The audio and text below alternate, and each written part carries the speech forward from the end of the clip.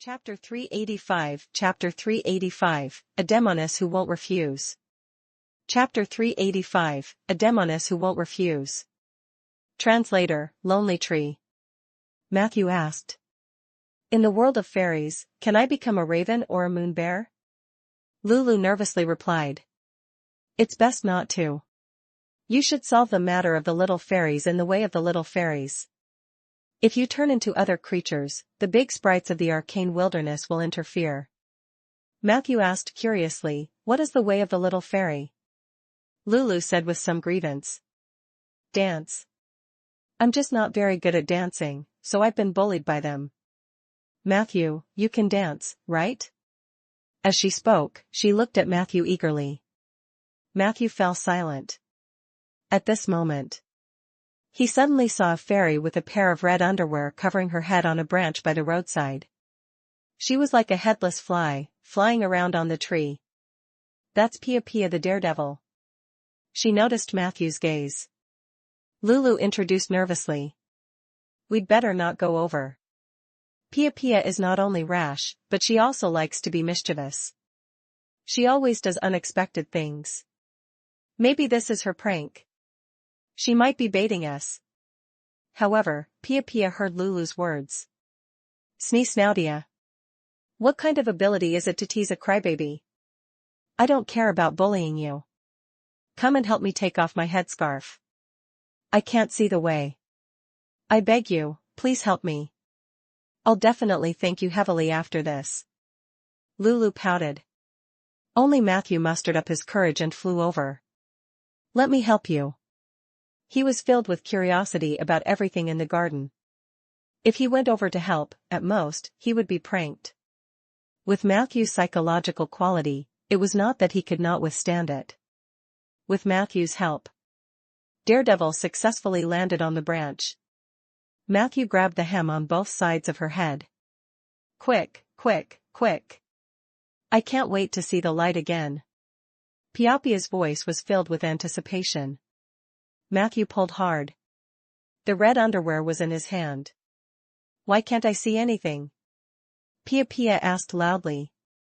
Did you pull it off? Matthew looked at the fairy's head in amusement. He had already torn off a pair of red underwear, but there was still a pink one inside. Matthew pulled again. As expected, there was a blue one under it. In the end, Matthew took off 3 pairs of underwear of different colors from the daredevil's head. Pia Pia was finally able to see again. She was actually more beautiful than Lulu, but her messy hair affected her appearance. Thank you, Tauren, said Pia Pia happily. You're such a good person.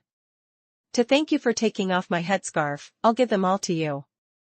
These 3 headscarves are the underwear of the witch Parasun. It took me a long time to steal them from her dog. Remember, you must put them together with the dead babies in the crucible so that they can be boiled into anti-aging medicine.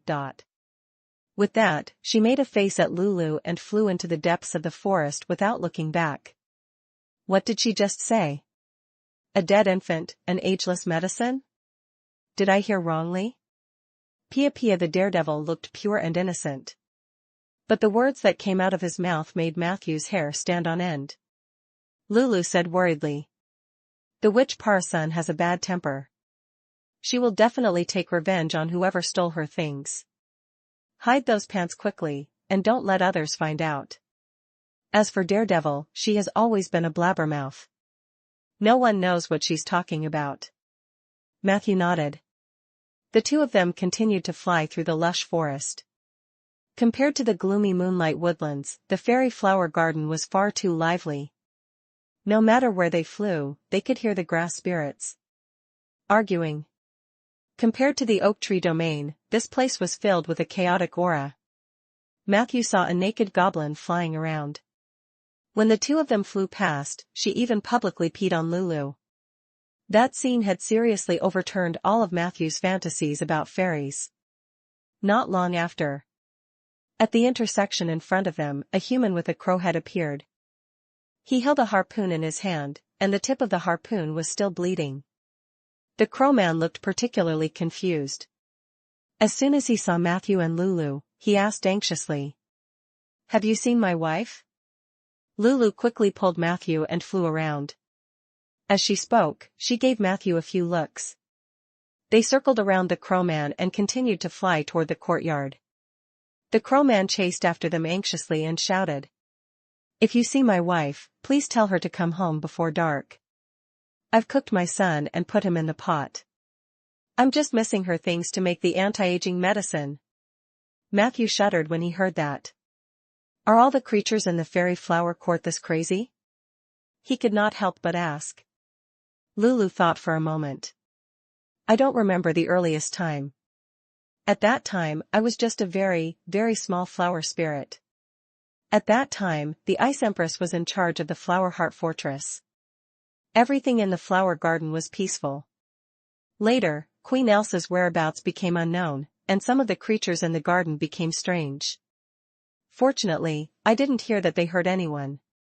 As they spoke, the trees in front of them became more and more sparse. A tall tree wall that could be seen with the naked eye stood in the forest. Chapter 386 Chapter 386, A Demoness Who Doesn't Refuse People. Chapter 386, A Demoness Who Doesn't Refuse People. Translator, Lonely Tree. The tree walls were densely packed with vines, each of which had thorns. Occasionally, there were a few small white flowers. Lulu and Matthew flew along the tree wall for a distance and soon found a door. According to her, they would be able to reach the middle garden through this arched door. At this moment, there was no one near the door. Lulu became nervous. This is bad, this is bad. Logically speaking, there should be guards near the gate. The news of me entering the flower garden must have been leaked by the grass spirits. They must be hiding in the dark now. As long as we walk past them, those evil spirits will swarm over and bully us. The one leading them is the dark banyan fairy Xiang. She has always been against me, so it's impossible for her to let me enter so openly. Her face was pale. Clearly, Xiang had left a deep shadow in her heart. Dark banyan fairy? Matthew's heart skipped a beat. Can't you beat her? Lulu said in distress. I'm not good at fighting, nor am I good at dancing. These two are Xiang's strengths. Every time, she would tease me for a long time before letting me go. I don't dare to go over now. Matthew asked, is there any other way to get through the tree wall? Lulu shook her head. No, the nearest door is still far away. That's the territory of the turtle tyrant. It's even more terrifying than Xiangxianga. The two of them were talking. Suddenly, a large group of fairies flew out from the bushes outside the door. The leading goblin wore black lipstick and had a hot figure among the fairies. It was a spectacular scene when she flew. I found out. Crybaby Lulu, ha ha ha ha ha. Her laughter was very demonic, as if it had the power to infect people.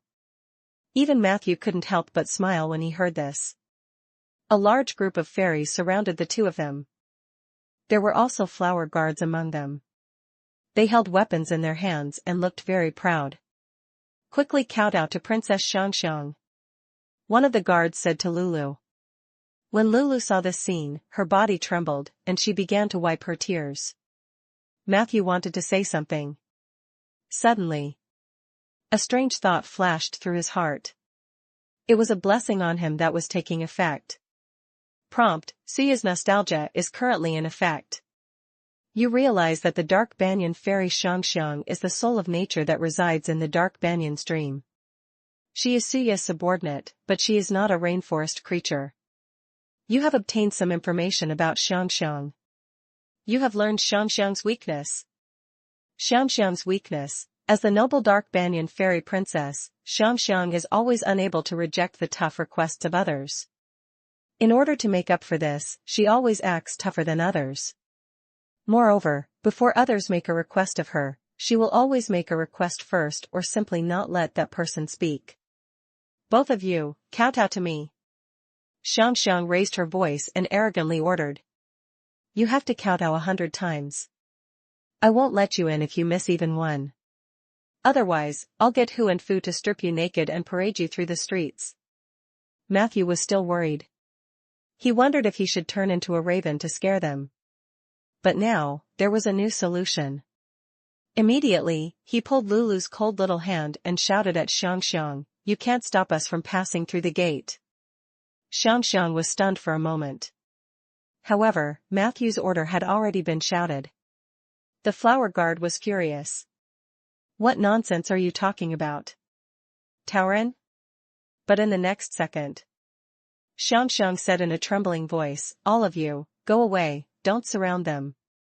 The guards scattered helplessly. Matthew ordered again.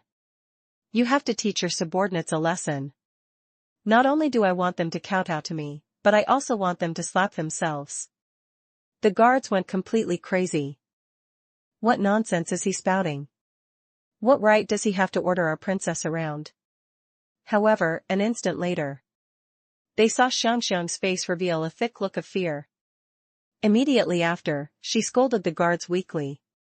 "Quickly kowtow to them and slap yourself." The guards looked at each other. Although they were unwilling, they could only do as they were told. Xiangxiang looked at Matthew aggrievedly. She had a pleading expression on her face. "Please don't do this again." However, Matthew only smiled coldly. "You have to apologize to Lulu." As soon as he said that, Xiangxiang was like an ignited explosive barrel. She screamed and flew up and down. Then, with disheveled hair, he flew in front of Lulu and bowed 3 times in a row. "I'm sorry, I was wrong." After apologizing, she immediately screamed and flew towards the door. "I won't let you off. Damn Tauren." Xiangxiang's fleeing speed was still very fast. In the blink of an eye, she had disappeared into the tree wall. When the other underlings saw this scene, they immediately wailed, "Wait for us, Princess Xiangxiang." All of them chased after him with bruises all over their faces. Matthew took the opportunity to fly over the gate with Lulu. They arrived at the central courtyard. "How did you do it? Why did Xiangxiang listen to you?" Lulu looked at Matthew curiously. Matthew smiled and did not explain.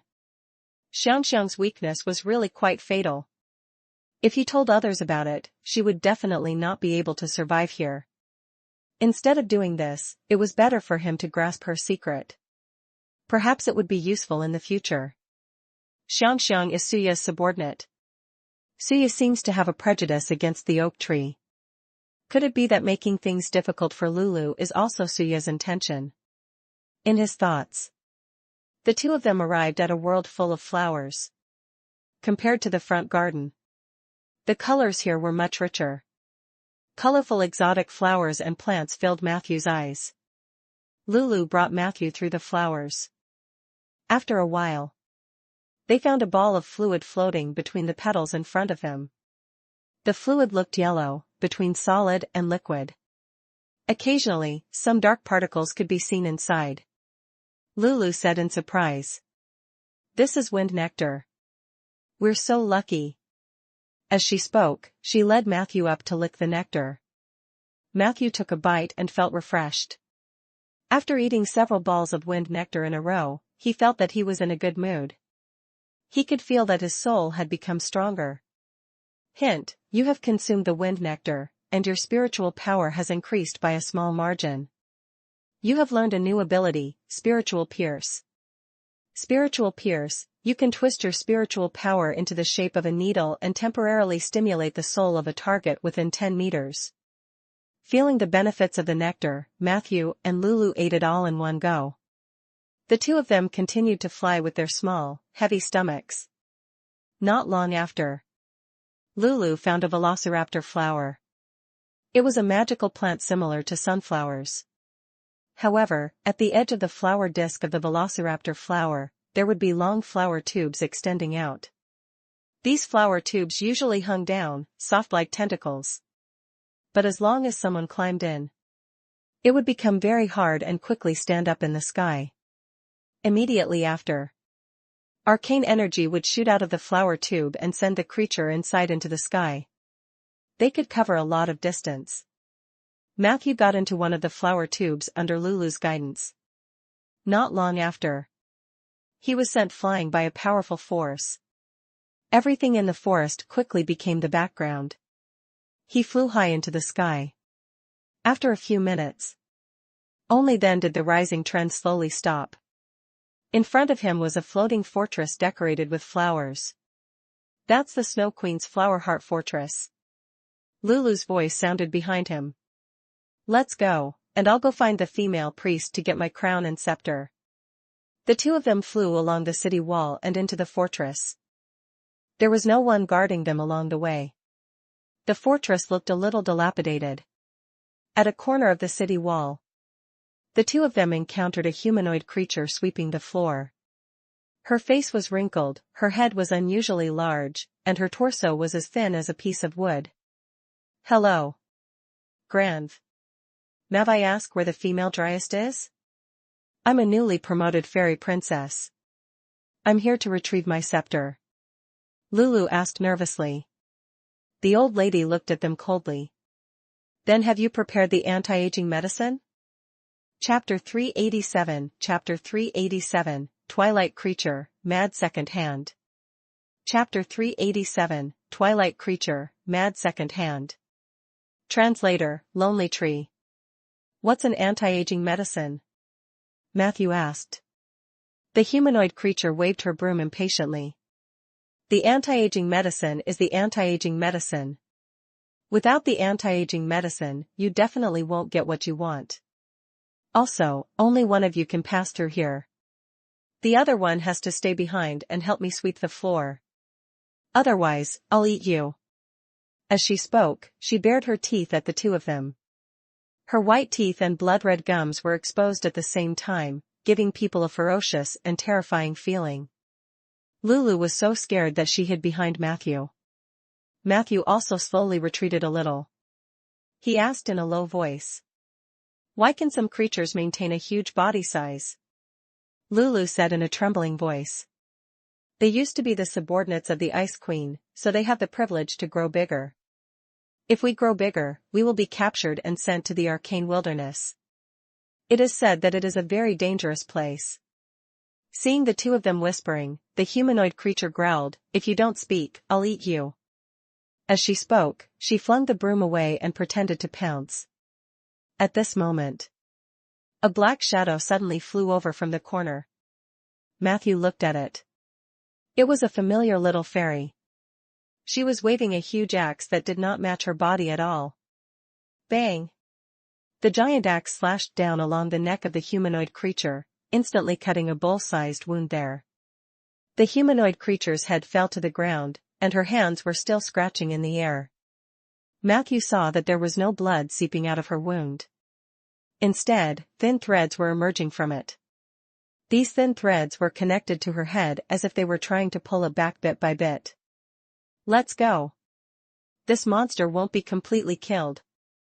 The little fairy threw the axe on the ground and flew away in the direction of the corner. Matthew and Lulu quickly followed. As he escaped from the danger zone, Matthew looked back and saw that the humanoid creature had put her head back together. Then, she picked up the broom and continued sweeping as if everything that had just happened was an illusion. Thank you, Pia Pia.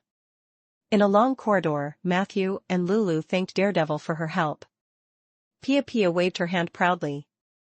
You're welcome. All of this is just a piece of cake for Pia Pia. When I saw the crybaby, I suddenly remembered that I also wanted to retrieve my scepter and crown, so I followed you all the way here. They all say that I'm a natural daredevil, but I'm not. I failed to become a fairy princess during the advancement ceremony, and then I was cursed for some reason. From then on, everything I did seemed to have become unreliable. This should be called the curse of recklessness. Lulu asked doubtfully. Since you failed to advance, why did you come here to take the scepter? Pia Pia said righteously. Because I don't think I've failed. Although I'm not a fairy princess now, I can call myself a super fairy princess. After that advancement ceremony, my strength became very strong. Even a few fairy princesses combined couldn't defeat me. Lulu nodded weakly, proving that what Pia Pia said was true. Matthew felt that although Pia Pia's behavior was a little exaggerated, she did not seem to have any malicious intentions towards the two of them. It should not be a problem for them to travel together for a while. Unlike Lulu, who usually lived in the oak forest, Pia Pia was a real native of the flower garden, so she should know more about this place. So Matthew took the opportunity to ask. What happened here? Why was the person sweeping the floor so strange? Pia Pia said helplessly. After the Empress went missing, the Flower Heart Fortress was in chaos for quite a while. Fortunately, the female priest took charge of the overall situation. Soon, everyone found that the female priest's spirit became unstable. She often sang alone at night and especially liked to fiddle with a broken alarm clock. However, because we are fairies, the fairies think that it is normal for fairies to have mental problems. Not only do we not care about other people's mental illness, but we also feel that it's fine if we are mentally ill. Therefore, no one cared about the female priest. It was also because no one cared about her. Slowly. This place has become like this. Matthew asked again, then what kind of fairy are you? Pia Pia said blankly. I don't remember. Maybe that was part of the curse. A great sprite once said, memory is the source of pain, and reason is the hotbed of pain. I have lost both my memory and my rationality, so I am very happy every day. The only thing I'm not happy about is that group of grass spirits. What label did they give me? They should call me an optimist, not a daredevil. Along the way, Matthew and Pia Pia chatted casually. He had indeed obtained some useful information, but his understanding of the true changes in the flower garden was still limited. Pia Pia usually lived in the forest, so she did not seem to know much about the Flower Heart Fortress. The corridor came to an end. A familiar arch appeared in front of him. Behind the arch door was a background of flowers. It looked like a garden. A man with a crow's head was standing in front of the arch with a harpoon in his hand. He seemed to be the guard there. Chapter 388 Chapter 388, Creation at Dusk, Crazy Second Hand. Chapter 388, Creation at Dusk, Crazy Second Hand. Translator, Lonely Tree. Matthew identified that this man was shorter than the one in the forest. Are you here for the female priest? The crow man asked gently. Pia Pia said first, we're fairy princesses. We're here to take our items. The crow man took out 3 dried flowers from his bag and handed them to the 3 little fairies. Give this to the female priest. She will arrange it for you. This crowman seemed to have a good temper and was very rational. He took the initiative to make way for the 3 of them. As he did so, he asked. By the way, have you seen my brother? I'm very worried about his mental state. Matthew and the others had already flown over. Hearing this, Matthew told him about his encounter in the forest. The crowman listened very carefully. After listening, he let out a long sigh. Since he was born, he has been with me most of the time. Where did his wife come from? There was probably something wrong with his mental state. The fairies in the garden had become crazy. He was too close to the fairies and would inevitably be contaminated.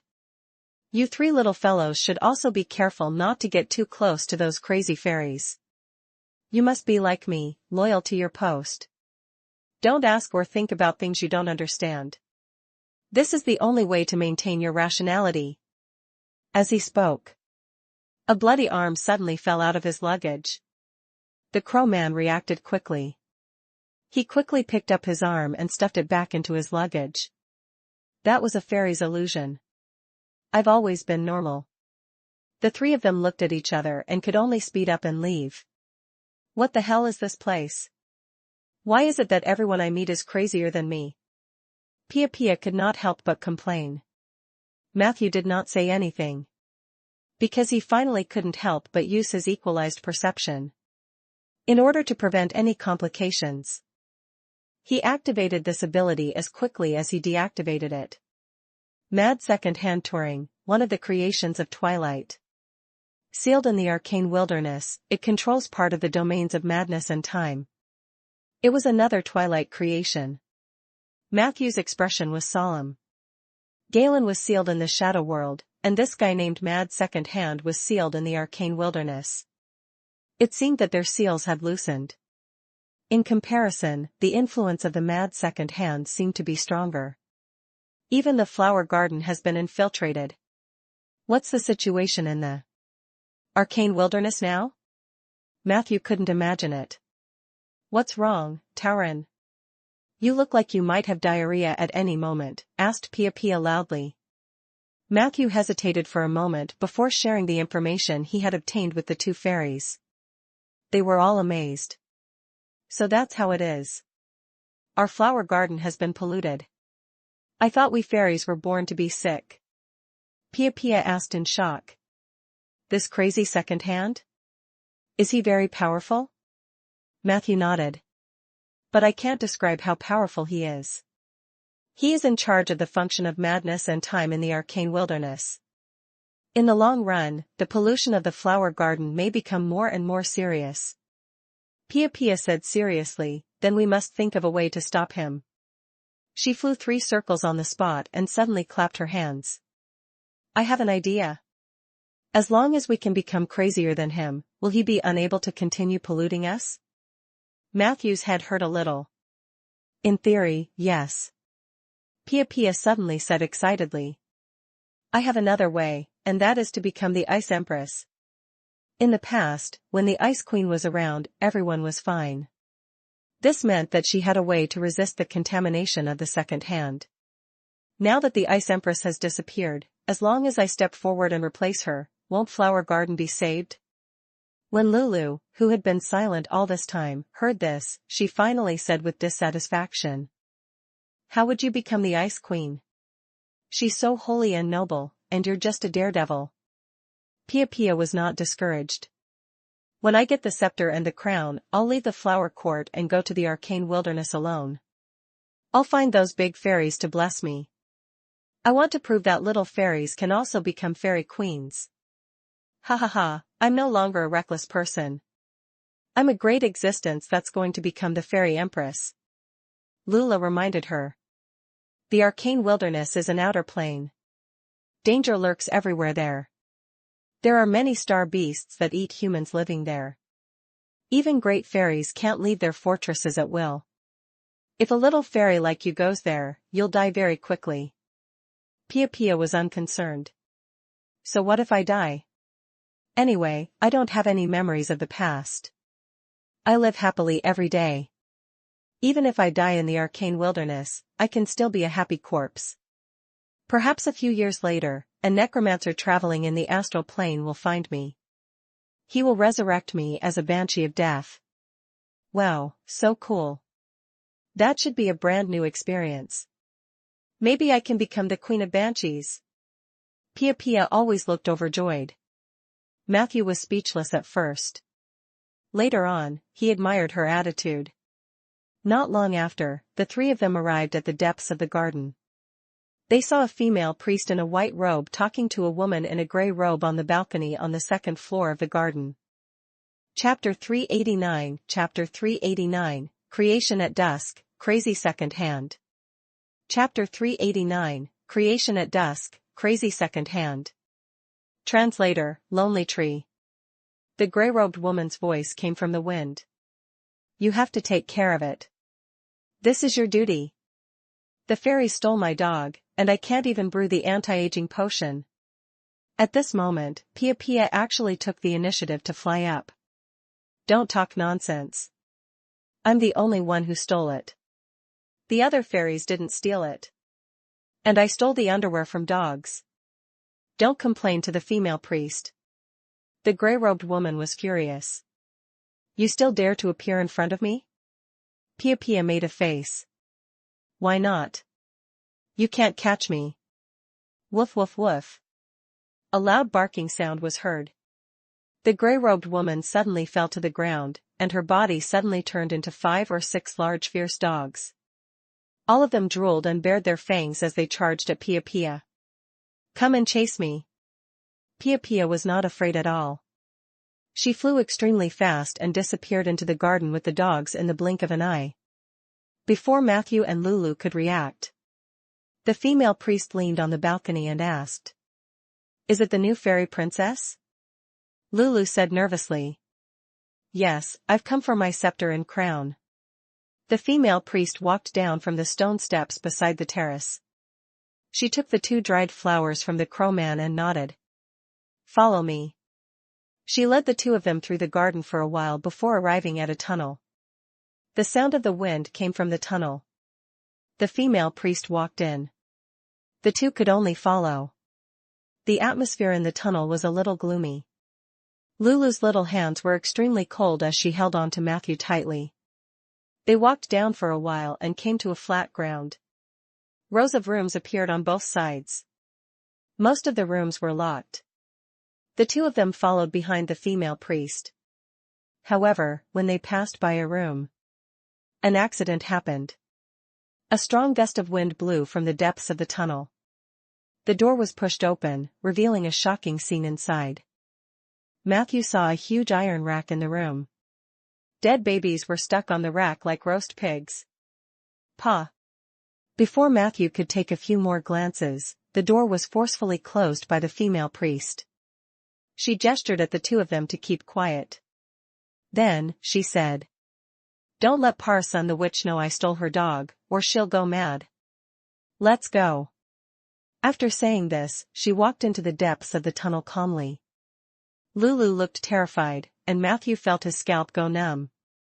However, at this point, running away might alert the enemy. The 2 of them braced themselves and continued to move forward. Before long, they came to a raised platform. Below the platform was an invisible darkness. Matthew noticed that there was a clock pattern in the center of the platform.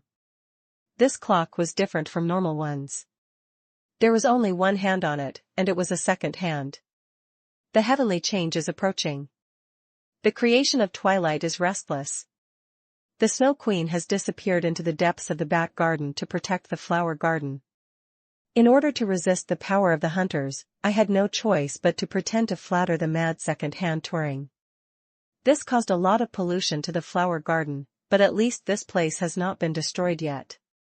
The female priest continued. Don't be too nervous. One of the fairies' natures is kindness. Even if they go crazy, they won't go against their nature.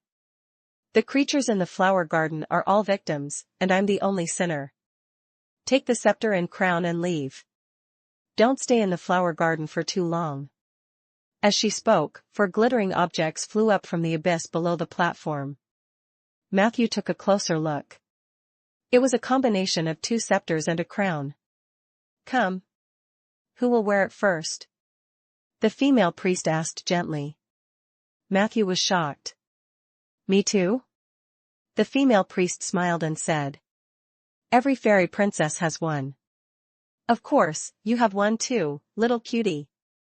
As she spoke, she pressed the crown on Matthew's head, and the scepter flew into his hand. Hint, you have obtained the princess scepter and princess crown. They can be used when you are in fairy or soul form. Princess scepter, when equipped, you will gain the following abilities: spell enhancement, your spell effects are increased by 1.5 to 3 times, spell spread, the range of your spells is increased by 2 to 3 times. Spell upgrade, your spells can cause an effect equivalent to your level +2. Princess crown, when equipped, you will gain the following abilities or attributes. Charm +1, winky face. Arcane torrent, after activating this ability, all your abilities will have a new cooldown time. Can be used once a day. Cold wave, spreads several cold waves in all directions to freeze nearby enemies. Can be used 3 times per day. These 2 items were actually real. Moreover, it was not contaminated. Matthew felt that it was a little ridiculous. He looked at Lulu, who was also equipped with a princess 2-piece set. Lulu looked at him sourly.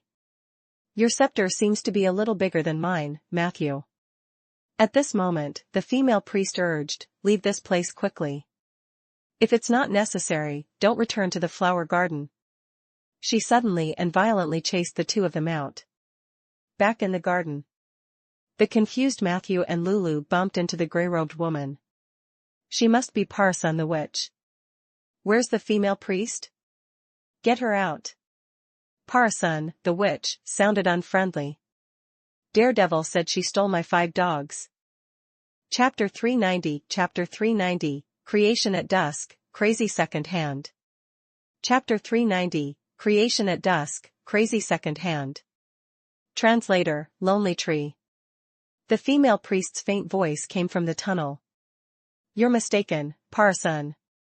I only have 4 dogs here, not 5. Parasun charged into the tunnel angrily. Very quickly. The sounds of fighting could be heard from inside. Let's go quickly. There's really something wrong here. Lulu grabbed her small scepter and small crown and flew wildly with Matthew. The two of them arrived at the edge of the fortress. Lulu saw a pipe on the ground and said happily, "We can hitch a ride." As she spoke, she flew over and lifted the water pipe with some difficulty.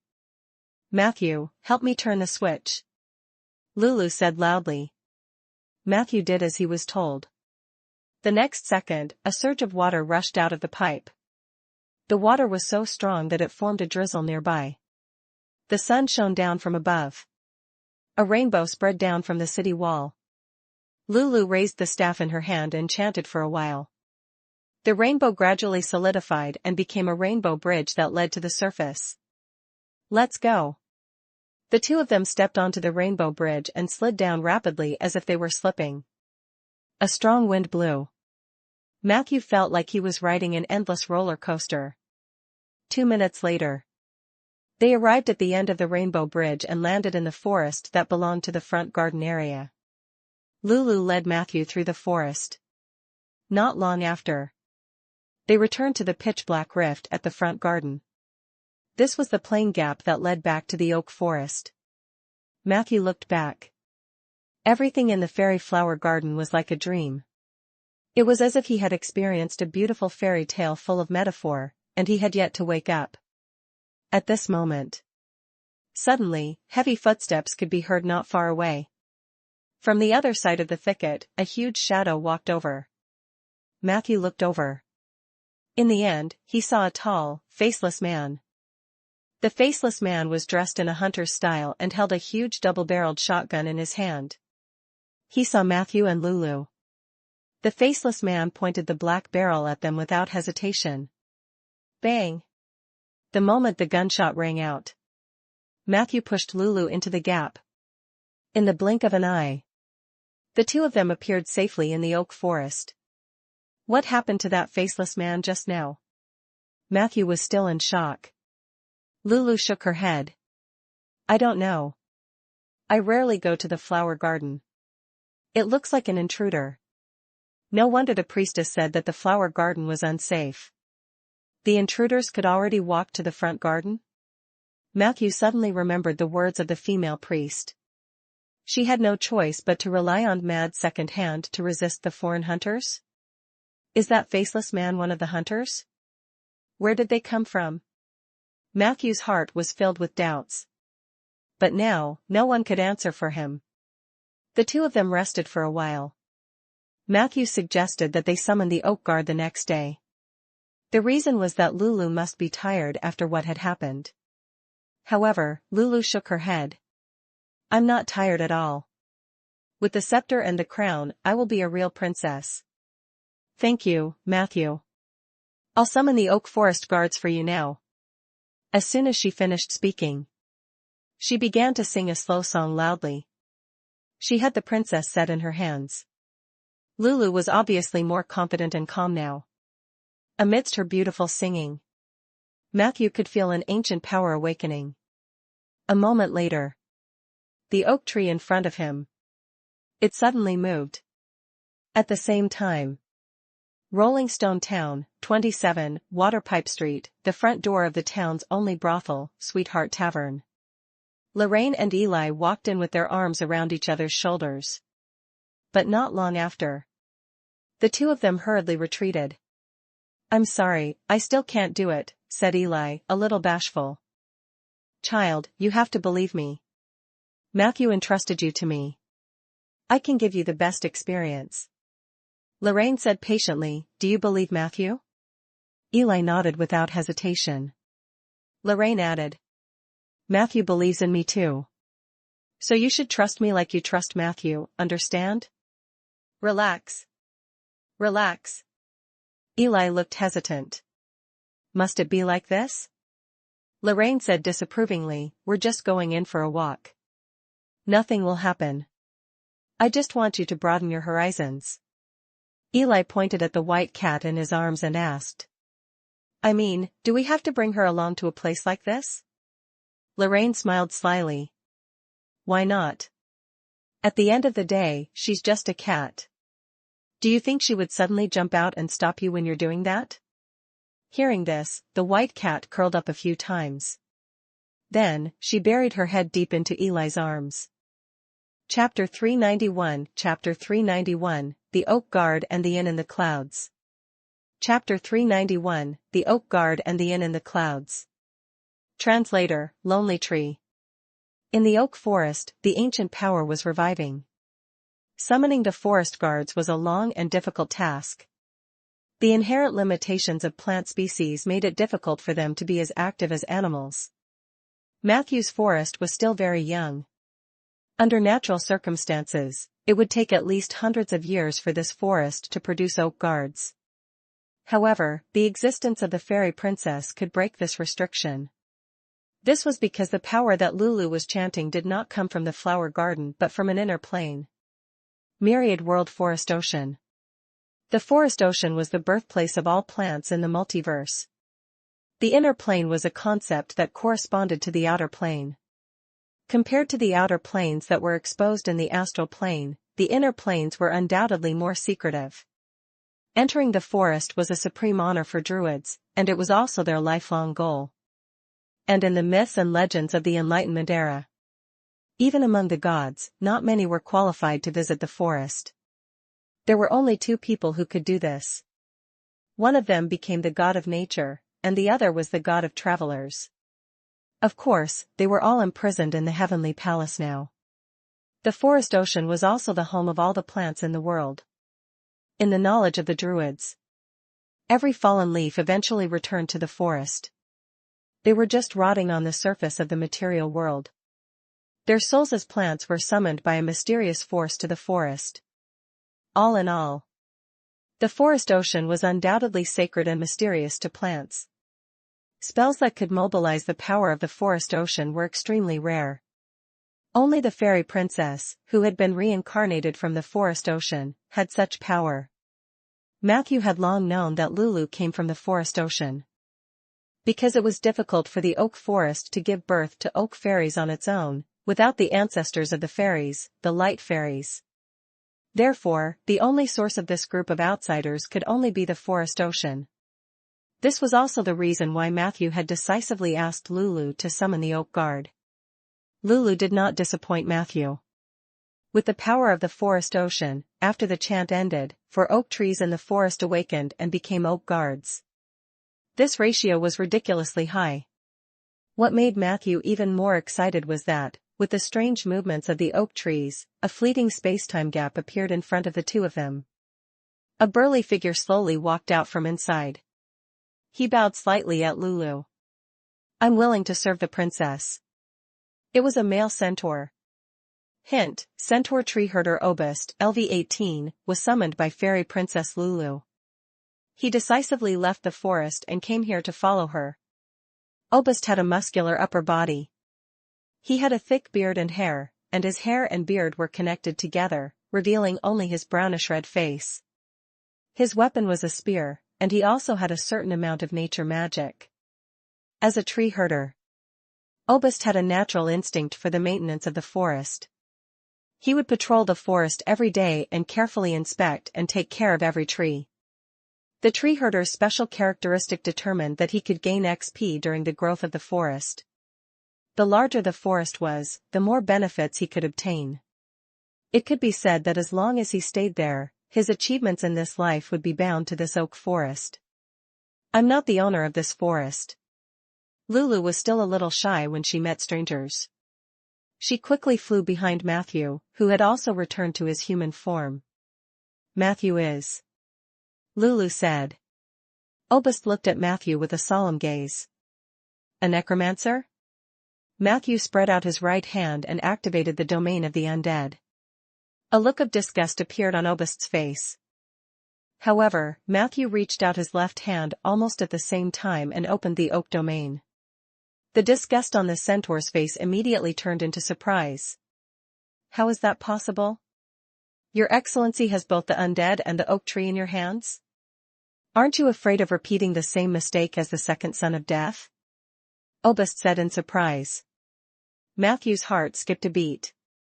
He asked. What was the mistake of the second son of death? Obist said in a deep voice. The second son of the god of death, Mabarin. He once tried to combine death and the natural domain, and in the end, he almost drove himself crazy. He almost died because of this. The myriad world forest ocean was also damaged because of that incident. There are still many elves working day and night near the scars left by Mabarin. They are working hard to repair the wounds. Matthew's heart sank.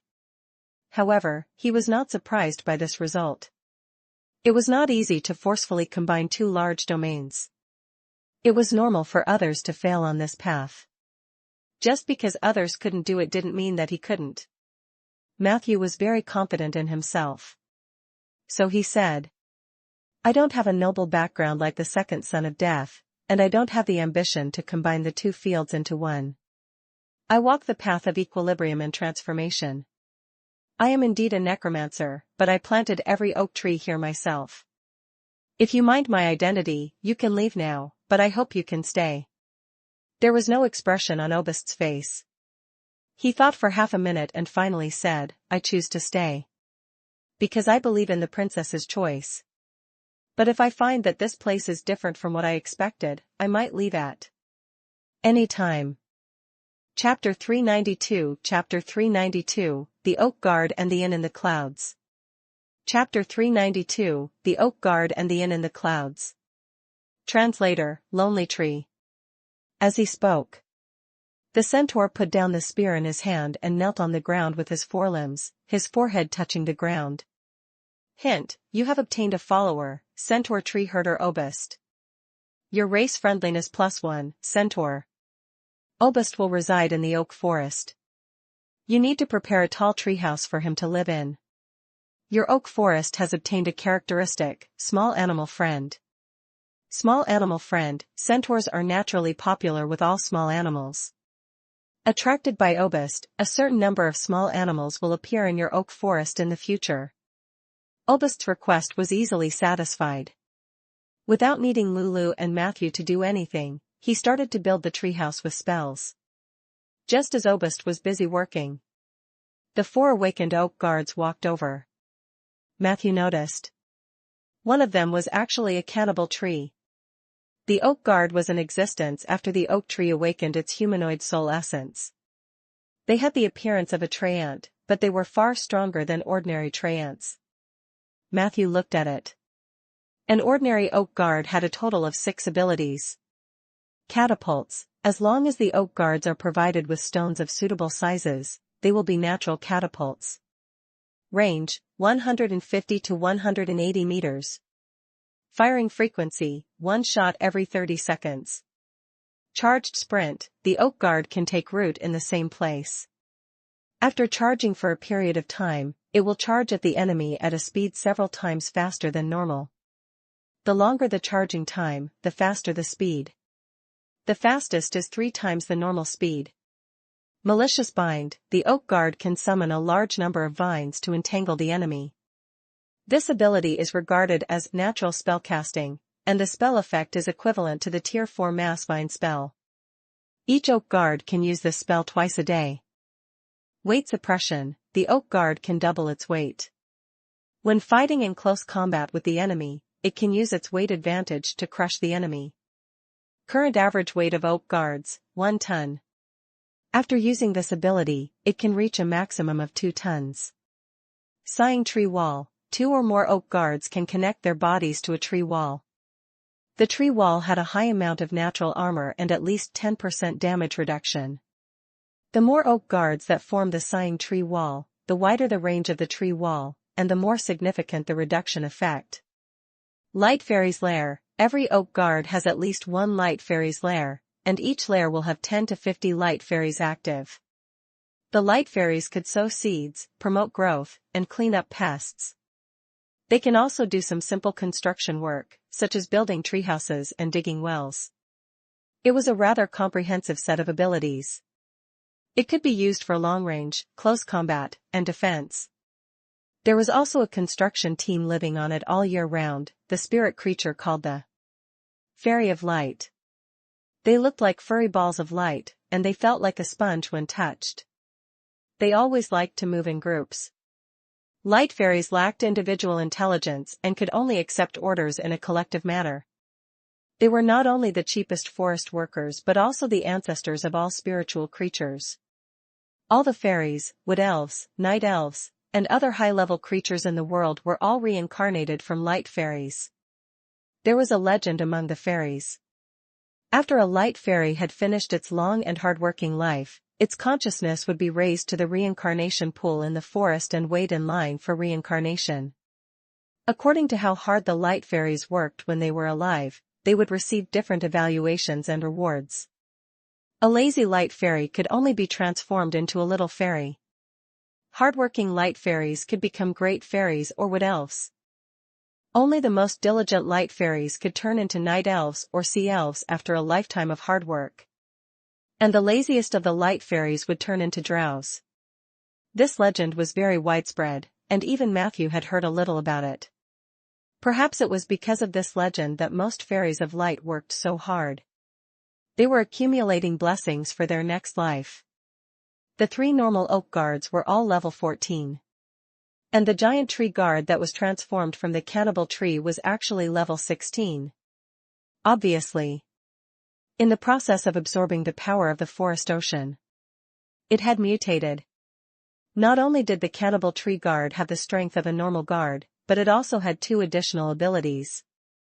Bloodthirsty fever. After enjoying a sufficient amount of blood food, the cannibal tree guard's agility +1, strength +1, and gains the fever halo. Fever aura increases the attack speed of allies within the aura by 5%. Duration, 60 minutes. Cooldown, 24 hours. Wall of predators. The cannibal tree disguises itself as a wall of trees. It can blend into the wall of the sighing tree and wait for an opportunity to devour the enemy. In addition, Matthew also discovered that the cannibal tree guard's horizontal movement speed was much faster than the oak guard. His appearance greatly enriched the oak guard's defensive tactics. It could also make up for the weakness of the oak guard's slow movement speed. He had to think of a way to teach this guy not to eat people. As the master of the oak forest, the oak guards naturally took orders from Matthew. However, they were similar to the undead and could only carry out the simplest orders. Deep communication was impossible. Matthew and the cannibal tree guard had a friendly interaction. Chapter 393, Chapter 393, The Oak Guard and the Inn in the Clouds. Chapter 393, The Oak Guard and the Inn in the Clouds. Translator, Lonely Tree. In the end, Matthew still decided to hang a sign on the other party's body. I'm a cannibal tree. You'll be eaten if you get close. In the future, I have to find out how much he eats and feed him blood regularly. Matthew thought. After exchanging some pleasantries with the oak tree guards, Matthew asked Lulu. Can you turn me into a fairy at any time? Lulu said. Only in this oak forest, and the transformation will not last more than 6 hours. My shape-shifting spell is actually just injecting a portion of my own power into you. If you want to unleash the true effects of the scepter and crown, you have to become a real fairy. She clearly saw through Matthew's thoughts. Matthew shook his head regretfully.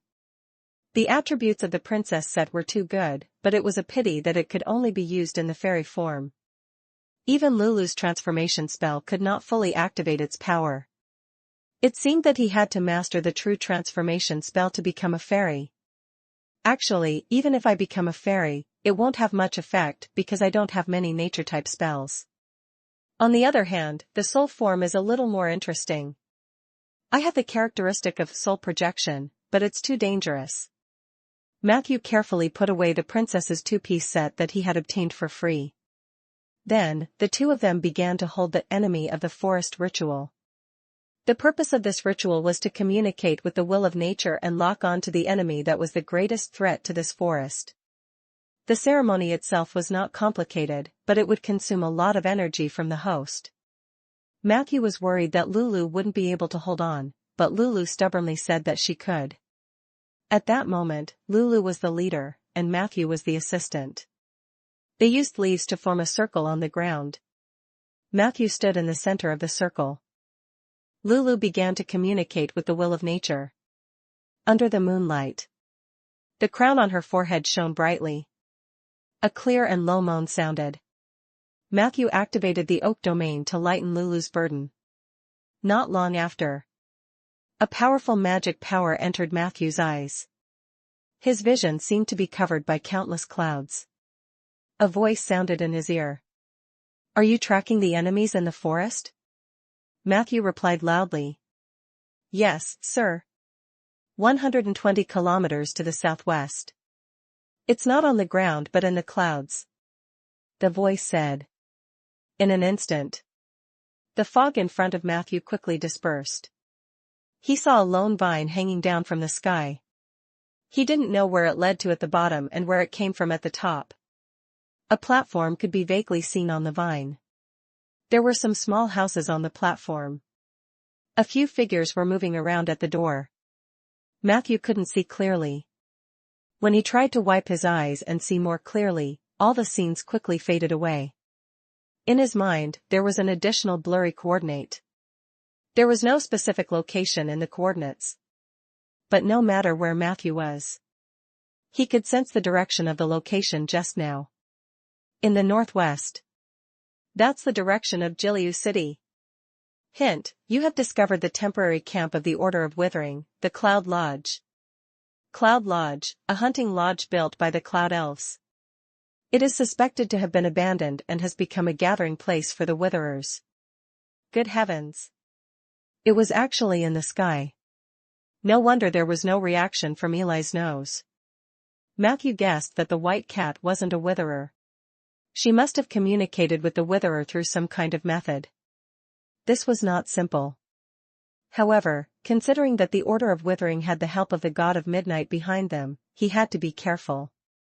It wasn't unusual for the cult of Withering to have a true god as external aid. Matthew stared in the northwest direction and did not act rashly. This was a great opportunity to exterminate the Witherers. He had to be fully prepared. Then, he would go all out. He had to annihilate this group of flies that were eyeing his oak forest. The next morning, Matthew went to the Liege's residence to discuss the elimination of the Church of Withering with Rhaegar and Zeller. However, as soon as he entered the door, he met Lorraine. The latter looked exhausted.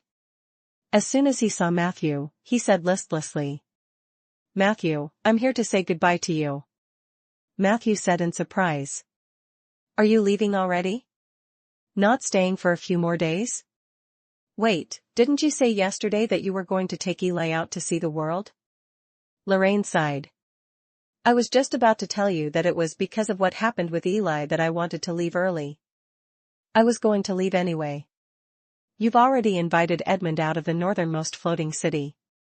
What else can happen in Rolling Stone Town? I plan to try my luck at the High Leaf region. Perhaps I can catch 1 or 2 big pieces of news." Matthew asked curiously. "What happened to Eli?" Lorraine said, "I brought him to Sweetheart Tavern yesterday. Although Eli was resistant, I managed to convince him. At the same time, in order to provoke the cult of Withering spies, I also asked Eli to bring the white cat with him when he went to the brothel." Matthew frowned. "Isn't this a little too much?" Lorraine looked at him sideways. "As far as I know, you seem to do this kind of thing often." Matthew coughed lightly and changed the topic. "What happened after that? Is he not willing to go in at all?" Lorraine said helplessly. "That's right, but I tried my best to persuade him. With my eloquence and charm, he was finally convinced by me and successfully walked into the room of the woman named Lily." Matthew asked again. "Who is Lily?" Lorraine said. "You don't have to care about who she is. You just need to know that she's doing a good job. If you want to meet her, I can tell you her physical characteristics and her usual working hours. Matthew shook his head. What happened after that? Lorraine said. I lured Eli into Lily's room with the white cat. At first, there was no movement inside, but not long after, Lily's laughter came. I thought it was settled, so I left to have some fun.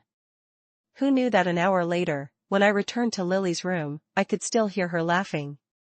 I realized that something was wrong and immediately pushed the door open. Guess what I saw? I saw two kittens, one white and one black, jumping around on Lily's bed.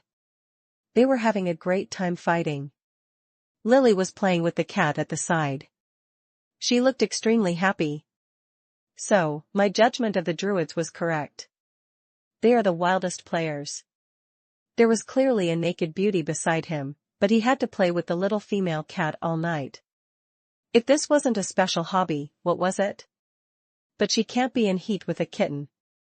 She can't do it. At this point. Lorraine sighed. I admit that I was bragging, Matthew. I've never seen a guy like Eli. I thought he was just young and passionate. I didn't expect him to really be crazy. I can't change his mind without hurting him. He seemed to have no interest in any other members of the opposite sex except for the little white cat. I'm afraid you'll have to tell him the truth soon, or he'll sink deeper and deeper. In the end, the one who will be hurt is himself. At this moment, Rhaegar, who was wearing pajamas, walked over. He was very interested in the topic they were talking about, so he came over and asked. Who are you guys talking about? A teenager who is troubled by love? Tell me quickly. No one knows how to solve the problem of boys like this better than me. Chapter 394, Chapter 394, Soria LS Chant.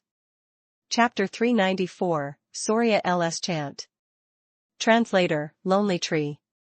Seeing that Rhaegar had come out of his room and Zeller was working at the table next to him, Matthew told them about the Church of Withering and also introduced the situation of Eli. When Rhaegar heard this, he revealed an experienced expression. Oh, infatuated youth, this matter is indeed very difficult to handle. I've seen that white cat. To be honest, she's not bad looking. There's an indescribable charm about her. My suggestion is to find a more energetic substitute for that child named Eli. If his taste is stronger, why don't we try the furless cat from Purgatory? They are more charming and more sexual. Matthew looked at Rhaegar strangely. Do you even know how to appreciate beauty? Zeller interrupted. Rhaegar's ex-wife has the lineage of the furless Purgatory cat. Rhaegar immediately retorted. She's not my ex-wife. I haven't divorced her yet. And she's not completely hairless. Zeller shrugged. You're right. Matthew looked at Rhaegar suspiciously. He felt that letting this guy come up with ideas would only cause trouble. Thus, he told everyone his plan. I plan to completely eradicate the Church of Withering. After that, I'll settle the emotional dispute between Eli and the little white cat. Lorraine, can you delay your departure for a few days? I need you to keep an eye on them for me and help me look after the forest. Matthew looked at Lorraine. The latter nodded and then revealed a regretful expression. Matthew, you're clearly only in your 20s. Why do you act like an old father? But then again, it's really his fortune to meet you. If I had a reliable friend like you when I was young, I might not have gone astray. Matthew was completely immune to the high praise he gave. Stop with the praise.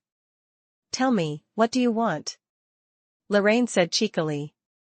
Can you help me talk to Edmund and ask him to help me remove the wanted order from the Alliance? Rhaegar was shocked. Are you a wanted criminal of the Seventh Saint Alliance? Lorraine admitted. More than 10 years ago, I made a mistake and committed a crime. The main reason was that I managed to trick a high-level mage. That mage seemed to be a relative of Edmund, so I accidentally ended up on the wanted list of the Alliance. Fortunately, it had been a long time, and the amount was not large. Almost no one remembered this matter now. However, this matter still bothered me because I couldn't use my identity openly. It's a pity that I always act under an alias. Matthew muttered. How much money did you swindle? Lorraine recalled. Not much, 20,000 to 30,000? Matthew was a little puzzled. 20 to 30,000? It's not enough to be listed on the wanted list, right? Lorraine blinked. The main thing is not money, but the people. Matthew reacted quickly. Did you scam his wife?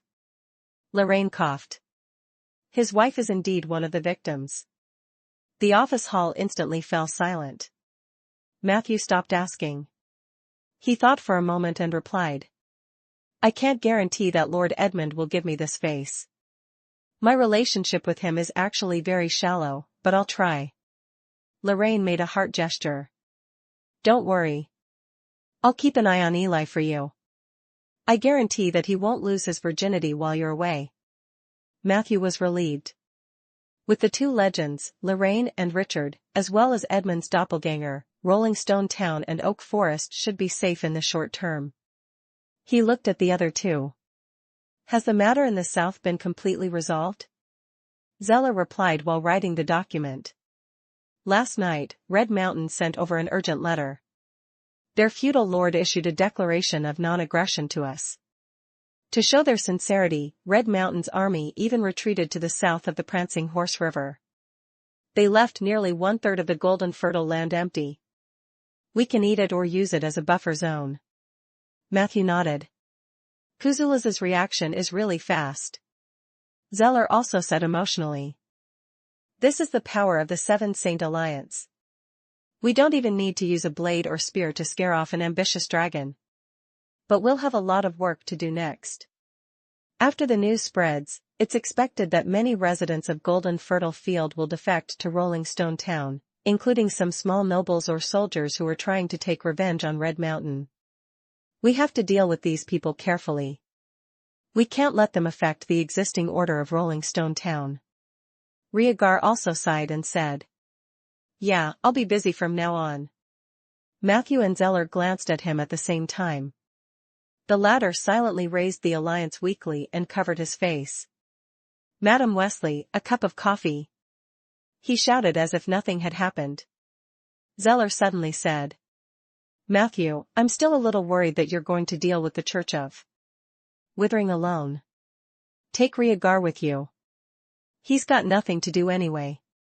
What do you mean by that? As the Lord of Rolling Stone Town, am I not the most important pillar of support?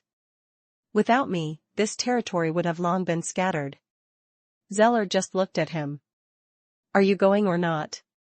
You can choose to take the initiative to go in a dignified manner, or you can choose to go in a less dignified manner after I persuade you. Chapter 395 Chapter 395, Soria's Chant. Chapter 395, Soria's Chant. Translator, Lonely Tree. I remember that Asma and Brittany are about to come out from behind the door, right? If there's enough time, I'll get them to pick you up. Rhaegar glared at Matthew and said weakly, all right. I'll go with Matthew. I don't need to pack my luggage. I can set off now. Matthew raised his hand to stop him. Wait, we can't leave yet. Rhaegar, on the other hand, urged anxiously. There's no time to lose. Matthew looked at the sky outside. Let's leave in the afternoon. I still have classes in the morning. Rhaegar's expression instantly became somewhat disappointed.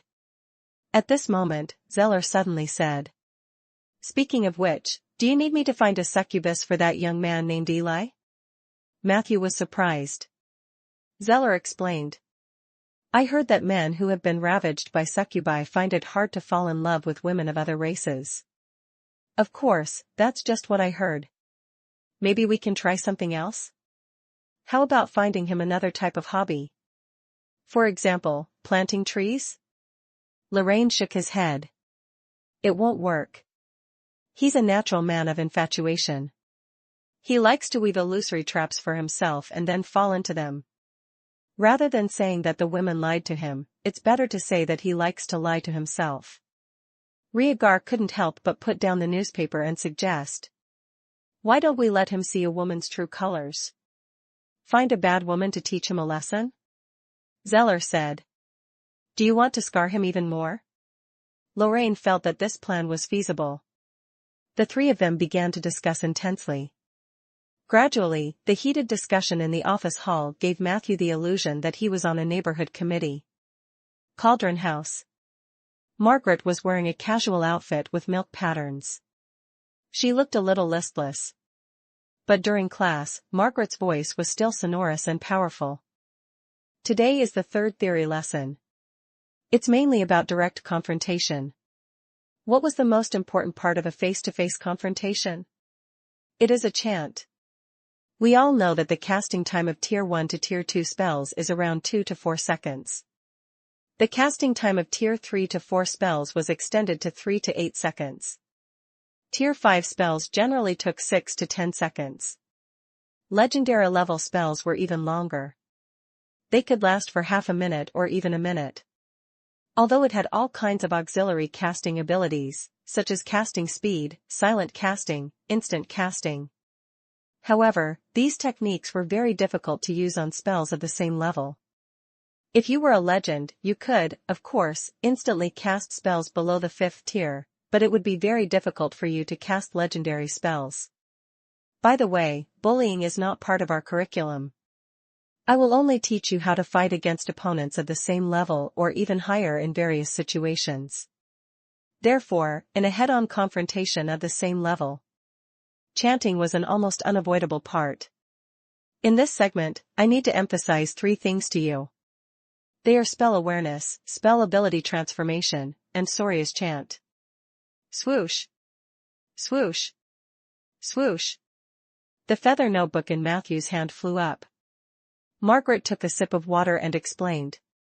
Spell awareness is the most useful ability. It is essentially a spell. It could help you determine what spell the enemy was chanting by the first few syllables, or at least what domain spell it was. Knowing what spells the enemy is using will allow us to respond better. If he is chanting a fireball, we will use an evocation spell reversal. If he's summoning celestial creatures, we can prepare the expel otherworld creatures in advance. If he's creating an illusion, we can just hang the high-level truth gem and watch the clown. In short, knowing spells is the basic skill of a head-on confrontation. Matthew could not help but nod. This was an ability that he lacked. He had good eyesight and good hearing, but due to his lack of training and lack of solid knowledge of magic, it was difficult for him to predict the enemy's spells. Usually, Matthew would only react after the other party had finished casting.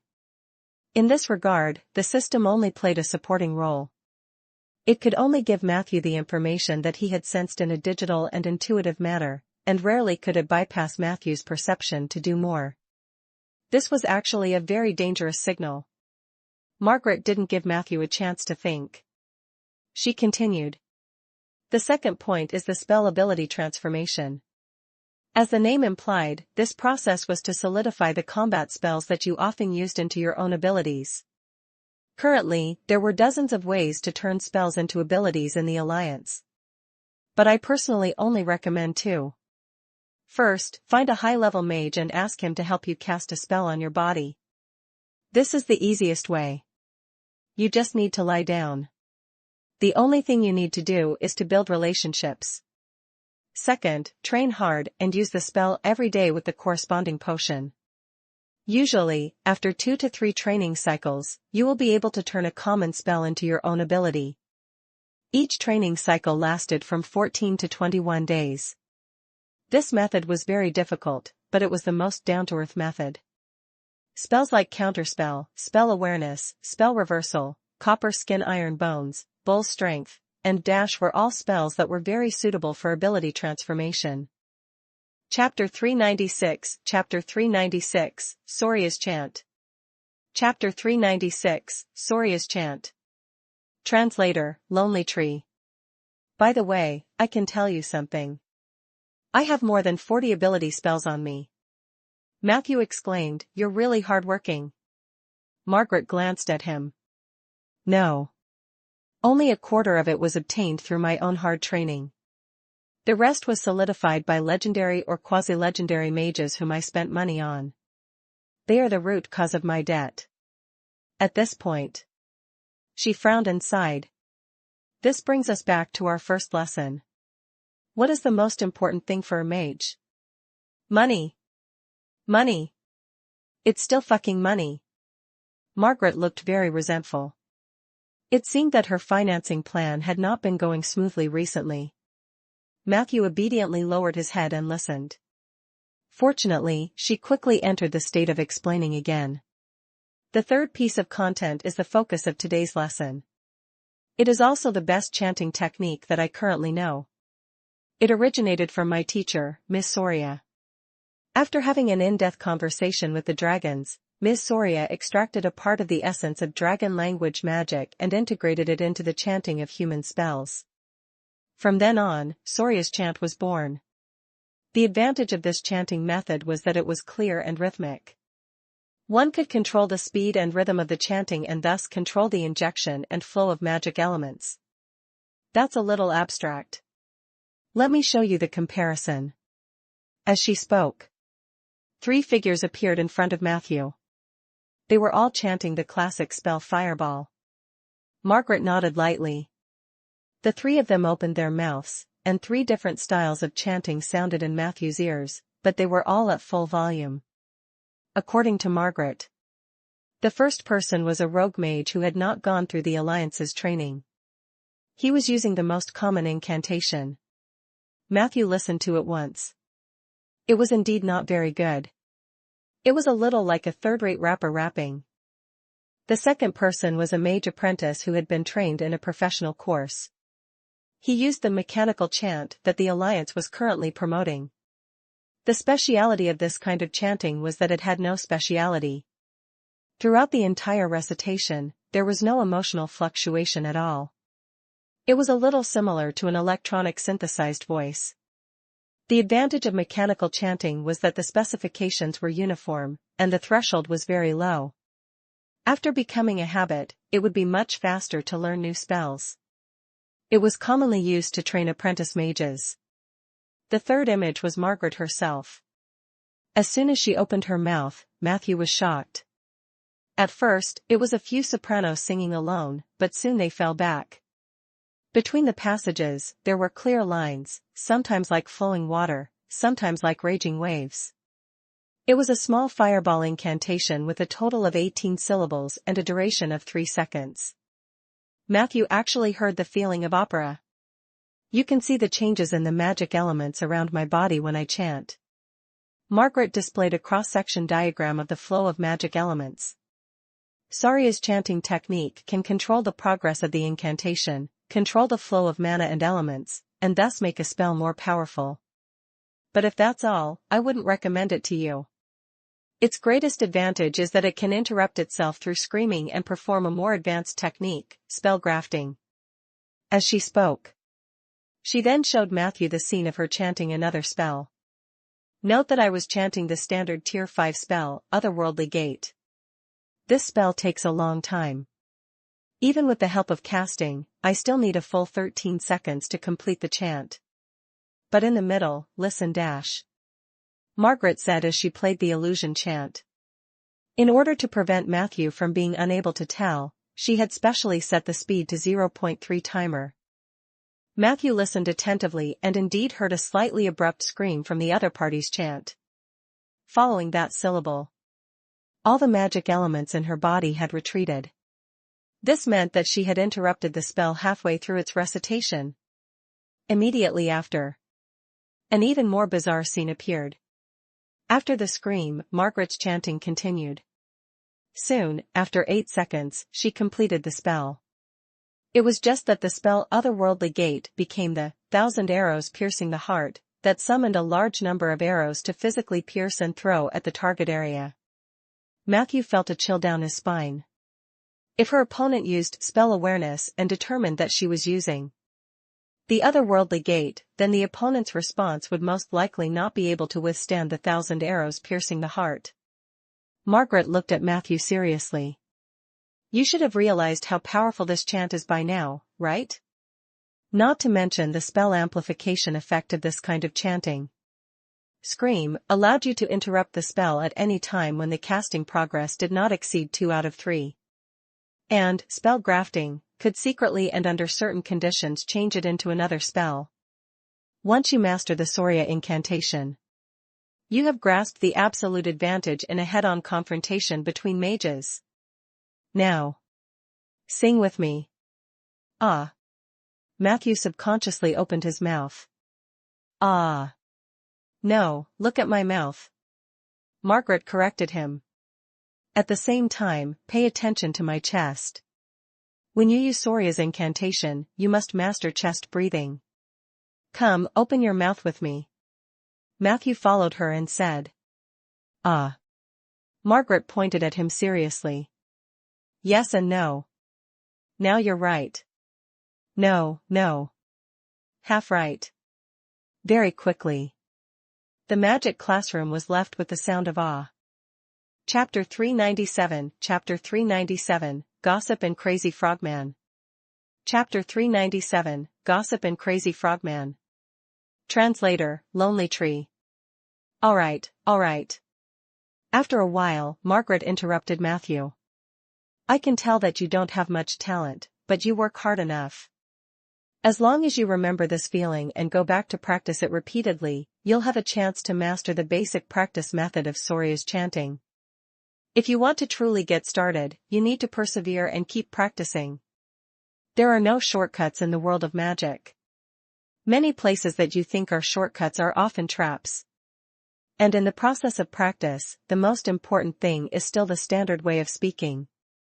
If you accidentally forget it, you will need additional lessons to learn it again. Do you understand what I mean? Matthew nodded. Margaret wanted him to pay more. That's all for today's class. Margaret magically took out a small jar and placed it on Matthew's table. Say something now. Matthew opened his mouth. No, my voice. He suddenly realized that his voice was extremely hoarse. This is a normal phenomenon. Practicing Soria's chanting technique will wear out your vocal cords in the early stages. This is because you haven't fully mastered the chest breathing technique. Once you master the essence of it, it will be much better.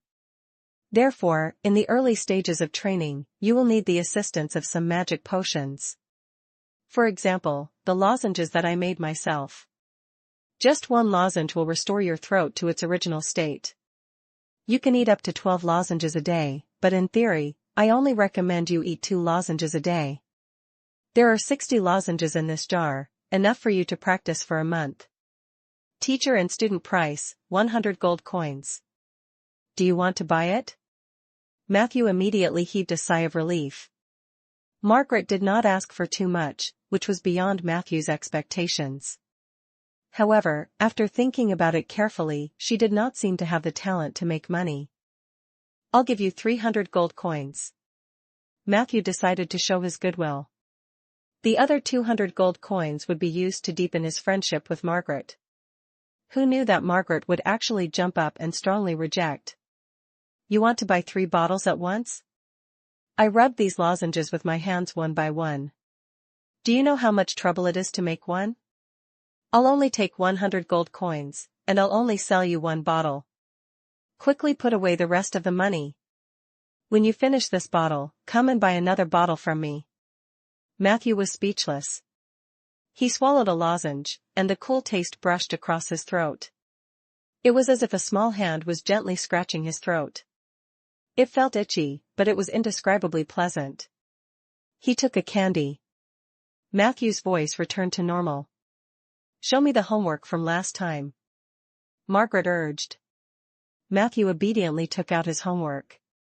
The previous topic was: if you were this black-robed mage and knew that the enemy was skilled in true transformation and could turn into mosquitoes and fleas, how would you deal with them?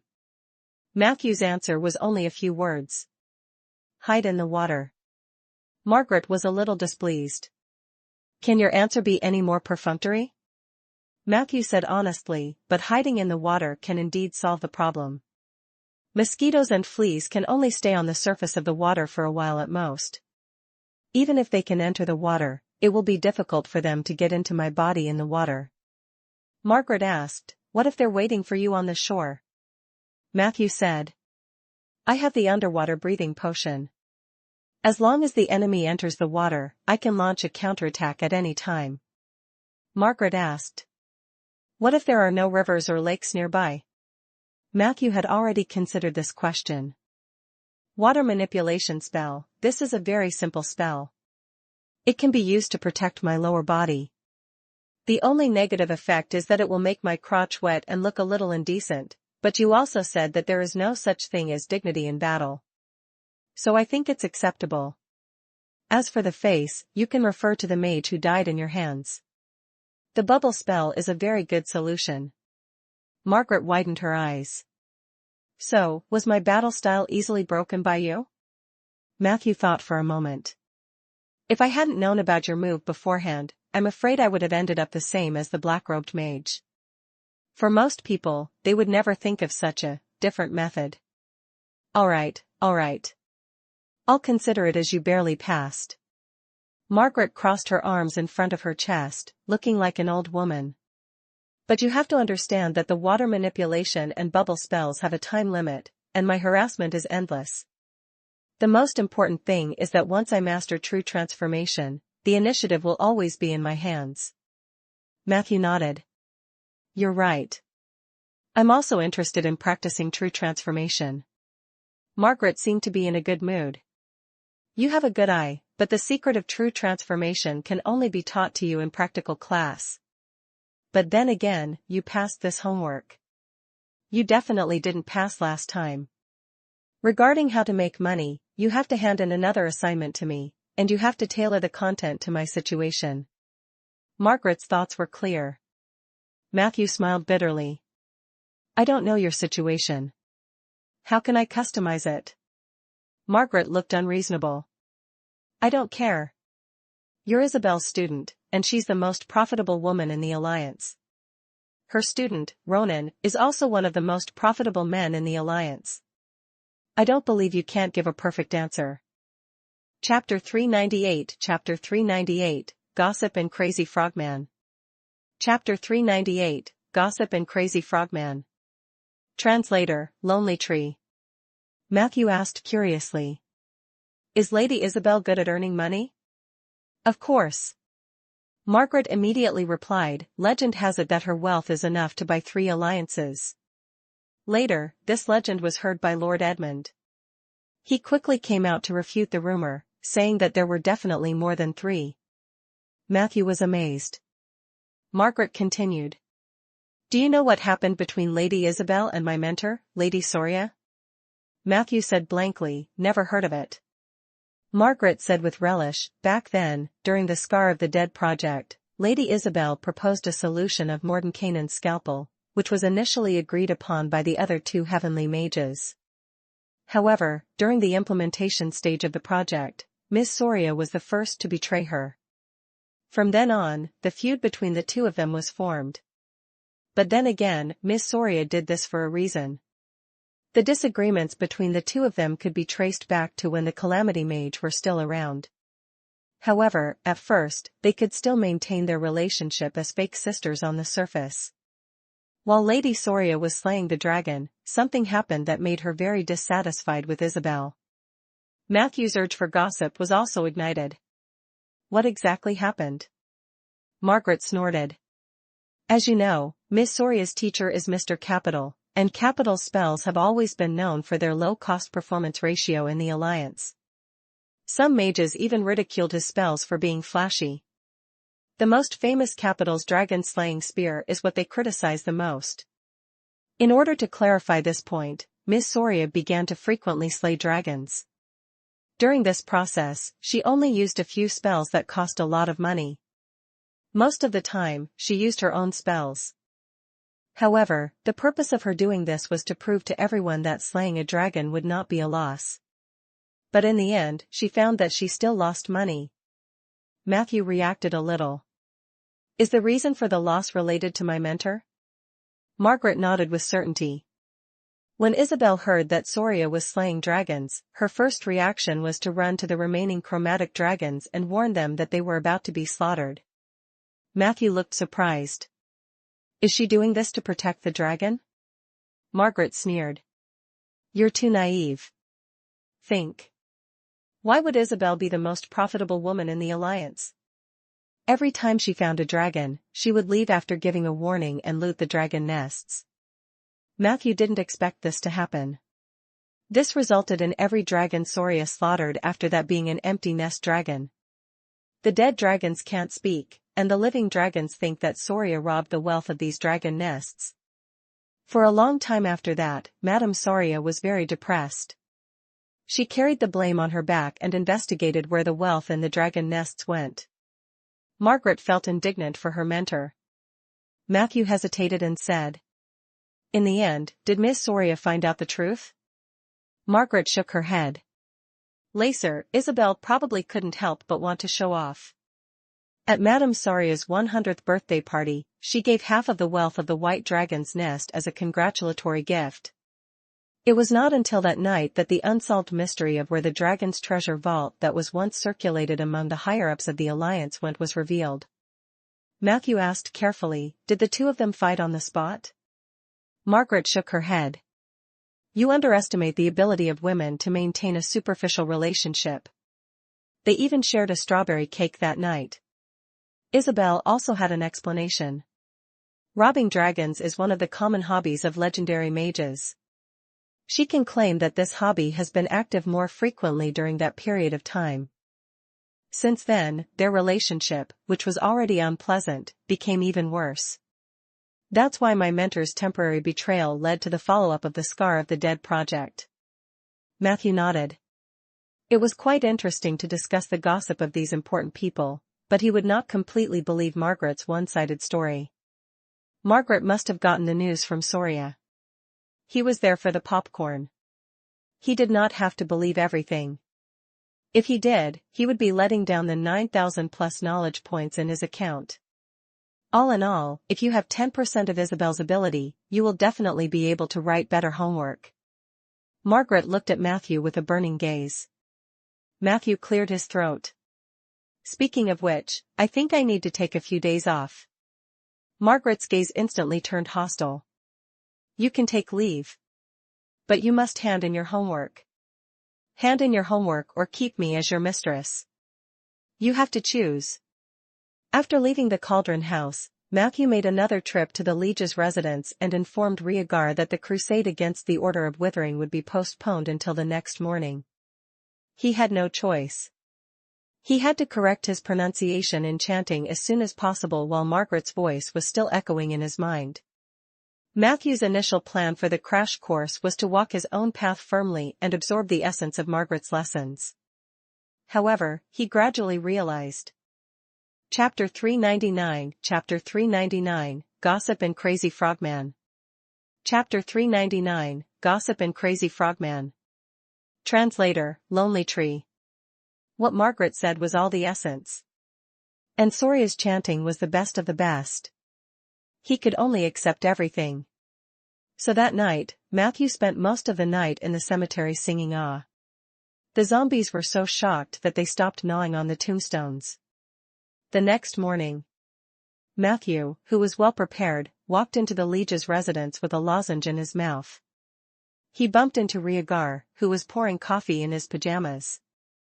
I can set off now. Matthew reminded him tactfully. Riegar let out an "oh" and revealed an embarrassed expression. I almost forgot about this. Have you had breakfast? How about having breakfast together? I'll go pack my things after breakfast. Matthew thought for a moment. Having breakfast was nothing much. He had only eaten 2 mouthfuls of bread when he went out in the morning, and his stomach was still empty. So he said, all right. Riegar led Matthew to the side hall of the Liege's residence. A few maids brought up a dazzling array of breakfast from the kitchen. At the dining table, the two of them chatted as they ate. Very quickly. An hour passed.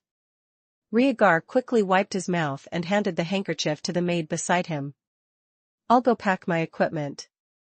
Wait for me. Matthew returned to the office lobby to wait. 2 hours later. He rubbed his eyes and woke up from the sofa. He saw Zeller working at his desk. Matthew yawned. Where's Rhaegar? Before Zeller could speak, Rhaegar's voice came from the room behind him. Madam Wesley. Where's my sword oil? You didn't take it? Who else would enter my storeroom but you? How many times have I told you not to enter my storeroom? You're just cleaning? Why did my sword oil disappear when I was cleaning? Oh, right, I remembered wrongly. The box of sword oil last time was sold to Matthew in the south. I'm sorry, I remembered wrongly. But your attitude is not good either. Although I remembered wrongly, don't you have any mistakes? Matthew rubbed his temples. Has he always been like this? Zeller smiled. Of course not. It's just that after getting old, he has become a little sluggish. You have to understand him, Matthew. Sometimes, you have to give him a push. Matthew followed the sound and found that Rhaegar was trying on all kinds of armor in an open storeroom. On the ground, there were a lot of big and small bags. Nocturnal clothing, daytime clothing, a large pile of bottles and jars, tent modules, adventure modules, thief toolbox, goose feather pillows, 7 to 8 hammocks, a barbecue rack, a set of dishes.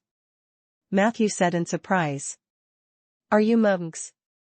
Rhaegar changed into a set of half-body armor and replied seriously, you must be well prepared when you go out. You can't leave anything behind. Does this suit me?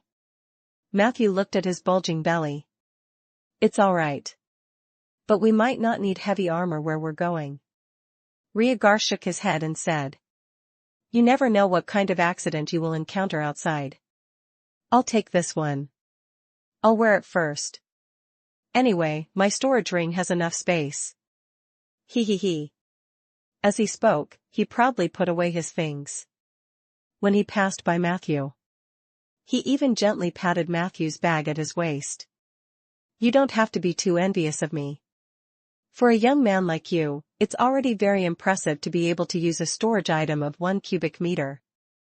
Upon hearing this, the slight impatience in Matthew's heart instantly disappeared. Very quickly. A slightly guilty smile appeared on his face. All right. Take your time to pack up. I'll wait for you outside. Another half an hour passed. When Rhaegar arrived at the office hall fully armed, Madam Wesley had already walked over to remind him. Gentlemen, lunch is ready. Are you sure you don't want to eat before you leave? Rhaegar did not say anything. He just smiled and looked at Matthew. You decide.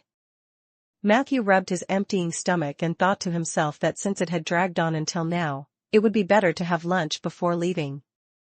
However, today's lunch was exceptionally sumptuous. It was already 1 o'clock in the afternoon after they finished eating. Not to mention Rhaegar, even Matthew, who was stroking his little belly as he walked into the office hall, felt a surge of sleepiness tormenting his eyelids. Do you want to take a nap? Rhaegar tentatively suggested, an appropriate nap will help to increase combat effectiveness. What else could Matthew say? At 2 o'clock. The two of them woke up one after another. Madam Wesley. Give me 2 cups of coffee. By the way, where's today's newspaper? Hasn't the porter sent it over yet? Damn it, he must be slacking off. I'll fire him next week. Rhaegar shouted. Another half an hour passed. The two of them, who were gradually invigorated, looked at each other. Matthew asked. There are still at least 3 hours before dinner. Is there anything that hasn't been completed? Rhaegar slammed the table. What are you saying? We'll set off now. As he spoke, he walked out of the hall in an imposing manner and headed straight for the entrance of the Lord's Manor. Matthew was curious and followed closely behind. The two of them came to the door. Rhaegar suddenly stopped and started to walk back. As he walked, he said. Oh no, I forgot to get the horses ready. My horse. Before he could say anything, Matthew pulled him over. Pa. A magic carpet spread out. Matthew pressed Rhaegar onto the magic carpet and sat on it himself. Whoosh. The magic carpet slowly lifted off the ground. Chapter 400 Gossip and Crazy Frogman. Chapter 400 Gossip and Crazy Frogman. Translator, Lonely Tree. In the corridor not far away, Sif happened to pass by and saw the scene. She could not help but reveal an envious expression. Their relationship is really good now. Are they going on a trip today? Madam Wesley walked past her with a jug of water. Fortunately, I heard that they went to fight some enemy. My dear, if they really went on a vacation, you should be worried. Sif smiled, her eyes sparkling. I don't believe in that nonsense. I know that Father and Matthew are very normal men. After saying that, she coughed lightly. Madam Wesley hurriedly reached out and touched her forehead. So hot. Go back and rest, child. Although the Suki family members always behave strangely during the awakening period, it's rare to see someone like you whose temperature is so high that I can fry eggs on your head. Sif nodded obediently. Will I become a demon? Madam Wesley gently stroked her head. Our Sif is the cutest and purest girl in the world. How could she become a demon? At most, you will grow 2 horns on your head. Sif lowered her head in embarrassment and coughed twice. Then she waved her little fists and said, I think so too. The magic carpet flew northwest. As it was the first time he was taking a long journey on a magic carpet, Matthew did not fly high or fast. The average height was about 200 meters above the ground, and the speed was between 50 to 60 kilometers per hour. After getting on the magic carpet, Rhaegar became much more obedient. Within 3 hours. He only said 3 sentences in total. Matthew, can you move over a little? I want to sit in the middle. Is your magic carpet stable? What will happen if you fall? Can I grab your belt? He seemed to be a little afraid of heights, but it was not obvious. Matthew was focused on finding the way and controlling the carpet. Half an hour after takeoff, he saw the outline of the North Trade Station from afar. After that, Matthew headed west. The area in front of them had become a dense, hilly area. More than an hour later, Matthew flew past the border of Rolling Stone Town. There was a road heading north, which was the direction of Stormwater City. To the west of the highway was a complete wilderness. There was a large area of wasteland here. At sunset, a fog rose from the hills. In order to determine the direction, Matthew had no choice but to lower his altitude and slow down. He was constantly on guard. This was because monsters roamed far away from the road. The Seventh Saint Alliance would regularly send mages to wipe out monsters or foreign races in certain areas on a large scale. Their focus was on the city-state and the vicinity of the highway. This was the tradition of the Seventh Saint Alliance. Whenever they sent out a group to clear an area, the leader was at least a Tier 5 mage. This was to ensure that every operation could achieve the goal of nipping in the bud most of the hidden dangers that might endanger humankind. Therefore, at least near the southern highway, it was difficult to see a truly powerful monster. If there were any, they were basically new to the Underdark, and they would soon be killed by the mages who heard the news. In places far away from the roads and cities, the living conditions of monsters and foreign races were much more relaxed. For example, the hills that Matthew was currently crossing. This place was called the Moss Hills. The terrain here was not only complicated, but it was also full of water vapor. Matthew looked down from the magic carpet and saw a puddle or spring at every hill. As far as he knew, many mad frogmen lived in this area. The mad frogmen were a demi-human race that did not have particularly high intelligence. They were probably only slightly stronger than the goblins. But they had one positive thing. They knew who they could offend and who they could not. Matthew saw many human skeletons hanging on the outskirts of the moss-green hills. They were used to deter people who tried to invade their territory. However, he knew that none of the corpses belonged to mages. The mad frogmen weren't good at communicating with people, but for some reason, they had somehow gotten in touch with the Seventh Saint Alliance. Matthew guessed that they had spent a lot of money. Thus, the Alliance tacitly agreed to give this area to the frogmen as their habitat. The mad frogmen are very xenophobic, but they know how to distinguish whether a person is a mage or not. After entering this area, you must follow me closely and not get lost.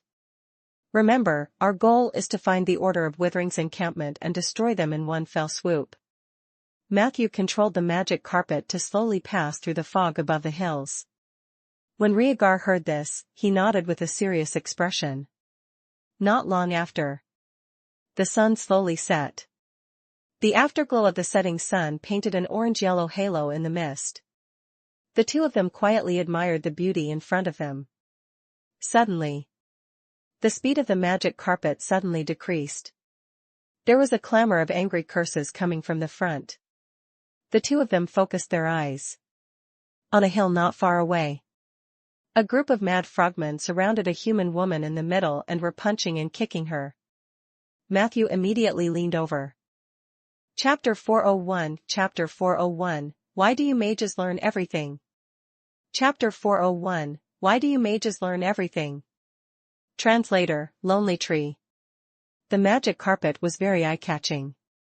The moment it lowered its altitude, the mad frogmen noticed it. They looked at the magic carpet warily and croaked. A few of the mad frogmen even raised their spears. However, they were quickly stopped by another frogman who seemed to be the leader. Matthew noticed that the frogman's skin was green, which meant that they were warriors. The mad frogmen were a race with a strict social hierarchy and a clear division of labor. Everything was divided by caste, and the specific symbol of caste was skin color. The green-skinned and blue-skinned mad frogmen belonged to the lower castes. The former were mainly warriors, hunters, and low-level laborers. The latter were the servants of craftsmen or high-caste mad frogmen. Purple and red were middle caste. Purple frogmen were usually commanders, leaders, or overseers who were in charge of supervising laborers or slaves. The red frogmen were usually scholars or low-level spellcasters. Further up were the extremely rare upper castes. There were orange-red-skinned elite warriors and golden-skinned frogmen royalty. However, Matthew didn't see the group of green frogmen clearly. Their social status might be low, but their combat strength might not be so. For the sake of caution, Matthew parked the magic carpet on another hill. The distance between the two sides was more than 100 meters, so there was enough buffer space. Rhaegar carried his greatsword and lazily walked down the magic carpet. Looking at the frogmen who were rushing over, he asked, "Do you need me to apply oil?" Matthew shook his head. "There's no need." As he spoke, he went up to the other group. The mad frogmen dragged the woman over. The wariness in their eyes was very obvious. As Matthew walked, he flicked himself a spotless to make the badge on his chest look more dazzling. "It's an Alliance wizard." Seeing this, the frogman leader hurriedly turned around and instructed his companions. Then, he respectfully wanted to salute Matthew. But at this moment, the woman suddenly broke free from the two frogmen's control. She suddenly jumped up from the ground and ran to Matthew like crazy. "Save me! Save me! They wanted to kill me. These monsters snatched me back from the roadside. They wanted to take me back to wash their clothes, cook for them, and have children. I don't want to live like that. Please save me!" she shouted as she ran. When she passed by another frogman, she tilted her body and slammed into his waist, knocking him to the ground. The other frogmen wanted to make a move, but they were stopped by the leader. The woman then ran towards Matthew. Her face was filled with hope. However, in the next second, Matthew raised his hand, and a short chant sounded. Human immobilization spell. In an instant, the woman froze in her running motion. Seeing this scene, Rhaegar clicked his tongue in wonder. "You really don't have the instinct to show mercy to women. If it were another young man in your place, this would probably be the script of a hero saving a damsel in distress." Matthew glanced at him. "Who is the damsel?" "Her?" Rhaegar shrugged. "From my perspective, although the mad frogmen were punching and kicking her, they didn't kill her. On the other hand, this woman took advantage of the time when I was negotiating with the mad frogman to suddenly make a move. She seemed to be trying to intensify the conflict. Matthew said calmly. So if I have to choose between them, I might choose to help the frogman instead of this human woman. Can you help me keep an eye on her? Rhaegar made a hand gesture that said, "Don't worry, I'll do it." Matthew turned to the group of frogmen. The frogman leader stuttered. "Venerable one, hello. This woman, she, stole children. Many children, we can't find them. Our children, disappeared." Matthew used language proficiency. Soon, he understood the truth from the frogman's words. According to the leader of the warriors, this woman claimed to be the leader of the caravan. They were attacked by bandits and fled after being seriously injured. In the end, they accidentally got lost and came to the territory of the mad frogman. She begged the mad frogman to save her life and promised to reward them with a large sum of money when she recovered. The mad frogman agreed and brought her to the village to take good care of her. Who knew that a few days later, they found that the children in the village began to disappear. When they suspected the woman, she had already quietly escaped. If not for the shamans in the village who could track her location, they would not have found her. When Matthew and Rhaegar came over, these mad frogman warriors had just found her hiding place. They were going to bring her back, but their children had been stolen, so they were very angry and decided to beat her up first. According to the warrior leader, currently, the atmosphere in the village was very tense. Many female frogmen were about to go crazy. This woman was very important to them. He begged Matthew to let them bring the woman back to the village. Matthew nodded after listening. Compared to other demi-humans, the growth cycle of the mad frogman was quite long.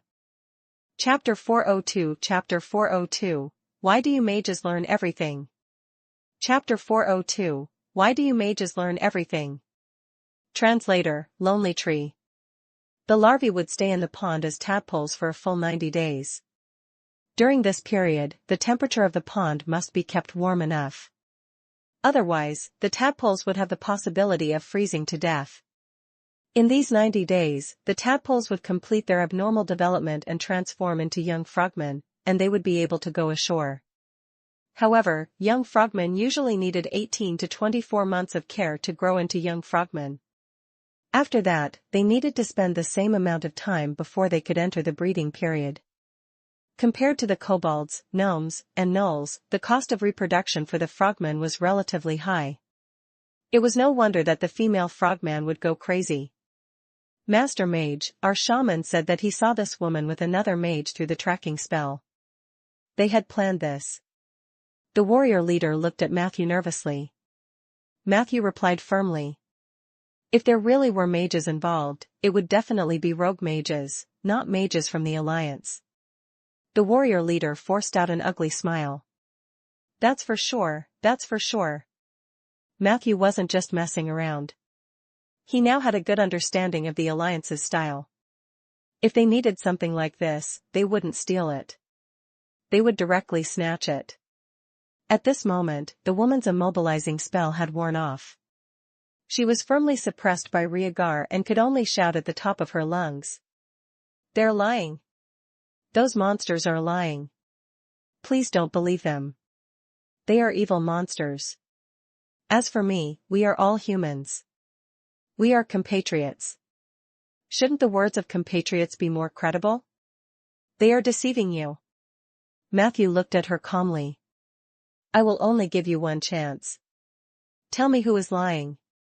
You should know that lie detection is a common spell for every mage. By the way, let me introduce myself. I'm a necromancer. If you dare to lie to me, you should know the consequences, right? As he spoke, he snapped his fingers. Soldier slowly emerged from the shadows. The exposed bones made the woman tremble in fear. The mad frogmen were also frightened and started to chatter. Now, answer me. At this moment, in the woman's eyes, Matthew was filled with an evil aura. She could only plead. I'm sorry, sir. I had no choice. I didn't want to do this. It was Master Spencer who instructed me to do this. If I didn't listen to him, he would. The begging stopped abruptly. Rhaegar took out a rag from somewhere and stuffed it into her mouth. The truth is out. How do you plan to deal with it? He asked. Matthew muttered. Hand her over to the mad frogmen and let them deal with it themselves. The crime of stealing a child is unforgivable to any race. Rhaegar grabbed the woman and dragged her over without any mercy. Rhaegar handed the woman to the frogman. The warrior leader looked grateful, and the rest of the frogmen nodded and bowed to the two of them. Matthew asked. Are there any particularly big trees nearby? After entering the moss-green hills. Enemy of the forest's tracking effect was greatly reduced. This did not mean that the effect of the ritual magic had lost its effectiveness, but it was interfered with by another kind of magic power. It was obviously from the Witherers. This was normal. Prophecy and tracking spells were often disturbed by the target. The Witherers didn't necessarily realize that Matthew had targeted them, but as a criminal organization that wasn't welcomed by mainstream society, they would probably update the anti-reconnaissance spells around the camp from time to time. The coordinates in Matthew's mind were becoming more and more blurry. What he could vaguely see was a very rare tree in the hilly area. It was most convenient to ask the natives about this matter. As expected. The warrior leader immediately replied. Walk in this direction, and after passing through 19 mountains, you will see a very large tree. That is the falling snow tree, also known as the ominous tree. Lord Shaman warned us not to go near there. The wild beasts near the ominous tree are more dangerous than ordinary ones. The tree of falling snow? Matthew felt a little strange and asked about the origin of this name. The warrior leader replied. That tree has snowflakes all year round. However, those snowflakes are not cold. They are wet and hot. It is very uncomfortable when they fall on the skin. It makes people irritable and makes them want to hug or fight. It might be the Witherer's warning method. Matthew thought that he had found the right direction. However, he asked, are there any monsters near the moss-green hills? The warrior leader thought for a moment. Most of the areas don't have them.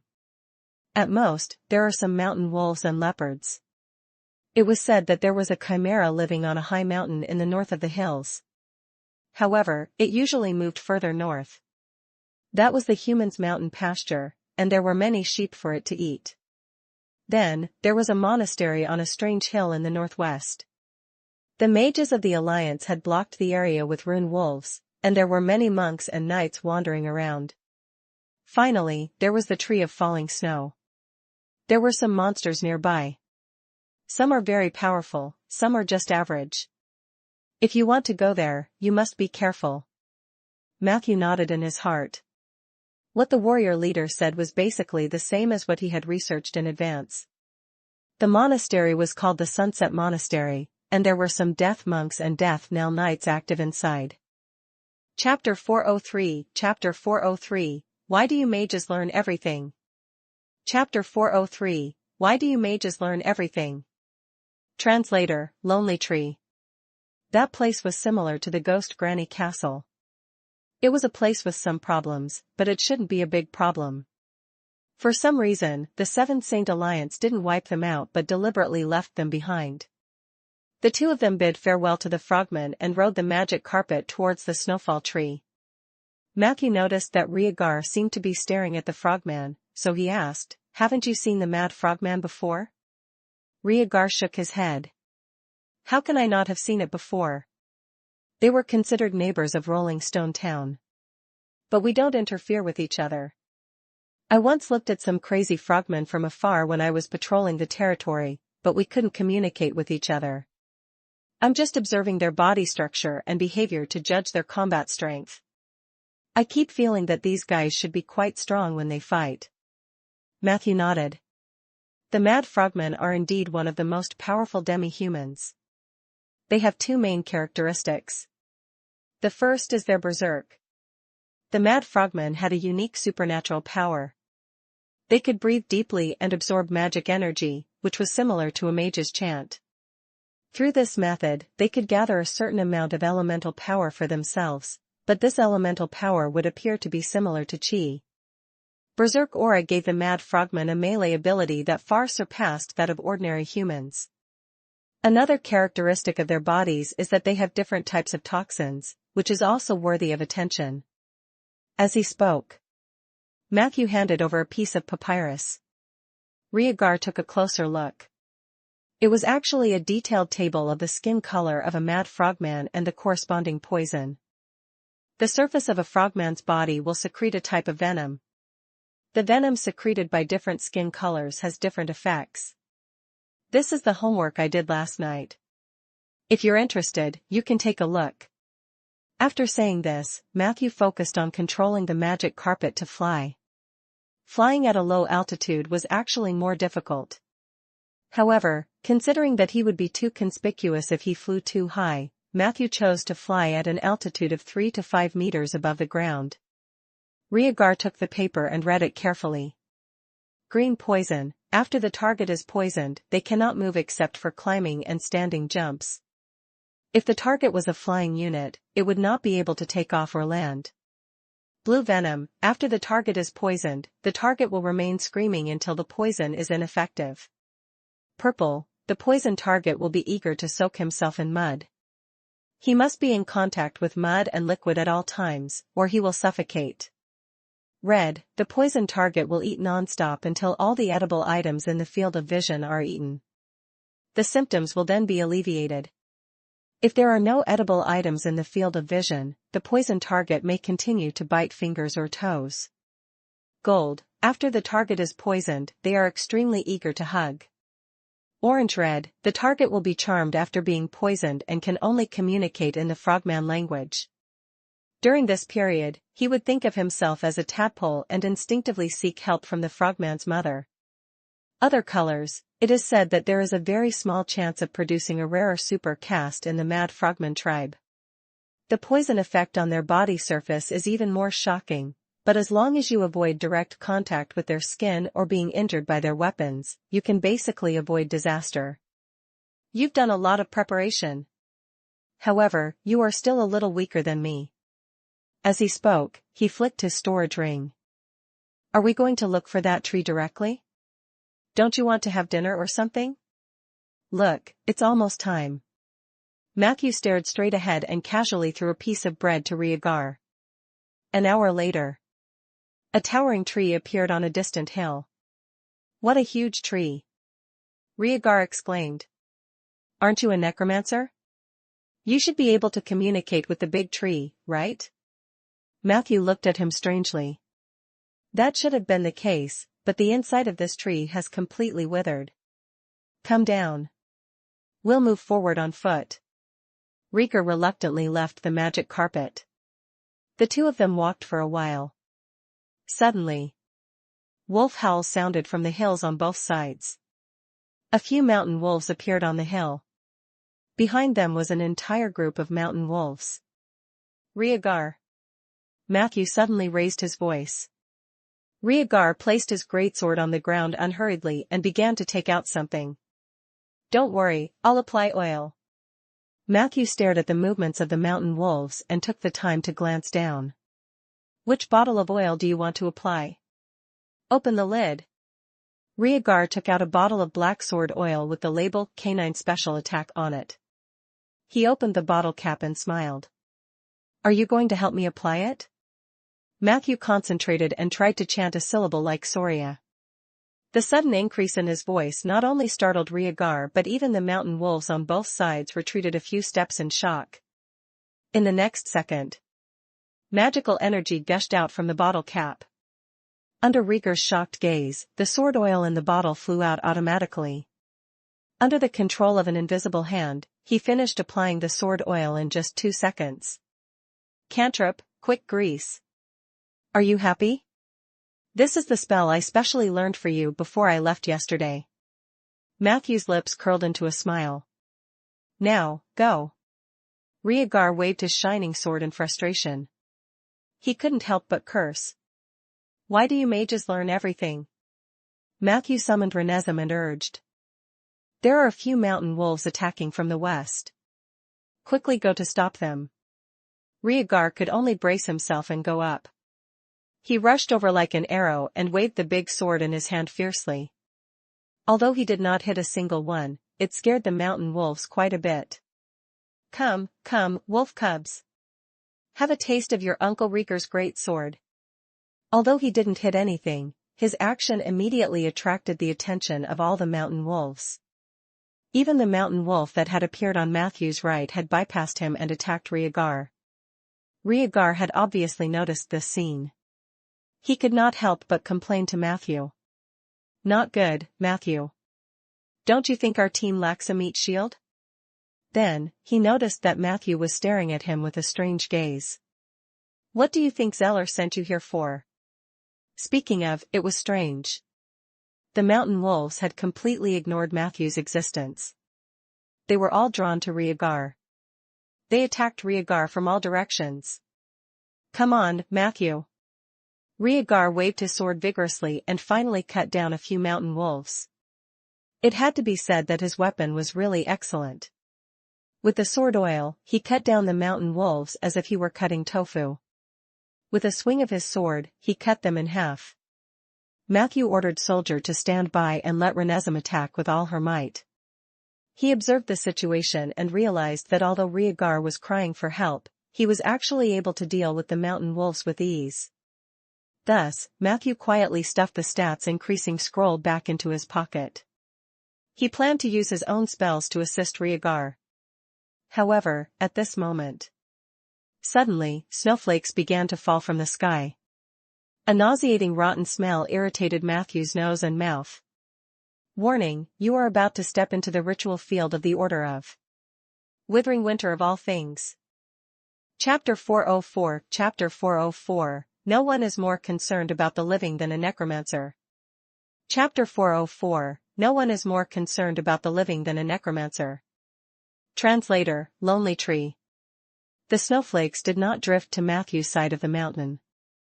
However, the smell of decay and destruction still made him feel uncomfortable. Matthew glanced at it. The snowflakes were indeed falling from the sky above the tree.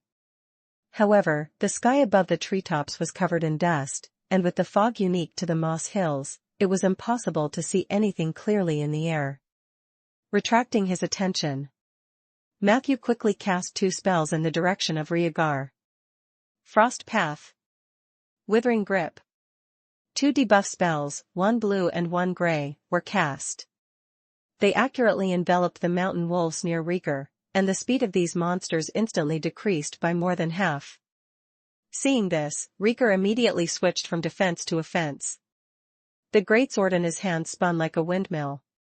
Matthew gave the order, and Soldier also went into interception mode. The 2 blades in his hands flew around and accurately cut off wolf heads one after another. The natural armor of the mountain wolf was not high. This allowed the sword dancer to display his huge advantage against the fragile opponent. In less than 10 seconds, the mountain wolves around Rhaegar were all killed by Soldier. At the same time, Matthew also noticed Rhaegar's fighting style.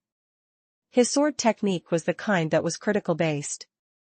Once one was cut by him, one would have to worry about one's own life. However, this sword technique did not seem to be very effective against agile enemies. Most of the mountain wolves were killed by Soldier. At most, Rhaegar was just a taunt. Being able to attract monsters stably is also a good talent. He thought about it. Matthew suddenly noticed that there were a few wolves among the wolf pack. They were circling in his direction. The other mountain wolves were still stubbornly harassing Rhaegar. The only thing the mountain wolves learned was they maintained a certain distance from Rhaegar to ensure that they would not be cut by a sword. But with Soldier there, the death of these mountain wolves was only a matter of time. Matthew's gaze withdrew from Rhaegar. Not far away, a thin mountain wolf had quietly circled behind the hill. Matthew was planning to use magic to deal with this guy. But at that moment, Matthew suddenly had an idea. He gave Renezem an order. Go, block that mountain wolf for me. Renezem was clearly somewhat resistant, but it was the instinct of all undead to defend their master against enemies. She took the jade trade wind and went up to him. Mountain Wolf came out from the other side. When he saw Renesm, he immediately pounced on her excitedly. When the Mountain Wolf attacked, the distance between the two sides was less than 3 meters. However, in that instant, Renesm aimed dead back 3 times in a row. She displayed an unbelievable explosive power and instantly pulled away by about 9 meters. Pa! Renesm raised her hand and shot an arrow. The white arrow pierced through the air and into the confused Mountain Wolf's skull. The tip of the arrow pierced through his chest. The Mountain Wolf fell to the ground. But very quickly, another 2 Mountain Wolves attacked her. Renesm instinctively wanted to shoot, but Matthew's devil-like order came again. Go up. Block them. A bitter emotion came from the undead contract. However, Renesm still did as she was told. She took the initiative to rush forward to attract the enemy's attention. The 2 Mountain Wolves were immediately confused by her actions and went up to her. They were still about 3 meters away. Renesm suddenly exerted her strength and jumped back like lightning. This time, she actually drew her bow while jumping back. Whoosh! The first time she landed, the first arrow was shot. Puff! The second arrow fired when she landed the second time on the ground. The 2 arrows pierced through the Mountain Wolf's skull with great accuracy. Matthew could feel Renesm's smug emotions from the contract. Hint: Renesm's keyword reject melee is in effect. She used continuous backward jump. She used the basic skill, rapid shots. After successfully avoiding 2 melee attacks, Renesm's keyword, reject melee, has been strengthened. Reject melee, your summoned creature refuses any form of melee combat. Once she encounters an enemy, she will try her best to escape. New addition: the probability of Renesm escaping has been slightly increased. She's so agile that even the Mountain Wolves can't catch up? Matthew was surprised by Renesm's terrifying escapability, but he was also a little proud of himself for realizing the feasibility of the gray keyword reject melee.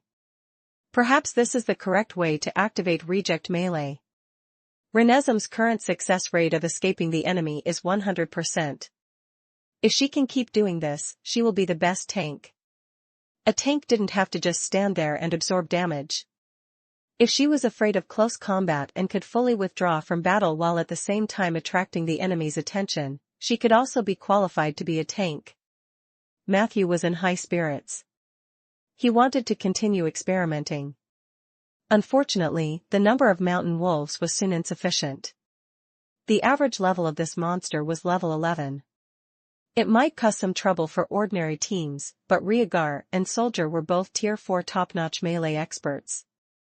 With Matthew and Renesm supporting them from behind, the Mountain Wolves were quickly cleared out. Matthew began to clean up the battlefield with some regret. Not long after, Rhaegar walked over and wiped the blood and sword oil off the big sword with a linen cloth. Chapter 405 Chapter 405 No one is more concerned about the living than the Necromancer. Chapter 405 No one is more concerned about the living than the Necromancer. Translator, Lonely Tree. Then, he looked at Soldier and said, "Your summoned creature is indeed extraordinary. I just counted it. He and I killed 38 wolves together." Matthew glanced at the data panel. Soldier killed 34 of them. Rhaegar killed 4 of them. Well, at least the total was right. Your mocking ability is indeed unique. At least the feudal lord had put in some effort, so Matthew still complimented him. Unexpectedly, Rhaegar said in surprise, "I haven't used my taunt ability yet." Matthew fell silent. Rhaegar said to himself, "Speaking of which, there's something wrong with these Mountain Wolves." Matthew nodded. Indeed, they look too irritable and brainless. This goes against the characteristics of a normal Mountain Wolf pack. I guess they've lost their minds because of the Witherer's ritual. Rhaegar shook his head and said, "I'm not talking about that. Didn't you notice? These wolves are all female wolves." Matthew went over to check the corpses of the wolves in surprise and found that it was just as Rhaegar had said. None of the 38 wolves that had been killed were male wolves. This included the taller alpha wolf. This was an extremely rare thing. How did you find out? Matthew looked at Rhaegar in surprise. Rhaegar pinched his nose a little proudly. It's just a little experience from the older generation of adventurers. You still have a lot to learn, kid. Matthew pursed his lips. He was thinking about where the Witherers had taken the male wolves. Should we continue? A moment later. Rhaegar looked at the snowflakes not far away with a serious expression. Matthew muttered. We're about to enter the Witherers' territory. I plan to summon some of my underlings first. The snow near the ominous tree is too heavy. Perhaps it will stop a little later. Rhaegar reminded. Then we must get rid of these corpses as soon as possible. Otherwise, their blood might attract more monsters. Matthew shook his head. There's no need. If it can attract more monsters, it'll be a good thing for me. Then I can summon more undead.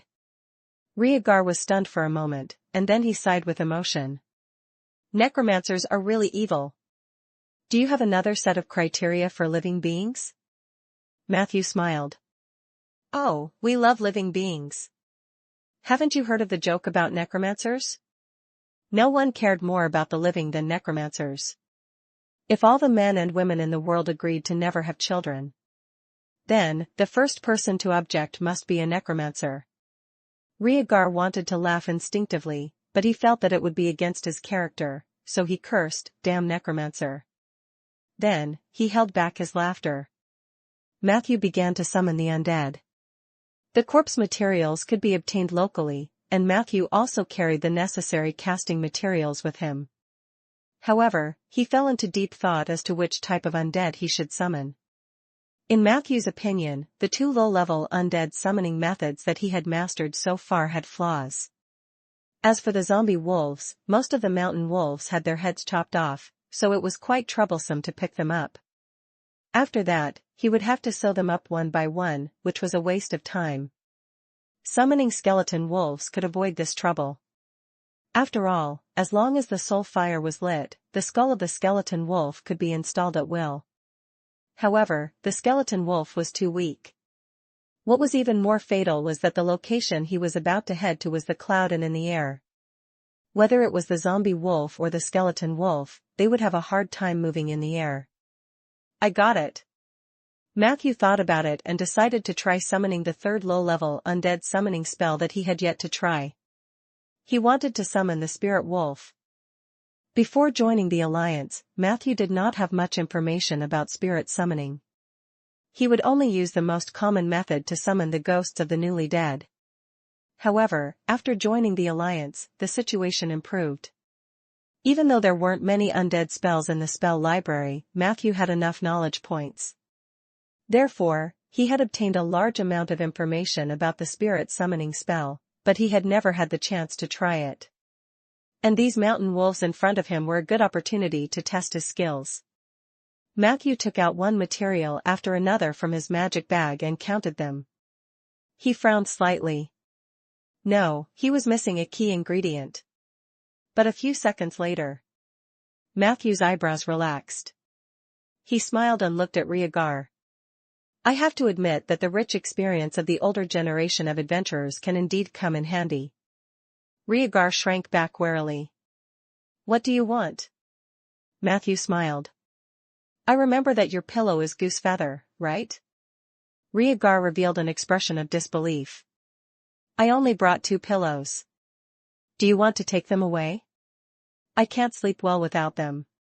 Matthew could only try to reason with him. I really need them as my casting materials.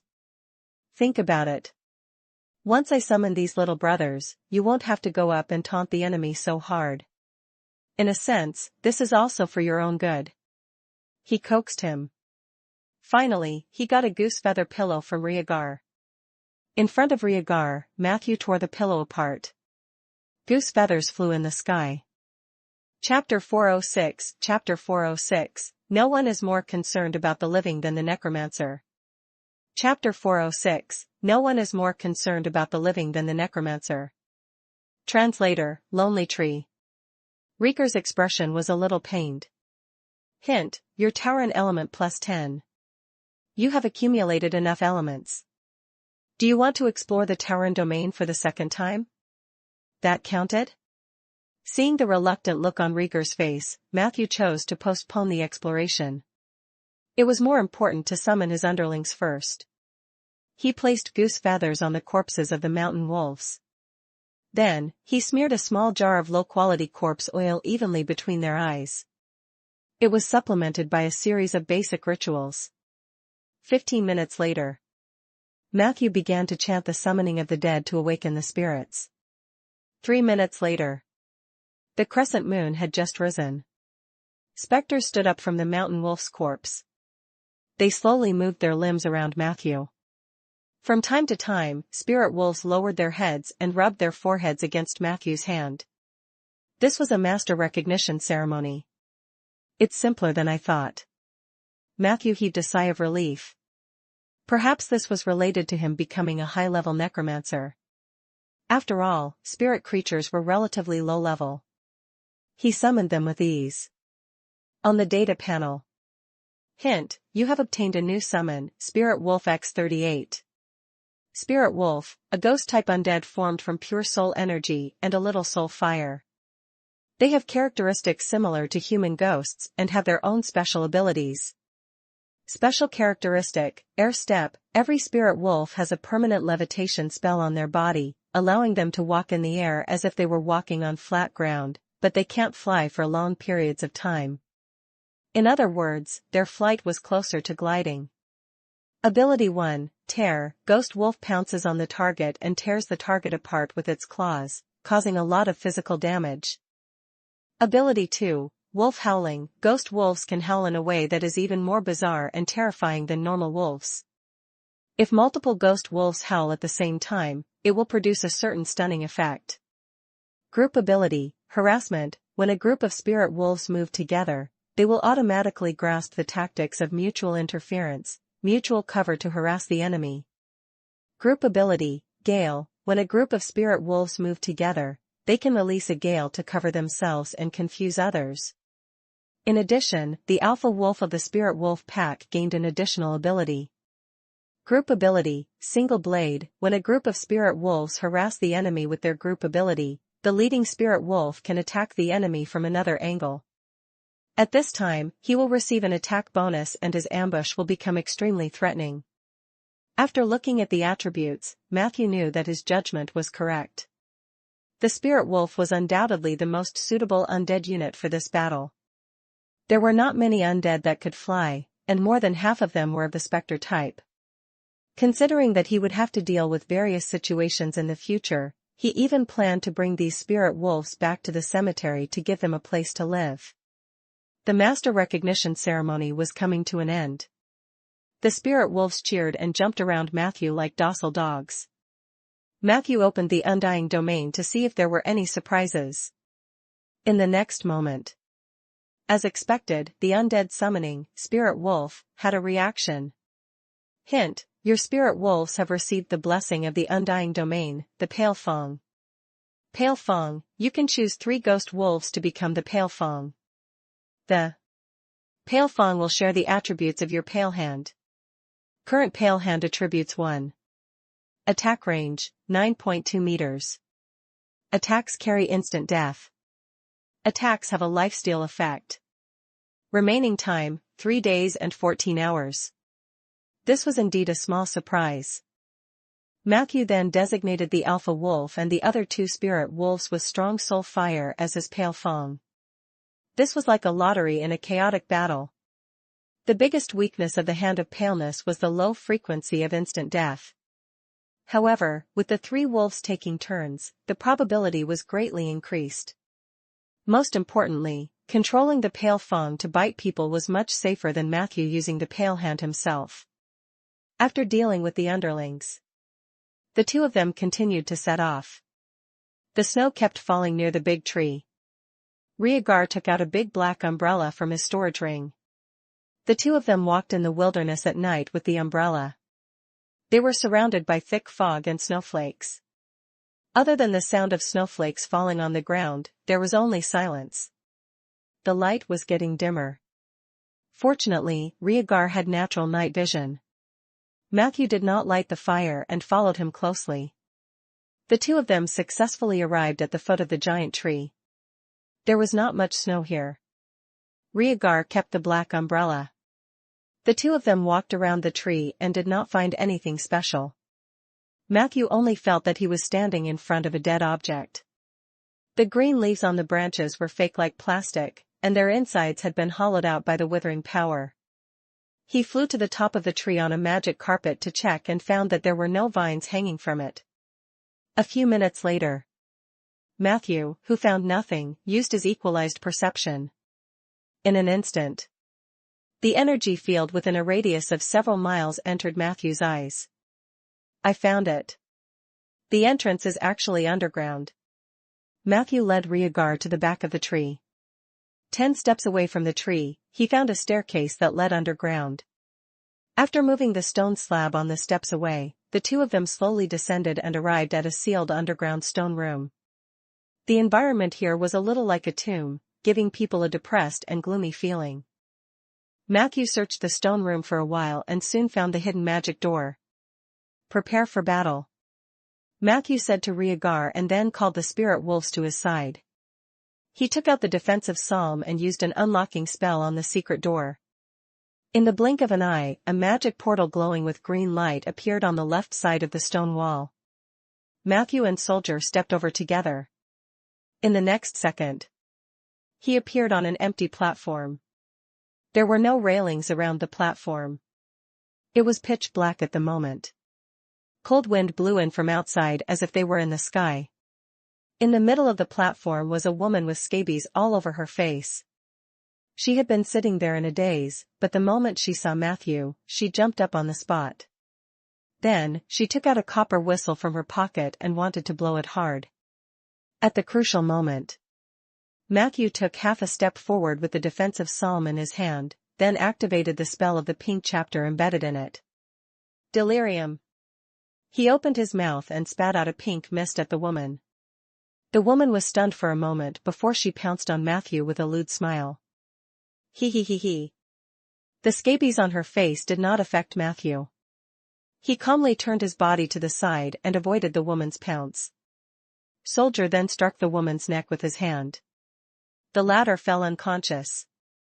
In the next second, Rhaegar appeared between the two of them with his greatsword. Did I miss something? Rhaegar turned around to look at the woman. Her face was covered by her black hair. She was lying on the ground, and it was obvious that she had a good figure. It's nothing. I just took care of a sentry. To avoid alerting the enemy, I planned to tie her up first and then cover her mouth. Matthew didn't know if there was a connection between the Witherers to tell when one of them had died. However, to be safe, it was better not to kill her first. Rhaegar's interest was piqued. Give me the rope. I have to show you the binding techniques of the older generation of adventurers. Let me tell you, there are 18 methods of binding. However, before he could finish his sentence, Soldier had already tied her up tightly and stuffed a rag into her mouth. It seems that you youngsters are also very good at binding. Rhaegar looked at Matthew meaningfully. Matthew ignored his gaze and picked up the copper whistle. Then, he began to carefully size up his surroundings. On the data panel. Hint, you have arrived at the Cloudon's watchtower. Cloudon was a platform built in midair. It looked like a floating island. It was in the shape of a spindle-like object. The platform in the middle was the widest. As they walked up and down, the edges of the platforms began to narrow. They were currently at the lowest observation deck. This place was only a dozen square meters in size. There were no railings at the edge of the watchtower. Looking down, even if Matthew wasn't afraid of heights, he still shivered a few times. On their left was a revolving staircase. The staircase also had no railings. Fortunately, it was built near the center. Matthew and Rhaegar made a gesture. The two of them walked up the stairs quietly. Very quickly. They arrived at the second last level. Still on the stairs, Matthew heard a fierce argument. Why do you always enter the door with your right foot? Why did you stop putting chili in your cooking now? They sounded like a middle-aged couple. They were arguing. With a thought, Soldier slowly disappeared into the shadows. Chapter 407, Suki Prince. Chapter 407, Suki Prince. Translator, Lonely Tree. Soldier lurked in the shadows. At the stairs, Matthew and Rhaegar also quietly stepped forward. It was already night time, but the lights on the second last floor were very bright. They could tell that this was a kitchen from the view near the stairs. However, the kitchen was a little messy. There were discarded trash and kitchen utensils everywhere. A few rats swaggered past the aisle. After a while, Soldier's strange emotions came from the undead contract. Master, something doesn't seem right. Matthew heard a thought. Just as he was about to do something, Rhaegar took out a mirror and aimed it forward. With just one glance, the two of them revealed shocked expressions. There was only a huge figure in the middle of the kitchen. It was a two-headed ogre. This ogre had two heads. They looked similar, but the hair on the left head was red, while the hair on the right head was blue. At this moment, they were having an intense argument. Red Hair roared. Answer my question first. Why do you always take the right step first? Blue Hair was not to be outdone. Because I can only control my right foot. Haven't you always been controlling my left foot? Now tell me, why didn't you add chili? Red Hair sneered. Because the big shot's buttholes haven't been doing well recently. Can't you hear the screams at night? That's right. Every night, you sleep like a dead pig. The snoring you make is so noisy that I can't sleep for several nights. Even if you heard it, you wouldn't be able to react in time. If you were half as smart as me, we wouldn't be trapped here as chefs. Blue Hair asked curiously. Don't they know magic? Can't they cure their assholes with magic? Red Hair laughed mockingly. I know magic too, but I can't cure your brain either, right? Blue Hair was a little angry. He pushed the other head hard. Hey, elf, I won't allow you to talk like that. I'm your biological brother.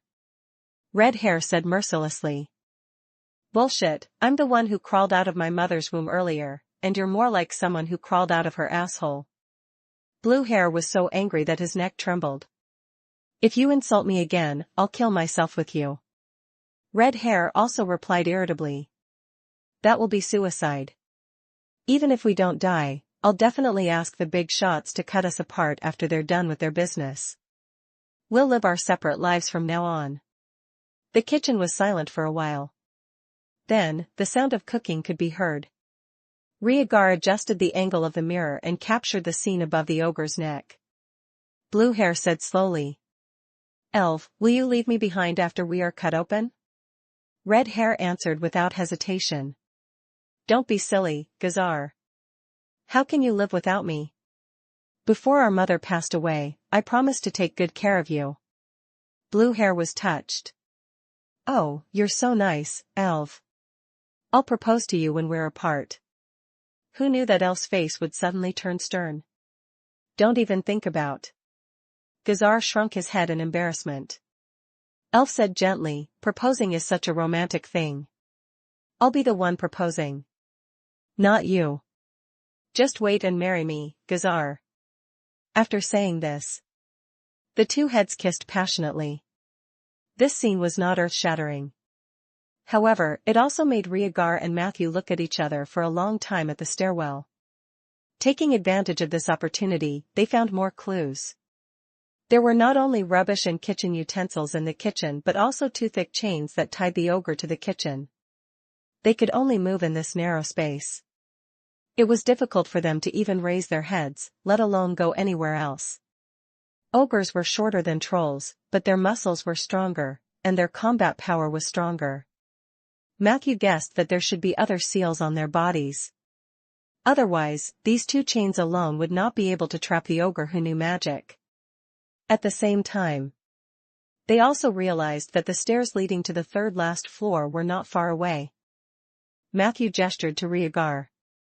Then, he secretly used a spell. Little animal trick. A puff of white smoke rose. An old hen appeared in the middle of the kitchen.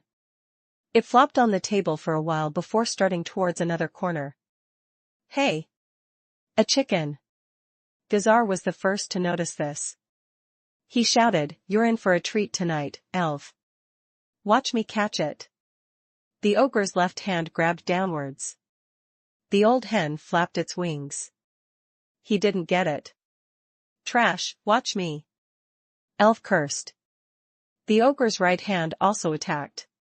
However, the old hen's positioning was amazing, and she once again escaped from the ogre's clutches. Just like that, they were at loggerheads with the chicken. Using this opportunity, Matthew led Renezem and Soldier quickly across the kitchen and ran to the stairs that led to the upper floor. The spirit wolves followed closely behind. Everything went smoothly. Until it was Rhaegar's turn. He rushed past the kitchen excitedly and rushed to the other side of the stairs. In the end, there was a loud bang. Matthew looked at him. This guy had placed his sword on his back. The stairs leading up were extremely narrow. He ran over, but the sword scratched the walls on both sides, making a sonorous sound. Chapter 408 Chapter 408, Suki Prince. Chapter 408, Suki Prince. Translator, Lonely Tree. The sword was stuck, and it pulled Rhaegar back like a slingshot. He turned around and saw the twin-headed ogre staring at him. At the crucial moment, the experience of the older generation of adventurers came in handy. Rhaegar easily took 2 steps forward and grabbed a piece of cheese on the table as if he were familiar with it. Ignoring the mold on it, he stuffed it into his mouth. "Is dinner ready?" "I'm starving." The twin-headed ogre waved his hand angrily. Elf said angrily, "Get out of my territory. You humans." Gazar was equally unhappy. "We will ring the bell when dinner is ready. Are you hungry ghosts? Also, keep your hands and feet clean. I left that piece of cheese for Elf. Put it down." Rhaegar was instantly overjoyed. He made a relaxed gesture and put the cheese on the chopping board. Well, I hope I hear the bell soon." With that, he calmly adjusted his sword to a 90-degree angle and quickly walked up the stairs. "Hey, where's my chicken? Damn it, it must have been stolen by that man. I can tell at a glance that he's a thief." The twin-headed ogre's cursing came from the kitchen. In the corridor, Rhaegar made an apologetic gesture at Matthew. Matthew waved his hand, indicating for him to be careful. The two of them continued to move forward. This flight of stairs was much longer than before. They were surrounded by the pitch-black night sky, and the strong winds in the high sky made their skin hurt. They were about to reach the third last level. Another voice came from above. "Have you prepared everything that Lord Spencer wanted?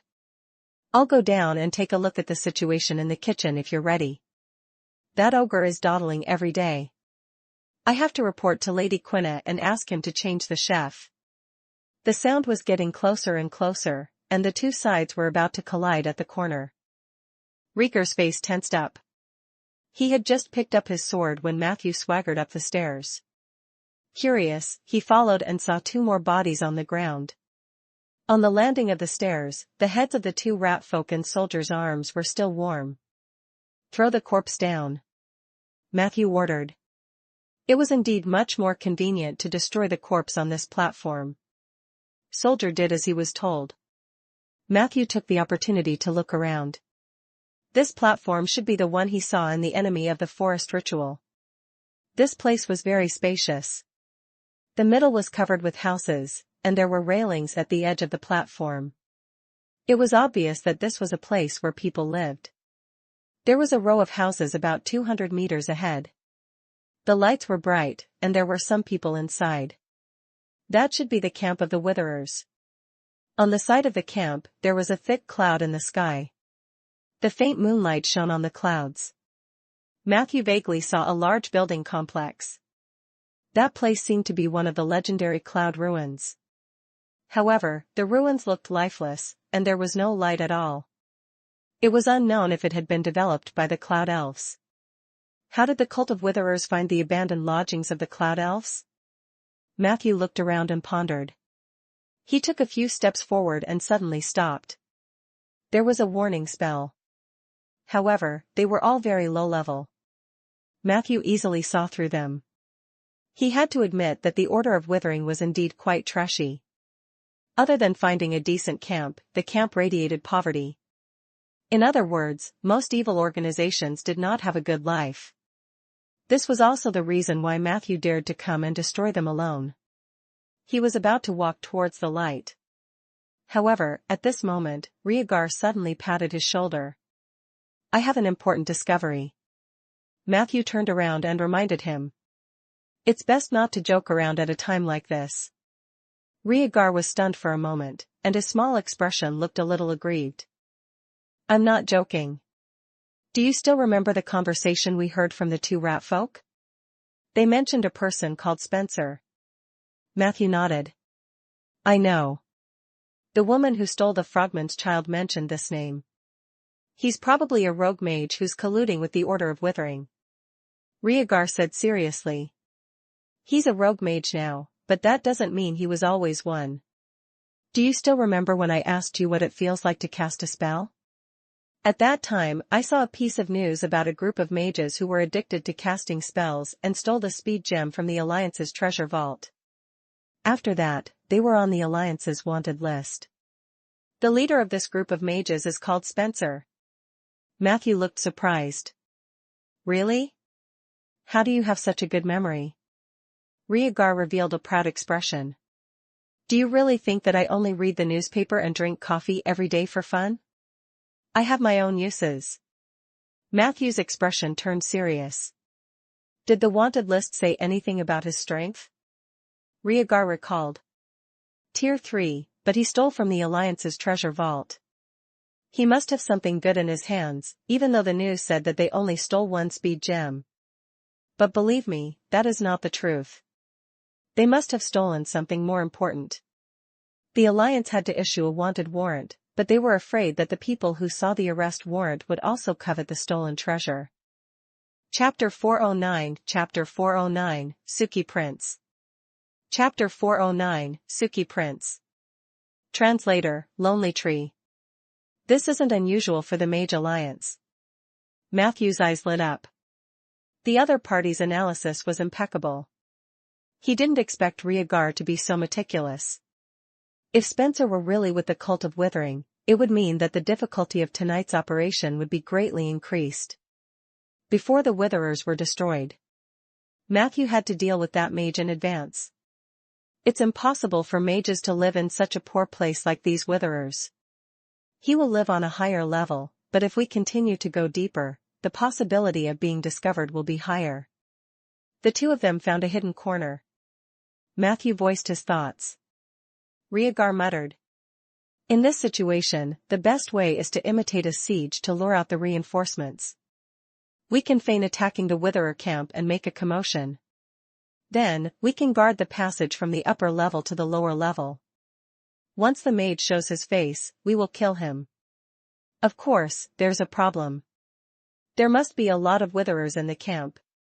We have to have enough troops to do this." Rhaegar's method was indeed feasible. At the very least, it was more feasible than continuing to explore upwards and being noticed. Although Soldier could eliminate some traps, Matthew wasn't absolutely confident that they could go on as stealthy as before if they were facing a mage from the Alliance. However, if he were to summon the minions of the cemetery here, it would cause too much of a commotion, and he would probably be interrupted very quickly. Just as Matthew was thinking of a strategy, Rhaegar suddenly started warming up. Matthew looked at him strangely. "What are you doing?" Rhaegar spread his hands. "We can't keep staring at each other, right? Why do you think Zeller sent me here? These Witherers are after the forest in my territory.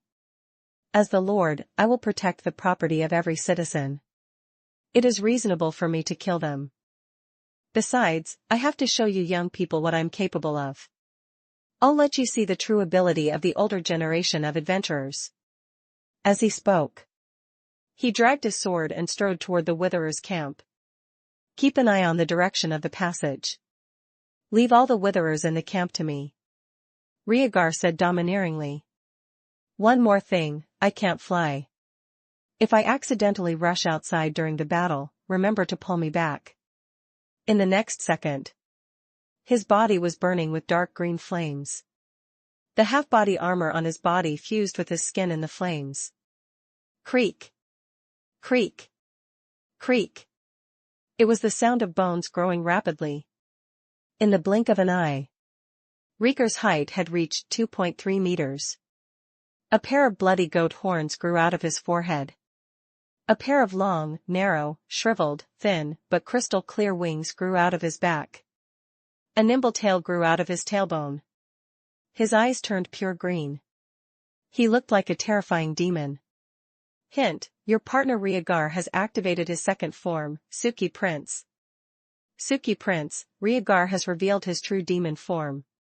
His combat power has been raised to tier 5. His speed and agility have been greatly increased. He has obtained the ability to control flames and a 500% taunt bonus. Come, rats.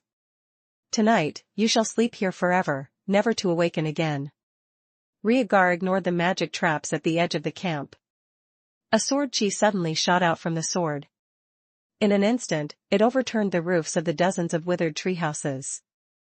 Who are you? Black shadows suddenly appeared in the room. Their bodies were filled with the aura of corruption and depravity. Looking at Rhaegar's image, they were all bewildered. Where did you come from? Why are you attacking us? Rhaegar slashed his sword. I am your father. In an instant, all the Witherers were enraged. They dodged the greatsword one after another and lay down on the ground. Some turned into bats, some turned into hyenas, some turned into lizards, and some turned into leopards. They nimbly surrounded Rhaegar in the center. They launched a steady stream of attacks. On the other side of the platform, Matthew put on the invisibility ring. He ordered the spirit wolves and Renezim to support Rhaegar. He and Soldier were guarding the passage leading upstairs. Very quickly, an intense bell rang. Someone rushed down the stairs. Soldier raised his hand and slashed down. He instantly beheaded him. Prompt, your summoned creature, Soldier, has killed a Witherer. The second follow-up mission, Main Plot 1, Maintaining is also very important, has new contents. Annihilate the Witherers. The Witherers are nature's greatest enemy. Kill them, and you will receive a reward from the nature domain. For every Witherer you kill, you will receive 10 strengthening EXP. Every 20 experience points can be used to strengthen an oak tree or an oak guard. Chapter 410 Chapter 410, Can I touch your horn? Chapter 410, Can I touch your horn? Translator, Lonely Tree.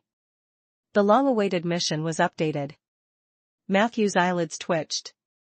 He forcefully resisted the urge to rush over and snatch the kill from Rhaegar. The battle strategy had already been formulated, and he had to strictly execute it.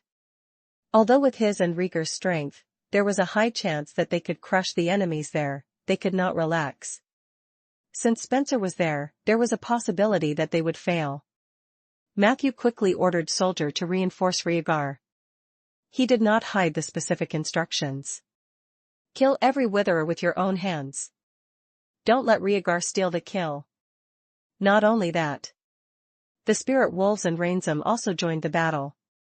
Matthew continued to be responsible for the implementation of the ambush strategy.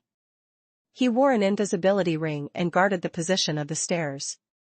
The sounds of fighting on the platform grew louder and louder.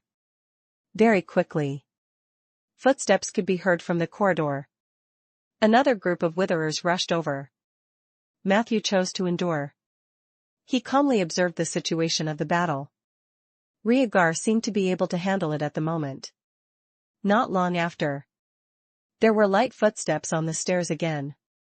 A woman with only a few black leaves on her body appeared. There was a strong smell of decay on her body. Matthew's pupils constricted. He recognized this woman. When the Order of Calamity raided the Oak Forest, Matthew had seen her near the Underground Coalition army, but she had retreated with the Silver Frost Brotherhood, and he had not seen her since. Eli had mentioned this woman before. Her name was Quina, and she was the leader of the Witherers in the south. Matthew wanted to kill her. Like the other Witherers, Quina quickly walked past the stairs. Matthew held his breath. Just as he was about to make a move, he heard footsteps on the stairs again. What happened? Why is it so noisy in the middle of the night? Quina, I'm warning you. If you don't restrain your subordinates, I'll have to reconsider working with the Order of Withering. A pale-faced man walked down the steps. He was wearing a luxurious and exquisite robe and had several rings on his hand. As expected, he was Spencer, who had stolen the speed gem from the Alliance's treasure vault. Spencer looked very weak. When he went down the stairs, his thighs were trembling. Quina turned around and frowned. Just as she was about to say something, her expression changed. Be careful behind you. Matthew took a step forward and punched the back of Spencer's head. The latter staggered and fell to the ground. A weak protective barrier was activated on Spencer's body. But at that moment, Matthew pinched the dragon fire amulet in his left hand. A stream of dragon fire hit Spencer's body, and the latter immediately wailed. He spun on the ground and barely managed to see Matthew's face. But in the next second, to Spencer's horror, Matthew's eyes had turned into two terrifying black holes. His body seemed to shrink infinitely. Everything in the surroundings was sucked away, leaving only endless darkness. Spencer did his best to resist Matthew's alluring gaze. His spiritual power was not low. Therefore, Matthew chose the most effective negative effect, illness. Hint, alluring gaze is an effect. Judgment successful. Spencer fell into a sickly state of weakness. His mobility would be greatly reduced, and he would suffer from the pain of the disease. Duration, 60 seconds. 60 seconds was enough for Matthew to do a lot of things. He saw Spencer groaning in pain on the ground. In the corner of his eye, a black panther suddenly appeared in front of Matthew. She jumped quickly and high. Just as her cold claws were about to tear Matthew's throat open, a ghost suddenly jumped out from Matthew's waist. The black panther was startled. In an instant, the drifter's pretty face collapsed to the limit. Her ugly face was stuck to the black panther's claws. Immediately after, it was a heart-palpitating wail. Ability, Cries of Death. The drifter's Cries of Death was an attack directed at the soul. This ability had almost no casting time, so it was almost always effective when used in close combat with enemies. Black Panther had her eyes rolled upwards. She instantly fell into a state of absent-mindedness. On the ground, Spencer covered his ears in pain, his legs kicking wildly. It was an opportunity that could not be missed. Matthew calmly took out his staff and quickly chanted a spell. Malicious transformation accurately hit Quina. The Black Panther suddenly turned into a goat. She paced back and forth on the ground in a daze.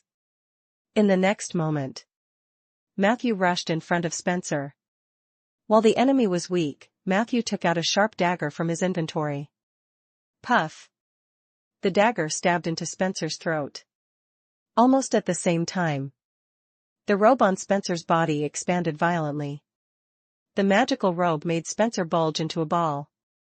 Wherever the robe wrapped, it formed an indestructible defense line. The drifter came over. Her claws scratched the robe fiercely, but all she could do was create sparks. It was a pity. The protective action of this robe was destined to be useless because Spencer's throat was already sliced. Spencer tried to cover his throat with his hands in pain. However, both of his hands were grabbed by the drifter. He could only feel a large amount of blood gushing out of his throat in despair. Not long after, he was completely out of breath. Chapter 411, Can I touch your horn?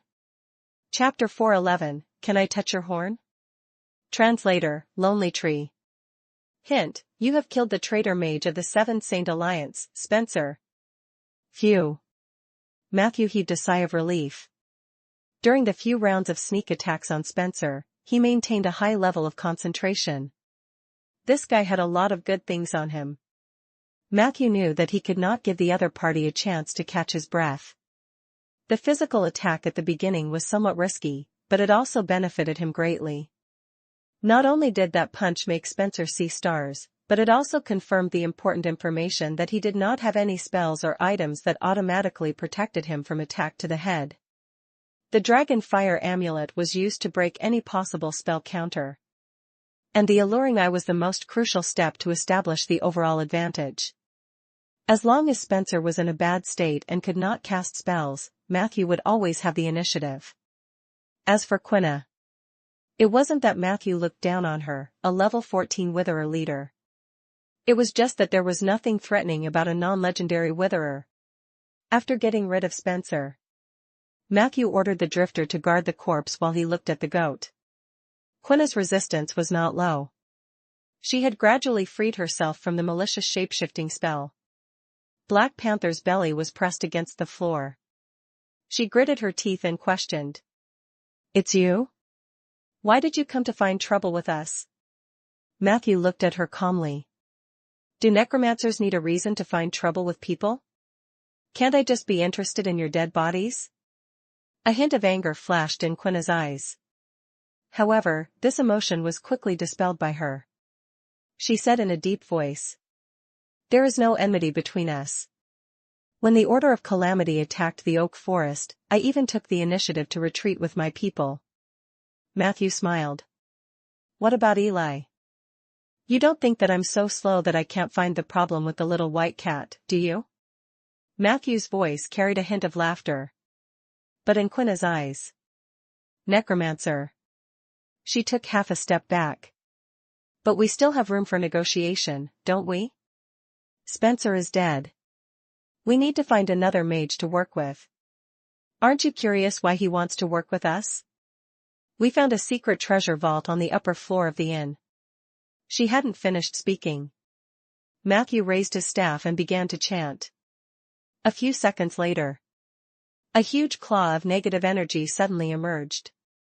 If it weren't for the Black Panther's agility, she would have been pressed down by this claw. But she had no room to breathe. Astrid's claw chased after her. More than a dozen spirit wolves had also rushed over from the battlefield. These spirit wolves could not really cause any real harm to Quina, but their existence would also make her impatient. Gradually, Quina was forced into a blind spot near the inner building. Matthew calmly controlled Astrid's claw to pressure her step by step. During this time, he also cast several negative energy spells to weaken her attributes. The space for the Black Panther to move around was getting smaller and smaller, and her movements were getting slower and slower. Finally, after dodging another one of Astrid's claws, she suddenly returned to her human form and tore off the few leaves on her chest. What was terrifying was that those leaves did not cover the breasts of an ordinary woman. Instead, there were two terrifying holes with dense black holes. Just a glance, Matthew felt dizzy. It was as if an evil force had invaded his space of consciousness. Very quickly, he heard Quina's prayers. "Mother, please grant me," cough, cough, cough. The prayers were interrupted by intermittent coughs. Matthew opened his eyes. Looking at the cough magic staff in his hand, he quietly heaved a sigh of relief. Finally, his prediction succeeded once. The moment Quina tore the leaf, he felt that something was wrong. He immediately took out the cough staff and used it when Quina was not paying attention. Fortunately, he cast it in time. Matthew could vaguely sense that Quina's chanting would not be very long. He was able to use the cough staff to successfully interrupt it, partly because he had been inspired by Margaret and had made great progress in observation and prediction. On the other hand, there was also a bit of luck. Hint, you have used the cough staff to interrupt the prayer ritual between Quina and the evil queen, Babasha. Cough, cough, cough. Quina coughed violently, her eyes filled with disbelief. However, in the face of the surging Astrid claws, she could only clench her teeth and sit on the ground, turning into a huge, bloated sludge monster. Puff! Astrid's claw hit the sludge monster. The latter did not move. The sludge monster's body was emitting a strong smell of decay, which was 100 times more stinky than when Quina was in her human form. Matthew knew. These sludge monsters had extremely high negative energy resistance, and it was difficult for his spells to cause direct damage to them. Therefore, he took a look at the battlefield. He found that Rhaegar was struggling to follow behind Soldier, trying to snatch the kill, but he failed repeatedly. Matthew took a few steps back and shouted. Rhaegar, I need your help with the greatsword. Rhaegar complained. Why do you keep needing my help? Please, can't you see that I'm very busy? That being said, he still ran over hurriedly and slashed out a cross-shaped sword chi at the clumsy sludge monster. The surging blood cross brought with it the flames from purgatory as it ruthlessly scraped against the sludge monster's body. Chapter 412 Chapter 412, Can I touch your horn?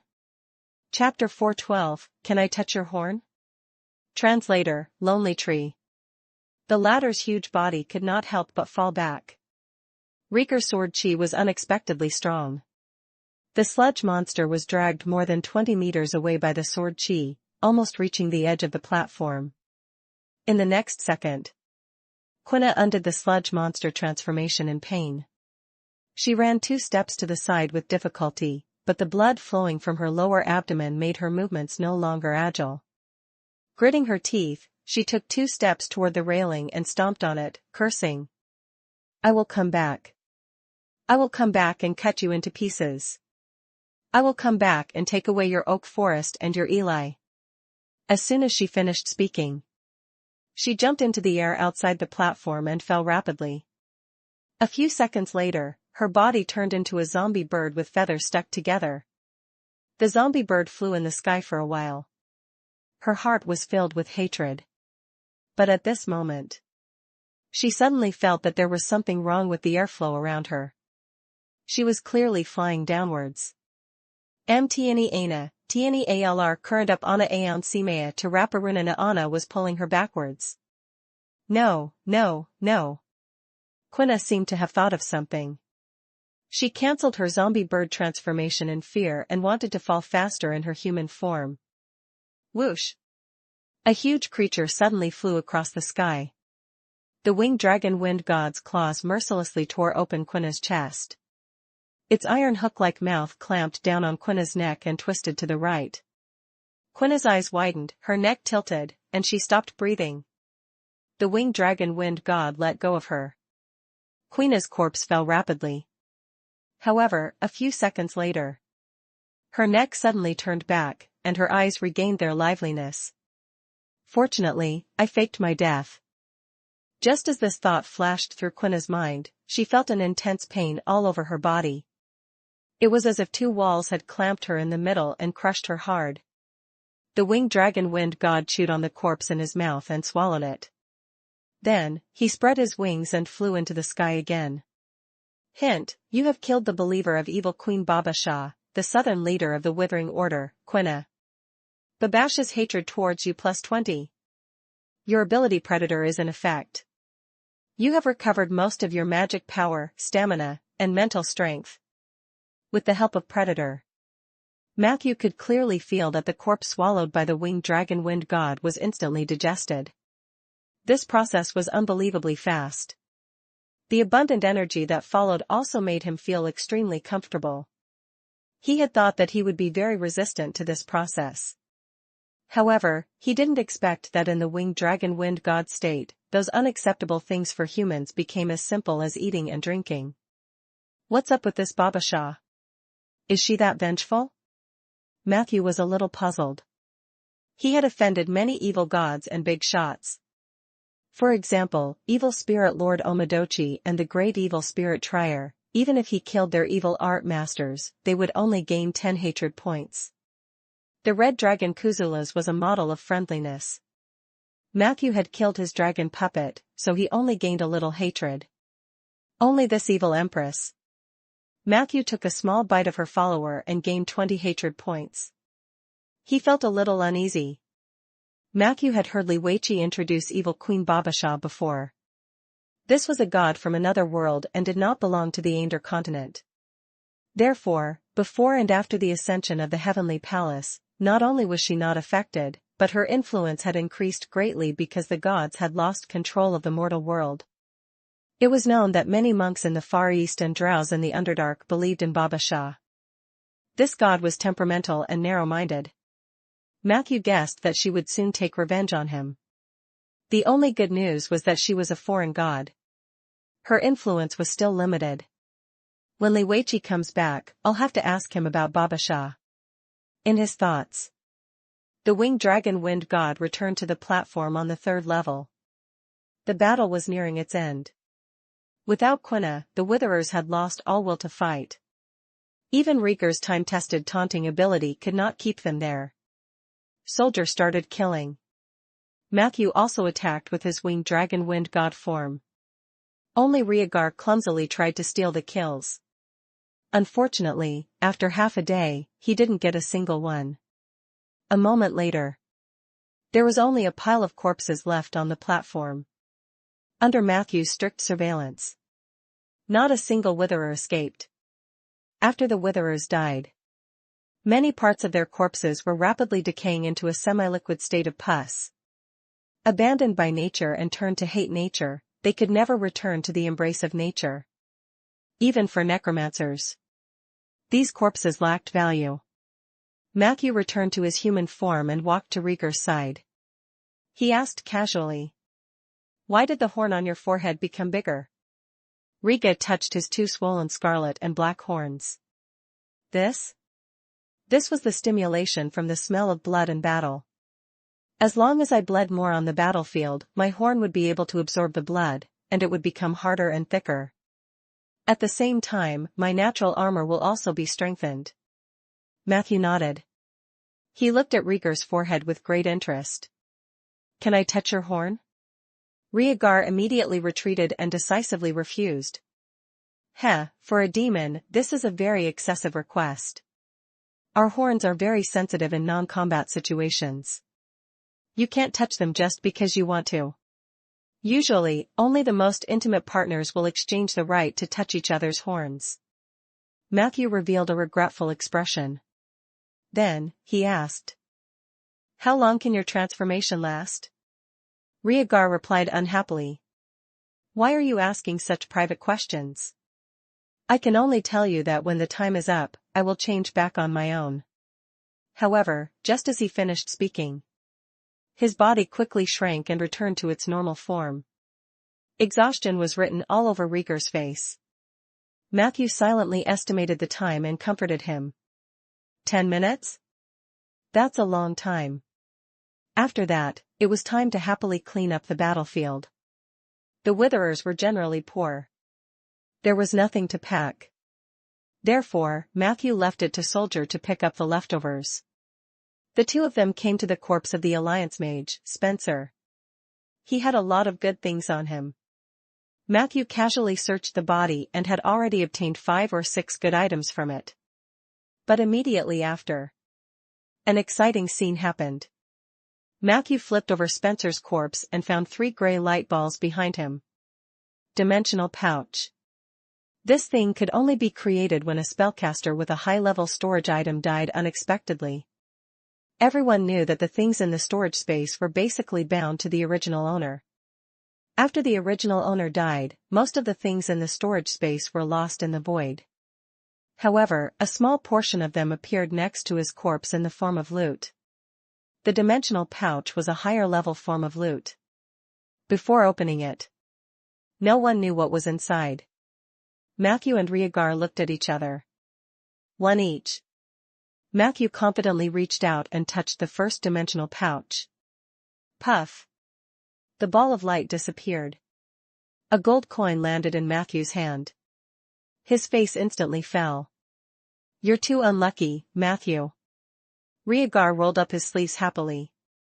"Let me show you the luck of the older generation of adventurers." As he spoke, he reached out to open a dimensional pouch. A pair of stinky socks landed in Rieger's hands. What is this? I don't believe it. Rieger was flustered and exasperated. He reached out to grab the third-dimensional pouch, but Matthew pulled him back. Wait. Let her do it. Matthew called Renesmee over and asked her to bend down to touch the dimensional pouch. However, Renesmee didn't seem to understand what Matthew meant. She walked over casually. She kicked the dimensional pouch. The light disappeared. There was nothing. Rieger couldn't help but spit out angrily. Does your zombie know what she's doing? The dimensional pouch is such a sacred thing. How can she kick it? You have to touch it with your hands and open it with your heart. Only then can you find something good. What a pity. Moreover, I suspect that she is the unluckiest among the three of us. He hadn't finished his sentence. A series of gold coins smashed into his head. At this time, Matthew and Rieger looked up in shock. However, they found that a narrow space-time rift had appeared above their heads. In the next second, a flood of gold coins mixed with other items poured over their heads. The two of them were soon drowned in a small mountain of gold coins. Chapter 413 Chapter 413, Augustus's Skull. Chapter 413, Augustus's Skull. Translator, Lonely Tree. Of course, drowning was an exaggeration. When the things from the dimensional crack were poured out, there was indeed a large pile of gold coins and other miscellaneous things on the ground. Matthew cast a detection spell and estimated it with his naked eye. The gold coins here were around 200,000. The gold coins were all small gold coins issued by the Alliance. These gold coins were not very heavy. In fact, only the surface layer was gold mixed with other metals, and the inside was hollow. You can judge the quality of a small gold coin by gently tapping the surface of the gold coin to produce an echo. In theory, the value of these small gold coins should be much lower than the normal pure gold coins. In the Ander continent, or at least in the south, these small gold coins were as easy to use as pure gold coins. This was because it represented the credibility and authority of the Seven Saint Alliance. So, even though these small gold coins looked very plastic, it didn't stop Matthew from liking them. The only regret was that he and Rieger would each take half. He thought about it. Matthew's heart felt like it was bleeding. Unknowingly, the gaze he gave Rieger became unfriendly. However, Rieger did not notice this at all. He excitedly walked around the pile of gold coins twice. Then, he raised a handful of gold coins and scattered them on the ground. Rieger said happily to Matthew. Let me take back to what I just said. This zombie lady is simply our lucky girl. If there's a similar thing next time, please make sure to let her take action. It just so happens that Sif's coming-of-age ceremony is coming up soon. This money can be her pocket money. After all, her father obtained it through a difficult adventure. This gift must be especially meaningful to her. Hearing this, Matthew's eyes suddenly softened. He didn't mean anything else. She felt that this kind of father-daughter relationship was very warm. Next, it was time to count the items. There were many things left behind by Spencer. Most of them were magic materials, magic scrolls, and some strange items. Matthew quickly sifted through them and found a few more valuable magic tools. The first item was a purple metal pendant that he wore in front of his chest. The metal shell of the pendant was very big, almost as big as Matthew's palm. Through the gap in the metal shell, Matthew could see a yellow gem inside. Obviously, this gem was the speed gem that Spencer had stolen from the Alliance's secret vault. It was said that it could break the daily casting limit and quickly refresh the cooldown time, allowing a mage to cast a large number of spells within a day. Of course, there was a price to pay. According to the news that Rieger had read, Spencer and the others had already become addicted to spell casting. For mages, this symptom was very fatal. Even if Matthew did not kill him, Spencer was not far from death. Therefore, the speed gem was listed as a forbidden item by the Alliance. Usually, only mages with permission could borrow it. Matthew held the pendant in his hand and looked closely. He found a secret lock on it. This secret lock was very profound. The keyhole was a coffee-colored gem, and there was a large amount of milky liquid flowing into the gem. Matthew took a glance and felt his body being sucked into a milky white vortex. He quickly averted his gaze. Even so, he could still feel the veins on his forehead throbbing. This was a sign that his spiritual power had been greatly consumed. It's a secret lock from the Alliance. It's of a very high level and requires at least a tier 5 mage to crack it. Once you fall into the illusion, you might not be able to recover for 10 days to half a month. Matthew put away the purple pendant with lingering fear. It seemed that although Spencer had stolen the speed gem, he hadn't had the time to use it. No one knew what he was thinking at that time. For something that he couldn't use, he actually betrayed the Alliance. There must be a reason for this. Unfortunately, Spencer was too serious and didn't write in his diary, so Matthew couldn't get a full picture of the incident. Regarding the secret lock and the speed gem, Matthew planned to study them for a while. If he really couldn't understand it, he could find a way to drag the mages and the Alliance into it. It wasn't impossible to just return it, but he had to test if the Alliance was willing to increase the reward for the arrest warrant. Next were the 3 items that were taken from Spencer's corpse. Hardshell robe. Under normal conditions, it looks like an ordinary robe. It provides 1 point of armor and a small amount of stamina recovery. When activated or when the caster is in danger, the hardshell robe will rapidly expand and form a ball that will tightly protect all parts except the head. At this moment, the armor provided by the hardshell robe was 13 points, equivalent to the defense of heavy armor. Remark: why didn't it protect the head? It was because the mage who placed the order did not give enough money. It was that simple. A famous but unnamed Saint Alliance alchemist. Dragon skin belt, strength +1. Slowly increases mana recovery speed. In particular, the dragon skin belt could greatly increase the strength of the waist. Note: initially, I made this belt to win the sit-up competition. However, I didn't expect it to make me the famous king of 100 Flower City. A famous but unnamed Saint Alliance alchemist. Fairy necklace, charm +1. Slightly increases the success rate of divination. Chapter 414. Chapter 414, The Skull of Augustus. Chapter 414, The Skull of Augustus. Translator: Lonely Tree. When you wear this necklace, your mood will easily become extremely optimistic. You feel that your wishes will come true. This kind of optimism would infect the people around you to a certain extent, making you more charming. Remark: it's suitable for people in desperate situations. For example, the current me: I lost all my money from gambling a few days ago. After wearing this necklace, I immediately became optimistic. Therefore, I found a necromancer and sold my corpse. I used the deposit to enter the casino again. This time I will definitely make a comeback. Definitely. Unknown. These 3 pieces of magic equipment had their own unique attributes. Although the hardshell magic robe could not protect the head, the armor that was as high as 13 points and its lightness were enough to make many warriors cry silently. Wearing it, he only needed to add magic armor above his neck.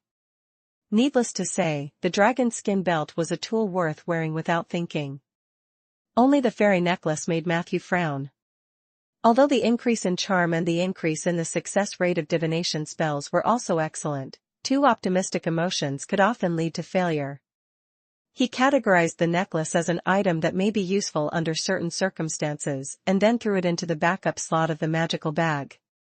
Compared to its attributes, Matthew was more curious about the alchemist who left the note. To be able to create 3 magic tools of this level at the same time, the alchemist's level was naturally not to be underestimated. Judging from the tone of the note, the dragon skin belt and the fairy necklace were for his own use, but now they were in Spencer's hands. Matthew guessed that his ending would not be good. Among all the magic tools, Matthew was excited about a crystal-clear skull. It was also the most valuable thing on Spencer. Augustus's skull, Necromancer's exclusive weapon / tier 5 casting medium. After the great Necromancer Augustus became a lich, he refined his head into a weapon. After a long period of tempering, this weapon lost a lot of its spirituality, but it was still a Necromancer's weapon. Basic effect: every 30 seconds, you can control the skull of Augustus to fire a ball of undead fire or a negative energy missile at a target within 30 meters, no consumption. Attributes: Intelligence +1, Perception +1, Spell chanting speed below legendary +100%. Enchantment. Wrath of the Undead. The effects of necromancy spells have been greatly increased. Double casting. When you cast negative energy-related spells, there is a 50% chance of double casting. 3. Lich's Soul. A small amount of Augustus's soul is sealed in this head. You can ask him 3 questions every week, but he may not answer you directly. 4.1000 miles of ice. Legendary spell / tier reduction. You can activate the legendary spell 1000 miles of ice once a month. The casting time is reduced to 6 seconds. Due to the lack of spirituality, the effect of the spell was reduced to tier 5. 5.1 Feed. Passive effect: you can feed food into the skull of Augustus. Different food will bring different passive effects. During this time, it will circle around your body, blocking a small amount of projectiles for you and providing you with different buffs. Usage requirement: Tier 4 Necromancer or a Tier 3 Necromancer who has mastered the relevant magical domain. Usage method: harmonization. Without a doubt, this was a top-grade weapon for necromancers. It could perfectly replace a magic staff or a spellbook. Matthew had longed for such a weapon for too long. He had seen similar items in the Alliance store, but they were all ridiculously expensive. As a non-consumable magic weapon, even if it was a Tier 5 weapon, its price was still more expensive than the legendary consumable items that Matthew had seen. Matthew even guessed that the skull of Augustus was the main reason why the Alliance wanted Spencer. He could feel a strong aura of necromancy from the head. Regretfully, the current Matthew was not qualified to coordinate with the skull of Augustus. He was only at Tier 3, and he had yet to master the field of necromancy. It was strange. It was reasonable to say that Matthew often used necromancy, so he must have accumulated a lot of related elements, but he had never mastered the domain of necromancy. On the contrary, he had entered the domain of the transformation quite easily. This inevitably made Matthew suspicious. Could it be Rieger's problem? Unfortunately, this guess could not be tested. After all, Rieger was still alive and well. He couldn't possibly be thinking about how to turn him into a dark warrior right now, right? That would be too inhumane. At that moment, the two of them quickly divided the spoils. Rieger still had the demeanor of a lord. He claimed that he did not contribute much and only asked for half of the gold coins. He did not touch anything else. Matthew, on the other hand, fully displayed his temperament. Not only did he put Spencer's corpse into a body bag for Renesm to carry, but he also picked out some useful witherer corpses. After that, the two of them checked the situation on the platform again. After confirming that they had not missed anything, they walked up the stairs.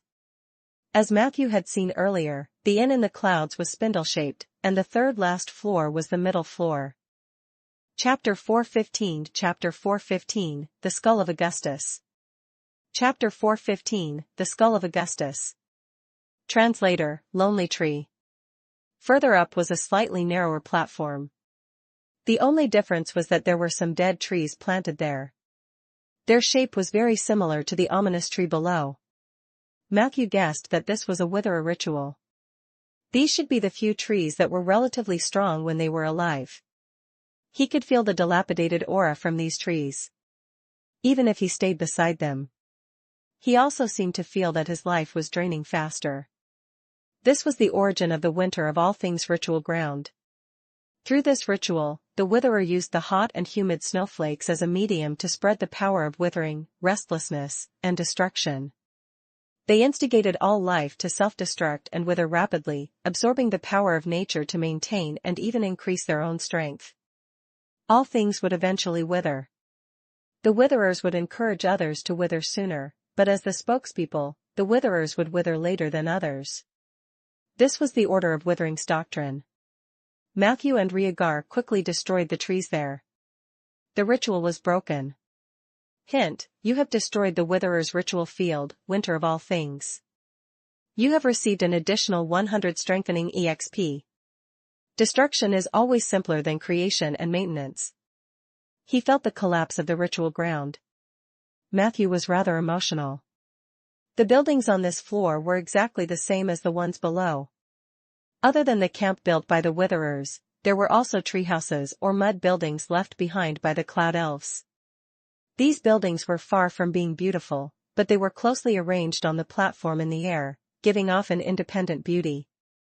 In the end, the two of them arrived at the highest level. There was a sharp tree tower here. To the east of the tree tower was a huge tent. There were spell traps beside the tent. They should be Spencer's things. Matthew and Soldier spent a lot of effort to open a path in the trap. They walked into the tent. A hammock came into view, and the space behind the hammock was isolated. One could vaguely hear the sound of crying inside. Rhaegar stepped forward and opened the curtain. The room was filled with animal cages, and more than 30 frogman babies were crying uneasily inside. There was also an experiment table in the middle. Beside the experiment table were 2 corpses of young frogmen. On the board was a heart that had been cut open. There was also an experiment diary with a purple cover. Matthew frowned and opened the experiment log. There were not many words in it, so he took a few glances. I heard that before the ascension of the Heavenly Palace, the Mad Frogmen were the spawns of a god who controlled the time domain. Therefore, the royal family of the Mad Frogmen had a lifespan comparable to that of the Wood Elves. Unlike other races, the royal blood of the Mad Frogmen was evenly spread on every young frogman. In the process of growing up, they might awaken the royal bloodline and become an upper-class caste with golden skin. The above information came from the Alliance Library. I think it's all bullshit. Today, I cut out 3 young ones. Even in their hearts, I didn't find a drop of royal blood. It can be seen that the Alliance itself is a bunch of bullshit. Working with the Witherer is really stupid. These people were poor and smelly. I wouldn't have taken a character like Quina even if she had thrown herself at me before. However, after leaving the Alliance, such opportunities became rare. I must seize every opportunity to vent. Otherwise, I'm afraid I won't be able to restrain my urge to cast spells again. Damn it, it's so itchy. I really want to cast a spell, even if it's a tongue of fire. So the reason why the Witherers were willing to help me steal the frogmen's babies was because they hoped to anger the frogmen and make them fall into the withering domain. What a bunch of lunatics. What was so good about the withering domain? I've decided that no matter how much Quina tries to seduce me, I'll reject her tonight. I couldn't refuse Quina. Because the urge to cast spells was getting more and more serious. I could feel it gnawing at my bones. It was definitely not an illusion. Heart-eating insects really existed. I don't have much time left. I have to do something for that lord. Only then would I have a chance to survive. Damn it, ordinary Mad Frogmen can't do it. I want the blood of the real Mad Frogman royalty. I played a little new tricks with Quina today. My butt is hurting a little now. I had to instruct the kitchen to put less chili in my food. Sigh. My waist hurts too. Fortunately, the symptoms of the spell-casting impulse had been greatly reduced today. I'll have the energy to cut a few more frogman cubs, and I can also speed up the pace of deciphering the secret door. I missed the Alliance. Perhaps I should go back and turn myself in after I've deciphered the secret door. Even if I have to stay in the prison of Black Isata Mountain, it would be better than staying in this damn place. Yes, I've decided. He didn't expect that even though this guy didn't write in his diary, he wrote his thoughts in his experiment diary. There wasn't much information about the experiment in the log. But Spencer complained a lot. It was a pity. Spencer had no chance to turn himself in. Matthew and Rhaegar decided to inform the Frogman tribe to save their children. Matthew left this matter to Rhaegar. The Mad Frogman had always respected the Alliance mages, and Matthew would not benefit much if he were to step in personally. However, if it was Rieger, it meant that there would be more opportunities for friendship between Rolling Stone Town and the Mad Frogman tribe. Since it was a favor, Matthew was naturally happy to give it to him. The two of them split up. Rieger went down to look for the village of the Mad Frogman. Matthew came to the tree tower outside the tent. In the center of the tree tower was the secret door that Spencer had mentioned in his experiment log. Matthew walked over. He placed his hands on the secret door. Hint, you have discovered the portal door of the ruins on the cloud. Abandoned/encrypted. Do you want to try deciphering it? Chapter 416 Our Rolling Stone Town. Chapter 416 Our Rolling Stone Town. Translator, Lonely Tree. Hint, defensive psalms breaking the secret door failed. You need to master a higher level of secret door knowledge. Matthew was not surprised. The defensive psalm could only destroy intermediate or lower secret doors, and the portal door in the core of the tree tower was obviously an advanced one. If it was really that simple, Spencer would have opened it long ago. What puzzled him was that the cloud ruins were clearly not far from the inn in the cloud, and the cloud elves had always been known for their powerful flying abilities. Why did they have to build a portal? Unless they couldn't enter the cloud ruin through normal means. Matthew felt that this deduction was more plausible. At the same time, he was also filled with fear and respect for the space behind the portal. If it was really as Quina said, and there was a secret treasure vault behind it, why would the cloud elves give it up? It wasn't hard to tell from the way Lorraine was arrested in Marshwater City that the technological strength of the cloud elves had already reached a terrifying level. If they could deal with the sky giants and cyber dragons, they must be a powerful force. There was a high chance that they wouldn't give up a valuable ruin on the cloud. The greater possibility was that the benefits behind this portal had been squeezed dry. Those who opened the door later might not get anything and might even be in danger. No matter what. If he wanted to explore the ruins on the clouds, he had to do his homework and make preparations. There should be relevant information in the Alliance.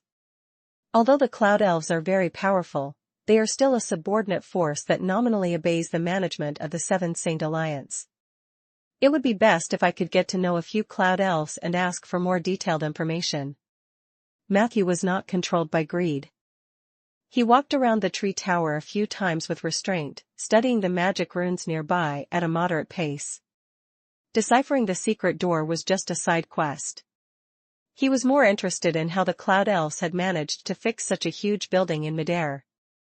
Matthew did not find any enchantment similar to super levitation on any floor of the tower.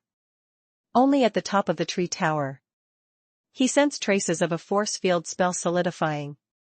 At that moment, he lit a few more mage fires and began to study them with great interest. The night passed quickly. During this time, the frogmen went up and down, but they didn't disturb Matthew. At a certain moment after dawn, Matthew dejectedly climbed down from the top of the tree tower core. I don't understand. It's too difficult. Matthew had long known that his fundamentals were not solid enough, but he did not expect that deciphering a solidified force field spell would be so taxing. A night passed. He could barely decipher the meaning of the bits and pieces. As for the core content, it was like he was studying something in a different language. Forget it. I'm a necromancer who doesn't need much culture. He comforted himself silently. At this moment, a somewhat familiar quarrel came from the platform below. We should return to the surface. That is the home of the ogres. It was Gazar's voice. Idiot, fate has guided us here. There must be some mission waiting for us to complete. If we leave now, we will definitely regret it many years later. Elv was still very fierce when he cursed. All right. I'll listen to you then. Gazar cowered. Be good, give me a kiss. Elf seemed to know how to control his partner. Matthew was amused when he heard their voices. This ogre was released by Riegar last night. Before making this decision, he had also asked Matthew for permission. In the end, the two of them decided to release this two-headed ogre. Ogres were a classic misunderstood race. Other than their skin, they looked very similar to trolls. Even their names were very similar, so most people thought that they were close relatives. However, ogres and trolls were not related by blood. Trolls were a type of strange monsters, descendants of ancient earth spirits. Not only were they low in intelligence, but they also did not belong to a civilized race. Ogres were cursed trolls. They were a highly intelligent race with a once glorious civilization. Their tribe had a heritage of civilization. Matthew had read in a book that before the Age of Enlightenment, before the gods ruled over Aender, the trolls had established an unprecedented empire in the south. The ogre tribe was the backbone of the troll empire. At that time, they were not called ogres but Savassin. Savassin, in the troll language, meant a wise man. There were many mages in the Savassin tribe. It once represented the highest level of magic in the troll empire. However, as the troll empire was destroyed by several gods, the Savassin tribe was also cursed by the gods. They still retained the ability to cast spells, but their intelligence was weakened by the curse. In the end, Savassin's giant mages fell into tragedy after tragedy because their intelligence was not high enough to control their innate spellcasting abilities. Several years later, the Savassin mages who wandered the wilderness after their tribe was torn apart was gradually labeled as ogres. Nowadays, most of the ogres had already forgotten about their rich heritage. They also accepted the identity of an ogre. They also began to try to eat people. But to be honest, due to the habits inherited from the troll empire, most ogres had extremely high standards for food. Chapter 417 Chapter 417, Everyone's Rolling Stone Town. Chapter 417, Everyone's Rolling Stone Town. Translator, Lonely Tree. Human flesh was far from the best choice for ogres. Only the most desperate ogres would eat human flesh when they were forced to. Comparing ogres with trolls, intentionally or unintentionally, is the work of some great existences trying to smear the ogre's name. Smear campaigns are normal for these great existences. Once you know this epic tale, please tell a lost ogre that the glory of the troll empire flows in his blood. Please call him the descendant of the great Savassin. Those were the original words from the book. Matthew did not intend to be so straightforward. But he was also willing to give the descendants of Savassin a chance. A night has passed. Have you given it much thought? Where do you plan to go next? Matthew walked down from the highest floor and smiled at Elv and Gazar, who were still arguing. We plan to stay. We can cook for you. Elf said you look like a very powerful mage. Gazar said first. Elf knocked his head hard. Idiot, don't tell anyone about our secret. He said to Matthew in embarrassment. Not only are we good at cooking, but we also know a little magic. I can help you crack the secret door in the tree tower. I almost succeeded before those despicable witherers tied us up. Matthew looked surprised. Were you here before the withered took over? Elf nodded. Yes, they came later. That idiot Gazar and I were originally living in the Helen Mountains in the north. Oh, that place is far from here. One evening, on our way to hunt, we encountered the legendary void whale. You've seen the void whale before. It's very big, very, very big. He appeared on the horizon in the distance. His body was translucent, like a whale wandering in the sky. Gazar said he saw a figure on the whale's back. But I didn't see it. I just stared at the tentacles by the whale's mouth. It was really beautiful. I thought that if I could cut a few of them down, they might be the most delicious ingredient in the world. However, we fell asleep as we watched. When we wake up, we felt cold all over and found ourselves lying on a cloud, which was actually a block of ice. At that time, there were many clouds around us. Some clouds were empty, and if one stepped on them, one would fall through and die. Some of the clouds were solid blocks of ice. There were also some clouds that were frozen, but they shattered when stepped on. We crawled out of those clouds with great difficulty. In the end, we found the floating island in the sky. We don't have the ability to fly. We couldn't find a way down. We could only look around for an opportunity to escape. Finally, I found the tree tower. The secret door at the core of the tree tower looked familiar to me. It seemed to overlap with the memories in my bloodline. I tried to decipher it and found that it was working. However, Gazar's brain capacity was a burden to me. I was not efficient enough. I had only deciphered half of it when that group of witherers rushed up. They were very rude and wanted to kill us. Fortunately, I had an idea and said that I was a chef. Only then did they let us go and tied us up in the lower level to cook for them every day. However, what those big shots didn't know was that I was much smarter than them. I thought that the human mage would be able to decipher the secret door very quickly, but who knew that after so many days, there would be no progress at all. He. If it were me, I would be able to decipher all the contents of the secret door in 15 days at most. Elf showed off proudly. At this moment, Gazar bumped into him. Didn't we agree to whisper these things to each other? Why did you tell him? Elf was stunned. Soon after, he was furious and said, Gazar, keep your head away from me. I can feel the blood from your brain tainting my intelligence. Damn it, I actually told him all my secrets. This is all your fault. Gazar was also furious. Scold me again, and I'll kill myself. Go. You can jump from the side.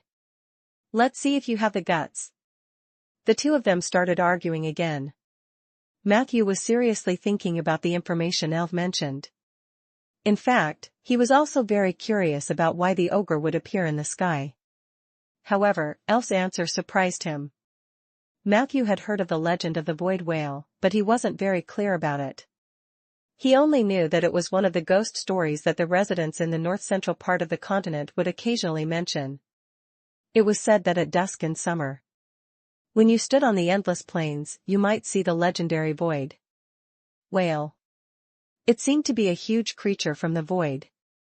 It had a huge body like a whale, but it also soared in the sky like a bird, wandering above the horizon.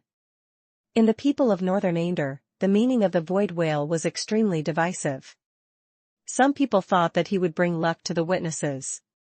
There were also people who thought that he was a sign of disaster. Matthew didn't have much relevant knowledge. He only vaguely thought that if what Elf said was true, then the power of the void whale brought the ogres into the sky. Chapter 418 Our Rolling Stone Town. Chapter 418 Our Rolling Stone Town. Translator, Lonely Tree. They were placed at the edge of the ruins on the cloud. This meant that the void whale was most likely related to the cloud ruins. And the formation of the ruins on the cloud was related to a certain transmigrator senior. For a moment, Matthew's imagination ran wild. In the end, Matthew agreed to let Elf and Gazar stay, and he planned to let the 3 spirit wolves stay with them permanently. He didn't have any expectations for Elf's magic level. In his opinion, this could be the descendants of Sebastian exaggerating to show their value. After pacifying the ogre, the sky was almost bright. Not long after, Rhaegar walked up with a tired face and told Matthew that the incident with Mad Frogman had been settled. The Wild Frogman village was very grateful for their help and intended to reach a preliminary friendly agreement with Rolling Stone Town. This was more or less good news. The two of them stood at the edge of the platform. The sun was shining brightly. Other than the ruins on the clouds, there were not many clouds. The sunlight on the platform was a little harsh, and it hurt his skin. However, looking down from here, the villages and wastelands of the southern land could be vaguely seen. The wind slapped Matthew's face. He took a deep breath. The sky and clouds in front of him gave people a feeling of relief. Try this. Rhaegar handed over a monocular. Matthew knew that it was a magic item the moment he held it in his hand, and it was not cheap. Even the edges were made of heavy adamantine. Curious, he stuck his left eye on it and adjusted the lens barrel slightly, looking toward the southwest. In the next second, he made a sound of surprise. In the lens barrel, a very clear view of mountains and rivers appeared. Matthew adjusted his position slightly. Not long after, he saw a tall mountain with a huge waterfall falling from it. Not far from the foot of the mountain, the town on the plain was dotted with houses. That was the town of the Highleaf territory. Matthew quickly realized how extraordinary this telescope was. He zoomed in as much as he could. It was almost like a satellite map where the entire house could be seen, and he could barely distinguish the flow of people. However, just as he was watching with relish, a pitch-black light flashed through the lens. Matthew hurriedly caught up with it with the lens. In the next second, the shadow of a black dragon flew over the Highleaf territory. However, the dragon's head was facing a direction. It was facing the east. That was the direction of Rolling Stone Town. Rhaegar? I saw a dragon. Matthew's voice was full of seriousness. Don't worry. Look to the south and north, Rhaegar said. Matthew did as instructed. Soon, he saw the golden fertile fields in the south and Gilead City in the north. Similar scenes were happening in both directions. He saw the shadow of a red dragon in the south of the golden fertile field. In the direction of Gilead City and Jade Court, there was the shadow of a green dragon. Just like the black dragon, the heads of these two dragons were facing Rolling Stone Town. What's going on? Matthew put down the binoculars and asked seriously. Don't be nervous. The direction of the dragon head doesn't mean anything. This treasure is just reminding us of the possible threats nearby. Rhaegar took the binoculars. Even though he said that his expression was not relaxed. This is a strategic treasure. I used it to win 2 crucial battles. The current situation in Rolling Stone Town is not the worst, but we cannot let our guard down. These dragons might not be coming for us, but I have a feeling that we will at least have a conflict with one of them. Rhaegar said. Matthew was silent for a long time. He slowly said. Tell me, Rhaegar. How much support can you get from purgatory? Rhaegar stared into his eyes.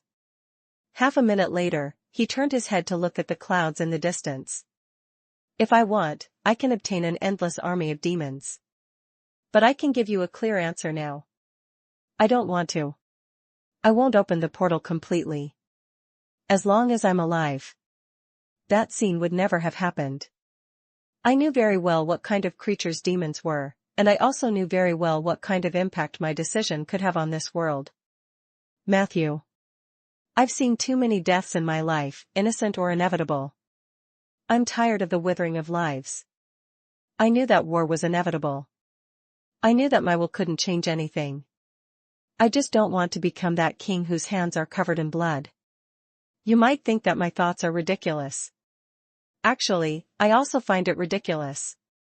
Ever since I returned to Rolling Stone Town and became the lord of this place, I gradually lost all my motivation to conquer and expand my territory. It was also because of this that my wife, who was originally very loving to me, chose to leave me. She was an ambitious person, eager to build a legacy. I only wanted to protect Rolling Stone Town and its people. I just want to watch Sif grow up, get married, and have children in peace. 10 or 20 years later. Perhaps I will have a few grandsons. They will fight in the Lord's residence every day, making me have a headache. Maybe I'll retire early and hand over Rolling Stone Town to the next generation. I'll go fishing by the river and live a quiet life. Perhaps my son-in-law will make my daughter sad. At that time, I think I will put on my battle robe and teach him a lesson. Perhaps my old age will be very happy, with many children and grandchildren, and Rolling Stone Town will become increasingly prosperous. Chapter 419 Chapter 419, Our Rolling Stone Town. Chapter 419, Our Rolling Stone Town. Translator, Lonely Tree. After my death, the people who came to mourn would sincerely cry at the funeral. They would write something like this on my epitaph. The one who lays here was the second lord of Rolling Stone Town, Rhaegar. He was incompetent, weak, childish, and laughable. But he was a good lord. And that was enough. Matthew nodded. He could understand the decision that Rhaegar made in the end. Do you think my idea is unrealistic? Rhaegar turned to him and asked. Give up on opening the gate of purgatory. When I told the others about this decision, they all had reservations. Zeller, Asma, Bryn, Richard, even Liwaichi advised me that if I didn't open this door, someone else might open another door. This world will still suffer, and I might regret it one day. I know what they said is right. But I don't want to hurt anyone else anymore. I want to use our own strength to protect Rolling Stone Town, not the demons. Rhaegar watched him silently. A glimmer of hope flashed in his eyes. Matthew knew what he was longing for. Hence, he said. I don't think their way of thinking is wrong either, but I think your approach is correct. Everyone has the possibility of regret. If a decision is made because of the possibility of regret in the future, many decisions will lose their original meaning. If I were in your position, I might not be willing to open that door. In short, I support you. Rhaegar was moved. But soon, he smiled and asked. So you should give me some information, right? How is your relationship with the Seven Saint Alliance? Matthew muttered. I'm just a newcomer to the Alliance. The reason why Edmund was there that day was to give my teacher face. Now, many people in the Alliance think that I have a bright future ahead of me. I was an L when I joined the Alliance, and it looked like I would be in the limelight for a while. But only I know. All of this was like a castle in the air, flashy and lacking foundation. As long as there was a slight change, they would shatter like bubbles. If the war really starts, I can guarantee that I will do my best. As for the mages in the Alliance, there's a high chance that they won't participate, and I won't expect more from them. Matthew telling the truth. He had never felt that his relationship with the Alliance was good. Was Isabel's student very popular? Ronan had thought the same before he was thrown into the astral plane. From the beginning to the end, Matthew did not forget her moodiness and mental torture. He knew very well that everything he had was arranged by Isabel on a whim. His identity wasn't a death exemption card. Isabel had students all over the Alliance. Blinken was an example. When the hidden big shot of the Alliance tried to kill Blinken, did Isabel intervene? The answer was obviously no. She didn't care about her students' lives at all. Or rather, in the eyes of a mage of her level, only those who survived and grew into legends were qualified to be her students. Matthew understood his situation. He knew that the only thing he could do was to make use of Isabel's influence to strengthen himself before she lost interest in him. During this period, he had to stick to his heart and tread on thin ice. He told all these to Rhaegar. After hearing this, Rhaegar nodded solemnly. I understand. You don't have to look so stressed. Rolling Stone Town didn't rely on the strength of one or two people to survive until now. You, me, Zeller, Liwaichi, Richard, Blake, Old Fallon, your Undead, and that little druid brother, there are also many other people. We are not fighting alone. We have many partners. As long as we are here, Rolling Stone Town will be here. Because this is our Rolling Stone Town. I believe you think so too. As he spoke, he stretched out his right hand generously and laughed straightforwardly. Well then, it's nice to officially meet you, the necromancer who likes to plant trees. Matthew smacked him hard. Nice to meet you, the peace-loving purgatory prince. After saying that, the two of them turned towards the distance. The noon sun shone through the ruins above the clouds. The nearby clouds reflected rings of colorful halos. So beautiful. Rhaegar sighed. Matthew quietly admired the beautiful scenery and did not speak. A moment later, Rhaegar suddenly asked. How should we go back? Matthew's voice suddenly changed. Rhaegar, do you want to play something exciting? Rhaegar's expression changed. Matthew. From below the platform came the howl of Rhaegar. His body fell rapidly. The sound of the wind whistled in his ears. However, in the next second, A powerful force grabbed his body tightly. The winged dragon wind god controlled the air current and flew a distance with Rhaegar, whose hair was all over his face. Immediately after, he suddenly threw the frightened Rhaegar onto his back. After that, he quickly headed toward Rolling Stone Town. Not long after, the winged dragon lowered its altitude. The wasteland and the forest became clear. The buildings with red walls and black tiles in the distance also came into view. In order to avoid causing a disturbance, Matthew quickly landed on the northern wasteland. He put Rhaegar down and asked, "How do you feel?" Rhaegar covered his mouth and held it in for a long time before he could only say, "Damn necromancers." 2 days later, in the cemetery, Matthew carefully dragged a corpse out of the mud tank. After carefully checking the soaking condition of the corpse, he took out the dark divine oil. He began the second step of creating the Dark Night.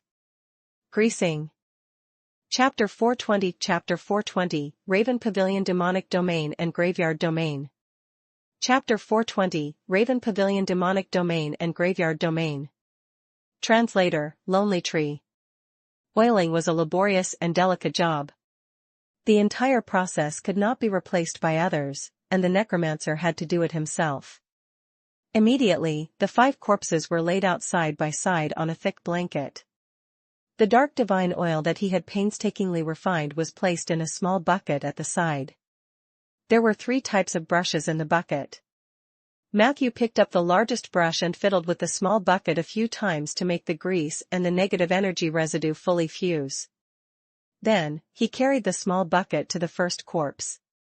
From top to bottom, he brushed it 3 times seriously. After that, the second corpse, the third corpse, until the 5th corpse. Renesm, flip it over. Matthew dipped the brush into the oil barrel and ordered Miss Zombie to help. Renesm was drooling as she turned the corpse over. Matthew walked to the front and used the same method to roughly brush the back of the 5 corpses. Dark divine oil with a hint of dark green soaked the surface of the corpse. The clothes and skin of the corpse softened at the same time. Occasionally, death serum would come out from under the skin, making sizzling sounds. At this moment, the Dark Warrior was no longer as stinky as before. After being smeared with a layer of dark divine oil, the surface of the corpse emitted a faint floral fragrance. Matthew first used a large brush to brush both sides. Then, he took out a medium-sized brush and applied more oil. This step was the most tiring. Not only did he have to take care of every part of the body, he even had to stuff some oil into the mouth and anus. The dark divine oil was of great significance to the Dark Warriors. At the same time, it also affected the success rate of the 3rd step of the unbinding ritual. Matthew didn't dare to be negligent. Even with Renesm and Soldier's help, he was still sweating profusely after the 2nd round. In the final round, when he used a small brush to check the corpses for any spots he had missed with the oil, he felt that his arm was no longer his. Done. An hour later, Matthew rubbed his sore hands and ordered Renesm and Soldier to hang the 5 corpses upside down. This was also part of the ritual. After the divine oil dried, it could shrink the death serum that was soaked in the 1st step into the corpse. Along with it was the remnant spirituality in the corpse. This was also the reason why the Dark Knight had to be clothed when oil was applied. The clothes of the dead carried a certain spirituality, and this spirituality had a decisive influence on the ritual of the Dark Knight's true formation. He looked at the future Dark Warriors who were hung like dried meat. Matthew couldn't help but feel satisfied. After that, I need to put them down and brush them with oil every 3 days. After 21 days, I can start the unbinding ritual. If I make a few more Dark Warriors, I'm afraid I can become a barbecue master. Matthew laughed at himself. Then, he began to prepare the incantation needed for the unbinding ritual. Although the content was a little complicated, it was nothing to Matthew. He had all kinds of materials on the production of Dark Warriors exchanged from the Alliance. Under the guidance of various famous experts, he quickly understood the core of the unbinding ritual. Therefore, in the process of unbinding, the most important thing is for the necromancer to awaken instead of command. The remaining spirituality must be allowed to gather freely. Matthew was engrossed in his research in the small study next to the workshop. At this moment, there was a sudden commotion outside the cemetery. Matthew put down the documents, walked out of the stone house, and quickly rushed to the place where the commotion had occurred. At the edge of the cemetery, not far away, outside a row of sparse black locust trees, a group of ghosts looked at the undead creatures in the cemetery. In the cemetery, a dozen zombies and even more skeleton soldiers were pointing at them. Matthew walked over without batting an eyelid. Sensing the arrival of the Lord of the Graveyard, the black locust tree immediately moved to the sides, and a temporary passage was instantly opened. Respected Lord of the Graveyard, Great Necromancer, we are the undead from Xander. Our cemetery was destroyed by the dragon calamity. In order to avoid the evil red dragon, we had to come to the surface, but there was no place for my people on the surface. We drifted around, chased away by others. In our despair, we felt the calling of this place. I'm the representative of the clan. You can call me Ollie. May I ask if my clansmen and I are qualified to serve you? A specter that was emitting white light asked sincerely. Matthew noticed that there were about 30 ghosts behind him. They were all in a bad state. They were all muddle-headed as if they would be blown away by the wind in the next second. Ollie was the only one who was solid in his ghost form. There was a little golden light in the white light. He was indeed an elite ghost. He would probably be able to survive for a long time even if all his clansmen died. Matthew listened to Ollie's story and couldn't help but ask, were you the ones who caused trouble at the South Trading Station of Rolling Stone Town? Ollie looked ashamed. Yes, it was an emergency at that time. Many of our clansmen were in a very dangerous state. If they didn't absorb the energy of humans, they would have completely dissipated. We had no choice but to do this, but I assure you that the spirits of the Xander family are very principled. We only absorbed a little of their energy through scary methods, which is barely enough for us to survive. Chapter 421, Chapter 421, Raven Pavilion Demonic Domain and Grave Domain. Chapter 421, Raven Pavilion Demonic Domain and Grave Domain. Translator, Lonely Tree. And after that, we never harassed any human villages again. Matthew did not question the authenticity of his words. He only asked, if you want to join my cemetery, you have to become undead who listens to my orders. My orders are everything. Without my orders, you can only move around in the cemetery. You will lose your freedom. Can your people accept that?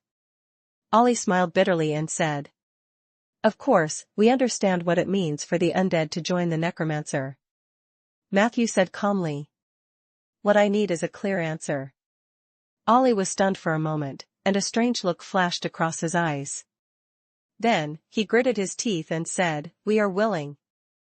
All right, from now on, you're my undead. Welcome to Matthew's cemetery. Matthew opened his arms to the ghosts. The temporary passageway was completely opened. The ghosts flew into the cemetery hungrily, enjoying the long-lost nourishment of negative energy. Matthew didn't waste too much time with the ghosts. He used the power of the ritual field to make these ghosts a part of the ritual. In this way, in name, these ghosts were residents of the cemetery and not the undead summoned by Matthew. He could use his identity as the owner of the cemetery to order them around, and he could also save on his summon limit.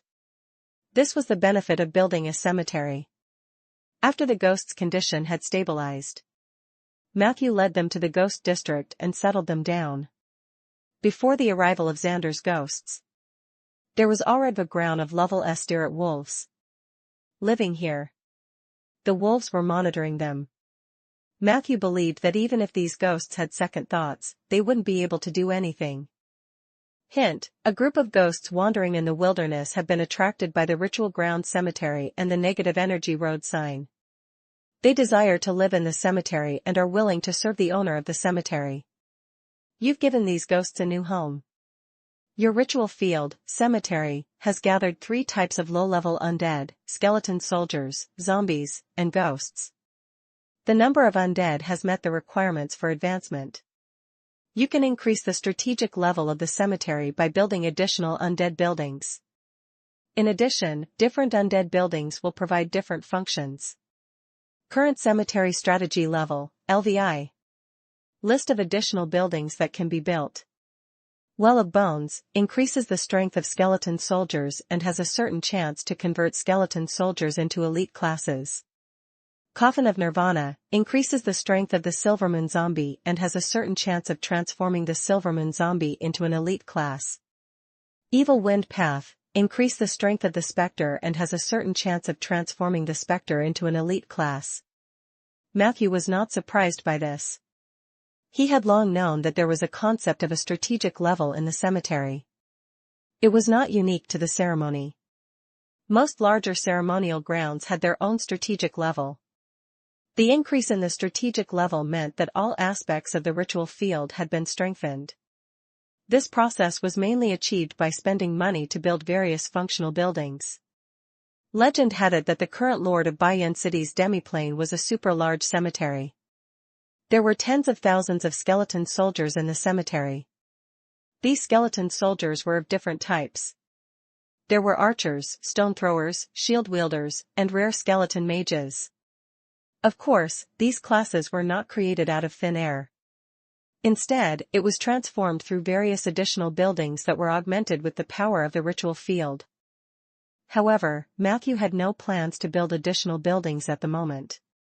On the one hand, it was really expensive. On the other hand, he felt that the time had not come yet. But if I have time, it's not impossible to build 1 or 2 buildings. It was definitely unrealistic to expect the undead who wandered around the cemetery all day to level up by themselves. For example, the skeleton soldiers. Soldier clearly had the ability to train his own kind, but under his training, the skeleton soldier's abilities did not improve. However, the frequency of their hips twisting was getting higher and higher. Recently, Matthew had been walking through the cemetery, and the number of skeleton soldiers walking with twerking hips had increased sharply. This made Matthew deeply worried about the future of the cemetery. After settling the Spectre down, he placed the construction of the additional building in his schedule. Matthew went to the stone area and continued to make tombstones. SN1 NWAR worked very hard. Matthew had not been there for a few days, and the place was already filled with stones. He let Renesm and a few other zombies carry the stone tablet while he quickly wrote negative energy runes on it. Very quickly, a tombstone was produced. Compared to applying oil, the production of tombstones was much more effortless. Matthew rested occasionally. Most of the time, he was working hard. Time slowly passed. More and more tombstones appeared in the empty space at the side. During this process, Matthew also entered a mysterious state. Gradually, he felt the pen in his hand become lighter and lighter. Suddenly, Matthew jolted awake and found himself in a pitch-black space. Am I in a coffin? As a necromancer, Matthew was naturally very familiar with coffins. He turned his head in shock. In the next second, he saw a pair of dark eyes staring at him. Matthew was shocked. His consciousness suddenly flew out of the coffin. Then, he looked around in shock. However, there was nothing but endless darkness here. Matthew felt around and found that the space was extremely narrow. Other than a coffin in the middle, there were cold stone walls everywhere. Chapter 422 Chapter 422, Raven Pavilion Demonic Domain and Grave Domain. Chapter 422, Raven Pavilion Demonic Domain and Grave Domain. Translator, Lonely Tree. This is a tomb. Matthew was a little nervous. He lowered his head and looked at the coffin. For some reason, he could actually see the situation inside through the coffin. The dead man in the coffin also turned his head and looked at Matthew. The two of them looked at each other for a while. Then, they asked in surprise at the same time. Can you see me? The person in the coffin was wearing luxurious clothes. His physical condition was close to that of a zombie, but he was also different from a zombie. He had obviously retained a lot of moisture and looked more like a living person, but Matthew was sure that he was a corpse. Looking at him, Matthew felt a little scared for some reason. He asked groggily, "Why are you here?" The dead man was stunned. "This is my coffin and tomb." "I should be the one asking you that. Why did you barge into my coffin?" After being asked this question, Matthew sobered up a little. He looked around blankly and muttered to himself. "Yeah, why am I here? Wasn't I making tombstones?" Brother Dead Man looked at him and suddenly said sympathetically, "You're probably dead too." Matthew immediately retorted, "I'm definitely not dead." The dead man consoled. "Dead people don't believe that they're dead." "I didn't believe it either." "Don't worry. The dead are much more comfortable than the living. Look at me. I sleep in a coffin every day. Where can I find such a good life? As a dead person, we only need to lie flat every day and not be pulled up by those damn necromancers. By the way, young man, what do you do?" Matthew answered honestly. "I'm a necromancer." Dead man fell silent. Matthew could feel the other party trembling in the coffin. "Can you let me go?" the dead man asked. Matthew shook his head and said, "I don't plan to do anything to you." The dead man asked again. "Then, can you let go of my coffin?" Matthew was puzzled. "Why do you ask?" The dead man explained. "As far as I know, necromancers have always been very poor. When they pass by the tomb, they will definitely plunder everything. Even if they can't lift the corpse, they will at least take a few pieces of the coffin and leave. I am not being prejudiced, right?" Matthew sighed. "I'm indeed not rich. But don't worry, I definitely won't take your things." Brother Dead Man beamed with joy. That's good, that's good. This coffin of mine is quite expensive. I don't know how many years it's been lying in it, but it's still quite comfortable. By the way, is the world better now?" Matthew muttered. "I'm afraid it depends on your definition. Which era are you from?" The dead man said happily. "I can't tell which era it was. When I was alive, the glory of the gods bathed the entire Ander. Although there were living sacrifices and exploitation everywhere, the gods claimed that it was an era of great grace. If they said so, then so be it. The gods have no shame anyway. Speaking of which, do you know how cruel a living sacrifice is? They would throw the living into the water, into the fire, or put them on the chopping board and cut open their stomachs. This wasn't something a human could do. But in our era, almost every god would instigate their believers to do so. What was even more disgusting was that they had to pretend to be bright and mighty on the surface, claiming that the matter of living sacrifice had nothing to do with them and that it was an action initiated by the believers voluntarily. In my world, being alive is not easy. Fortunately, I died early to enjoy life." Matthew looked around and asked curiously.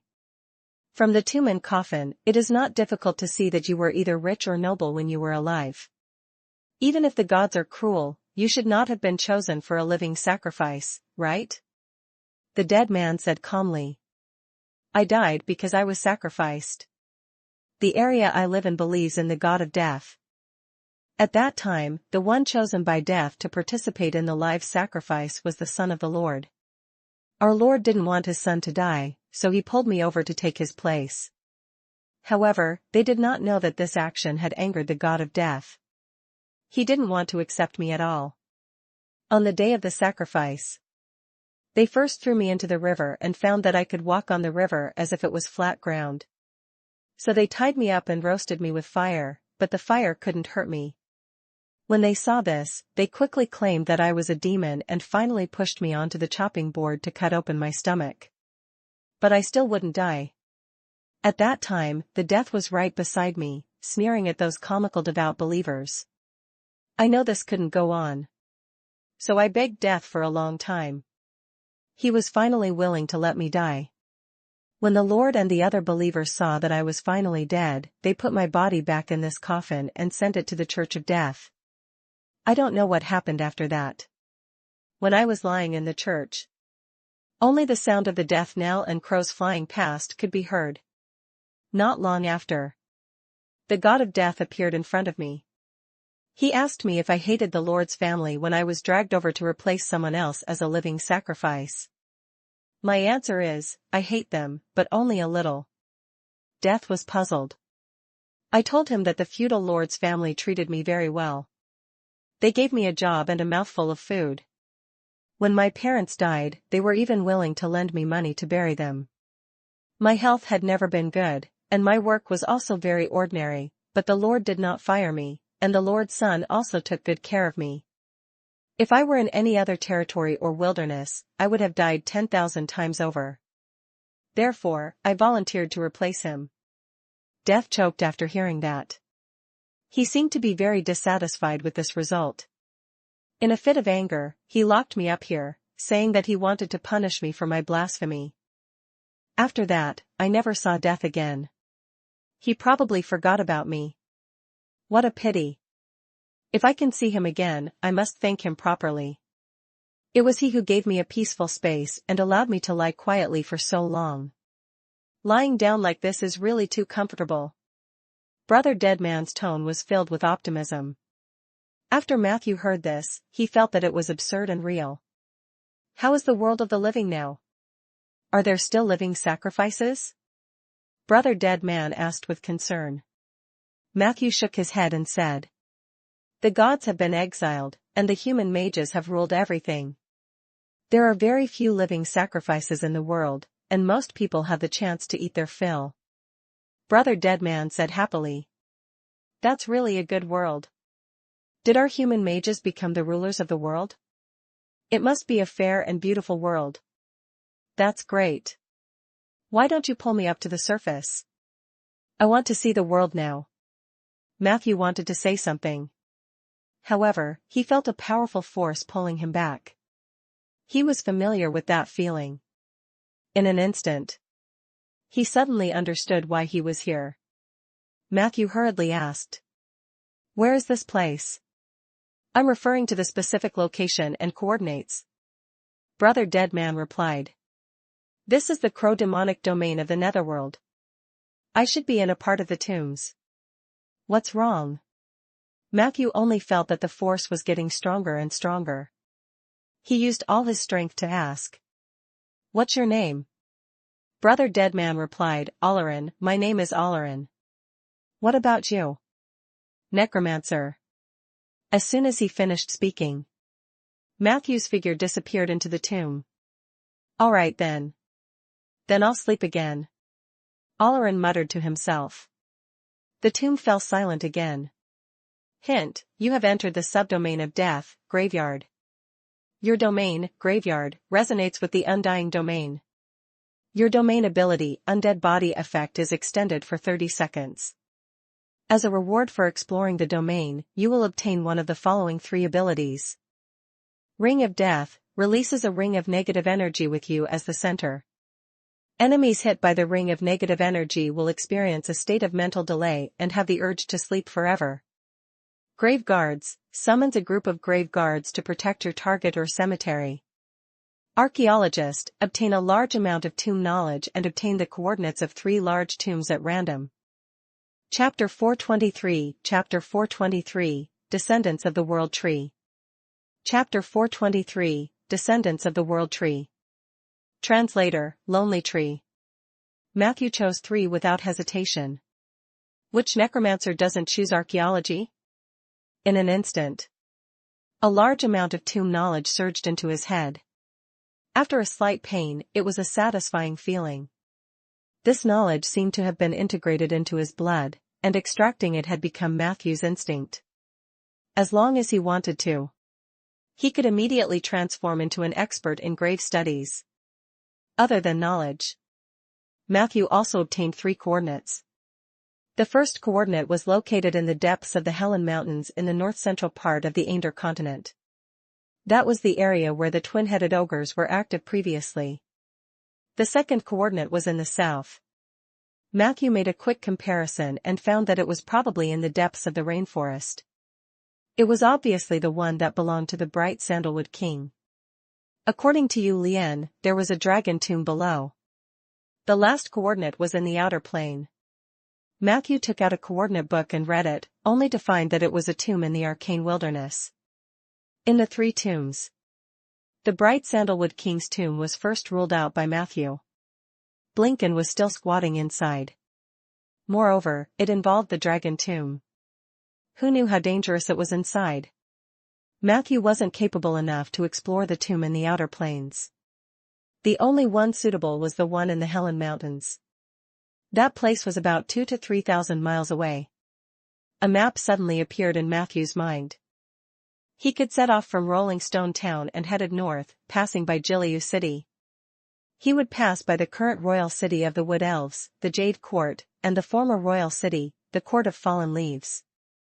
Then, he would pass through the decaying highlands and the Lake of the Dead. After that came the 800-mile-long Plateau Corridor. After that, he would reach the most famous Cold Mountain Pass that connected the north and south of the continent. After passing through Cold Mountain Pass's pass, the Helen Mountains, one of the central mountains, would appear in his field of vision. It's quite a long way to travel normally, but there's a legendary Mage's Mage Tower from the Alliance near the Cold Mountain Pass, so I should be able to get there by teleportation. The premise is that I have to ask for the permission of the legendary mage. Matthew rubbed his temples and felt a little regretful. The location of the tomb was too far away. In the short term, there seemed to be no possibility of him using archaeology. If only it were in the south. However, he thought about it carefully. He was very clear about the situation in the south. There had never been a powerful city-state or regime. The possibility of a great tomb appearing in history was extremely low. However, the situation in the north was different. The north had not established a true human country. Due to the constant harassment of the barbarians, the cities in the north were under greater pressure. Under such circumstances, it was said that there had been several city-states that rose and fell in the history of the north. They already had the basic form of a country. The only thing missing was a formal declaration. A state like this was one of the necessary conditions for the appearance of the Great Tomb. Therefore, it was indeed more reasonable for the tomb to appear in the north than in the south. Hint: Graveyard Domain. You have obtained a permanent status of peer perception. Peer perception: you are extremely sensitive to the sense of your peers. When necromancers, archaeologists, and grave robbers appear within 10 kilometers of you, you will automatically sense their location and refresh their coordinates every 6 hours. This keyword was not bad.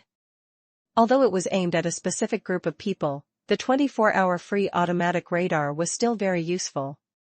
The only thing that made Matthew unhappy was that. Why are grave robbers my peers? I haven't even robbed a single grave. It could be seen that the judgment of the Graveyard Domain was somewhat unintelligent. He came back to his senses. Matthew tidied up the tombstones in the stone area. The gravestone was a good thing. At present, the tombstones were not saturated yet. When the cemetery did not lack tombstones for the undead, he planned to make a large number of them and store them in the warehouse. Zombies had a high demand for tombstones, and one tombstone might not even be enough for one person, especially the mutated tombstone zombie. Matthew had noticed that it was carrying 2 tombstones on its back last time. One of them was given by Matthew, and the other was naturally snatched by the zombie from others. The skeletons had lower requirements, but 3 to 5 skeletons sharing a tombstone was the limit. The above 2 types of tombstones were temporarily provided by Matthew for free. Spectres were different. They also needed tombstones, but they had to exchange them for them through their own labor. After all, Matthew had to observe their loyalty for a period of time. For example, the elite spectre called Ollie was definitely not someone who would submit to others easily. When he introduced the Xander ghost family to him, his tone was full of pride. Of course, this was not a good thing for Matthew. What he needed was a group of undead subordinates who were completely obedient and some intelligent undead who were filled with nostalgia for his NNCT. Matthew had originally planned to let the Drifter take Ollie's position and become the boss of the ghost area. However, the Drifter was shy by nature and refused to leave Matthew's luggage no matter what. In the end, Matthew could only let the little wolves guard it day and night. He left the stone area. Matthew felt his back ache. After applying oil for half a day and making tombstones for half a day, even if he had a potion to replenish his strength, he was a little unable to hold on. Even so, he still walked around the cemetery as usual. Although the cemetery is big, it's still a little empty. Many buildings have the foundation to start construction, but it's a pity that I lack construction workers. Chapter 424, Chapter 424, Descendant of the World Tree. Chapter 424, Descendant of the World Tree. Translator, Lonely Tree. Matthew felt helpless. No matter what kind of undead, they were not suitable for delicate construction work. Once again, he imagined how wonderful it would be if he had a Duergar construction team. Apart from the construction team. For the first time, Matthew began to think about something. Did he need to find an assistant? A successful mage would never lack assistants and apprentices. The latter could do some repetitive and mechanical work for mages. This way, he could greatly free himself and invest his time in more meaningful things. Necromancer Henry was actually a good candidate. However, he had rebelled from Red Mountain, and Matthew was not sure about his loyalty. For safety reasons, he had been arranged by the 3 leaders of Rolling Stone Town to stay at the South Trade Station. On the surface, he had been asked to monitor the situation at Red Mountain, but in fact, others had been sent to monitor Henry. Henry was probably aware of this. He had been very active recently. However, Matthew still needed more time to test him. Perhaps it's not impossible to recruit 2 apprentices from the Alliance. Although I can't give them too many gold coins, I can still give them knowledge points. What kind of acolyte could satisfy all his needs? Matthew fell into deep thought. At night, Matthew's figure appeared in the oak forest. The moonlight was very bright tonight. From afar, he saw the centaur Obist patrolling the south. Obist was very serious. He had to personally inspect every oak tree to ensure that it was not harmed by this guy was also very arrogant. Matthew rarely saw him, and considering that he spent most of his time patrolling the oak forest, Matthew suspected that Obist was hiding from him. Matthew was also very clear that Obist stayed behind for Lulu, but the other party's action had gone a little overboard. Forget it. It's okay to be a little arrogant. Eli was also very arrogant in the beginning. After exchanging a glance with Matthew, the centaur's figure quickly disappeared into the forest. Matthew didn't argue with him. Instead, he went to the oak guards. The oak guard had 2 modes, one was the oak tree, and the other was the guard. The former was the regular oak tree form. During this period, the oak guard would accumulate a large amount of power. The latter was close to the form of a treant. Maintaining the form of a treant required a lot of energy, and the stronger the oak guard, the more so. Therefore, they usually only appeared in the forest in the form of an oak. After killing the Order of Withering, Matthew had 440 strengthening EXP, enough to strengthen an oak tree or an oak guard 22 times. He planned to follow his previous decision and choose an oak guard to invest in. Matthew directly ruled out the cannibal tree. Matthew already had many powerful undead under him. For the oak guard, his requirements were defense and stability above all else. If he wanted to strengthen the cannibal tree, the uncertainty was too high, and it did not meet Matthew's current needs. He called Renezem over and asked her to choose one of the remaining 3 oak guards. Renezem didn't seem to understand what Matthew was saying. Matthew had no choice but to let her walk around. Renezem giggled and drooled. She looked at Matthew as she walked. As she walked, she bumped into a tree. She patted the tree in frustration. Matthew also looked helpless. This was because it was just a very ordinary oak tree, not an oak guard. Why would he use his precious experience to strengthen an ordinary oak tree? Choose another one, Renezem. Matthew ordered. Renezem walked around the oak tree before reluctantly leaving. A moment later, she came to an oak guard and frantically used its bark to grind her teeth. Matthew's heart skipped a beat. just as he was about to raise his hand and strengthen it 10 times. At this moment, a reproachful voice rang out. How could you allow the undead to blaspheme the sacred oak guard? The elusive centaur suddenly appeared beside Renezum. He pushed Renezum away forcefully, his actions very reckless. Renezum instinctively bared her fangs at him. The centaur immediately raised his spear and warned, "Stay away from my oak tree." Upon hearing this, Matthew, who had been about to explain, instantly turned gloomy. He stared at the centaur with a sharp gaze. Obist frowned. "You know that's not what I meant." Matthew asked, "Then what do you mean?" "I'm making things in my own forest. Do I have to be ordered around by you?" Obist said coldly. "I don't think I did anything wrong. I spend every day with these oak trees. I know them better than you do. If I were you, I wouldn't tell real professionals what to do."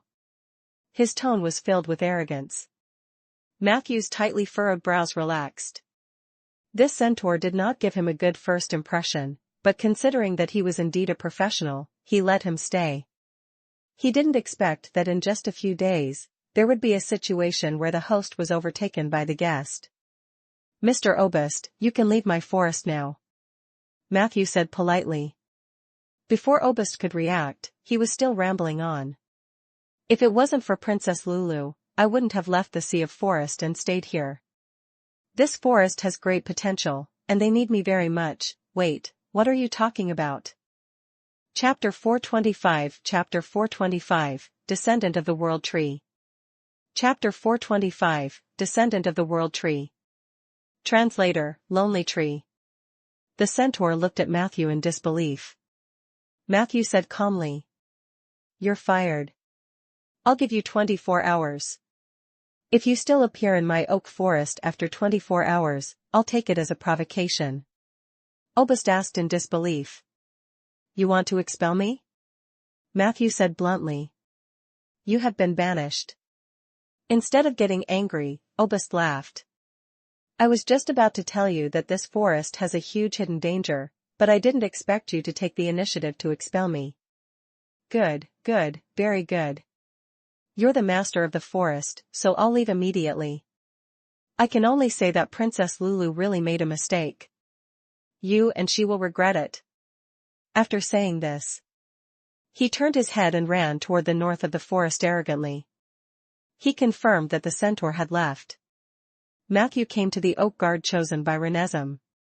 His mood was not affected at all.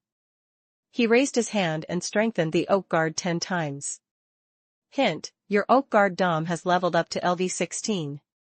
Your oak guard dom has obtained 2 purple, 1 blue, 3 white, and 2 gray keywords.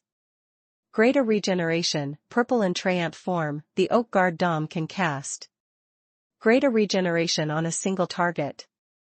This spell can heal most serious injuries except for dying. It can be used once a day. Symbiotic partner, purple oak guard dom can sign a symbiotic contract with a partner. He can share his lifespan equally with the other party. An oak guard had a lifespan of at least 800 years. Rain, blue dom can cast rain in his oak or tree form to provide moderate rainfall for an area of up to 800 acres for no more than 6 hours. It can be used once a day. Construction experience, white oak guard dom has awakened his work experience as a light fairy in his previous life. He is very good at sustainable logging and building houses. He also has unique experience in the construction and maintenance of natural wonders. First-class eloquence, white dom has the first-class eloquence of the oak guard. He is proficient in human common language, fairy language, elven language, high elf language, sea of forest language, and other languages. He can accurately express his intentions. Bedtime story, white dom can hear all kinds of strange ideas coming from the sea of trees in his oak form. He compiled these wonderful ideas into one interesting fairy tale after another, suitable for children to listen to before going to bed. Note, when Dom tells bedtime stories, he has a strong hypnotic ability. Wailing and howling, Grey Dom loves to sing and is willing to share his joy with others, especially in the dead of night. Sometimes, he can't help but sing. Unfortunately, his musical talent was at the bottom, and being tone-deaf was considered a compliment.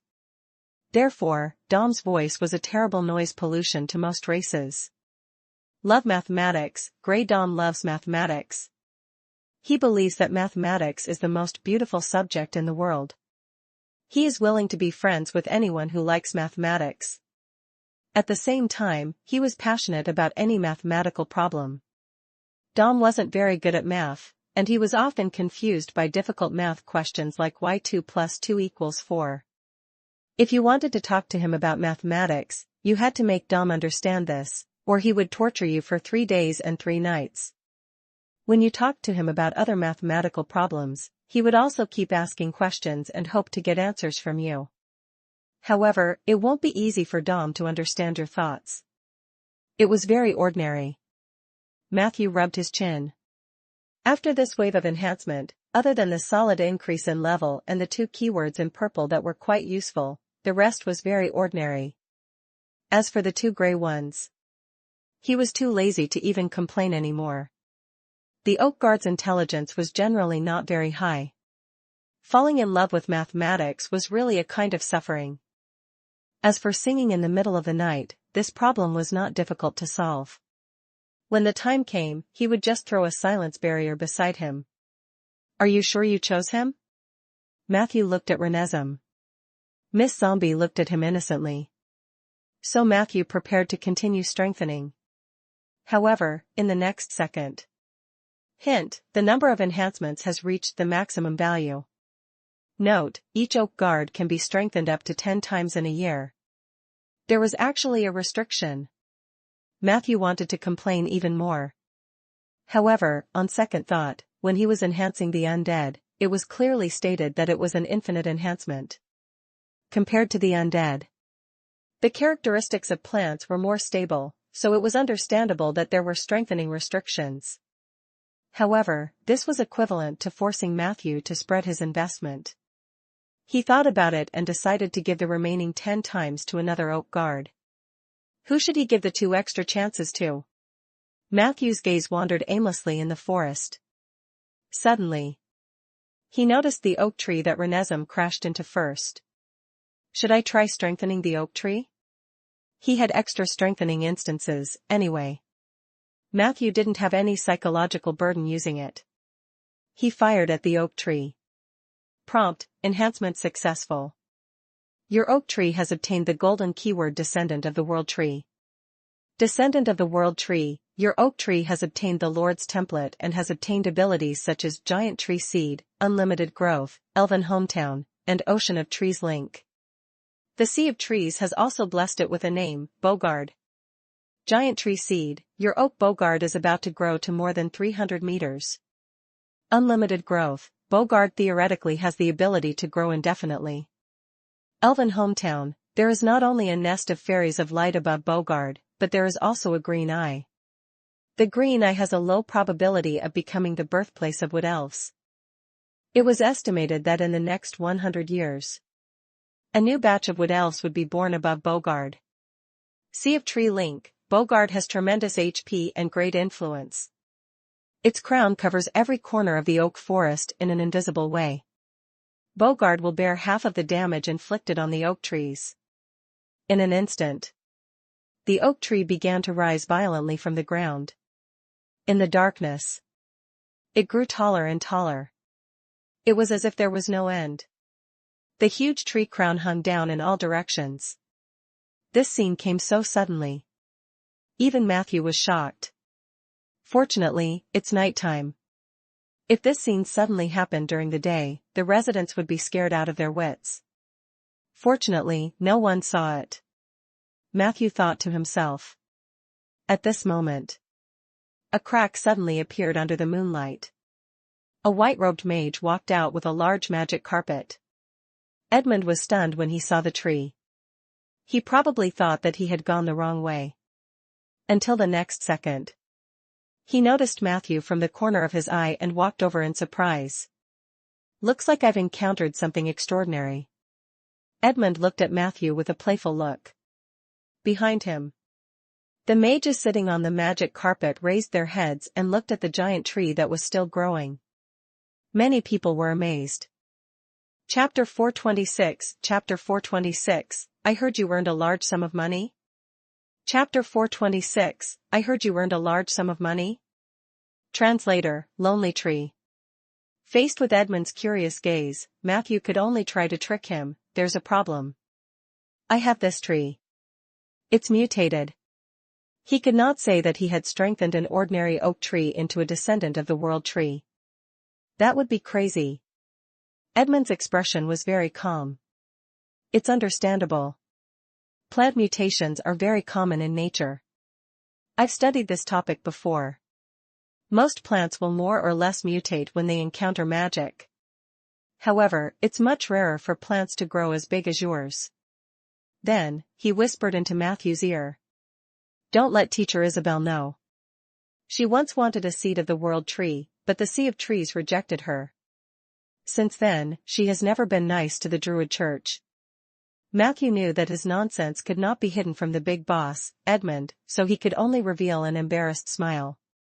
The mages on the magic carpet could not hear their conversation.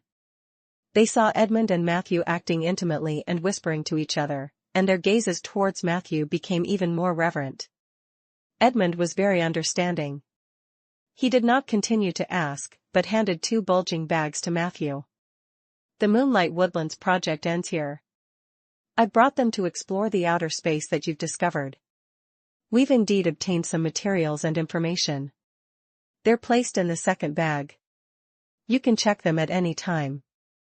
In addition, I'll submit a copy of the information to the Alliance's records. If you have any questions, you can compare them. Frankly speaking, these things are not of much value. The Undead Empire's psionic research is very backward, far inferior to the Giza people. There are some psionic gadgets in the laboratory, and the most valuable one is a psionic power generator. You can take a look for yourself later. However, my suggestion is that it's best not to invest too much energy into psionic abilities. That's not a domain that a mage should be immersed in. Matthew nodded repeatedly. Recently, he also felt that his energy and time were not enough. This was not unrelated to his greedy thinking of wanting to learn something from everything he saw. It was time to start reducing his burden. Psionic energy was originally meant for fun. During a real fight, Matthew normally relied on his undead. Matthew's attitude was sincere. Edmund laughed again.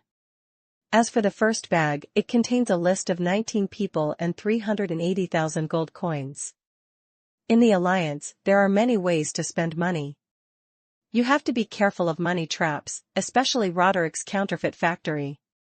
Not every powerful magic tool is a must-buy, so you have to choose something that suits you.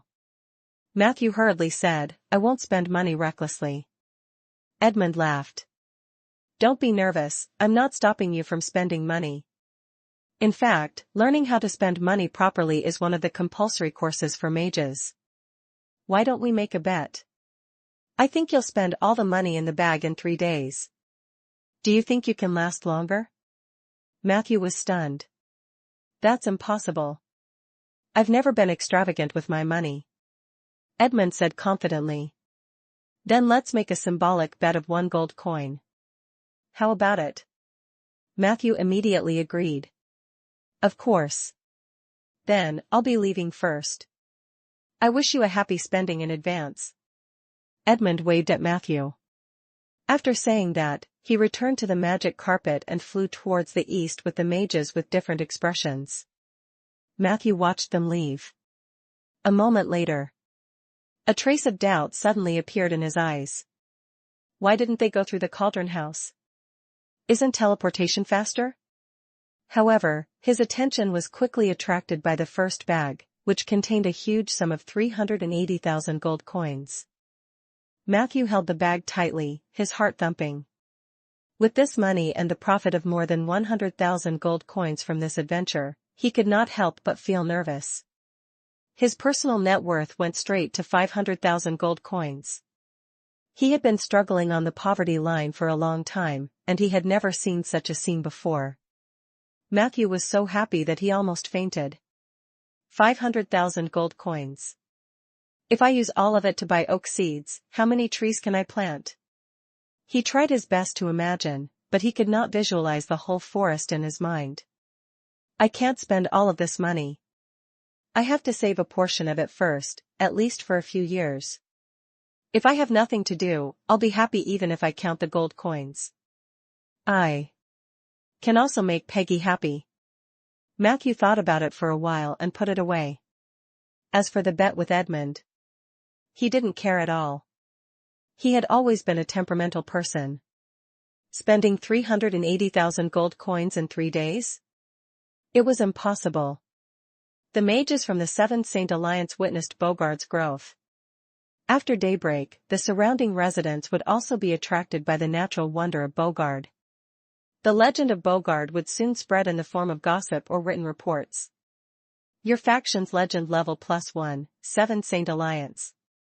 Bogard's regional legend level +1, Southern Land. He came back to his senses. Matthew also knew that Bogard's sudden appearance could not be hidden. Tomorrow morning, he would probably have to discuss with Rhaegar and the others how to tell the residents of Rolling Stone Town about Bogard's origins so as to avoid potential panic. Chapter 427 Chapter 427, I heard you earned a large sum of money? Chapter 427, I heard you earned a large sum of money? Translator, Lonely Tree. After seeing that he had hit the jackpot, Matthew naturally couldn't stop. Due to the restriction that a plant could only be strengthened 10 times a year, Matthew charged at Bogard with 9 consecutive enhancements. Hint, as a descendant of the World Tree, Bogard needs more strengthening power to obtain keywords.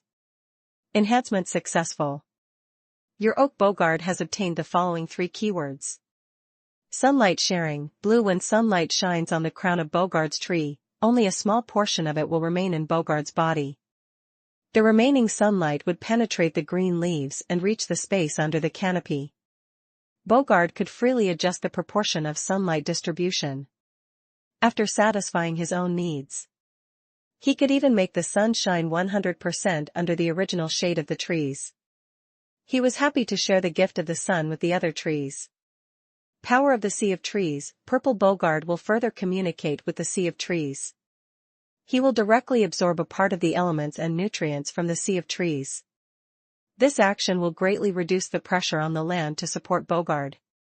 At the same time, the power of the Sea of Trees emitted from Bogard's body would promote the growth of other plants. Your forest will have a greater chance of receiving blessings from the Sea of Trees. Nature's child, Grey Bogard is the symbol of the World Tree in the south.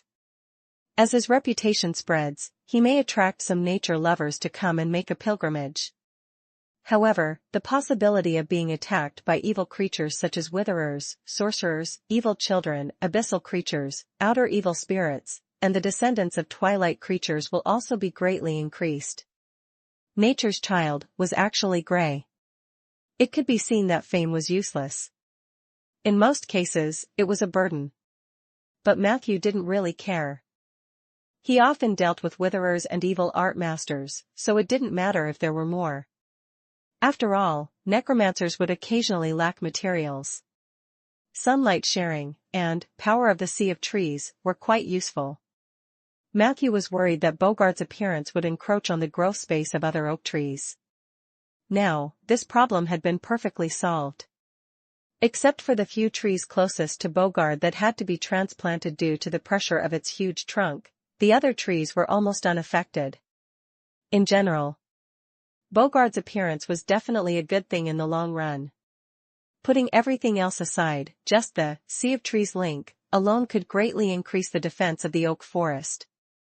As for the challenges that he might face in the short term, Matthew was also confident in dealing with them. I just have to make up a reasonable story to dispel the residents' doubts about Bogard. At the same time, it's best not to have too many curious people come to visit. Matthew scratched his head. He did not forget that his cemetery was directly below Bogard. On the ground was a vibrant natural world. Underground was an orderly plane of negative energy. His idea had finally achieved its initial stage. This made Matthew feel both satisfied and worried. What worried him was, from the moment Bogard appeared, he felt the change in the energy field. The balance of the elements in the earth had been broken. The descendants of the world tree and the cemetery ritual field formed a faint conflict. This tendency was not obvious yet. However, as time passed, sparks would definitely fly between the two domains. That was the time to truly test himself. I have to think of a way to reconcile the two fields. Unfortunately, I haven't been able to enter the domain of equilibrium on my own. Do I have to use harmonization as the main element? He looked at the thriving descendants of the world tree. He also felt the cheerful negative energy flowing in the cemetery. Matthew felt that the burden on his shoulders had become heavier. He still had a lot of work to do. The most important thing was he had to enter the equilibrium realm as soon as possible. Just as Matthew was planning for the future, a tall and furtive shadow suddenly appeared beside him. Matthew asked in surprise.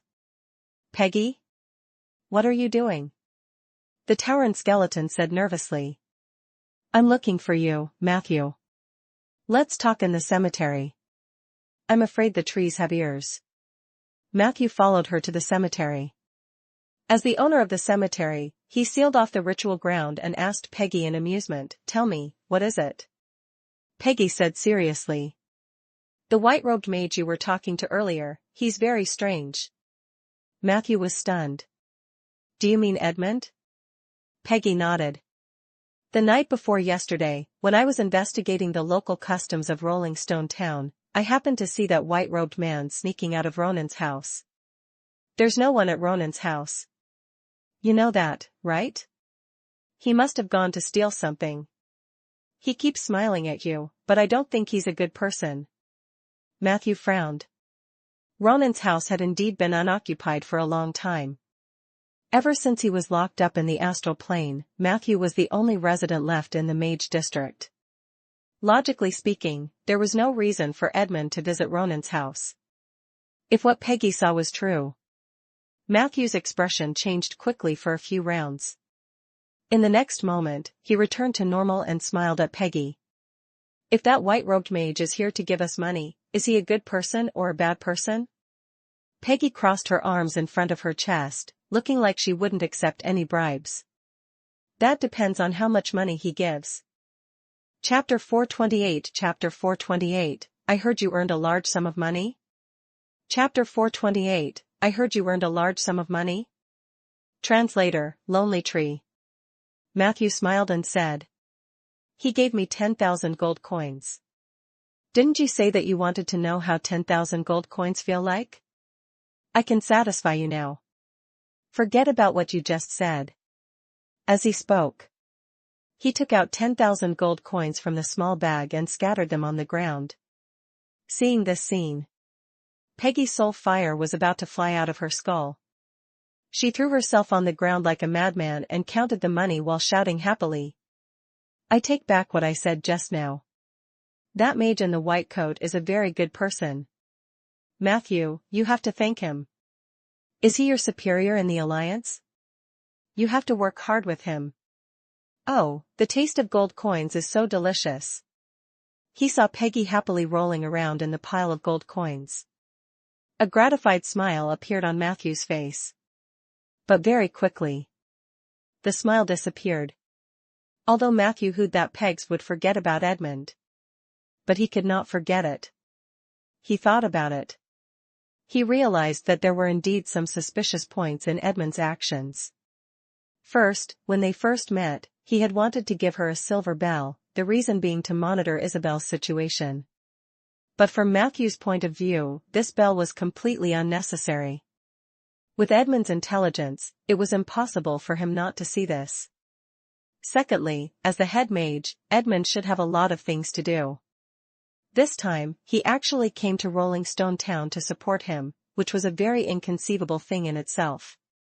Under normal circumstances, neither the scar of the dead nor the outer planes would have bothered Edmund so much. It was also impossible for Isabel to be the reason. Others might think that Matthew had a bright future because of his L title and his relationship with Isabel. But who was Edmund? He was the 8th powerful person in the Alliance. It was reasonable for him to show appropriate kindness to Matthew, but to show it to this extent was somewhat inconsistent with his status. Thirdly, the direct confrontation between Matthew and the Red Dragon, Kuzula's, seemed to have been led by Edmund. Edmund said that it was a coincidence, but Matthew felt that something was wrong. If his purpose in coming to Rolling Stone Town was to sneak into Ronan's house, then it makes sense. Coming over to support me is just a pretense. Matthew's head began to hurt. He had not forgotten. There was also someone in the Alliance who was suspected to be the mastermind behind Blinken's work. If that person was Edmund, Matthew didn't dare to think about it anymore. The deeper he understood the Alliance, the more he felt that the Seven Saints weren't clean. There was no reason for Edmund to be an exception. Legendary mages were very busy, and there must be a deeper logic behind their every action. Perhaps Edmund's love for gossip is just a persona he deliberately created. Their real purpose is to gather information and achieve some unspeakable goal. Once he accepted the fact that Edmund was the mastermind behind the scenes, Matthew found that many things had become reasonable. This guess made him nervous. But very quickly, Matthew let out a long sigh. Even if Blinken is Edmund's spy, even if Edmund came here to steal something from Ronan, there is no irreconcilable conflict between us. He still gave me a lot of positive suggestions and pointers, and the kindness he released was most likely not fake. This means that I still have a certain value to him. He had value. He would be able to survive. Besides, Blinken was still alive, and Isabel was still in favor of him. Even if Edmund wanted to kill everyone who knew about him, Matthew's turn wouldn't come so soon. There's nothing I can do. He's a legendary mage. Matthew smiled bitterly and rubbed his aching temples. Not far away, the zombies lined up in an orderly manner to drink the spring water. Soldier led the skeletons, but their crotches were obviously twisted too much. Peggy was still rolling around in the gold coins. The cemetery was quiet and peaceful. However, Matthew missed the days when the great mage Ronan was still around. North of the oak forest, the centaur Obist looked at the towering tree with a complicated gaze. He did not understand why such a natural wonder would appear in the oak forest right after he left. That was the descendant of the world tree. His heart was filled with frustration. He had planned to leave this place and head north to find a forest that was more suitable for him to live in. But this time, his 4 hooves could barely move. But I can't go back anymore. How can I still have the face to go back after what I said to him? Obist turned his head. The pride of the centaur did not allow him to bow down to the necromancer. He used all his strength to run north. After running for a few minutes, he only managed to run a dozen meters. A moment later, Obist couldn't help but turn back to look at the towering tree. At this moment, a green spatial rift appeared in front of him. Obist was no stranger to this. It was a portal from the sea of trees. Very quickly, a light fairy that was larger than its kind jumped out. Good evening, Obist. Little Pineapple says hello to you on behalf of everyone. According to our previous agreement, I came to see how you were doing. Everyone's current situation isn't too good. After the failure of the internal conflict, we lost the recognition of the sea of trees. It's difficult to move there. We have to find a new home to have a chance to reproduce. The other pioneers didn't bring back any good news. Looks like this mission has fallen on my shoulders. I believe in you, Obist. You've always been the best of the centaurs. I believe that you will be able to lead us to a new home. The light fairy called Little Pineapple rattled on and on. Suddenly, it saw the world tree rising from the ground. Little Pineapple said happily, "Oh my God, you found the descendant of the world tree." However, he could feel Little Pineapple's wild joy. He couldn't bear to tell it the cruel truth. "You're really our hero. Will this be our new home?" Little Pineapple asked hopefully. Obist opened his mouth, but he could only brace himself and reply, "It should be. I'm still trying my best." Little Pineapple said excitedly, "I knew it. I'm the lucky little pineapple."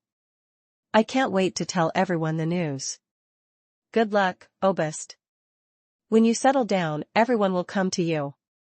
As it spoke, it happily disappeared into the crack. Only Obist was left standing there foolishly, looking at the huge tree that soared into the sky. His gaze became determined. The next day, in the magic classroom of the Cauldron House, after the last theory class, Matthew and Margaret were talking. The relationship between Blinken and Edmund? Why are you suddenly asking this? Margaret asked in surprise. Matthew revealed a gossipy smile. I heard some very interesting rumors. I just want to verify if they're true. Margaret snorted. It's true. There was a period of time when the two of them were together every day.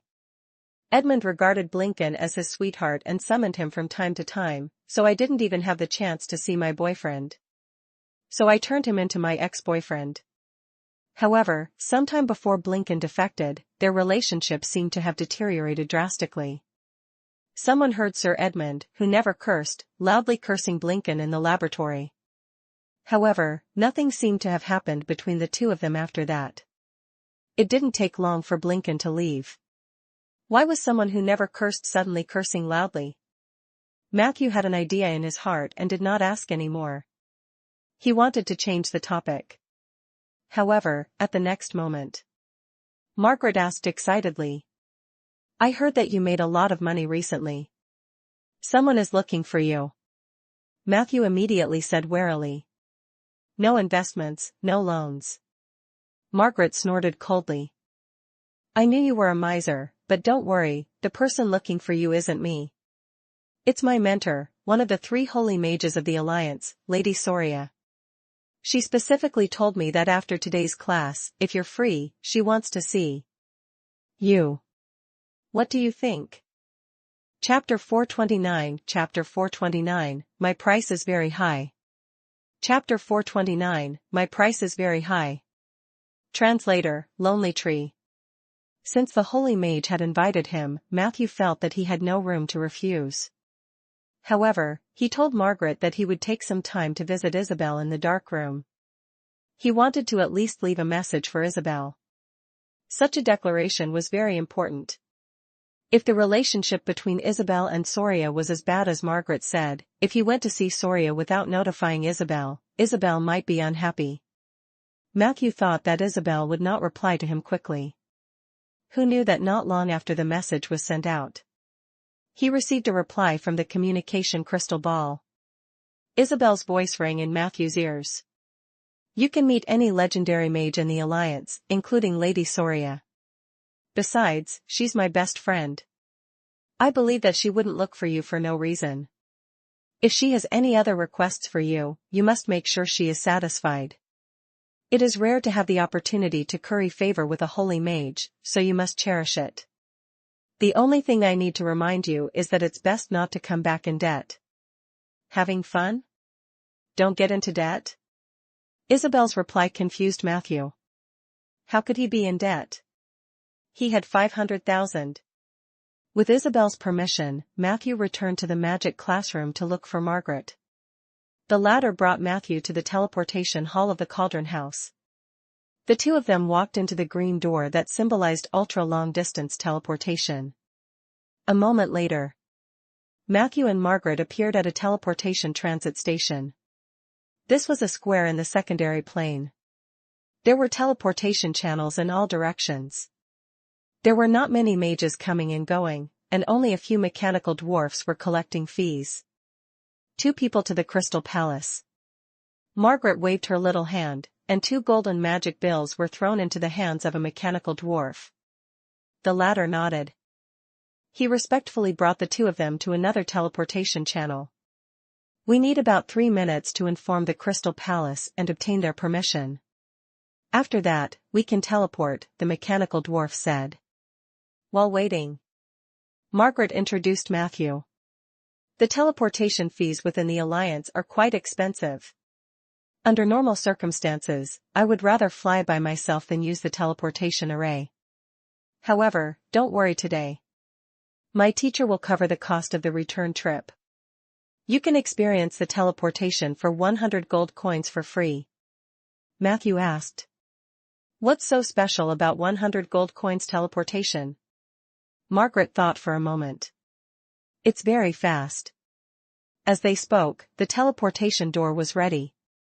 The two of them stepped through it, and a strange feeling suddenly passed. Immediately after, a beautiful scene appeared in front of Matthew.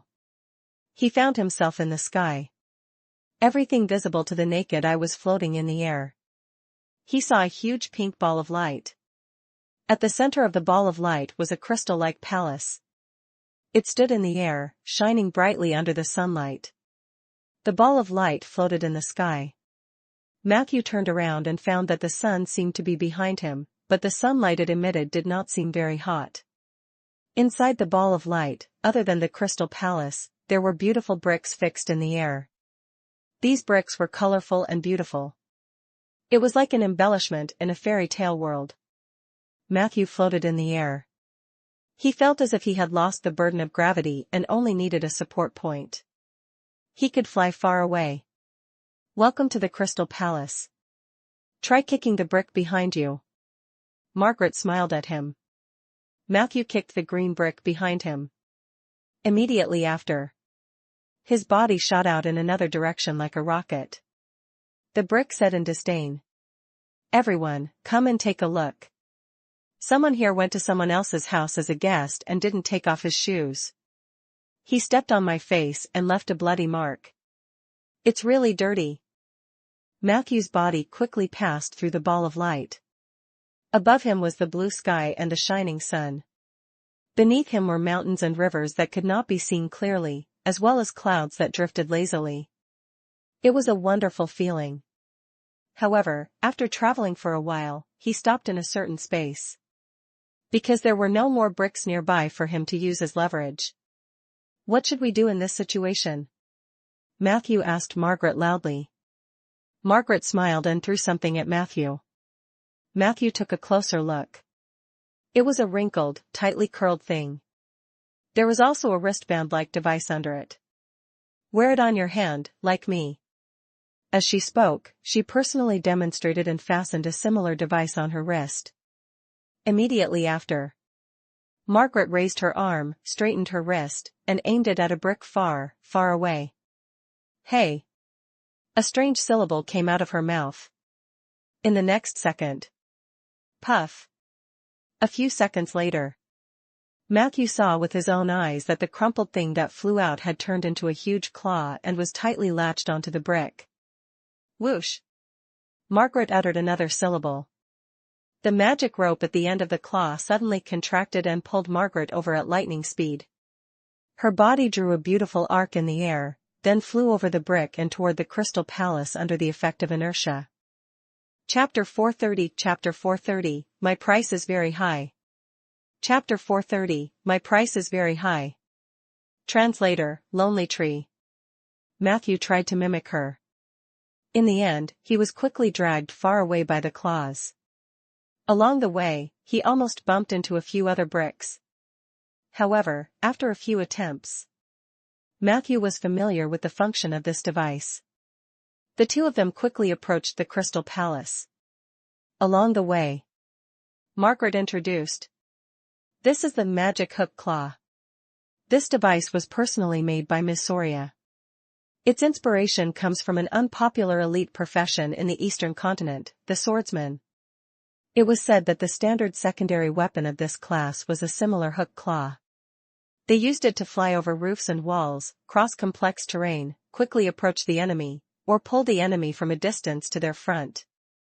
I really like the feeling of using the magic hook. Unfortunately, it could only be used freely in the sky of the Crystal Palace. It has been banned by the Alliance."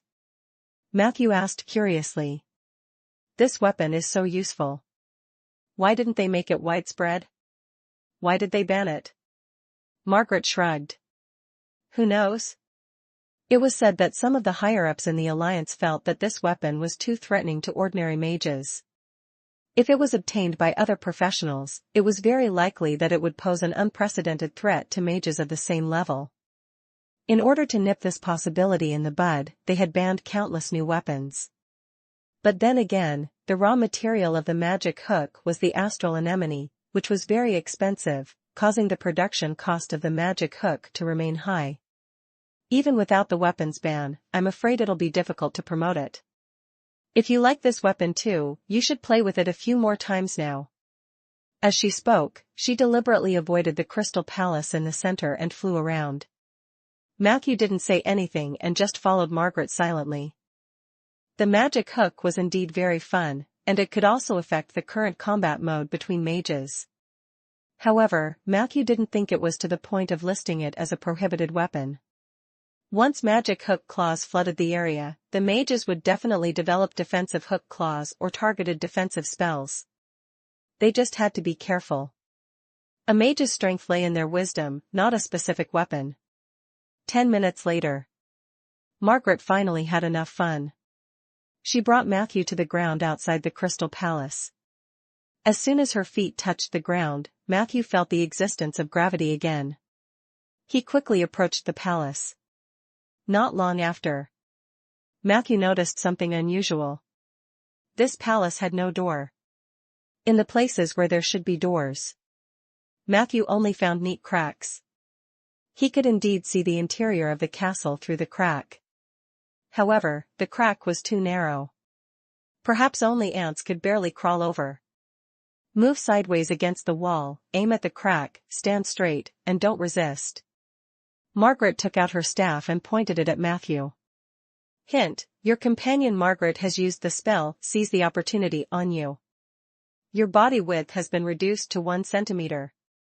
At that moment, Matthew seemed to have turned into a paper man. He felt that he had no one to rely on.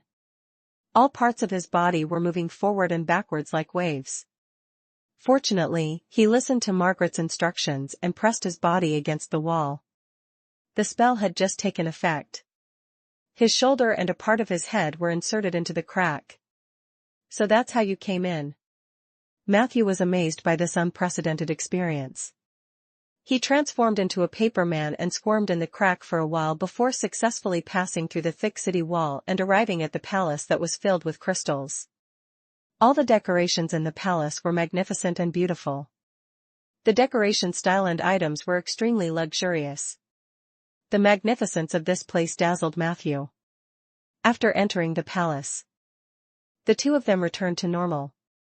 They walked into the castle and met many cute kittens along the way.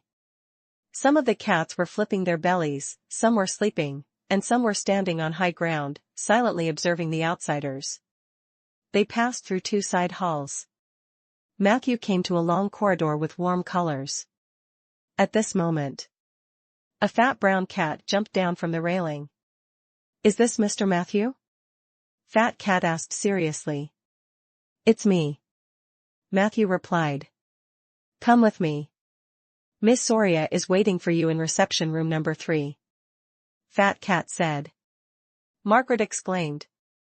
The 3rd reception room. It seems that teacher values you very much. Only future big clients or mages that she thinks have great potential are qualified to meet her in the 3rd reception room.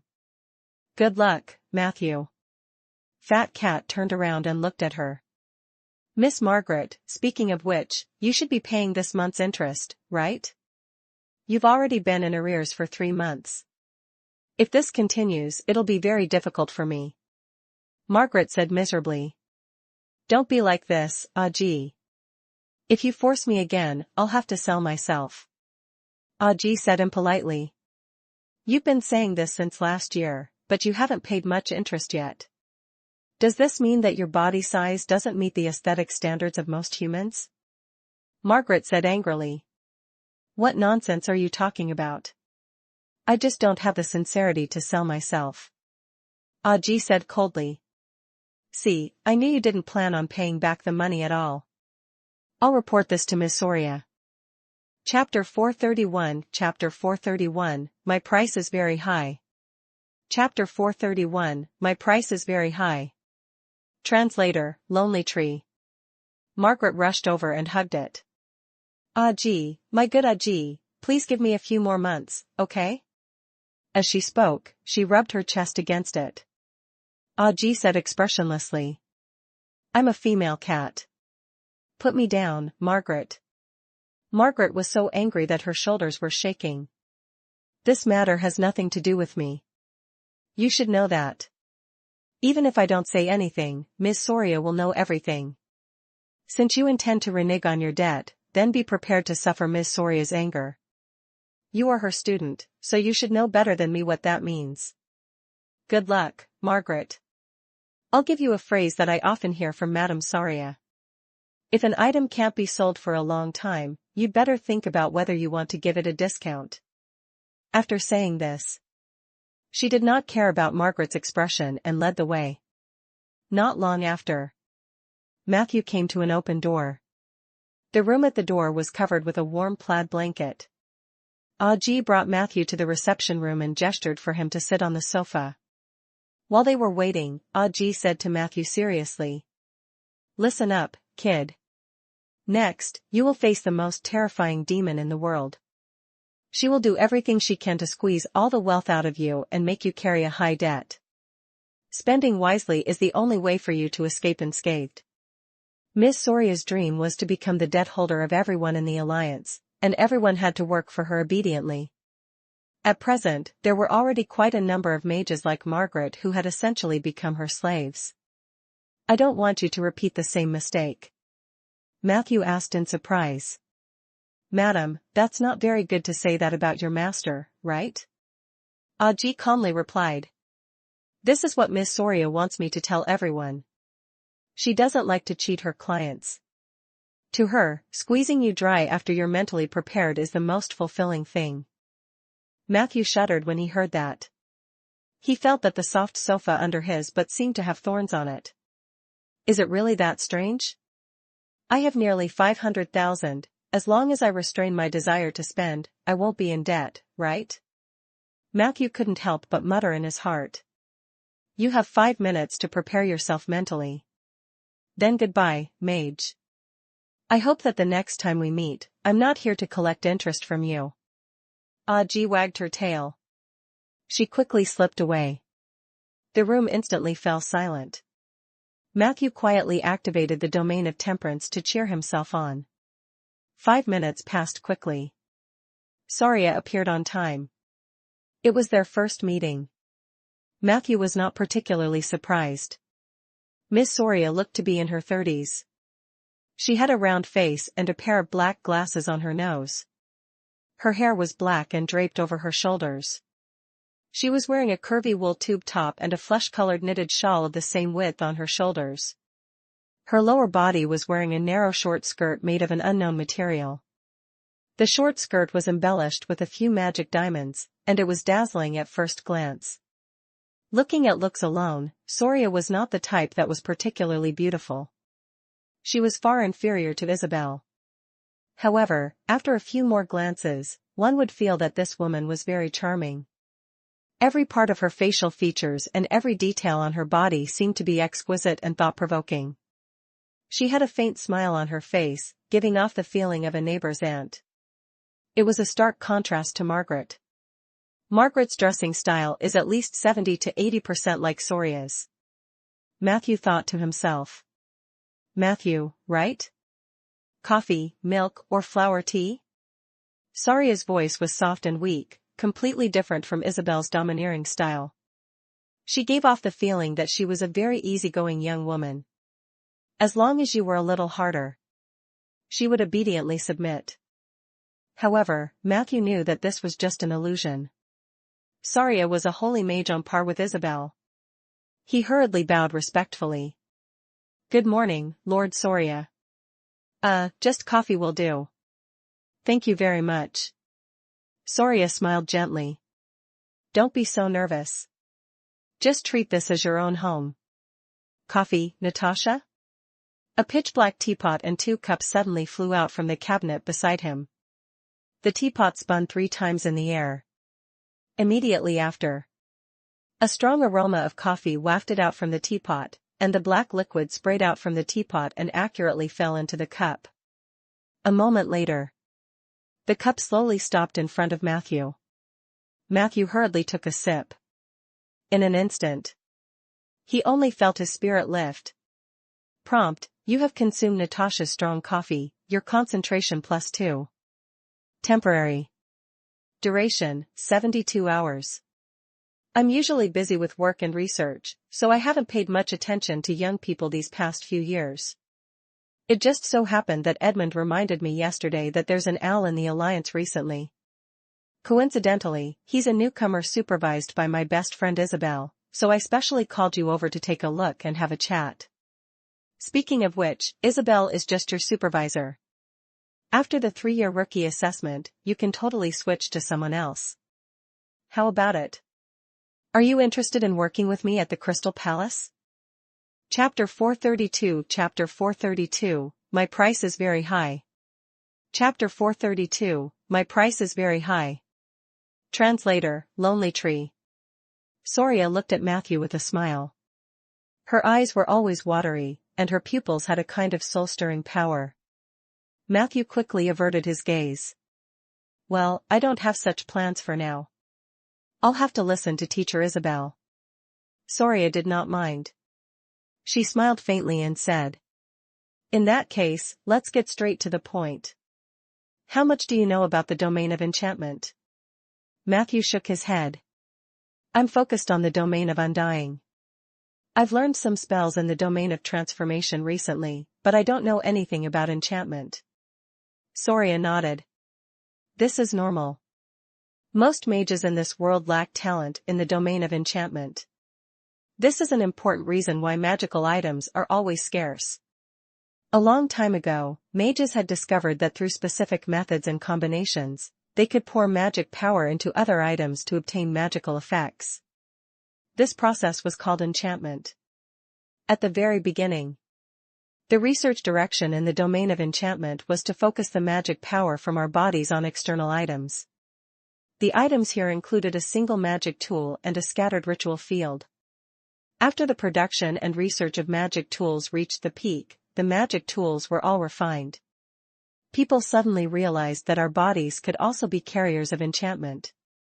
On this basis, we got the concepts of spell solidifying, spell constancy, and further spell ability. Of course, the development of enchantment was not limited to this.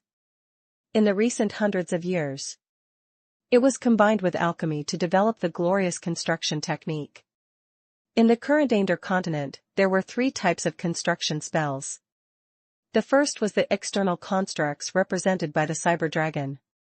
The mystic machinists of the cyber dragon were always keen on crafting all kinds of armor and constructs.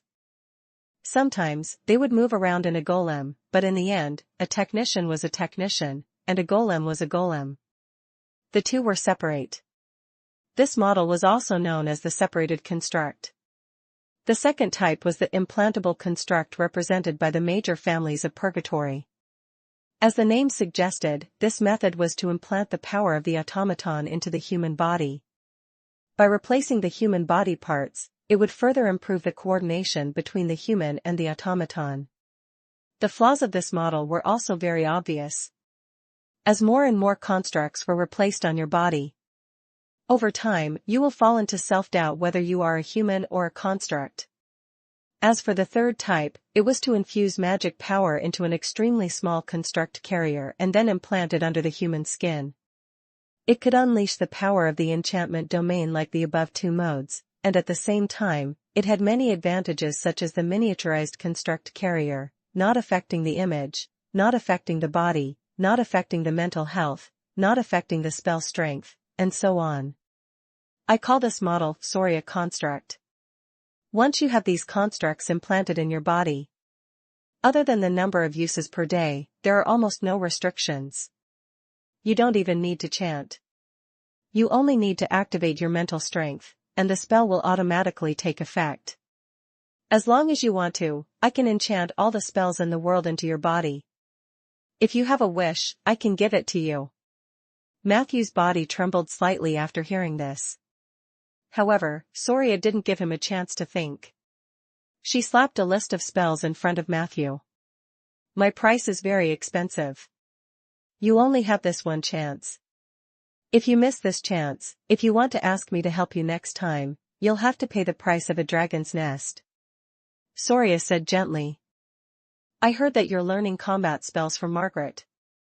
If you're interested in developing in this area, there are a few spells that you can't avoid. I suggest that you construct them and enchant your body as soon as possible. As she spoke, her slender fingers tapped on the list of spells. The names of the spells instantly became highlighted. Along with it, there was also the price of spell constructs. 50,000 gold coins category, spell awareness. Counterspell. Spell rebound, rebound all spells below tier 4. Body of steel, immune to 90% of physical damage below legendary for 7 seconds. Martial arts conversion, convert your intelligence to strength at a 1-to-1 ratio. 100,000 gold coins. True transformation, rocket ant, 150,000 gold coins. True transformation, heady flea, 200,000 gold coins. Chen's drunken fist 200,000 gold coins. Legendary spell, Roderick's divination 200,000 gold coins. Legendary spell. Ronan's super disintegration 200,000 gold coins. Legendary spell. He looked and looked. Matthew's breathing became heavy. Chapter 433, Chapter 433, Do you want to borrow money from me? Chapter 433, Do you want to borrow money from me? Translator, Lonely Tree. After seeing the details on the list, Matthew immediately understood that this was Soria's plot. It was placed in front of him. It was not a consumption trap. Moreover, it was a pie that fell from the sky. It was just that this pie was too big, and there were too many of them. If he forcefully ate it in one go, he would easily die from stuffing himself. Spell construction.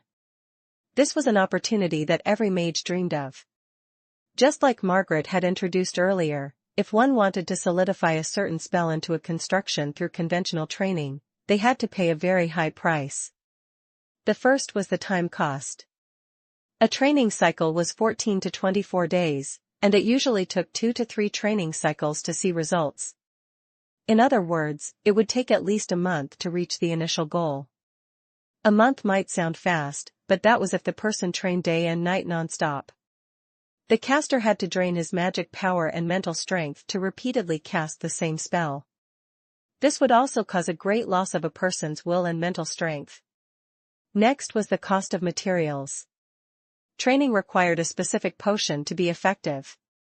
The most important one was a potion that could break the daily casting limit. Take spell awareness as an example. The material cost of this spell was about 25,000 gold coins. Compared to Soria construction spell, the price was only half. Third, due to the excessive spellcasting one would have to do daily, there was a certain probability that the caster would contract spellcasting addiction. The cost of follow-up treatment for this illness was very high, and there was no special treatment method within the Alliance. Therefore, there was usually a period of time between each training cycle, which indirectly increased the time cost. However, this method was already a manifestation of the great progress of the magic civilization. Before that, a mage could usually only turn one spell into a quick cast ability in their entire life. Moreover, most of them were common spells such as Mage's Hand and Illumination. However, it was different now. The spells on the list in front of him could be easily obtained as long as he spent money. 50,000 gold coins for one counterspell. Matthew didn't think it was expensive at all. He even felt that it was ridiculously cheap. Matthew took a deep breath, and his heartbeat gradually calmed down. During this process, the temperance domain was still calm. This was enough to explain Matthew's current state. His brain was actually very calm. It was just that Soria's offer was too tempting, and there was a certain physiological reaction. No wonder Soria was so confident and dared to say that she wanted to squeeze people dry. It turned out that she was sure that no one could refuse the things she gave. Matthew looked up at Soria. The price you give everyone is different, right? Soria smiled and said. You're quite smart. If you are a 4th tier mage, the price on this list will double. If you were at tier 5, the price would triple. Legend tier is another price. Not only do I want your money, but you will also owe me a huge favor. To be honest, I have no intention of earning money from you, little mages. This money is barely enough to cover the cost. My labor fees are all free. Matthew believed her. Indeed, Soria had no intention of earning his money. Her purpose was completely public. She simply wanted to become everyone's debt holder, including Matthew. Therefore, she gave different prices to different groups of people. In any case, her goal was to squeeze your pockets dry and make you bear debts. Matthew smiled bitterly in his heart. He was actually a person who hated owing money. There's no hurry. Take your time. Soria's voice was very gentle. She sat opposite Matthew with her knees slanted and her hands elegantly holding a cup of coffee. Her actions and demeanor were very much like a tutor who was tutoring a student. Matthew bit his lip and began to think about what he needed. A moment later, he took out a pen and began to tick the list. Counterspell. Body of Steel. Spell Void Barrier, with yourself as the center, create a spherical space with a radius of 18 meters. In the space, all non-legendary spells will not be effective. Price, 100,000 gold coins. Spell Upgrade, all spells cast by you, except Summoning and Prophecy, will be upgraded by 1 tier. Price, 100,000 gold coins. Instant Cast, when casting a spell of the same tier, the effect of the spell will appear at the same time as your chant. When casting a spell that is 2nd tier lower than you, your casting time is reduced to 0.02 seconds. Price, 100,000 gold coins. Teleportation Door, you can open a teleportation door within your field of vision. The other end of the teleportation door must not be more than 150 meters away from the door. You must have a strong impression of the space on the other end of the door in your mind. Warning, the accident rate of the dimensional door is 100 times that of the wall phasing spell. Please use it within your field of vision. Can be used 20 times a day. Price, 100,000 gold coins. Every spell he chose was carefully thought out. Spell Rebound and Body of Steel were pure combat power. The former, together with Counterspell and Spell Void Barrier, formed Matthew's 3 abilities to deal with mages. The latter, along with the Undead Body, made Matthew a lot safer. Instant Cast and Spell Upgrade were options with great potential. Their effects would increase with Matthew's strength. Chapter 434. Chapter 434, Do you want to borrow money from me? Chapter 434, Do you want to borrow money from me? Translator, Lonely Tree. Even if he reached the legend tier in the future, these 2 abilities would be very useful. As for the Spell Void Barrier and Teleportation Door, they were also famous for being all-purpose spells, and learning them early would always come in handy. With this set of combat spells as a foundation, Matthew only needed to build up his foundation a little. Then, he could put all his energy into the exploration of necromancy spells and domains. After ticking the last tick, Matthew felt his wrist tighten. He glanced at the list of spells again, his eyes slightly reluctant to part.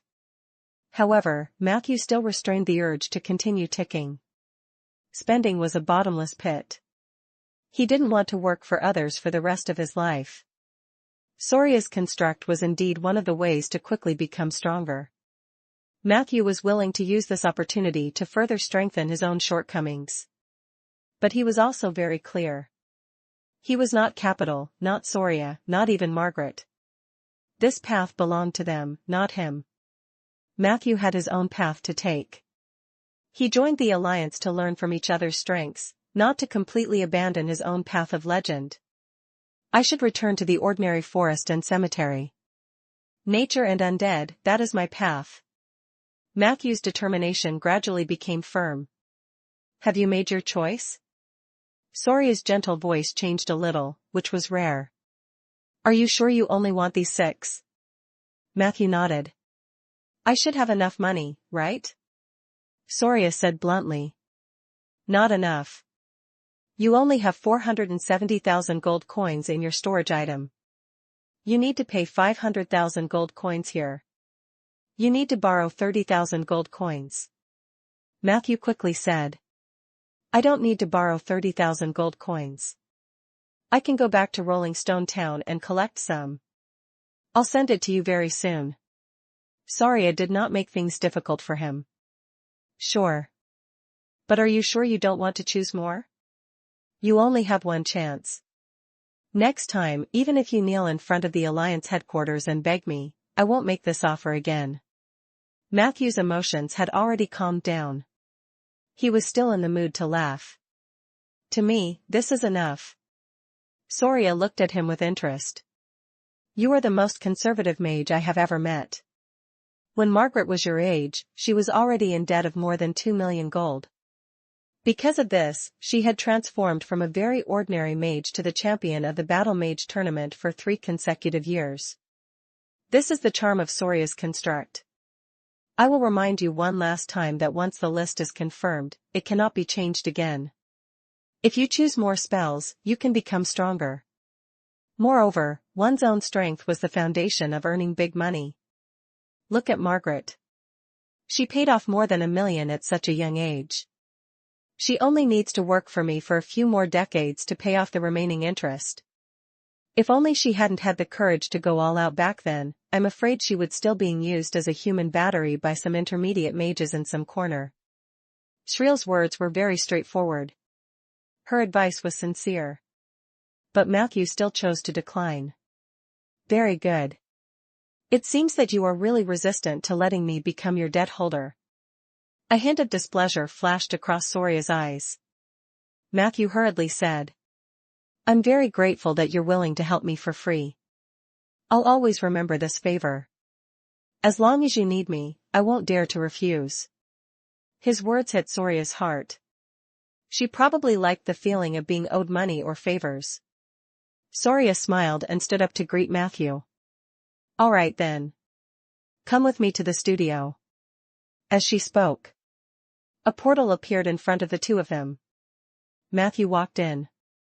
They arrived at a place with glass on all sides, where the ground was suspended in the air, and the sky was above them. He looked around him and suddenly realized that there was a huge city floating in the sky on his left. The architectural style of the floating city was very fashionable.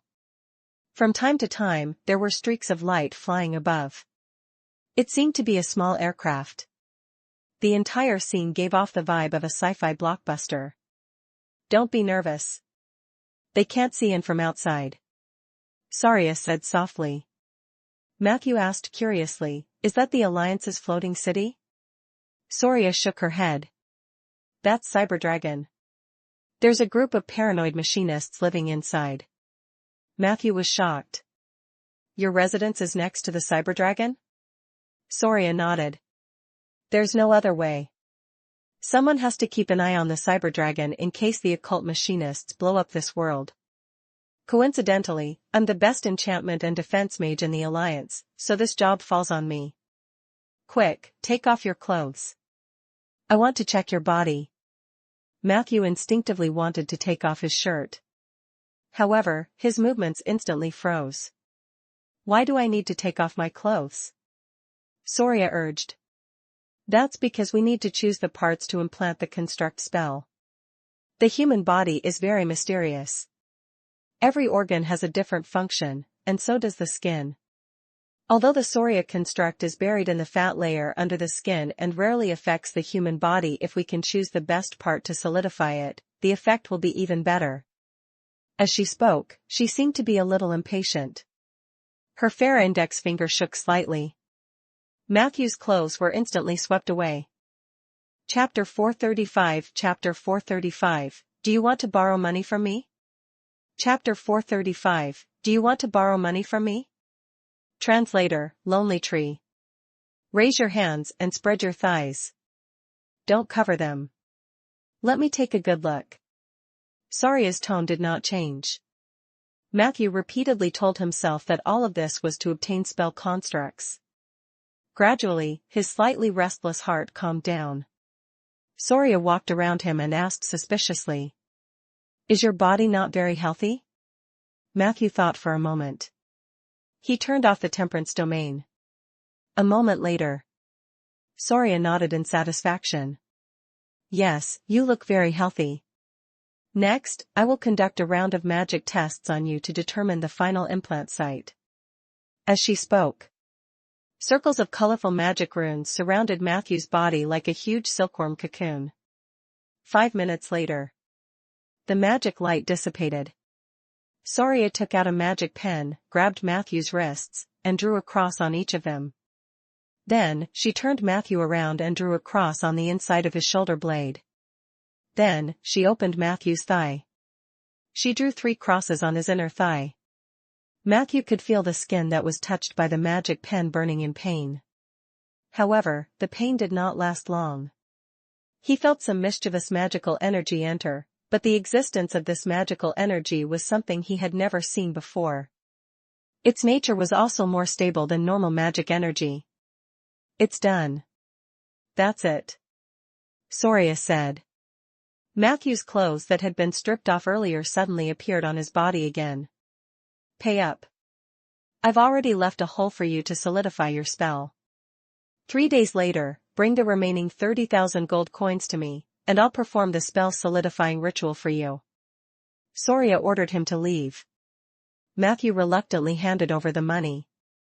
Then, with the help of the fat cat Aji, he left Soria's crystal castle. Hint, relying on your own willpower, you resisted the temptation of Soria's construct. This is a shocking feat. You have once again stepped into the field of temperance. As a reward for stepping into the field, you can choose one of the following 3 abilities. Cheat meal. Every 10 days, you can choose to practice temperance in the form of self-deception. On that day, no matter how indulgent you are, it will not affect the accumulation of elements in temperance. Instead, it may speed up the progress of domain exploration. Ascetic monk, you can choose to eliminate a worldly desire to obtain a stronger attribute bonus. A flexible bottom line, abstinence or indulgence, that is the question. After obtaining this ability, you will have an extremely low chance of getting involved in the domain of indulgence. Is spending 500,000 a day considered a success in temperance? Matthew was a little surprised. He looked at the 3 abilities. First of all, he had to eliminate the ascetic monk. Li Weiqi probably wouldn't even choose this. He was hesitating between cheat meal and a flexible bottom line. In the end, he chose the former. Matthew was very confident in his talent in developing the domain. Even if he wanted to master the domain of indulgence, there was no need to develop it through this ability. On the contrary, the cheat meal could make him less self-restrained sometimes. The occasional indulgence helped to make the body and mind happy. Even if he didn't need it now, it would definitely come in handy in the future. Soon after, the second exploration of the temperance domain also gave Matthew a permanent status. Absolute focus. Your focus is permanently +1. The explanation was simple. The effect was very powerful. All of Matthew's focus buffs were temporary. Absolute focus was too good for a mage. It seems that as long as I face temptation and show restraint, I can enter the temperance domain. Is that not the life of a Tauren too?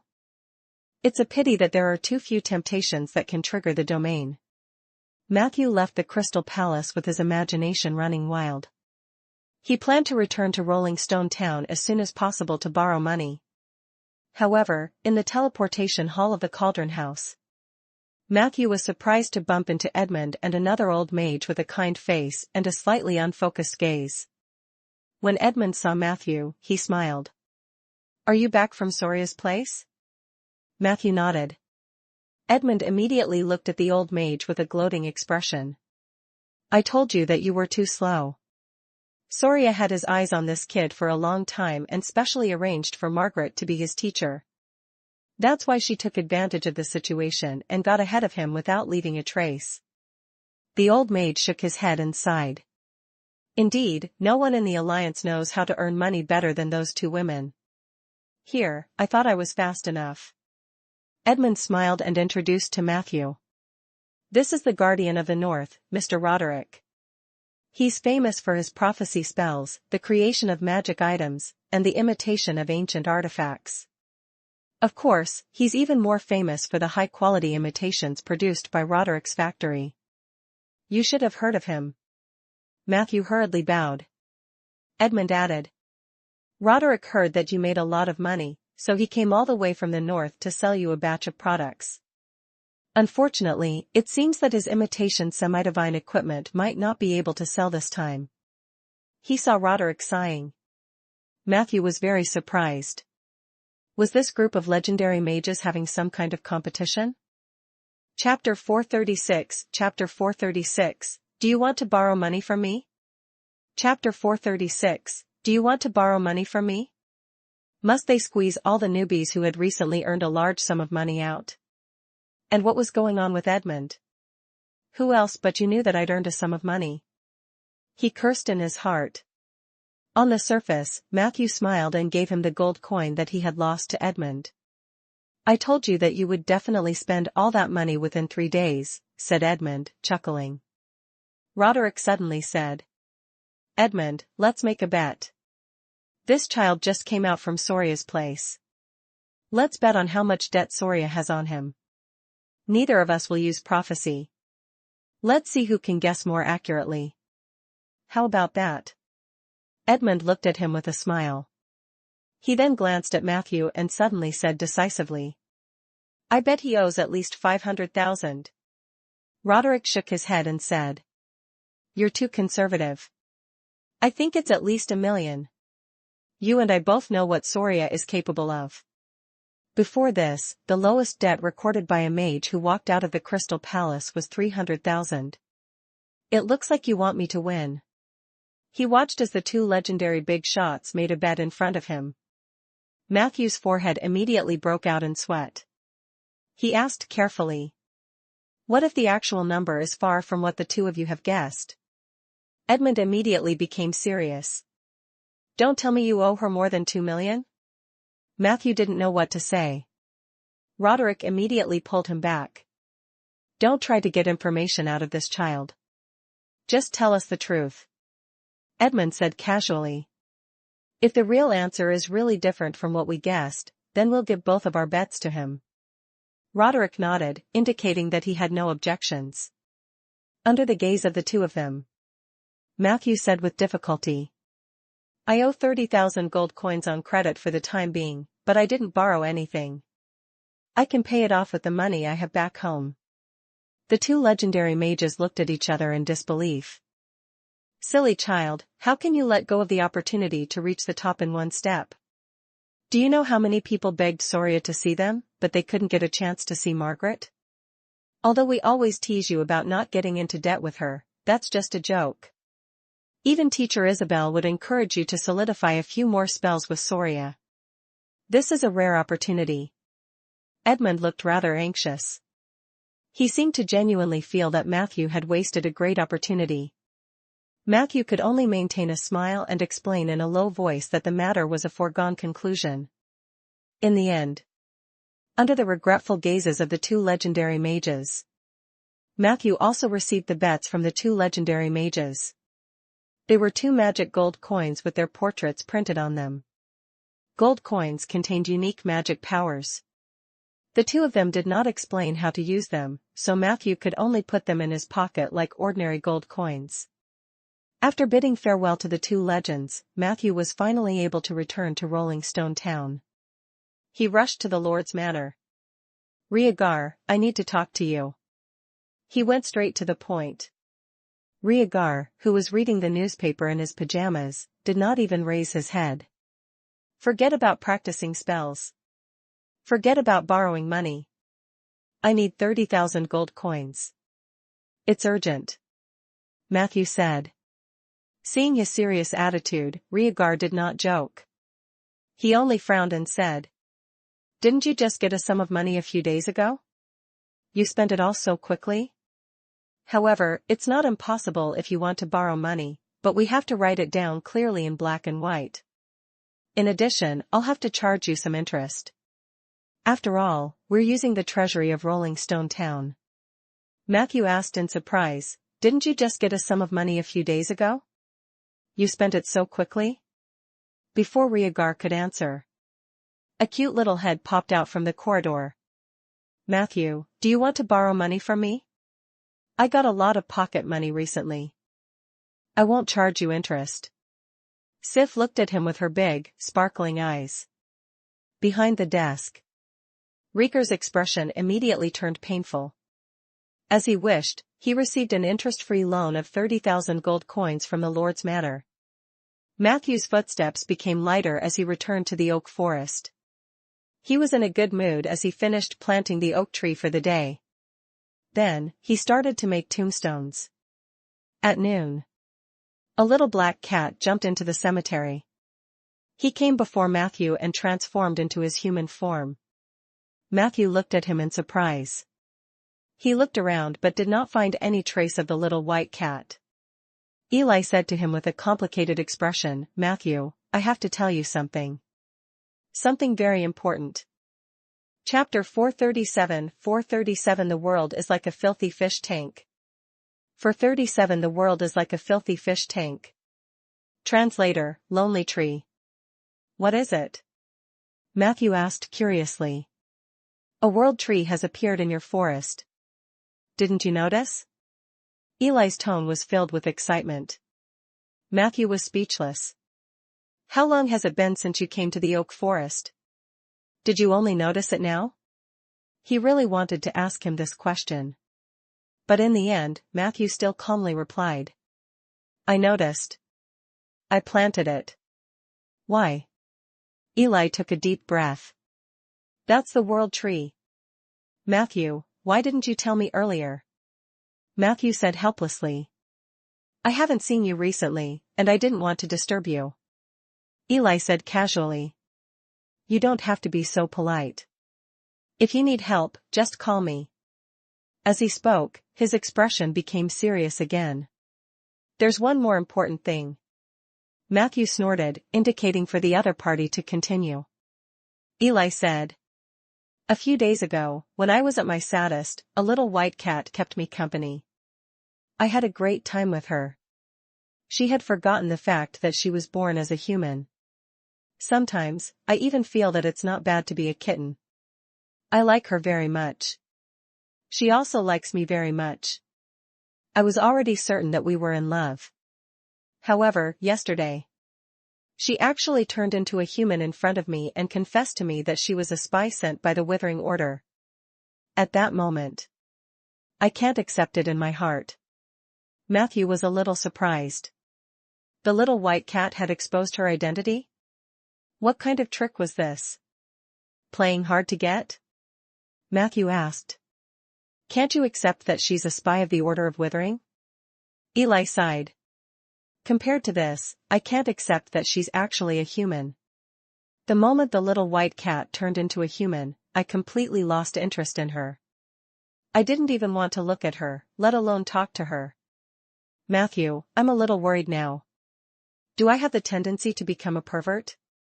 Matthew blinked. It might not be a tendency. You might already be a pervert. Eli's eyes widened. Avatar. Next. Chapter 438 Chapter 438, The world is like a filthy fish tank. Chapter 438, The world is like a filthy fish tank. Translator, Lonely Tree. If he and I work together, I'm confident that we can complete the initial setup of the life sanctuary within a month. He was a big shot from the sea of trees. You will definitely thank me. By the way, when you see him later, you must be more respectful. Big shots more or less have some temper, and you have to endure it. Do you understand? Matthew nodded with a strange expression. Then, Eli led Matthew north of the oak forest.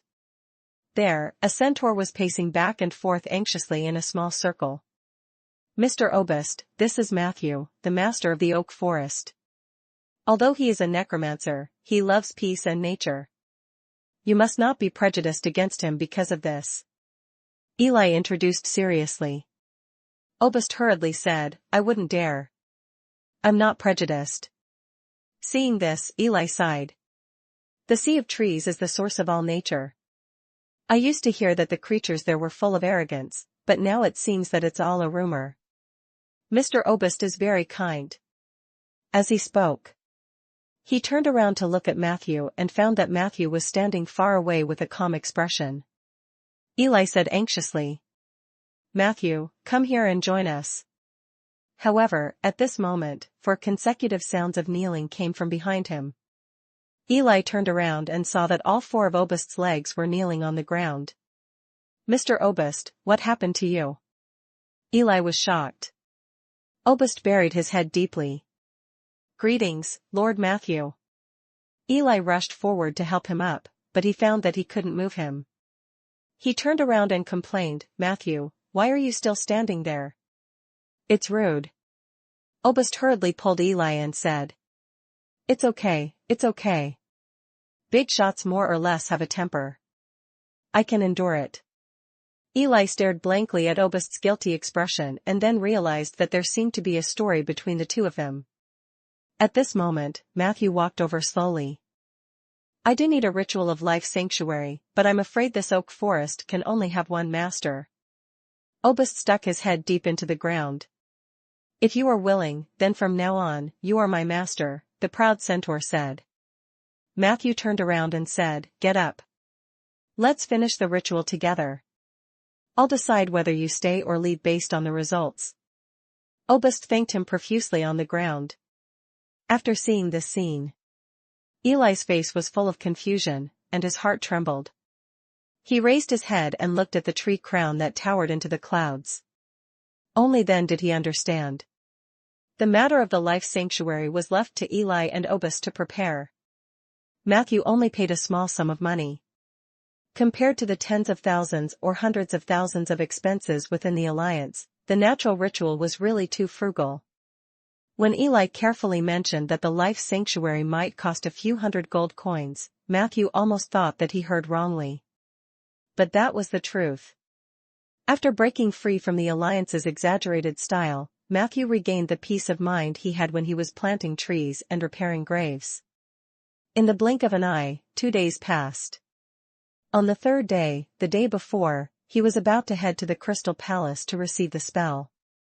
Matthew sat on a chair in the cemetery workshop, his right thumb constantly flicking 2 gold coins. The figures of Edmund and Roderick were sent flying in a loop, wheezing and landing. Matthew stretched out his left hand and covered the back of his right hand with 2 gold coins. He didn't try to guess which side it was. He just felt that they were hot. 3 days ago, Edmund had placed the gold coins in Matthew's hands through a bet. And in front of another legendary mage. Matthew had no room to refuse. However, this did not mean that he had no doubts about the 2 gold coins. He could sense that these 2 gold coins were extraordinary, but Matthew was obviously unable to detect the mystery contained in them with his strength. How to deal with these 2 magic gold coins became a difficult problem for Matthew. It's not like there's no solution. In his thoughts, there were a total of 30,000 gold coins in it, which was also the balance to be paid to Saria. Matthew took out 2 gold coins and replaced them with the magic gold coins with the portraits of the 2 legendary mages. In this way, they would be in Soria's hands. She was probably one of the few people in the world who did not fear Edmund at all. However, a few seconds later, Matthew took out the 2 magic gold coins. This won't work. Legendary mages are all smart people, and god mages are almost omniscient. It's too risky to play tricks with her. Matthew rubbed his temples. In the end, he put the 2 magic gold coins into his shirt pocket. After this action, Matthew looked hesitantly at the magic bag containing 30,000 gold coins. After staring at it for more than a minute, Matthew placed the bag in the cabinet in the corner of the workshop. He thought of another solution. Do you want to borrow money from me? Crystal Palace, reception room. Today, Soria was wearing a beige suit, giving off a refreshing feeling like an autumn day. She smiled and crossed her arms, placing them on her knees. Didn't you say that you could get the 30,000 gold coins if you went back home? Matthew said sincerely. I'm sorry, I couldn't gather enough money. I can only borrow it from you. Chapter 439 Chapter 439, The world is like a filthy fish tank. Chapter 439, The world is like a filthy fish tank. Translator, Lonely Tree. Soria smiled so hard that her eyes narrowed, but she still reminded him. You have to pay interest if you borrow money from me. Are you sure you want to do this? Matthew said calmly. I'm sure. Other than the interest, there were many potential benefits to borrowing money from Soria. The most direct point was that both parties had formed an unbreakable debt relationship. Once this debt was owed, Matthew did not plan to pay it back in the near future. With this bond, at least they were not strangers. To be able to build a relationship with a holy mage, even if it was through a debt, was still useful. If Matthew interpreted this interest as Soria's public relations fee, then he did not lose too much. Thinking about it this way, he did not feel so bad. Soria looked at him with satisfaction. Smart young man. People who owe me money will enter my field of vision. This is more beneficial than harmful to young people. But you didn't think so 3 days ago. What changed your mind? Her gaze was unbridled as she examined Matthew. A few seconds later, Soria smiled. So it's them. Matthew felt his chest heat up. The 2 magic gold coins flew out of his pocket and landed in Soria's hands. Edmund and Roderick? Soria snorted. I can understand your concerns. You're too cautious, kid. Even the beloved head mage is someone you suspect?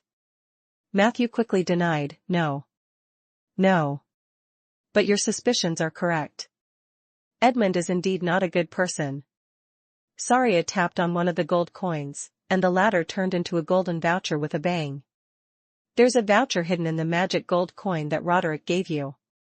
You can use it at any magic tool shop produced by Roderick's factory. When you buy more than 500,000, you'll get a 50,000 discount. This old man is still as stingy as ever. She then flicked Edmund's gold coin, which immediately turned into a dark green gemstone. This is the back door that Edmund left for you, Dark Emerald. With this token, you can enter the secret organization, Snake Mountain Sect. This organization is filled with talented mages from Edmund's network. They work for Edmund, and in return, Edmund gives them benefits. Matthew muttered. Are these people including Blinken from the Dragon Worship sect? Soria nodded. The Snake Mountain Gang are involved in illegal work. Blinken was the former vice president of the Snake Mountain Gang. If you join this organization, Edmund will help you grow quickly. Aren't you tempted? Matthew shook his head. I just want to walk my own path. Soria snapped her fingers. Understood. In return for borrowing money from me, I'll help you get rid of this dark green gem. If Edmund comes to you after this, you can say that I took the initiative to steal your magic gold coins. He won't dare to do anything to you. Matthew thanked her profusely. Actually, if your moral bottom line is a little lower, joining the Snake Mountain Gang is a good choice. There are countless mages in the Alliance who want to join, but they don't have a chance. I mean, there are so many people working for Edmund in the Snake Mountain Gang. But there was only one Blinken. As long as you can get past the barrier in your heart, this secret organization can help you become stronger. Soria sounded like she felt sorry for Matthew. Matthew remained firm. Joining other organizations too early will only distract me. My daily affairs are enough for me now. I just want to go on step by step. I never expect to reach the top in a single step. Soria nodded. It's good to have your own ideals. You're not attracted by my construct, nor are you bewitched by Edmund's organization. I believe you'll have your own achievements in the future. However, there is no need for you to be too hostile towards Edmund. He is not as bad as you think. Alright, I admit that I know he has done a lot of bad things, but I don't think he's completely bad. Edmund's existence is the epitome of this alliance. For money, for power, for knowledge, mages would do anything. This is also the reason why many forbidden experiments could not be banned within the alliance. Morality is a luxury for mages. Only when a mage was strong enough would they have enough time to pity mortals. For example, me. I don't agree with their actions, but I can understand them. After all, not everyone can rely on legitimate business to make a living like me. Now that I say this, you might think that the alliance is horrible. However, every time the world was in trouble, it was the group of horrid mages in the alliance who stepped forward and held on bitterly. Take Edmund as an example. As far as I know, he instigated Blink into defect and used the dragon worship sect's name to collect forbidden materials like Dragon Mountain Ash. He was also involved in several cases of human trafficking. All of this was to support his bullshit spell research. It was inhumane. It might even be a heinous crime. However, 49 years ago, when Star Beast Aurora invaded the Ander continent and broke through the plane barrier, it was also Edmund who guarded the front line. That battle in the astral plane was extremely tragic. A large number of mages died in the battle. Edmund himself was also severely injured. His chest had been torn apart by the astral beast's tail, and his heart had been completely crushed. He had yet to recover. At that time, even the legendary restoration spell almost failed to save him. Even after defeating Dorora, the remnant power of the astral beast still troubled Edmund's nerves. It was said that he had completely lost the ability to sleep. He hadn't slept for 49 years. His soul had even been permanently injured by the Star Beast. But on that day 49 years ago, what happened on this continent? The ice storm had been blowing on the northern ice field for several months. There were several torrential rains on the southern coast. No one knew what the astral beast's success in breaking through the plane barrier meant to the Ander continent. All we know is, after the ascension of the Heavenly Palace, many mages died in battles against the outer worlds every year. Astral world, abyss, evil spirits, purgatory. There are too many monsters eyeing our world. The world is still peaceful. Isn't it? Matthew was speechless for a long time. Soria looked at him with sparkling eyes. I'm telling you this not to tell you how great Ekmond is or how great the mages are. Before the ascension of the Heavenly Palace, the gods had also paid a lot to protect this world. It's just that this responsibility is now in our hands. No matter how strong you are, it is still insignificant in this world. The only thing we can do is to find our place and do our best. This world is like a dirty fish tank. We're like fish in a tank. If you dislike the dirty water flow, you can choose to stay out of it. If you have no bottom line, then joining them is par for the course. However, if you were really ambitious and wanted to jump onto the water to take a look, you would be able to do so. Then you must put in all your effort, learn to distinguish the path ahead in the dirty water and accumulate strength. Only then would you be able to see the fish tank in its entirety one day.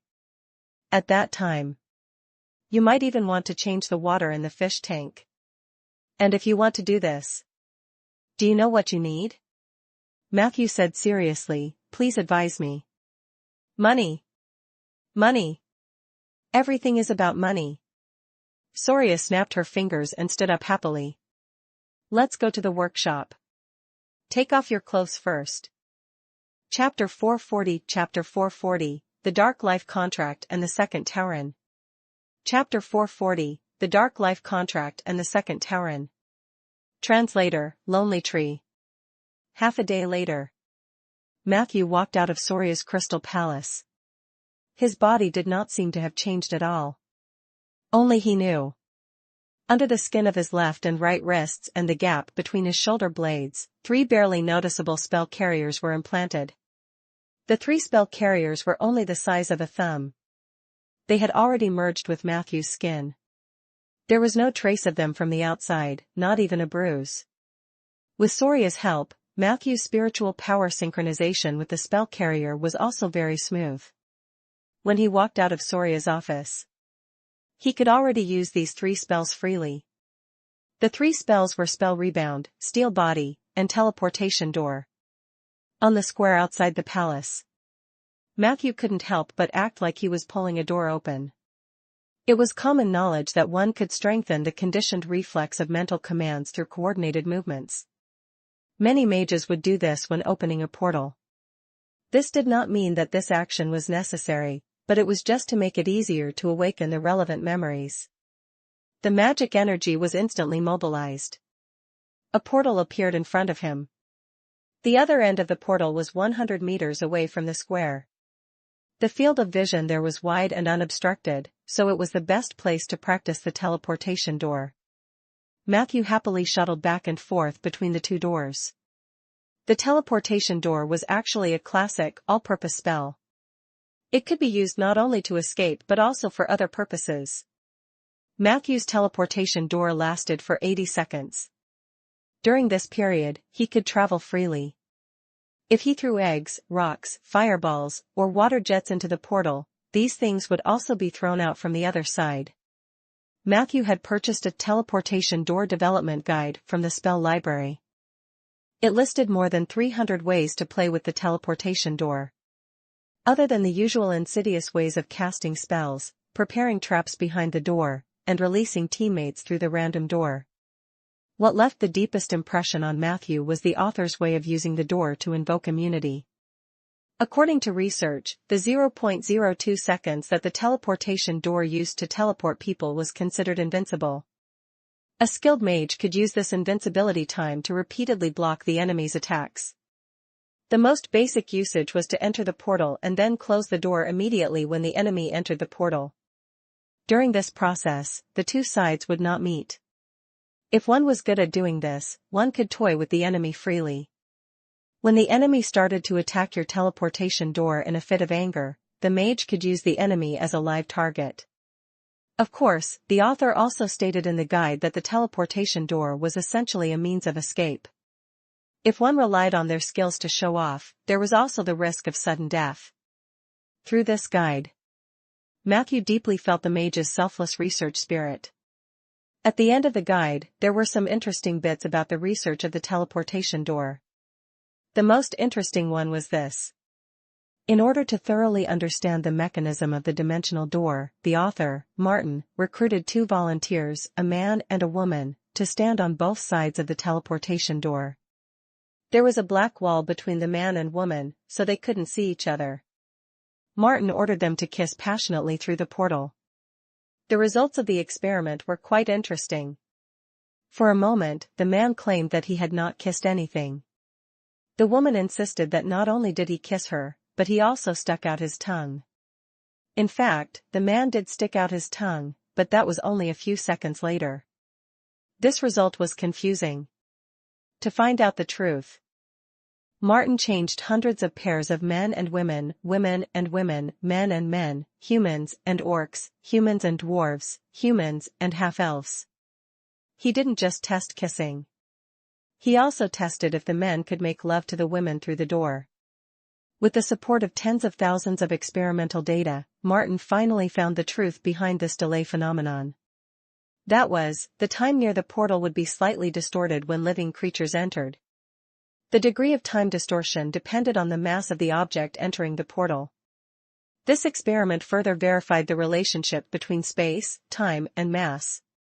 Martin himself wrote at the end of the case, "And the research result that I'm most satisfied with is that I discovered that can effectively extend the period of orgasm through the portal." Matthew was dumbfounded after reading it. After reading through the entire manual, he suddenly realized that Lorraine's magical spell book might not be that crazy. Because Matthew finally realized Lorraine's whimsical ideas were just a common occurrence for mages. They really did it. And it was far more outrageous than Lorraine had imagined. In the future, I have to buy more information about the experimental process. I can't underestimate the creativity of the mages in this world. Matthew thought to himself. Other than the teleportation door, Body of Steel and Spell Rebound could be used 10 times and 5 times per day, respectively. Matthew was already quite satisfied with this number of times. He was a mage, and Body of Steel made him immune to physical damage. If he exhausted 10 usages in a day, he would have died anyway. It was the same for Spell Rebound. As for the remaining 3 spells, they would need to be implanted half a month later. Chapter 441 Chapter 441, The Dark Life Contract and the Second Tauren. Chapter 441, The Dark Life Contract and the Second Tauren. Translator, Lonely Tree. Soria told him that this was for the sake of his bodv. Because it was Matthew's first time being enchanted by a spell, his body needed some time to adapt. If he solidified too much at once, it might cause his body to reject it. Therefore, she divided the 6 spells into 2 groups. Matthew had no objections to this. In order to make it easier for him to come over next time, Soria also gave him a level 3 VIP card for the Crystal Palace. With this card, he could take the Alliance teleportation gate to the Crystal Palace twice a month for free, no matter how far it is. He returned to the Cauldron House. Matthew had asked David to send a message to Margaret, saying that he would not be able to attend classes for a month because he needed to solidify the spells. He hoped that the remaining classes would be moved to next month. He had no choice. Margaret's combat crash course was divided into theoretical and practical parts. The theory class had already ended last time. Next, it was time to put it into practice. According to Margaret, her practical class was very intense, and there would definitely be a bloody battle. Matthew could still cast a few spells, but he couldn't engage in high-intensity battles. He could only wait until this month was over before he continued with the rest of the training. A week later, Rolling Stone Town returned to its previous peace. Matthew read the newspaper at work every day, planted trees after work, repaired graves at night, took time to learn spells, and occasionally painted oil for the Dark Warriors. The days were quiet and fulfilling. Recently, he had started to learn Tier 3 spells in the Undead domain. He did not know if it was because of the Undead domain, but his learning speed was flying. In just 7 days, Matthew had already trained with 3 necromancy spells. The first one was Group Undead Summoning. It was the AoE upgrade as the Summoning of the Dead. It could take effect on multiple corpses, 3 to 7, at the same time. This meant that Matthew did not need to pull people one by one in the future. This greatly increased the efficiency of the Necromancer summoning his minions. The second was the Dark Life Contract. This was a passive spell that had a supportive nature. The Necromancer signed a contract with the Supreme Consciousness of the negative energy plane to increase the health of the summoned creature. What was more interesting was the Dark Life Contract could be stacked repeatedly. One instance of Dark Life Contract could increase the HP of all the undead under Matthew's name by 1%. Matthew had already stacked 3 contracts in the past few days. That was to say, his undead's HP plus 3%. The method to stack the Dark Life Contract was also very simple. It was to find a place with abundant negative energy, and it was best if he could communicate with the node of the negative energy plane and continuously write a specific contract paper. Matthew's cemetery had a negative energy fountain and a death marker. There was no shortage of such places. This was also the advantage of building a cemetery early. It was extremely helpful in cultivating many negative energy spells. The success rate of writing a contract was about 5%. Matthew used papyrus paper, which was cheap and of poor quality, so it was easily damaged. He estimated that if he used goatskin paper or higher-grade paper, the efficiency would be higher, but the cost would also go up. The Dark Life Contract was a very practical spell. Matthew planned to stack it as high as possible. However, it was said that if this spell were stacked too much, one would easily suffer a backlash from the negative energy plane. Every 20 layers of the contract, there would be at least one powerful elite monster driven by the negative energy plane's will to attack Matthew. The plane will of negative energy was not a delicate little fox like the rainforest soul. Matthew had been busy recently, so he was more restrained in stacking contracts. However, once he recovered his full combat strength, it was time for him to test the quality of the elite monsters in the negative energy plane. The third spell was called Iwa's Scissors, also known as Deadly Scissors. The effect of this spell was to condense a huge pair of negative energy scissors in the target area and cut the specific space 3 times in a row. The first attack dealt average damage, equivalent to a level IL evocation spell. The second time, the damage was much higher. It was almost as strong as a tier 4 evocation spell. And the third time, it was said that the power was comparable to a level 20 spell and could even cut off a dragon's head. However, this spell was special. Its casting speed was very slow, and it took a full 20 seconds to cast. Moreover, it did not have any support abilities. Moreover, the charging speed of the 3 consecutive slashes of the scissors would get slower and slower. It would first instantly when it was first summoned. The second cut had to be charged for 5 seconds. The third cut was even more ridiculous. It took a full 30 seconds to charge. In actual combat, no one would just stand there and let you cut them. Due to their weak attributes, the deadly scissors and the death curtain were ridiculed by mages as the 2 great traps of a tier 3 necromancer. Matthew also felt that it was difficult to use this spell efficiently. He had learned this spell purely because there were no other tier 3 undead spells that he wanted to learn. This spell had an extremely high burst power, and if he could use it once, it would be a huge profit. The content of the Undying domain was relatively monotonous. There were 3 main contents. Summon and create the undead. Negative energy-related spells, all kinds of debuffs, weakening, life-sucking, and instant death spells. Ritual magic. Among them, negative energy-related spells were filled with a lot of bloody, evil, and not necessarily powerful content. Matthew's current path was to focus on the undead and support negative energy. When his foundation was solid, he would advance more towards the ritual magic. He had not forgotten. Spells were just tools that could be used as a prerequisite for a domain. Ritual magic, which was closer to domain enlightenment, was more suitable for him to expand his legendary path. Chapter 442 Chapter 442, The Dark Life Contract and the Second Tauren. Chapter 442, The Dark Life Contract and the Second Tauren. Translator, Lonely Tree. At night, Matthew placed the cured meatno, the dark warrior that had been oiled for 10 days on the ground. The oil application segment had ended. The 5 dark warriors in front of him were all full of color and shiny. Matthew decided to strike while the iron was hot and complete the third step. Unbinding ceremony. The so-called unbinding ritual was to awaken the remaining spirituality on the dark warrior's corpse through incantations and rituals. During this process, Matthew would also call for the wandering soul to enter the dark warrior's body. At this stage of the ritual, the space he was in would temporarily overlap with the underworld. Matthew had to use his mental power to project the ancient divine artifact, the furnace of casted soul, that he had repeatedly memorized in his mind. This was to attract the unconscious souls into the dark warrior's body. This would further strengthen the power of the dark warriors. When the Dark Knight's body contained enough spirituality, he would complete the final binding and sealing through the form of incantations.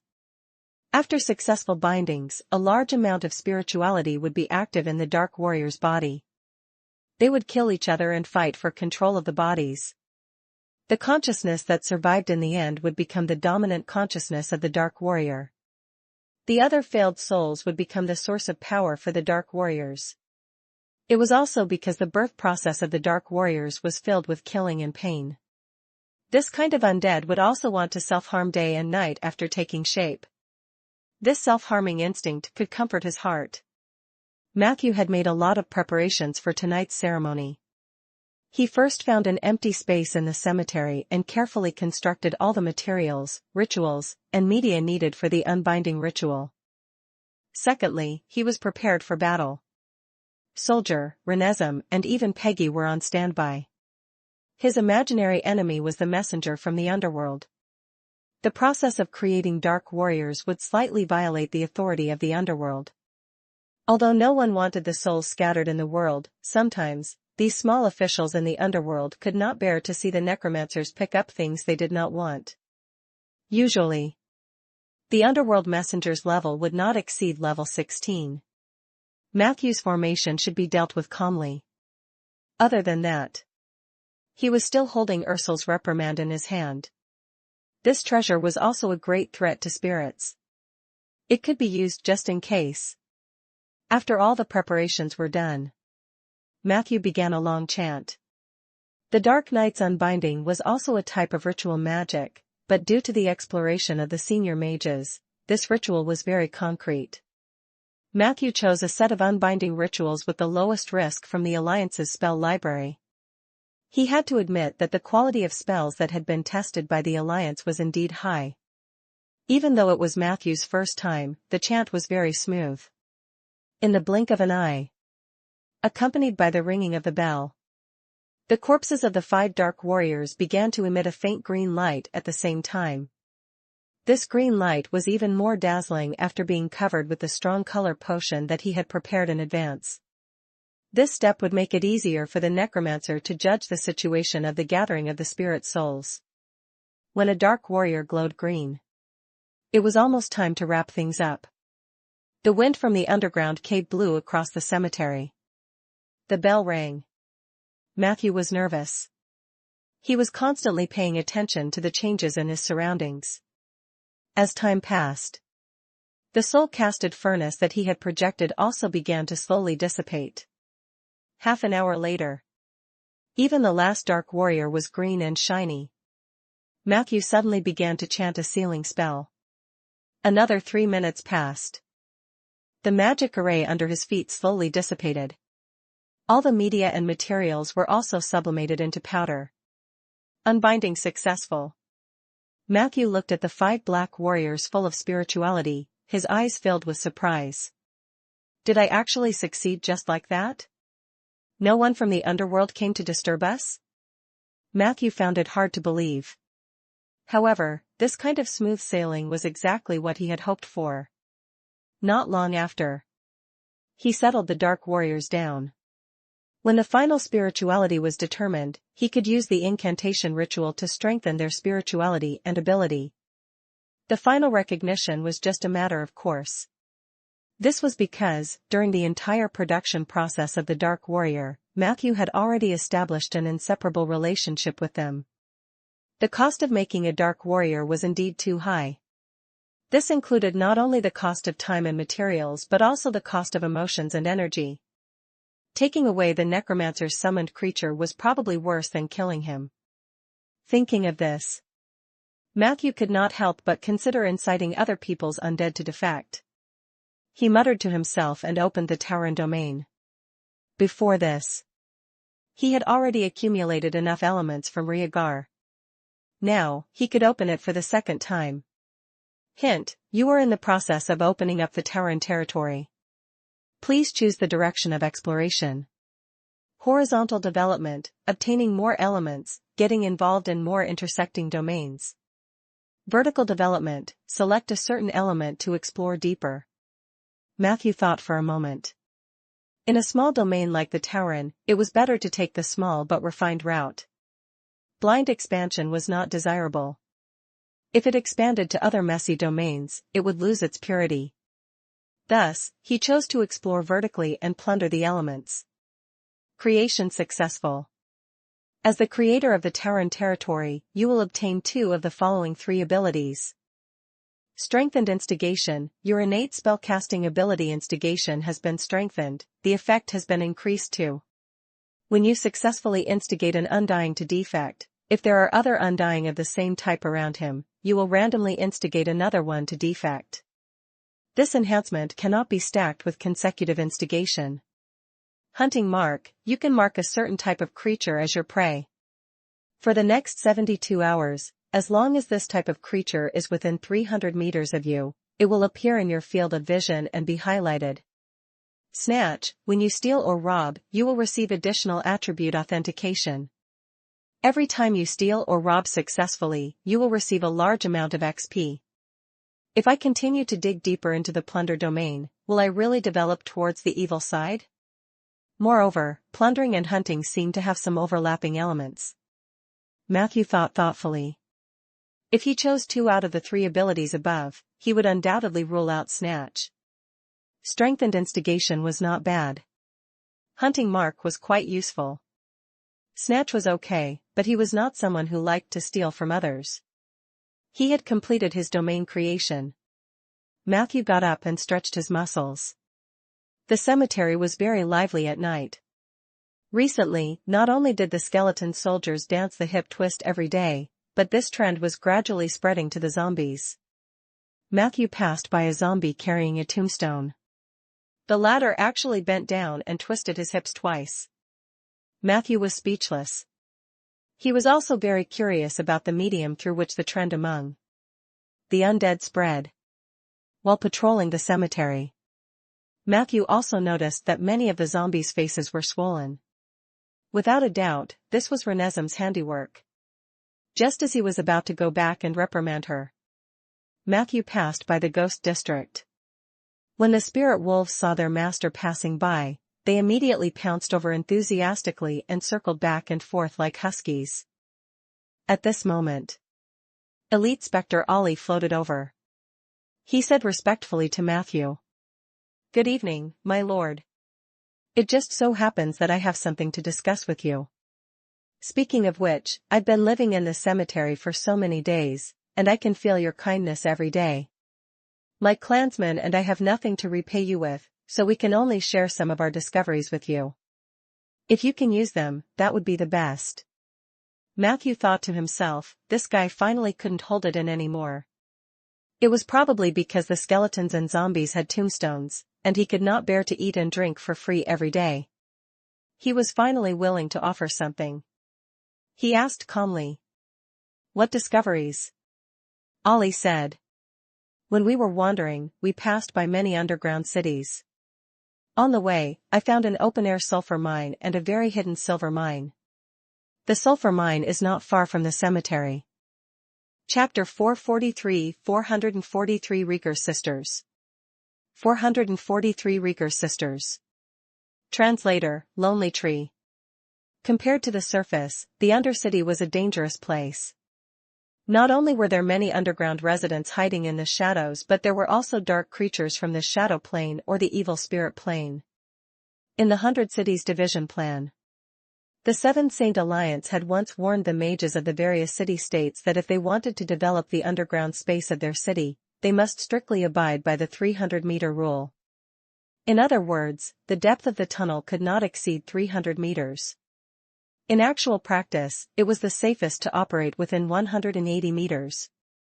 In the history of Aender, it wasn't rare for a city to be destroyed because the people dug too deep. The Undercity had another set of survival logic. This was also related to the fact that the Calamity Mage did not touch the dark gods hidden underground when they were exiled to the Heavenly Palace. Therefore, when Matthew planned his underground space, he strictly followed the 300-meter rule. In fact, his cemetery was only 7 to 9 meters below the ground, and the security measures were definitely fully implemented. After listening to Ghost Ali's description, Matthew's first reaction was, could there be a trap? He did not suspect Ali of setting him up, but it was rare for an open-air sulfur mine to appear underground. Because dark creatures needed sulfur, it was considered a hard currency for the creatures of the Undercity. Once a sulfur mine was discovered, it would definitely be mined clean at the first moment. Considering that the underground space in the Gold Digger Basin had been repeatedly plowed by human miners, adventurers, kobolds, gnolls, and other underground creatures many times in the past, Matthew felt that the probability of a fish slipping through the net was low. However, if the sulfur mine is close to the surface and the location is tricky, it is indeed possible that no one will know about it. He asked about the location of the sulfur mine in detail. After confirming that it was within 300 meters of him, Matthew decided to lead a team to investigate. He asked Ollie to lead the way and called a team of skeleton soldiers, a team of Silvermoon zombies, and 6 spirit wolves. They walked majestically into a small tunnel. Along the way, Matthew had a sudden idea and used the Undead transformation spell. He had become a skeleton dwarf who had been a musketeer when he was alive, mingling among the skeleton soldiers. In front of him was Renesim, behind him was Soldier, and on both sides were the other undead. Dwarfs were too short. Matthew was sure that the enemy would not be able to find him if he hid among the soldiers. But correspondingly, He didn't seem to be able to see what was around him. Along the way, he was only looking at Rena's ass. This underground march took about 2 hours. Ollie led them to a turbulent underground river. Matthew could tell from his sense of direction that this river was most likely a branch of the Old Woman River on the surface. They walked along the underground river for another 20 minutes. Chapter 444, Rhaegar LS Sisters. Chapter 444, Rhaegar LS Sisters. Translator, Lonely Tree. Once a person who lacked defense was caught, it would be lucky if his skin was torn open. It was even more likely that he would end up with his stomach cut open. Hook horrors got their name from this. The tribes of these creatures maintained the traditions of the matriarchal clan. They fed on all prey, lichen, and fungi that they could catch or find. The most important thing was, hook horrors were vengeful and were particularly united among their own kind. If you accidentally provoked a hook horror, it would definitely bring along a large group of its own kind to cause trouble for you. Their only distinct shortcoming was that they were afraid of water and hated wet places. The above knowledge was a must for a mage. However, it was not common knowledge for others. Under Matthew's curious gaze, Ollie's face darkened. There's a library deep in Xander's tomb. The owner of the library is an amiable Mr. Mummy. He allows us to borrow the books inside freely, but we must cherish every book. I spent a long time in the library and read a lot of books. Unknowingly, some changes happened to my body. My mind seems to be more sensitive than when I was alive. It's a pity that the library was destroyed during the dragon calamity, and the elder mummy was captured by the red dragon. Matthew nodded. Ollie was generally very sensible, at least more sensible than the centaur. Matthew surveyed the area for half a night. After leaving behind 2 spirit wolves as sentries, he returned to the cemetery. He was definitely going to develop this sulfur mine, but he still had to discuss with Rhaegar and the others how to do it. Matthew had never had the habit of hogging everything to himself. The next morning, Matthew left the cemetery after waking up and returned to his home in town. He planned to take some saplings from the greenhouse first, then go to the Lord's manor. However, he had just reached the door of his house when he saw someone poking his head around his window. Matthew coughed. Jeff? The man quivered and turned around nervously. Thank God, I found you. Traveling merchant Jeff, whom he hadn't seen for a long time, said excitedly, if I didn't run into you here, I would have gone to the oak forest in the east to try my luck. However, as soon as I came back, I heard that the forest there was very strange. There was a cannibal tree that towered into the clouds. I saw that tree. It's really tall. You planted it, right? That is so cool. Matthew looked at Jeff quickly. He realized that his clothes, accessories, and backpack had all been replaced with expensive items that were several grades higher than before. Matthew corrected him. That's the world tree, not the cannibal tree. Where have you been all this time? Jeff chuckled.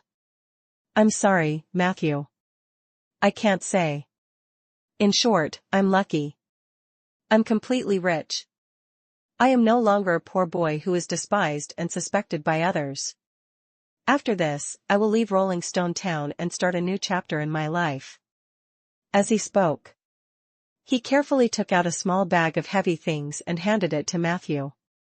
Take it. I won't charge you. I know you need this. You're a very dependable tree planting mage. Jeff said proudly, you don't have to thank me too much. You helped me back then, so this can be considered a return gift. Ailu el saying lias. He patted his clothes as if he was relieved of a burden, then waved at Matthew. Then, goodbye, Matthew. Matthew stopped him. Are you sure you're fine? Without looking back, Jeff strode forward. When you're no longer poor, how can you not be fine? Matthew couldn't help but cast evil detection on him. However, the spell didn't react until Jeff disappeared. He quietly opened the bag. A golden light emerged from within. Hint, you have obtained a small bag of holy oak seed, natural wonder. Matthew suddenly looked up. He turned into a raven and tried to catch up with Jeff, wanting to ask him where the seeds came from. However, what was surprising was that Jeff had completely disappeared from the empty streets of the Mage District. Could this guy have joined some criminal organization? But he promised me that he wouldn't do that again. Furthermore, from the looks of it, he doesn't look guilty. Could it be that he was deceived? Or is someone trying to trick me through him? But is there a need to use something as valuable as the holy oak tree seed as bait? He walked all the way to the Lord's Manor. Matthew was thinking about this matter. During the routine morning meeting, Matthew was the first to tell the two of them about his discovery of the sulfur mine.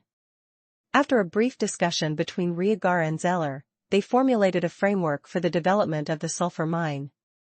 At the same time, Matthew also took the opportunity to propose that the prisoners in the prison be officially brought to his cemetery. He had already prepared a dungeon area and a labor reform workshop for them. The discovery of the sulfur mine could use in the labor transformation workshop. Sulfur, which was the main material of the blazing glue, would be refined in the cemetery, along with other materials provided by the Rolling Stone Chamber of Commerce. The arsonists would be required to produce a steady stream of blazing glue and fiery dragon oil in Matthew's cemetery. These two items were very popular no matter where they were. Moreover, Matthew recognized the arsonist's skills. Rhaegar welcomed this plan with both hands. He had long been annoyed by this group of people who wasted his town's resources. Chapter 445 Chapter 445, Rhaegar's Sisters. Chapter 445, Rhaegar's Sisters. Translator, Lonely Tree. Zeller warned Matthew cautiously. Letting an arsonist make the blazing glue might be risky. Matthew was full of confidence. As long as they enter my cemetery, they will never have the thought of committing a crime. I'll let the ghosts absorb a part of their energy and make them depressed. Then, I'll let the skeletons and zombies supervise them and warn them of the consequences if they dare to rebel. B0x.com. In fact, if they really rebel, wouldn't it be good news for Rolling Stone Town? At the very least, I will have a legitimate opportunity to kill them, and I will have another batch of undead to serve me. Matthew was so confident. Zeller didn't say anything and said that he would transfer the prisoner to Matthew's cemetery by this afternoon.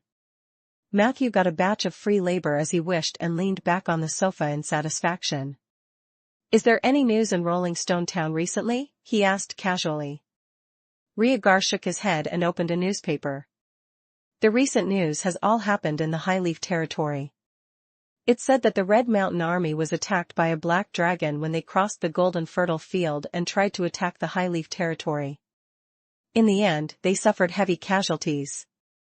Li Weiqi and Huwen sent back messages saying that the black dragon seemed to have reached some kind of agreement with the Highleaf territory. He occupied the mountainous area near the High Mountain Reservoir. The current situation in the Highleaf territory is still very chaotic. There are small-scale fights happening every day. Zeller nodded. Recently, the number of refugees coming from the Highleaf territory to seek refuge with their relatives has increased dramatically. I've already arranged for the garrison to increase their patrols. It shouldn't affect the public security of Rolling Stone Town in the short term. Matthew stretched lazily. He was very satisfied with the calm situation. Thinking about it, it made sense. Since Lorraine had gone to the Highleaf territory, there would definitely not be any big news in Rolling Stone Town in the short term. A moment later, Rhaegar suddenly said, "Something big has happened in the Watcher's Highland." It was said that several evil organizations had gathered together and launched a surprise attack on the Druid Church's headquarters. That night, it was said that the remnants of the Scar of the Dead near the Watcher Highland were also restless. Some residents claimed to have seen a super-huge figure, which was as tall as 2 or 3 small mountains. The Druid Church sought help from the Seven Saint Alliance. The Alliance was still setting up an investigation team. But according to my estimations, the mages wouldn't care about such things at all. They are only putting on an act. It said that the main force of the attack that night was suspected to be the Order of Withering from the Helen Mountains. Their leader was a guy called the Withered King. It really made no sense. The Helen Mountains are thousands of miles away from the Watcher Highland. Did they fly over in a hot air balloon? Rhaegar ridiculed for a while, then suddenly smiled and said. If you hadn't come to work every day recently, I would have suspected that you were the one who organized this raid. After all, the newspaper said that the Druid Church's biggest loss this time was some holy oak seeds. I feel like it's something you'll be interested in. Hearing this, Matthew suddenly felt that the small bag of seeds in his arms had become a little hot. There was indeed something wrong with Jeff. Did this guy really participate in the attack on the Druid Church? It didn't look like it. He was just a mortal, and at most, he had the ability to steal. His level would not exceed level 3. How did he get involved with the criminal organization in the north? Matthew was still thinking about how to deal with the bag of seeds. Madam Wesley, however, walked in when no one summoned her. The maids came to me in a panic and said that Sif's body temperature was not right. I went to see her, and it was really serious. She's already rambling. Rhaegar muttered. I'll go and take a look. But it shouldn't be a big problem. The temperature of the people from the Suki family can go up to more than 50 degrees. Madam Wesley shook her head. This child's condition is completely different from when you were young. I've never seen a child with such a violent fever but no emotional change. She might have buried herself too deep. Do you understand what I mean? Rhaegar? Rhaegar nodded with a serious expression. He lifted his feet and walked towards the backyard of the Lord's manor. Zeller patted Matthew's shoulder. Let's go over and take a look. In the backyard of the Lord's manor. Outside Sif's room, a little devil was hanging in the air with its tail hooked to Minanuaner. When the sound of footsteps rang out, she obediently jumped onto the ground. Nini?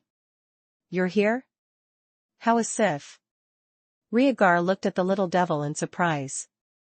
The little devil said in an experienced manner. You also know that little Master Sif has never liked me, so whenever she has a little bit of strength, she will seal me up and not let me move freely. So I'm afraid she's in a very bad condition now. I saw her grow horns, but only a little. They're soft.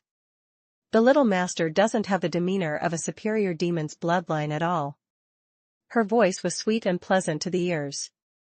Rhaegar walked to Sif's bedside and pressed his hand on her forehead. His expression was unpredictable. Matthew followed her in to check on Sif. She was wearing a very thin nightgown. Her face was extremely pale. Her entire body was stiff and unnatural. The strangest thing was the cute and small horn that grew out of her forehead. Chapter 446, Rhaegar Sisters. Chapter 446, Rhaegar Sisters. Translator, Lonely Tree. The horn was pink and was very short. It did not look sharp, and it had an indescribable childishness. He looked at the horn. Matthew felt a little strange. He had seen Rhaegar's second form before. It clearly had two horns on both sides, a little like a goat. Why was Sif growing a singular horn, and it was growing in the middle, like a unicorn? He cast a life detection spell. B0x.com. He found that Sif's vital signs were very weak, which obviously could not be explained by the awakening of the bloodline. I need a bucket of ice water, a big bucket. Rhaegar sounded a little anxious. Matthew immediately said, get someone to bring an empty bucket over. Soon, a strong servant carried a wooden bucket to Sif's bedroom. Matthew first cast a cantrip, water creation, and then used water manipulation to pull a wave of water from a nearby well. Then, he threw out a frosty spell to cool the water. Soon, a bucket of water that was close to 0 degrees was completed. Rhaegar picked up Sif and was about to throw her into the wooden bucket. Matthew hurriedly stopped him. Won't this shock her body? Rhaegar shook his head and said. A devil's body is much stronger than you think. Don't worry, Matthew. I'm her father. I know what she needs. Matthew thought for a moment and stepped aside.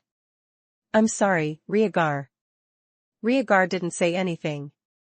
He slowly placed Sif's body into the barrel. Faint steam rose from the surface of the water. She soaked for 5 to 6 minutes. Zeller made a few more large ice cubes and handed them to Rhaegar, who threw them into the wooden bucket. Half an hour later, Rhaegar walked out of Sif's bedroom and said to the two men at the door, "Sif's condition has stabilized. She shouldn't have any problems in the short term."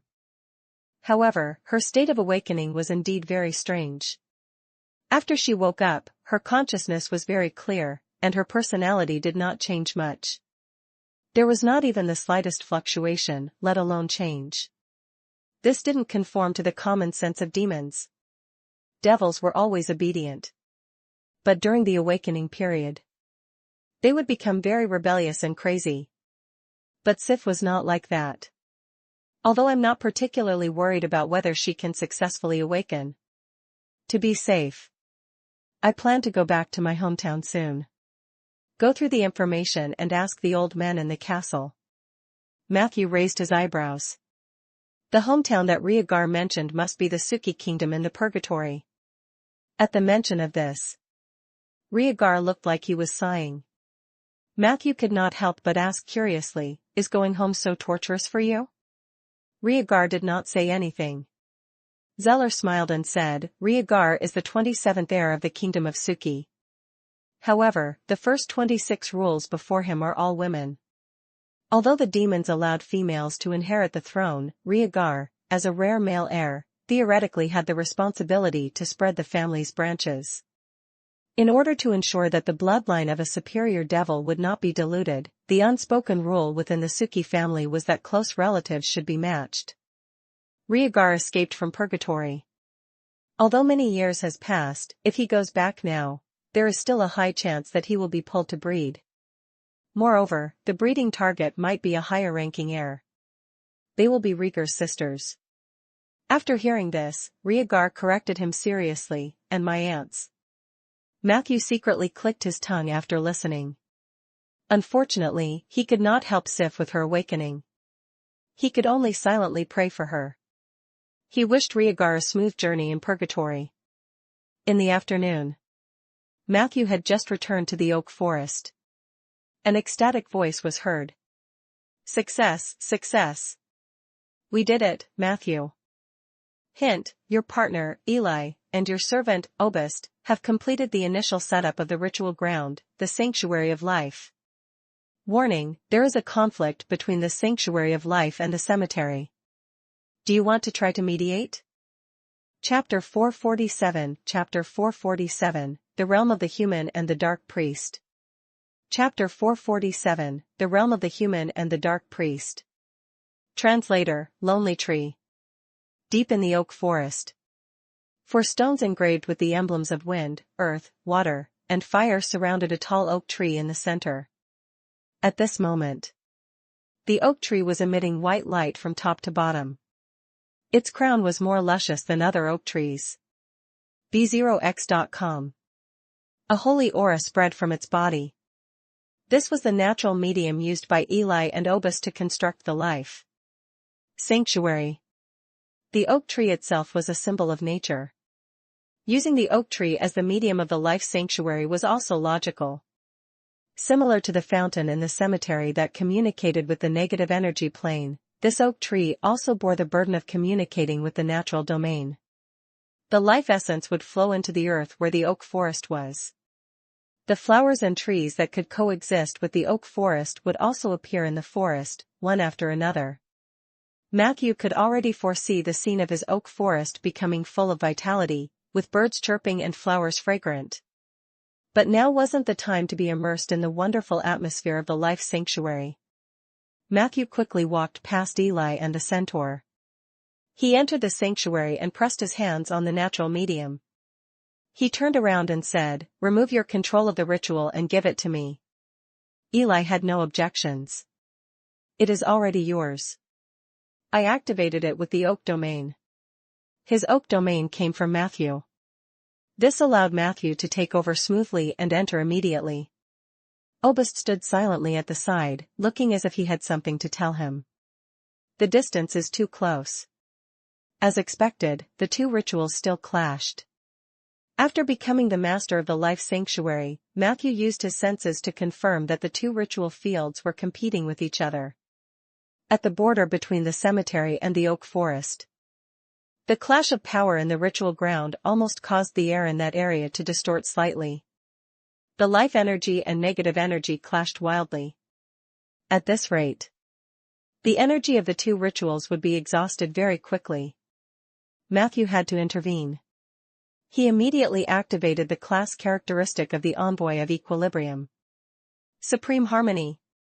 This spell was usually used to reconcile the internal power imbalance, but now that the two rituals were under Matthew's control, the principle of harmony was naturally highly similar.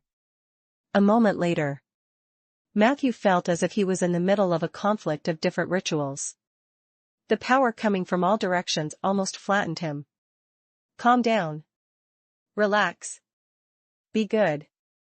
This was the first time Matthew had dealt with a conflict on the ritual grounds, so he did not have much experience to learn from. He could only coax the instinctive spirituality of the ritual ground like he was coaxing a child. However, this move had little effect. Half an hour passed. Matthew, who was in the middle, was dizzy from the impact. The lively sanctuary of life and the cold cemetery didn't give him much face. Not only did the conflict in the ritual field not ease, but it also became more and more intense. As expected, simply reconciling won't work. Matthew took half a step back and thought. Isabel said that balancing two powers is meaningless. Only by balancing all things is true balance. This sentence might not be what I initially understood. How can one balance all things if one does not rise above all things? Following this train of thought, he tried to use the supreme harmony to transmit his will.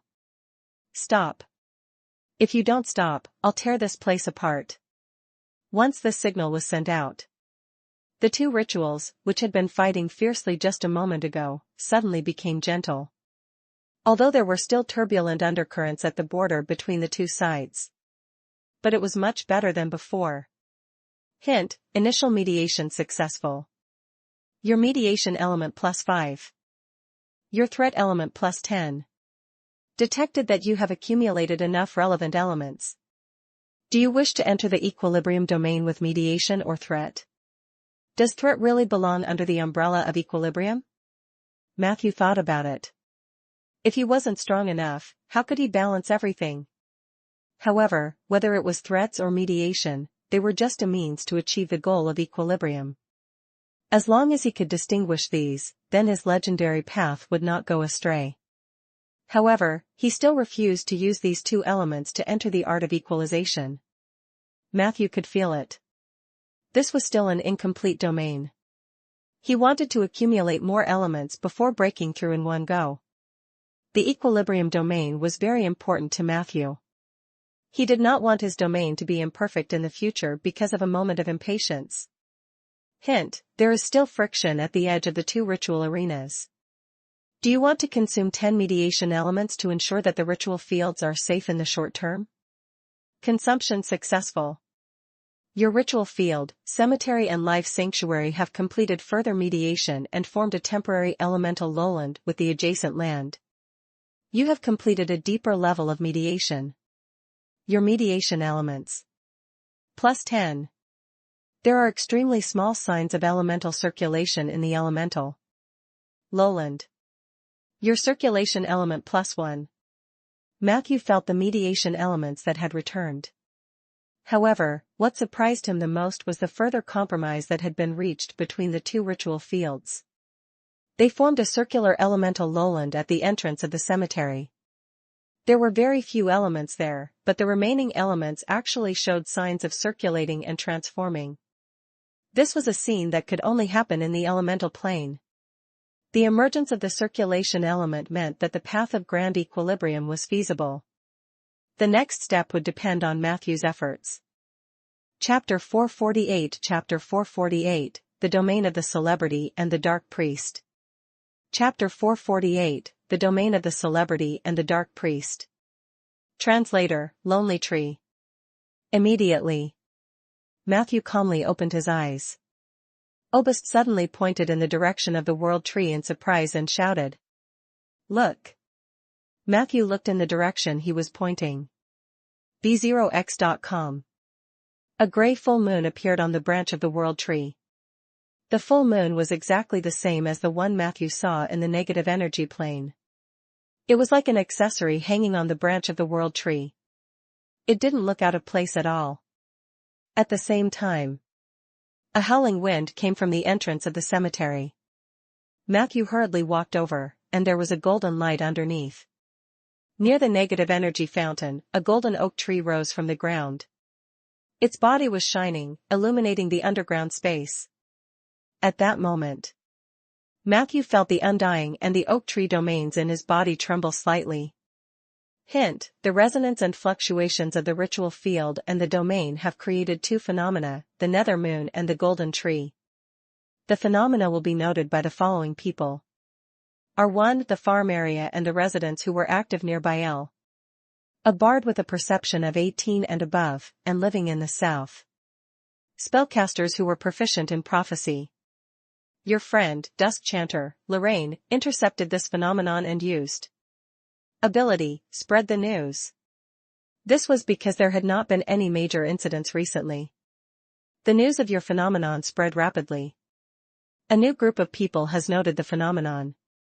The gods who were paying attention to the southern land or the living beings of the outer planes. The editors of Alliance Weekly. Your enemies, Evil Spirit Lord Omadochi, Great Evil Spirit Trier, and Evil Empress Baba Shah, have noted this phenomenon. Your patron, Queen Midnight, Arcane Wilderness/Fairy Overlord, intercepted this phenomenon. She was satisfied with the content and distributed the news to other places in the Arcane Wilderness in the form of a message spell. Your patron Moonlight Goddess, Asha, intercepted this phenomenon and shared the content of the phenomenon with the Heavenly Palace. Your friend, Soul of the Rainforest, Suya, has intercepted this phenomenon. Your friend, Boba Wilkins, intercepted the phenomenon through the Arcane Machinist's steel crystal ball. The phenomenon of the nether moon and the golden tree was widely spread. Your world legendary point, Ainder, plus L. You have already fulfilled one of the prerequisites for the legendary path, perfect advancement, reputation. Matthew had never expected that he would make such a big scene just by squatting at home and planting trees to repair graves. He also asked his underlings to help him build a ritual venue. Lorraine. He can't be thinking that I'll thank him. Matthew had a terrible headache. Even if Lorraine did not add fuel to the fire, this sudden phenomenon would definitely attract widespread attention. But the process would at least be gentler. However, his system data panel was exceptionally active. Before Matthew could digest the previous information, new content came in the blink of an eye. Hint: due to your world-class legendary points, you have entered the celebrity domain for the first time. As a reward for stepping into the domain, you will obtain 2 of the following 3 abilities. Back off. When you burst out with a fierce shout, you can force all living things to retreat at least 3 steps. The effect of back off depends on your reputation. The higher your reputation, the stronger your ability. Girls' Bane: as a world-class celebrity, you can gain the unconditional support of girls by telling or even bragging about your deeds. Even if it is proven that what you say is not true, it will not affect your image in their hearts. World Event: you will have the ability to capture world-level and regional phenomena. When an event that affects the fate of the world or the situation of the region occurs, you will have a certain chance to obtain relevant information or clues. Alright then. It seemed that the world-class legend level did not bring all the bad news. He had to abandon one of his 3 abilities. Matthew had no doubt chosen to abandon the Girl's Bane. He had no interest in it. The other 2 abilities had their own uses. The former was a very useful defensive ability that could be used to push away people who were charging at him. Compared to defensive spells, Back Off was based on sound. As long as the sound was shouted, it would take effect immediately. This was more in line with human instinct than defensive spells. The latter gave Matthew the ability to gather information or make groundless accusations, similar to Lorraine's. Of course, his ability was definitely much weaker than Lorraine's. After all, this was a beginner domain ability, and the bard was a professional. Other than the two domain abilities, the celebrity domain also gave Matthew a permanent status.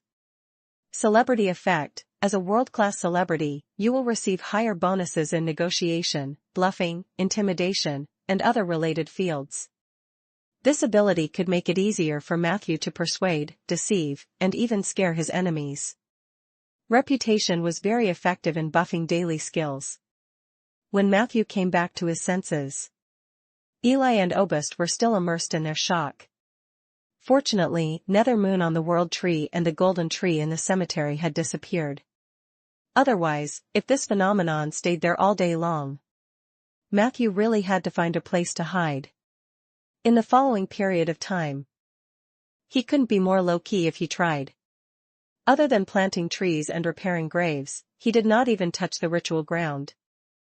Chapter 449 Chapter 449, The Realm of the Celebrity and the Dark Priest. Chapter 449, The Realm of the Celebrity and the Dark Priest. Translator, Lonely Tree. He spent most of his time in the cemetery. Occasionally, he would go out for a walk. He also went to check if the arsonists who had just moved into the dungeon were doing well, if they were eating well, and if they were seriously making blazing glue. In the blink of an eye, it was already early June. The disturbance caused by the phenomenon was not as big as Matthew had imagined. B0x.com. In the past few days, there were some busybodies outside the oak forest who came to watch the show.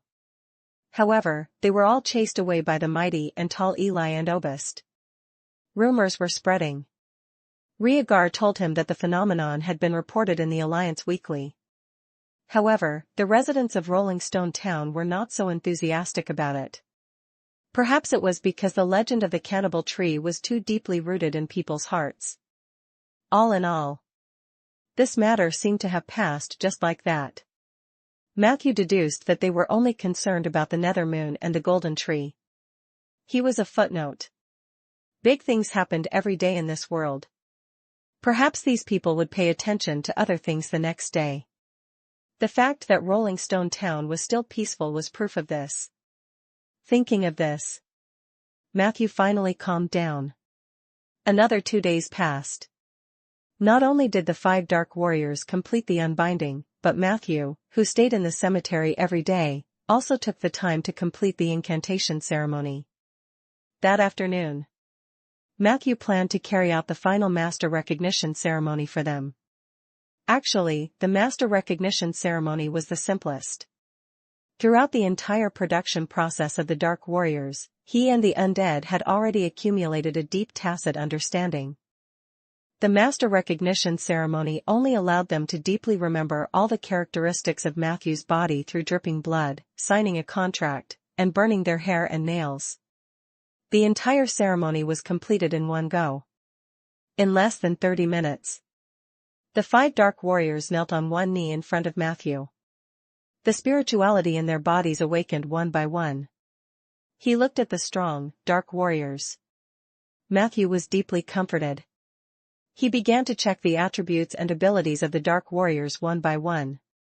The first thing he looked at was naturally the Dark Warrior that had been transformed from a Draken swordsman. Dark Priest, Draken/Dark Warrior/LV15.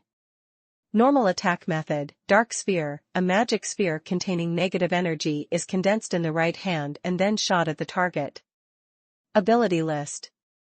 Powerful Resurrection: when the Dark Priest is completely destroyed, he will have a chance to be reborn. After rebirth, his HP will be restored to 50%, Immortal Holy Spring effect. Dark Leader, Elite Undead. During the process of creating the Dark Warriors, due to an accident of spiritual integration, the Dark Priest who awakened in advance transformed the 3 other Dragonblood warriors into his Servants of Darkness. The Servants of Darkness had a template similar to that of the Dark Priests. Their normal attacks were dark magic spheres, and they were good at spells and group spells. They also had a certain amount of close combat ability, but they were not trustworthy. The Dark Priest could turn more Dark Warriors into Servants of Darkness, up to a maximum of 10. The Dark Priest could command the Servants of Darkness unconditionally. Dark priests have a certain level of leadership and commanding ability. The dark priest has the potential to evolve into a hero. Exotic weapon proficiency. Dark priest is good at giant crosses, flails, sickles, and other exotic weapons. Dark spells. Dark priests can use the following spells: negative energy, healing, mass negative energy healing, spur, dark space, sky veil, instant death sphere, cursed eye, gale, dark shield, spell deviation, etc. He looked and looked. The smile on Matthew's face gradually disappeared.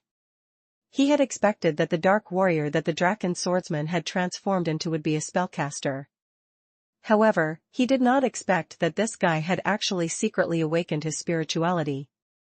Not only did he become a magical class, but he also turned the other 3 dragon blood warriors into magical class units. Matthew looked at them. The attributes of the Servant of Darkness were very mediocre. They were not tanky at all, and their close combat ability was also trash. Their spells were weaker than Matthew's. The only advantage was that their spells were free. As long as they had enough negative energy, there was no daily casting limit. In addition, when more than 3 servants of darkness gathered together under the leadership of the dark priest, they gained the ability to cast 2 group spells. The 2 group spells were Dark Matrix and Short Distance Teleportation. The Dark Matrix was a powerful spell similar to a ritual field. It was mainly used to seal, weaken, contain, and imprison enemies. The Short Distance Teleportation spell was even more useful. It could teleport up to 30 kilometers. It was a spell with a certain strategic significance. In fact, Matthew's obsession with the meat shield aside, the combination of a dark priest and 3 servants of darkness was quite good, not to mention that the former had the potential to evolve into a hero. But I just want a harbor that can shelter me from the wind and rain. Is it really that difficult? Matthew had a bad feeling. He walked towards the last dark warrior. He was transformed from a wild boar warrior. This guy couldn't be a mage, right?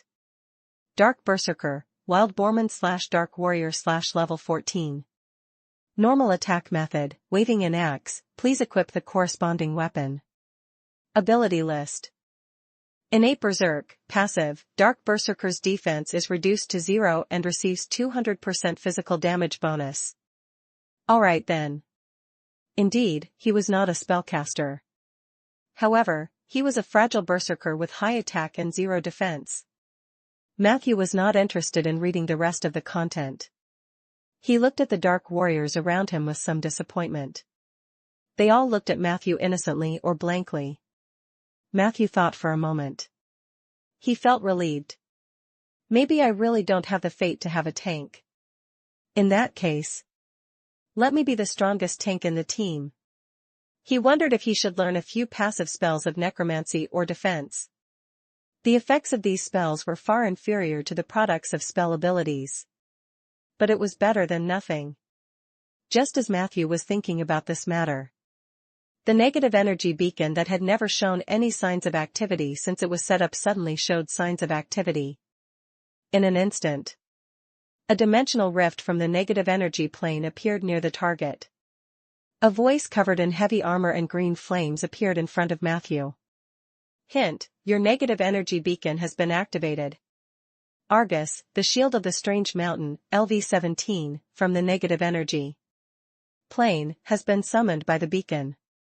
But to gain Argus loyalty, you must pass his test.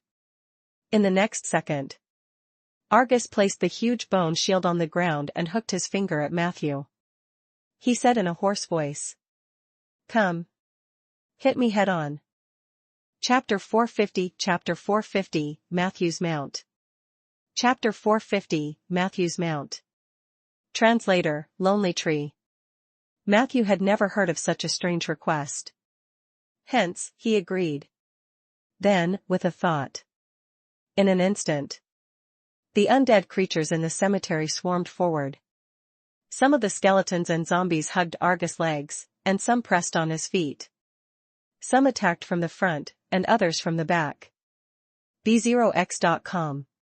The ghosts floated above Argus' body, howling crazily and greedily absorbing his energy. Meanwhile, the dark priest led his 3 servants and slowly began to chant a group spell. Dark Matrix. Their chants were hoarse and strange. They did not come from their throats but from the vibrations of their souls. A few seconds later, the space around Argus was enveloped by a huge ball of darkness. He could not help but feel his knees go soft, and he knelt on one knee. Wait. No, it's like this. Argus said with difficulty. If you do this, you won't get my approval. You have to use your own strength to defeat me. Only then can you convince me. Matthew looked at him in confusion. They are part of my own strength. Don't tell me you didn't take the summoned creatures into account when you calculated the combat power of the Necromancer? Argus thought for a moment. Yes. Matthew said matter-of-factly, then, you're wrong. They are part of me. However, Argus still shook his head. In the next moment, his body suddenly burst out with a piercing black light.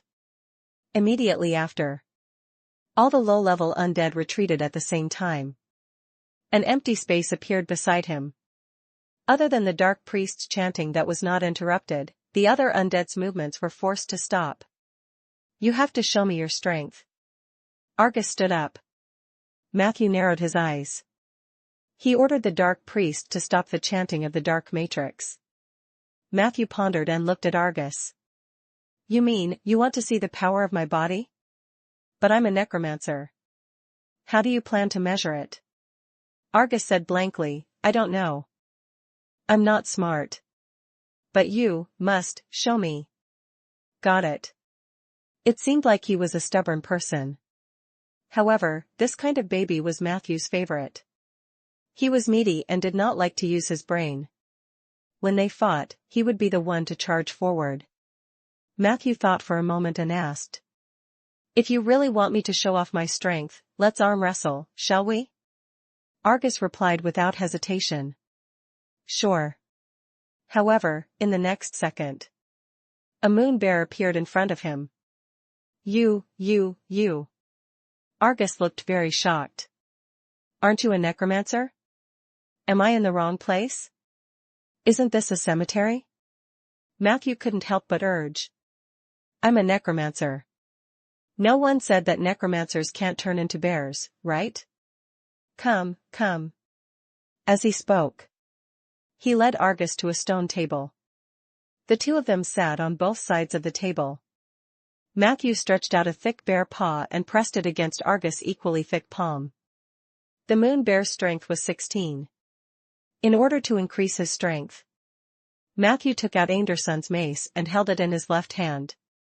The data panel showed that he had lost 2 points of agility and gained 4 points of strength.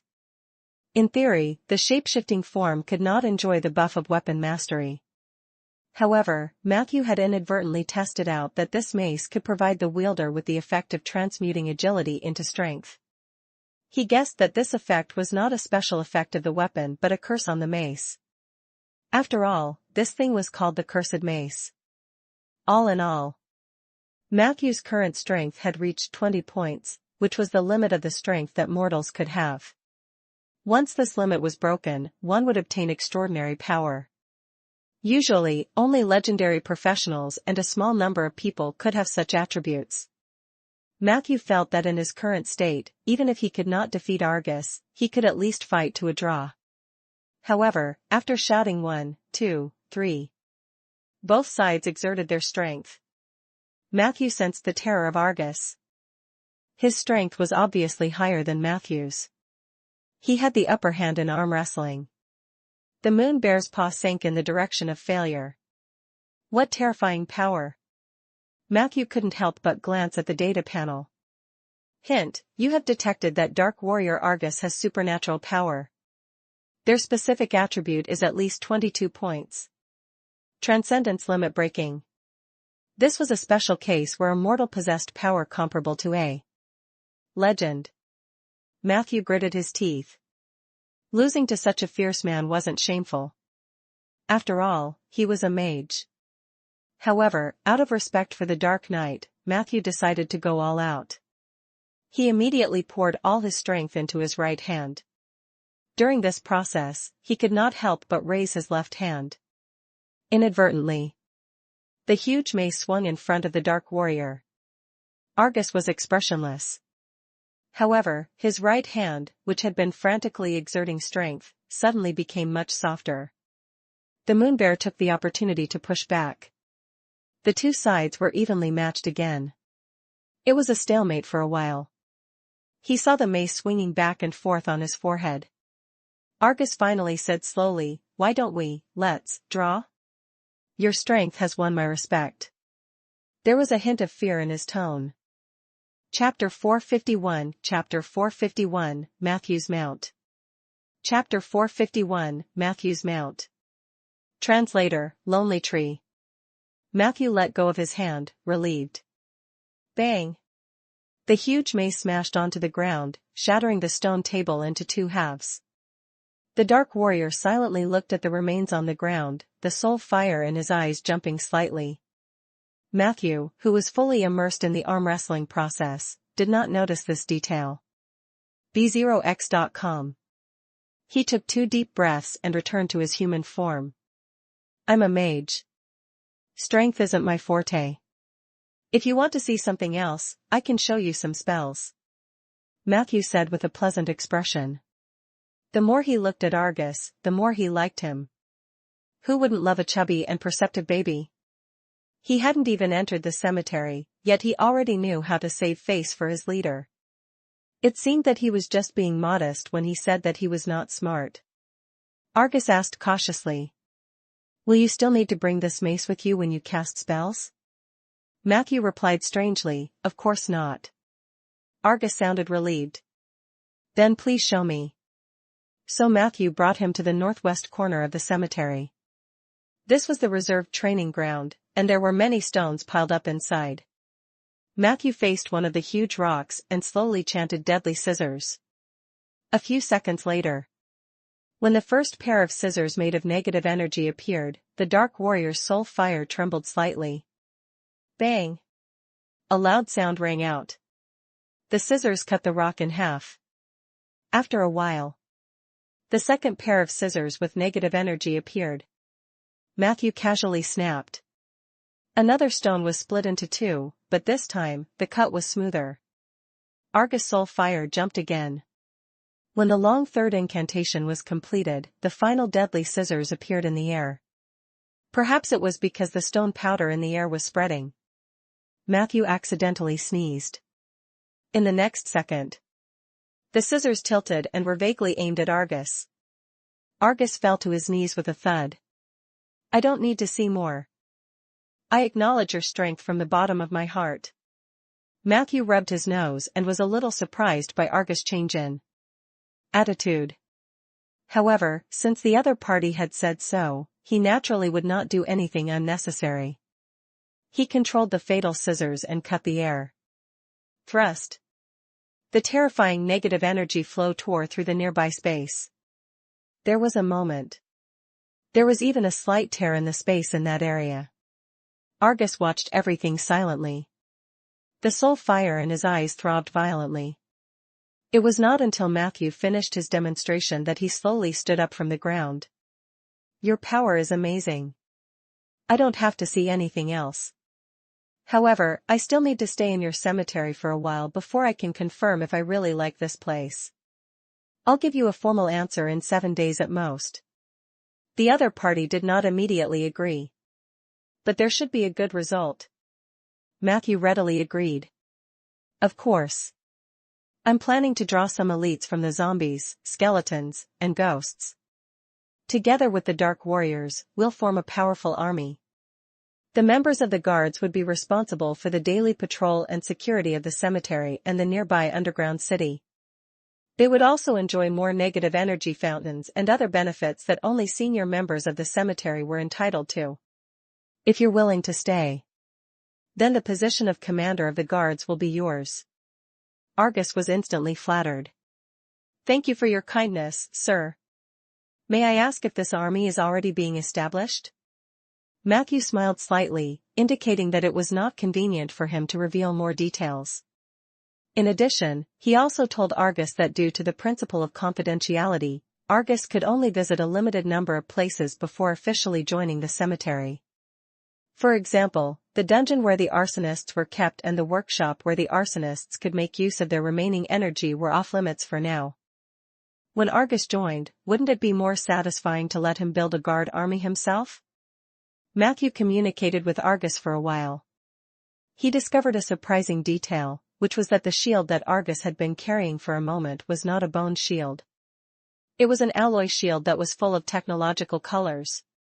However, it was covered with a layer of pitch-black ashes, making it impossible to tell what it was made of. An undead carried an alloy shield. This kind of combination was quite rare. Matthew was very interested, so he asked, "Can I touch your shield?" Argus hesitated for a moment and finally nodded reluctantly. "Sure, just for a moment." As he spoke, he placed the shield horizontally in front of him for Matthew to touch.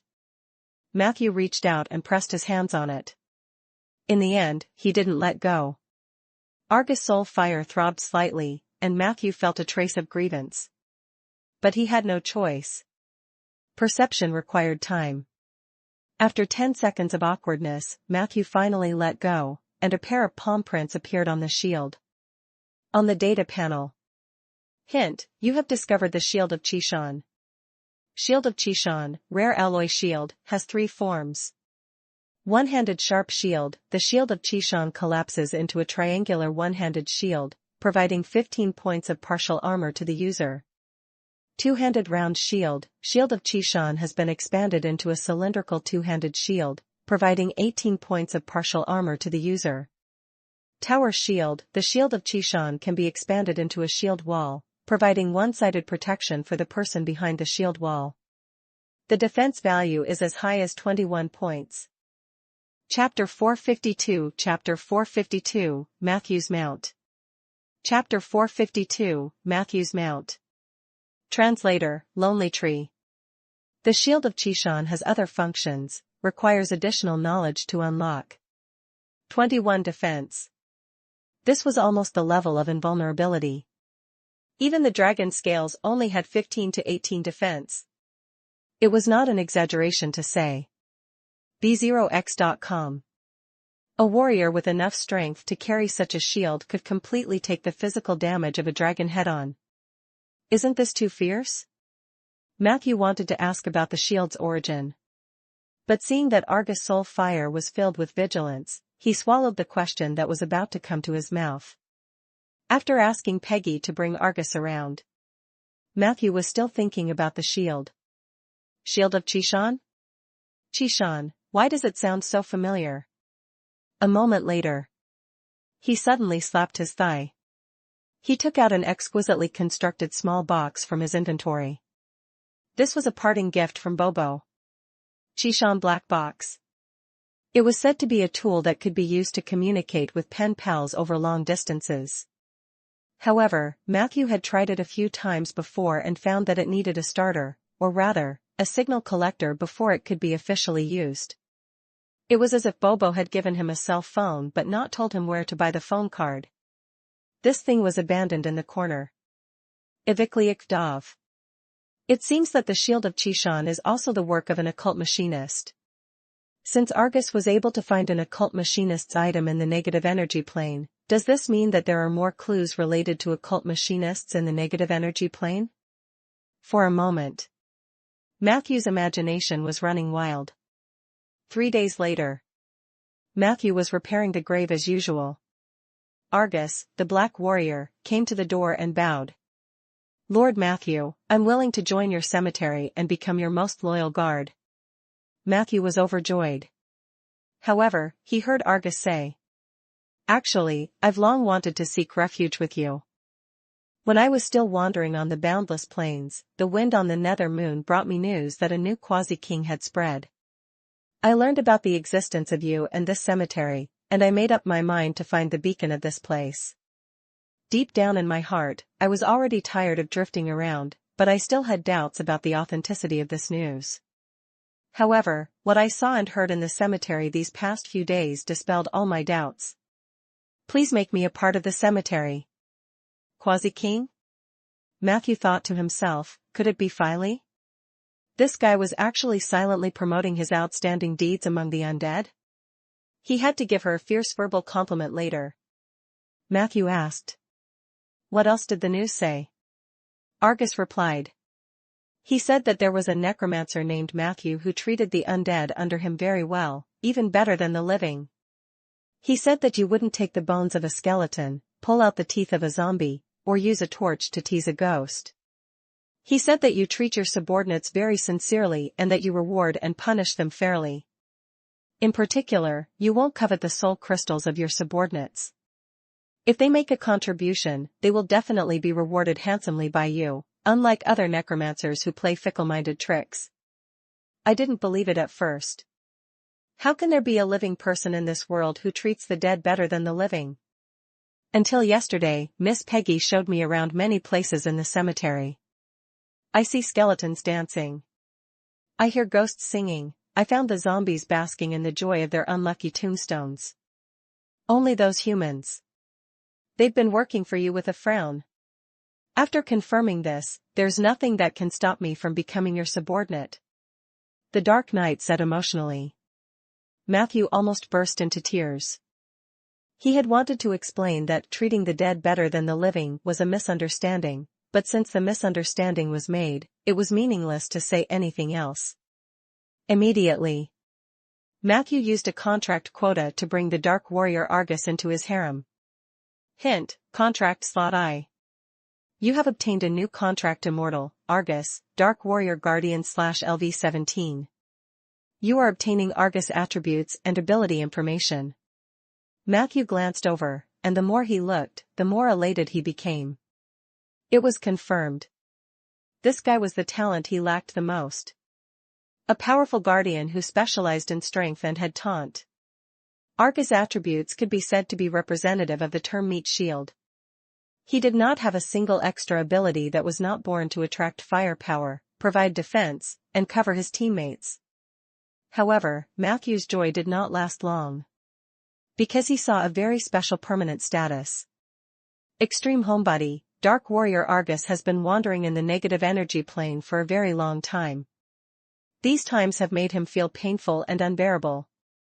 After joining your cemetery, he immediately developed a deep bond with the cemetery and saw it as a home that he had to protect with all his might. Argus hated leaving the cemetery. When he was in the cemetery, his battle will was at 200%. When he was 10 kilometers away from the cemetery, he would enter a weakened state, and his attributes would be reduced by 10%. The further away he was from the cemetery, the weaker Argus became. At 30 kilometers, Argus would lose his mobility and suffer a 50% reduction in attributes. In theory, you can't persuade Argus to leave a place more than 30 kilometers away from the cemetery. Why am I not surprised at all?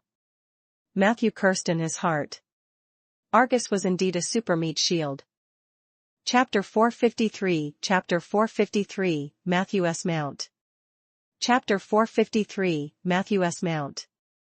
Translator, Lonely Tree. However, the range of his activity was limited to the cemetery and the space within 10 kilometers of it. It was impossible to bring him along when they went on a long journey. Matthew really wanted to ask him how he was able to wander for so long. But the atmosphere had already reached this point. It would be meaningless to say anything else. B0x.com. Thus, for a moment, the master and servant were delighted. Matthew said some polite words, handed the heavy responsibility of forming the guards to Argus, and said that he could choose the undead in the cemetery to join his team. Argus received the order. He immediately went to work in high spirits. Only Matthew was left looking at the graves on the ground and sighing silently. In the end, he'd still be the meat shield when he went out on an adventure. Days passed. Unknowingly, it was the middle of June. The weather was getting hotter. This kind of climate was very unsuitable for planting trees. It was not that there was no way to use magic to eliminate the influence of the climate on planting trees, but it was an act that violated the will of nature. If one went against the will of nature, they would definitely be punished by nature. For example, using magic to grow trees was actually against nature to a certain extent, and many druids were unwilling to do so. Naturally, the punishment for this was that these trees would not produce seeds for 30 years. Matthew naturally couldn't do anything like that. Therefore, after entering June, he symbolically planted a tree every day. Although he only received a little XP every day, it still brought him a slight sense of happiness. After summer, Matthew spent most of his time in the cemetery. It was cool. During this time, he took some time to go to the Crystal Palace and complete the construction of the remaining 3 spells. These few days, Matthew could clearly feel that the miniature construct that Soria had implanted was integrating into his body. Once the fusion was complete, these abilities were completely solidified in his body. Like Matthew's other abilities, they would undergo a qualitative change when he advanced to a legend. Advancing to legend was a wonderful process. When a mage advanced to legend, his spells and abilities would be strengthened in all aspects. This process was called legendary creation. The strengthening effect of legendary creation was usually only positively related to 2 factors. One was the practice of the legendary path, and the other was the number of domains. The more domains there were, the higher the enhancement factor of legendary creation. Correspondingly, the more abilities one accumulated before becoming a legend, the greater the overall improvement after strengthening. The difference between a legend with a single domain and multiple domains could be described as heaven and earth. Similarly, a mage who had 100 abilities before advancing and a mage who had advanced with only 10 abilities, the difference in combat power between the two after becoming legendary would be exaggerated to the point of being terrifying. The most direct reason was that the former fully utilized the effect of legendary creation. An ordinary hand of magic would transform into a legendary hand with at least 3 times the effect. And if you wait until you become a legend to learn hand of magic, not only would you fall into the law of pride, moreover, you would only learn an ordinary hand of magic. There was only one chance for legendary creation. If one missed it, it would never happen again. Therefore, for every person who had the ambition to become a strong legend, becoming a legend was not a goal but a means. Before that, they had to do their best to complete all the accumulation. After taking that step, many things would be set in stone. This was also the reason why it was rare to see a single domain legend on this continent. Every legend had a strong will and wisdom. Even if they did not know the contents of the legendary creation, they would still quietly accumulate their own abilities and domains under the guidance of their instincts until they soared into the sky. It was the same for Matthew. To him, becoming a legend was just a means to become stronger. Before he stepped through that door, he had made up his mind to accumulate enough abilities and domains. Domain. At least 20 beginner level ones. As for his ability, a minimum of 200. He wrote down these goals in his daily manuscript. Matthew devoted himself to the study of basic skills and spells. 2 days later. It was a moonlit night. Matthew strolled in the oak forest. The summer wind still carried a hint of heat. A clump of weeds grew under the oak tree on the left. The crisp chirping of crickets could be heard from the newly grown bushes not far away. The power of the life sanctuary was beginning to show. More and more little creatures quietly gathered in the forest. Matthew was very satisfied. He walked briskly to the open space beside the wooden house. Then, he began to take out various casting materials from his inventory. 10 minutes later, a magic array that pointed to an alternate dimension was formed. The wooden house wasn't far from the life sanctuary and the cemetery. Matthew thought for a moment. He simply added some of the elements of the 2 ritual fields into the magic array to play a directional role. After the magic array was completed, Matthew activated the energy crystal at the edge and began to chant a long spell. Tonight, he would summon a mount here. A long time ago, Matthew noticed that he lacked transportation. Not only was the magic carpet slow, but it also consumed magic power. It was not an ideal replacement for foot strength. The winged dragon wind god was fast, but it was too eye-catching. Raven was fast and stealthy, but he would be alone when he was in that form. Chapter 454 Chapter 454, Matthew's Mount. Chapter 454, Matthew's Mount. Translator, Lonely Tree. If he went out with others, it would be a little inconvenient. In the long run, he still needed a mount. Within the Alliance, mounts were not only a substitute for foot strength but also a symbol of a mage's status. Although many mages preferred teleportation when traveling alone, there were many mounts.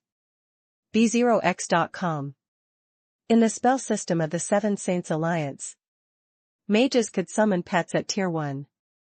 At Tier 2, one could summon ordinary mounts such as horses or donkeys. Only Tier 3 players could officially use mount summoning to summon higher-level magic mounts. This spell would not only summon creatures at Ander but also creatures in the alternate dimension. If the caster had no specific directional elements during the casting, this summoning skill would still depend on luck. Those who were extremely lucky could summon a unicorn in one shot. Those who were unlucky might summon demons disguised as mounts from the outer plane to cause trouble. Matthew added 2 directional elements of life and negative energy to his summoning circle. Therefore, the creatures he summoned next were most likely from these 2 domains. A full 12 minutes later, the long incantation finally came to an end. The magic array lit up with a bright light. A new option appeared in front of Matthew. Prompt: You are using mount summoning. You can complete this summoning in 2 ways. An anonymous summon. The summoned creature doesn't know your information at all. Both parties are trying their luck. Creatures summoned anonymously have the right to escape at any time. Summon with real name. Your summoning spell will be enhanced by the legendary points. Creatures may come to you because of your reputation. Creatures summoned by real names cannot leave this without your permission. Why do I need to be anonymous or use my real name to summon a mount? Matthew thought for a moment. The phenomenon of the nether moon and golden tree had already passed for more than 10 days.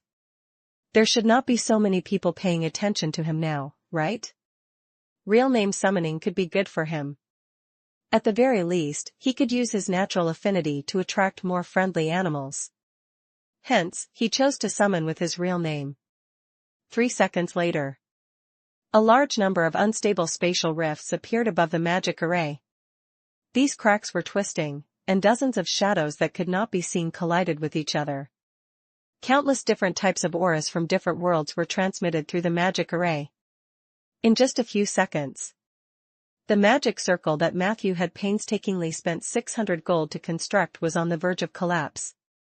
Warning: there are too many otherworldly creatures trying to become your mount. Your dimensional door is about to collapse. Please make a decision immediately. Which creature will you choose as your mount? Matthew looked around. The light and shadow effects on the magic array were especially exaggerated.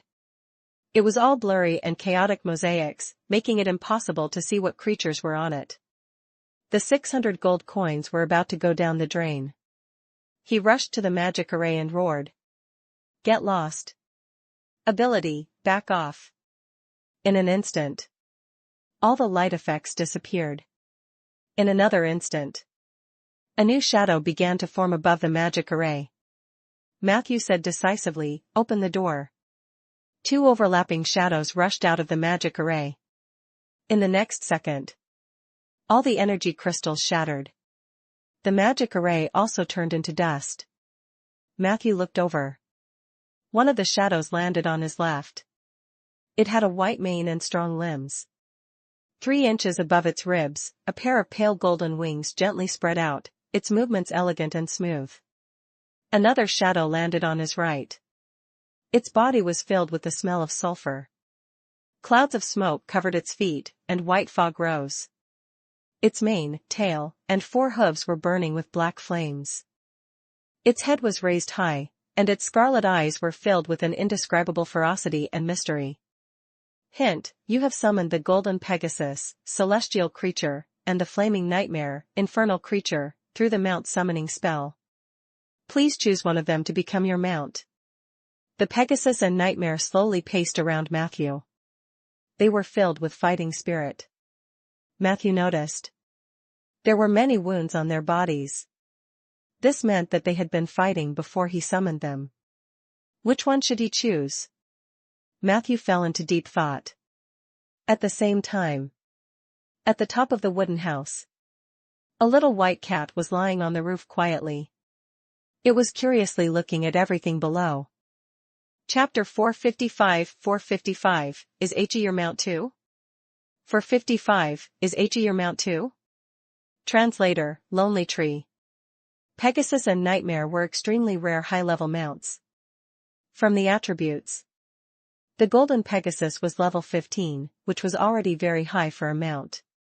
Pegasi were shy by nature and rarely appeared in the eyes of humans, let alone in civilized society. Even in the heaven realm, they lived in the deep mountains and lakes far away from the divine kingdom. Pegasi often flew across the sky in groups, but very few creatures could observe their tracks because of their passive ability. B0exo.com. Light of concealment. During the day, when a Pegasus runs in the sky, its body will emit a strange halo that will envelop itself and the rider. This halo has a remarkable invisibility ability. Only those with a perception of 20 points or higher can detect abnormalities in the sky. In most cases, people would only notice a faint white line in the sky. However, at night, under the influence of the moonlight, the hidden light will turn into an unusually eye-catching bright starlight. They kept a low profile during the day but were dazzling at night. This was the characteristic that this ability granted to the Pegasus and its owner. Other than that, the Pegasus had a steady gait and strong stability. Whether it was running or flying, the rider would not feel bumpy at all. The Golden Pegasus was one of the best among the Pegasi. It also had two additional characteristics. Easy to disguise. You only need to use a basic cantrip, disguise, to disguise the Pegasus as an ordinary colt. The Golden Pegasus understood its master's cantrip. It will cooperate with you to disguise itself as a mediocre colt, until you need it to shine. Perseverance. The Golden Pegasus gives the rider a temporary higher toughness when riding. This attribute can greatly reduce the probability of the rider falling off when being attacked on horseback. Note, with this characteristic, you can perform more fancy tricks on the horse without falling off the horse. The Golden Pegasus attributes were indeed outstanding. It was mainly because of his good temper, easy communication, high cooperation, and more diverse riding postures. But on the other side, the Red Flame Nightmare's interface was not inferior either. In fact, its overall attributes were slightly higher than the Pegasus. Flaming Nightmare, Purgatory Creature / level 16. Special characteristic. Fire immunity. The Flame Nightmare can grant the rider immunity to all forms of fire, including magic fire, hellish fire, and even heavenly fire. Illumination. The Nightmare moment emits bright light within a 3-meter radius, as well as faint light for the space more than 3 meters away. Ability. Gaze of Fear. The eyes of Nightmare can release a gaze that contains negative energy. Any living creature that looks into its eyes will be affected by the fear effect. Once it enters the fear state, the Nightmare can bite off the opponent's head and devour their soul. Chapter 456. Chapter 456, is he your mount too? Chapter 456, is he your mount too? Translator, Lonely Tree. Suddenly, Matthew walked over and gently patted his butt. I have a cemetery. Aren't you going to visit it? Perhaps you will make a lot of new friends. As he spoke, he led Nightmare to the entrance of the cemetery and shouted. B0exo.com. Mr. Argus, there's a new buddy. Please take care of him for me. Argus had just joined the cemetery. However, he acted like a master. Matthew shouted, and his figure appeared at the entrance of the cave. He warmly welcomed the Nightmare, wanting to hug the horse's head, but was shaken away by Nightmare. Argus did not mind. Let's go. I'll show you around the cemetery. It's mainly the dungeon and the workshop. You'll definitely be satisfied. Of course, there's also a negative energy fountain. Although you're a purgatory creature, who doesn't love a negative energy fountain? Nightmare followed him suspiciously. Very quickly. The sound of fighting and chaos jumping came from the dungeon. At the same time, the excited cheers of the Pegasus also came from the direction of the world tree. Matthew smiled. The plan was beginning to bear fruit. He liked both the golden Pegasus and the flame nightmare. Therefore, he did not intend to sign a contract with either of them. He had no choice. There was only one spot for a mount contract that was bound by magic. After signing one, the other would definitely turn hostile and leave. It was better to keep their relationship a secret.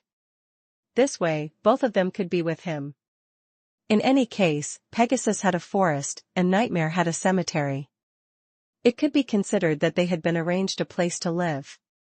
As long as this relationship could be maintained. Would they not let Matthew ride them when he wanted to? It was impossible. Of course. There was also a hidden danger in this state. That was, Pegasus and Nightmare were summoned to the continent of Ander as otherworldly creatures. Time passed. They would be rejected by the plane's laws.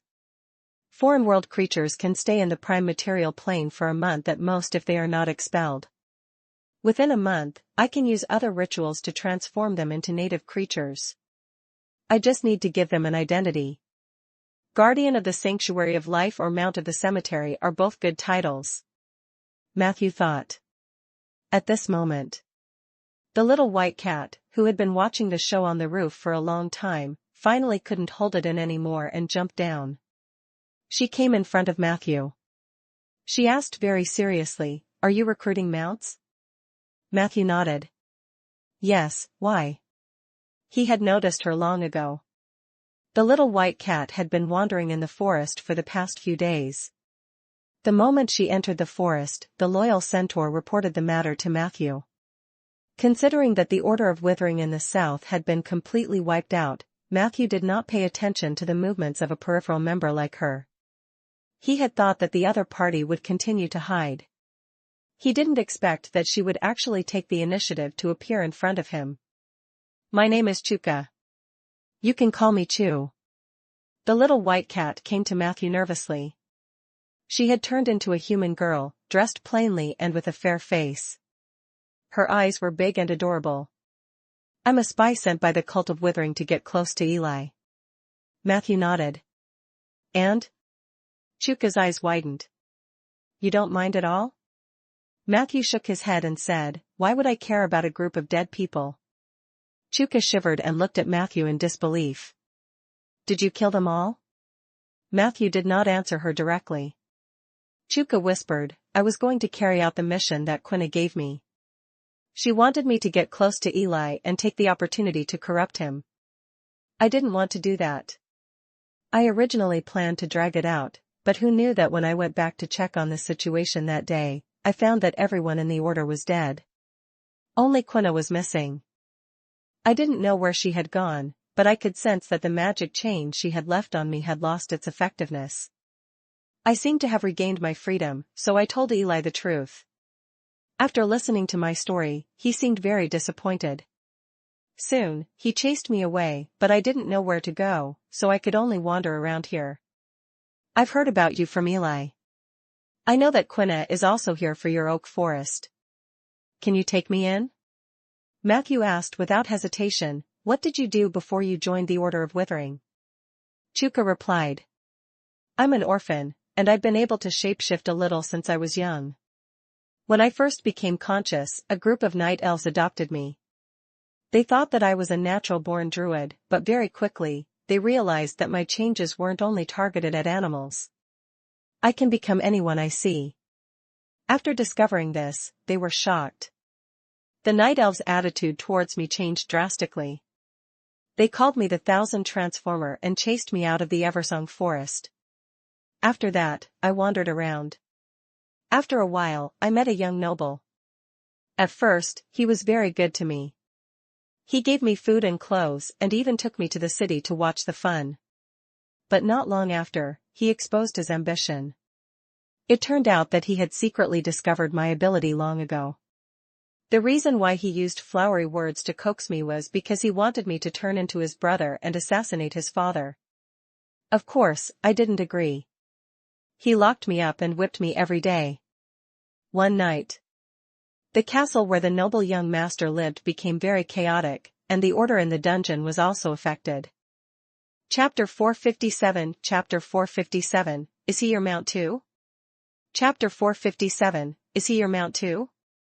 Translator, Lonely Tree. I sneaked out and met Quina. I only found out later. That night, the noble young master's elder brother invited Quina to dress up as the noble young master and kill their father in public. It was because of this incident that the castle became chaotic, and I was able to escape. I was grateful to Quina. B0xo.com. However, Quina told me that the human world was too complicated and wasn't suitable for me. She told me that the Order of Withering was the home of the frustrated and that people like me were the companions they needed the most. She was very good to me at first, just like the noble young master. She gave me a lot of food and taught me how to hunt animals in the forest. Although I sometimes felt that Quina's methods were too extreme, at that time, I thought that it was just a part of the law of the jungle. Until later. Quina said she wanted to help me become better. She asked me to meet a mysterious person. I agreed. In the end, in that unfathomable cave, I met a very terrifying existence. She was the incarnation of God walking in the human world. She used magic to whip me and left a mark on my body. She told me that it was a necessary step to become her follower. Half a day later, I left the cave in a daze. Only then did I know that I had already become a believer of the evil empress. During this time, Quina took the opportunity to appear and cast a magic chain on me. She told me that if I didn't listen to her obediently, she would send me back to the cave to face the terrifying existence we call Mother. I didn't dare to resist her. After that, I used my shape-shifting ability to do some sneaky things for her. During this period, I was very anxious and in pain. But I didn't know how to escape from them. Until a few days ago, I realized that the camp had been destroyed, and the magic chains on my body were gone. Even the mark of the evil empress had become very dim. I think this might be a chance to escape. But I don't know where to go either. Then I thought of Eli and you. Quina tried everything to harm you. You should be a very decent person, right? To be able to wipe out the Church of Withering so easily. You must be very powerful. Therefore, I want to be yours. These words had probably been stuck in her heart for a long time. She explained the whole story very smoothly. Matthew used lie detection and evil detection to confirm that she was not lying. In addition, he also found a believer's mark from evil Queen Baba Shah, but the degree of faith was very faint, which roughly matched her description.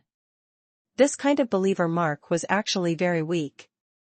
Baba Shah would not pay attention to the believers who had these marks.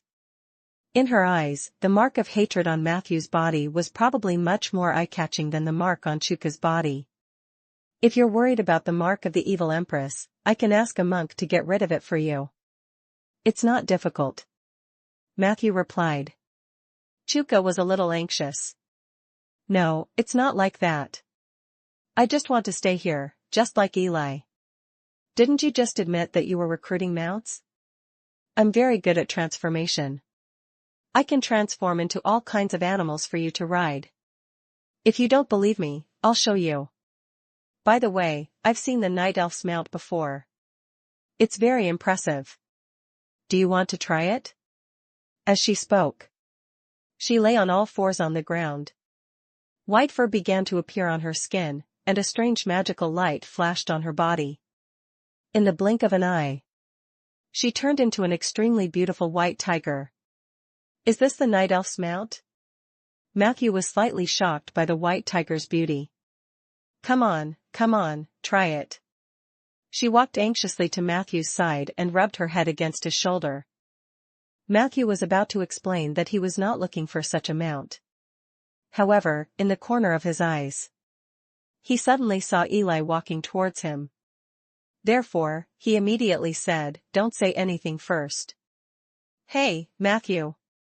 What a beautiful tiger. Is this your newly recruited mount? Eli looked at the big white tiger beside Matthew with interest. He looked very interested in her. Matthew coughed lightly. She is indeed very beautiful. Eli agreed. Not bad, but not as pretty as the ancient tiger I transformed into. You agree with me, right? Matthew didn't say anything. He cleverly changed the topic and said, "Did you come here for an emergency?" Eli nodded. "I'm here to bid you farewell. The Great Elder urgently summoned me back, saying that there was a huge mess at the Earth Society. Even the headquarters of the Druid Order was broken through. I've only been away for a few days, and this happened. It's really worrying. I have to go back as soon as possible. I'm very worried about the Great Elder's safety. The Earth Society also needs more experts to stabilize the hearts of the people." Matthew thought for a moment. He simply told Eli about Jeff and the holy oak seed.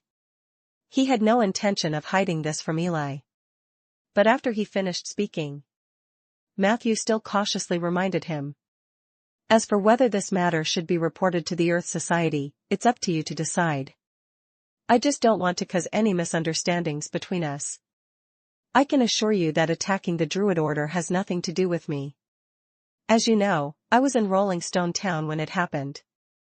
Chapter 458 Chapter 458, Is he your mount too?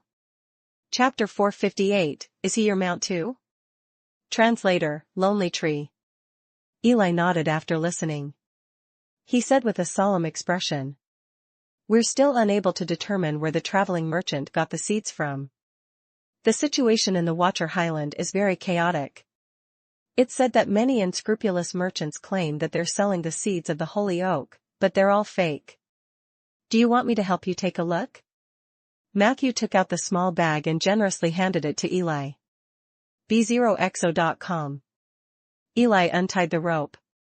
Before he could see clearly, he sniffed twice and immediately concluded. "It's real." "Oh, Matthew, it's better for you to hide this bag of seeds first. Once it's discovered by the Earth Society, even if I vouch for you, it'll arouse suspicion. Those Druid elders are stubborn. They firmly believe that only the things they see are real. I hate a lot of them. But overall, the Earth Society is still good. Let me go back and figure out the details first." As he spoke, he returned the bag to Matthew and said, "The seeds of the holy oak tree can't be stored like this. This bag is too amateurish. You must find a bark bag that was handwoven by a virgin. After that, you can put the seed inside and hang it in the life sanctuary. This way, you can preserve the activity of the holy oak seed and further promote the nourishment of the life sanctuary." Matthew nodded. After saying this, Eli gave him a farewell hug, then turned into a horse and galloped towards the north. "So, is Eli also your mount?" Seeing that the other party had walked far away, the white tiger obediently said. Matthew shook his head. "He is my friend. If you really want to stay, I won't object. As long as you don't do anything stupid, my oak forest and I welcome you to join us." The 1,000 transformation seemed to be a very powerful bloodline. Matthew was not sure yet. He had to find time to check the information. White Tiger said happily, "So I'm yours now?" Before Matthew could answer, she said excitedly, "Does this mean that I can look for you for my 3 meals, eh? There's milk, biscuits, sausages, and mushroom fried rice made by Ms. Peggy. This is what Eli told me. When can I enjoy it? I've been hungry for days." As she spoke, gurgling sounds came from her stomach. Matthew was stunned. "Is that why you came to me?" White Tiger asked in confusion, "Why else?" Matthew touched the right side of his face. "Peggy is in the kitchen of the cemetery. Go and find her yourself." The White Tiger jumped down happily. Not long after, Peggy's cheers came from below. Matthew looked down. He found that the Flame Nightmare and the White Tiger Chuka were circling around Peggy. The Tauren skeleton looked at Matthew excitedly. "I heard that you found me 2 mounts?"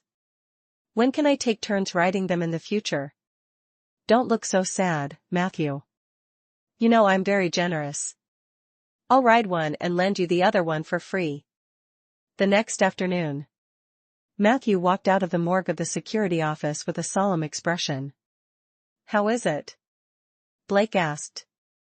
No soul responded to my call. This is very rare. Matthew answered truthfully. There is no spirituality in his body. I can't even summon him into an undead creature. Zombies, skeletons, ghosts, none of them.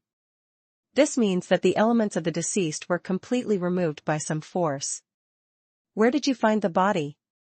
This morning, Blake went to Matthew, hoping that he could help examine a corpse. Although Matthew had already resigned from the security office, he was still free, so he agreed. However, what surprised him was this corpse was very special. Not only did it have no spirituality, but any useful information had been stripped away. There were no facial features on his face, and there were no lines on his hands and feet. Other than being able to tell that it was a male corpse, Matthew could not find any useful information. This made him very surprised. It had been a long time since there had been such a bizarre death in Rolling Stone Town. Blake replied with a frown. It was found by a farmer downstream of the Old Woman River. He was swimming in the river with his family and children when the body floated upstream. My men went upstream to check, but they didn't find anything. Did it float over from the river? Matthew thought that this was too abnormal. Other than a little water on the surface of the corpse, there was no sign of swelling. It didn't appear that he had been soaked in water for a long time. So, how did this explain the state in which the body was found? This was a case that even magic could not explain. Matthew did not find any trace of magic on him. He chatted with Blake for a while. However, no matter how much they discussed, they could not figure out what was going on. After a moment, Matthew prepared to leave. At this moment, a rare face came to the security office. Mr. Richard? Blake went over in surprise. I heard that you have a strange corpse here. Can I take a look? Richard leaned on his cane, his back straight. He nodded at Matthew with a serious expression. Blake quickly led him into the morgue. A full 20 minutes passed. Only then did the two of them walk out of the morgue. Matthew went up to him. Chapter 459, Chapter 459, is he your mount too? Chapter 459, is he your mount too? Translator, Lonely Tree. Did you find anything? After all, the other party was a legendary rogue. He might be more professional than him in autopsy. Richard pondered and said. It's hard to say, but there are some clues. I'm afraid you'll have to help me inform Rhaegar and the Council of Five. I'll be leaving Rolling Stone Town for a while to confirm something. I hope it's not what I think it is. B0XO.com. After saying these riddles, he strode out of the security office's door, holding the exquisite cane in his hand. He didn't even care about his usual elegant walking posture. Matthew looked at Richard's back and was a little worried. Under Blake's commission, Matthew used a high-grade body bag to store the bizarre corpse. 3 days later, in the magic classroom of the Cauldron House, Matthew, who was gradually recovering, contacted Margaret, and both of them entered the practical class. To be honest, the timing of your contact is not ideal. There doesn't seem to be any place that is particularly suitable for you to practice recently. Let me take a look. Margaret was dressed in a very cool outfit today. She wore a top that revealed her belly and a white short skirt. The color of her glasses had also changed to milk blue. At this moment, she was staring at a crystal ball. Purgatory? It's a little too dangerous. Space between purgatory? Why was there a ceasefire there recently? Didn't the damned Suki Kingdom and the Brew tribe say that they would fight to the death? Shallow abyss? Demons are a bunch of boorish men who rely on their physical fitness to crush their enemies. They are only suitable for tempering blood. Underdark? Forget it. The ancient darkness god has been a little active recently. The evil empress is also restless. There's also Galen and the Midnight Fairy. TSK, none of them are good. It seems that the Calamity Mage made a wise decision to keep the Underdark. It's the perfect trash can. She seemed to be looking for the location of the practical class at the last minute. This made Matthew worry about the quality of the course. But at this moment, an unstable spatial rift appeared in front of him. Before the thing in the crack could come out, Matthew raised his mace and swung it down. Puff! The space-time rift disappeared. Margaret glanced at him, and Matthew immediately put the mace back behind him, revealing a gentle and harmless smile. She didn't mind and continued to look at the crystal ball. However, soon after, another spatial rift appeared. Matthew didn't say anything and swung his hammer again. The crack disappeared again. Margaret couldn't help but ask, "Who's looking for you?" Matthew smiled bitterly. "I don't know. A few days ago, I tried to summon a mount.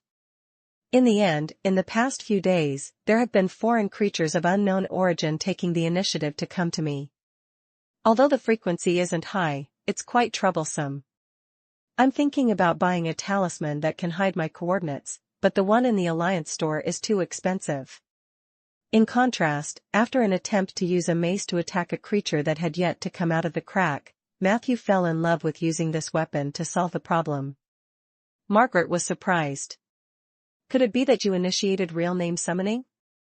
Matthew nodded innocently. Margaret exclaimed, "Who would summon someone with their real name? It must be anonymous." Matthew frowned and said, "I bought a lot of knowledge guides for summoning mounts, but none of them mentioned that you have to summon them anonymously." Margaret tacitly agreed, because it's common sense. Matthew scratched his head helplessly. This was the tragedy of being a rogue mage. Although he had tried his best to make up for it, there were always things that others thought were common sense that he was completely unaware of. Real name summoning will leave a space-time gap in the astral world. These creatures might be coming to you through the gap. There is a delay in the summoning ritual. They might think that you are still recruiting mounts. Of course, some of them might be disguised by the evil god's subordinates. You must be careful," Margaret reminded. Matthew waved his mace. "Other than this, is there any other solution to my harassment problem?" Margaret said, "If you still have money, you can look for Lord Roderick. He's a master in the field of prophecy. He can easily solve the problem of the dimensional rift for you. But I guess you just came back from my mentor's place, so I'm afraid you don't have any money on you." Matthew touched his nose, indicating his agreement. "Then practice your mace skills. Treat it as part of the practical class," Margaret said happily. She didn't seem surprised that Matthew had such a weapon. The two chatted. Another spatial rift was formed. Matthew raised his hand a little slower this time. A little guy's shadow crawled out of the crack and shouted as it crawled, "Master's master. I'm Bone Pigeon. Bone Pigeon, Bone Pigeon. Master is about to be beaten to death. Actually, this is the perfect time for me to change master. Why don't you be my new master?" As soon as he finished speaking, Matthew quickly moved the mace away. He glanced at the data panel that was late. Warning, the Undead King, Dark Pharaoh, has joined forces with the Old Bone Dragon to launch a siege on your summoned creature, Philomes. The Dark Pharaoh has used a strange item, the Earthbound Bottle, to block the undead contract between you. Your summoned creature, Philomes, is about to die. Matthew jumped up from his seat. Holding the mace, he politely asked Margaret, "Can I suggest a location for the practical class? What about the negative energy plane?" Margaret looked at the bone pigeon and pushed her glasses up. "Sure. By the way, are you selling this pigeon?" Chapter 460, Margaret's Combat Teaching. Chapter 460, Margaret's Combat Teaching. Translator, Lonely Tree. Matthew immediately asked, "Do you have money?" Margaret fell silent. After a while, she said reluctantly, "This little thing looks quite cute. The bone pigeon immediately jumped up and cursed in disgust. B0XO.com. Hey, little girl, who are you calling cute? Matthew reminded him, she is my teacher. The bone pigeon was stunned. Master's teacher? I thought she was your concubine. Is she powerful? Matthew said sincerely. More powerful than me. The bone pigeon immediately went to Margaret's side. From now on, I, bone pigeon, will have a new nickname, little cutie. No one is allowed to snatch this nickname from me. Please leave a magic mark on me so that when master and master's master are dead, you can be my master. Margaret looked at Matthew silently. Did you teach him this? Before Matthew could retort, the bone pigeon explained. Of course not. Don't misunderstand my master's master. This is what my master taught me. Margaret asked. Who taught your master then? The bone pigeon replied naturally. Of course, it was master's master who taught him. Matthew was speechless. He couldn't help but flick the bone pigeon's head. Then, he said seriously. Let's get back to the main topic. We have to rush to the negative energy plane as soon as possible. My pet is currently under siege. The enemy is an undead king and a quasi-king. They are the Dark Pharaoh and an old bone dragon respectively. Margaret nodded. An undead king is not that special in the negative energy plane. It only symbolizes potential. If you were to transform into a lich now and take root in the negative energy plane, you would definitely be able to obtain a king status. After all, there are too many random soldiers there. If they were slightly more outstanding, they would have the bearing of a king. However, it's not that easy to go to the negative energy plane. We have to find an extremely outstanding array master. Let me think, which array master in the Alliance has been free recently? Moreover, the cost of going to the negative energy plane is not cheap. The negative energy plane was indeed a very complicated plane. It was different from what ordinary people knew. It belonged to the inner plane, not the outer plane. The difference between the inner and outer layer plane was mainly relative to the main material plane that was heavily enveloped by the crystal wall. The inner planes were mainly the four elemental planes of earth, fire, wind, and water, the sea of trees, the ether plane, and so on. This also included the negative energy plane, whose exact location had not been determined, but the direction was definitely in the inner plane. For the outer planes, in addition to the most famous astral plane, there were also the arcane wilderness, shadow world, underworld, heavenly palace, panheaven realm, evil spirit world, nine-tier purgatory, bottomless abyss, twin paradise, and so on. Because of the plane's gravity, when a living being traveled between planes, there would be almost no resistance going from the inner plane to the material plane. However, it would take a lot of effort to do the reverse. For example, a necromancer could easily summon a skeleton from the negative energy plane to help. However, if you wanted to summon an astral skeleton, you would have to pay more for magic power, energy, and materials. Thus, traveling to the inner plane was usually viewed as a greater challenge. Even within the Seven Saint Alliance, mages would look for high-level array masters they were familiar with to help them. However, at this moment, the bone pigeon jumped out and said, "There's no need for an array master. Master can summon master's master in reverse." Margaret was shocked. Is there such a thing? Then, she looked at Matthew. After getting Matthew's confirmation, she asked suspiciously, "Then who is the master?" Matthew shrugged and did not explain further. The contract issued by the system was a little more advanced than the ordinary undead contract.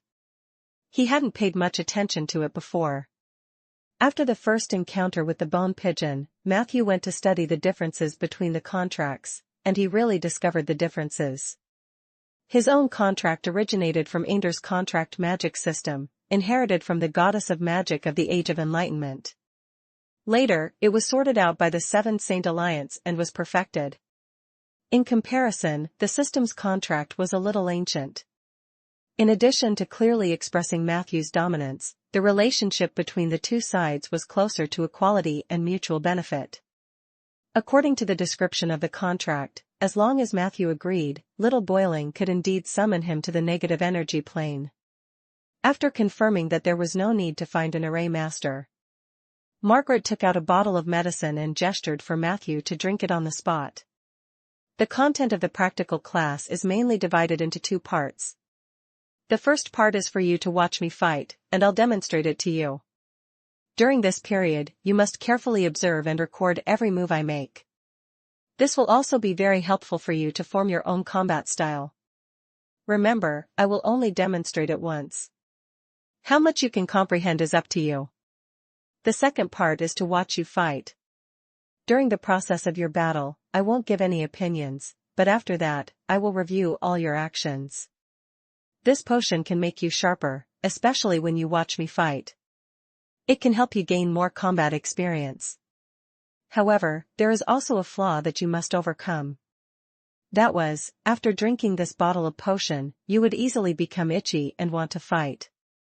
However, no matter how strong this impulse was, you had to endure it. Chapter 461 Margaret's Combat Teaching. 461 Margaret's Combat Teaching. Translator, Lonely Tree. Until I allow you to fight with others. Trust me, it's good for you to hold it in for a while. Matthew looked up at the data panel. Hunger potion, after consumption, your insight +10. When you learn battle experience by watching others, you can gain 3 times the battle experience. You will become extremely belligerent and hungry. B0xo.com. Matthew didn't mind it and gulped it down. I have the temperance domain. I won't become a battle maniac. However, in the next second, Margaret stopped him.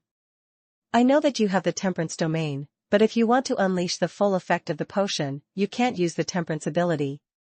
You have to control yourself, or my potion will be wasted.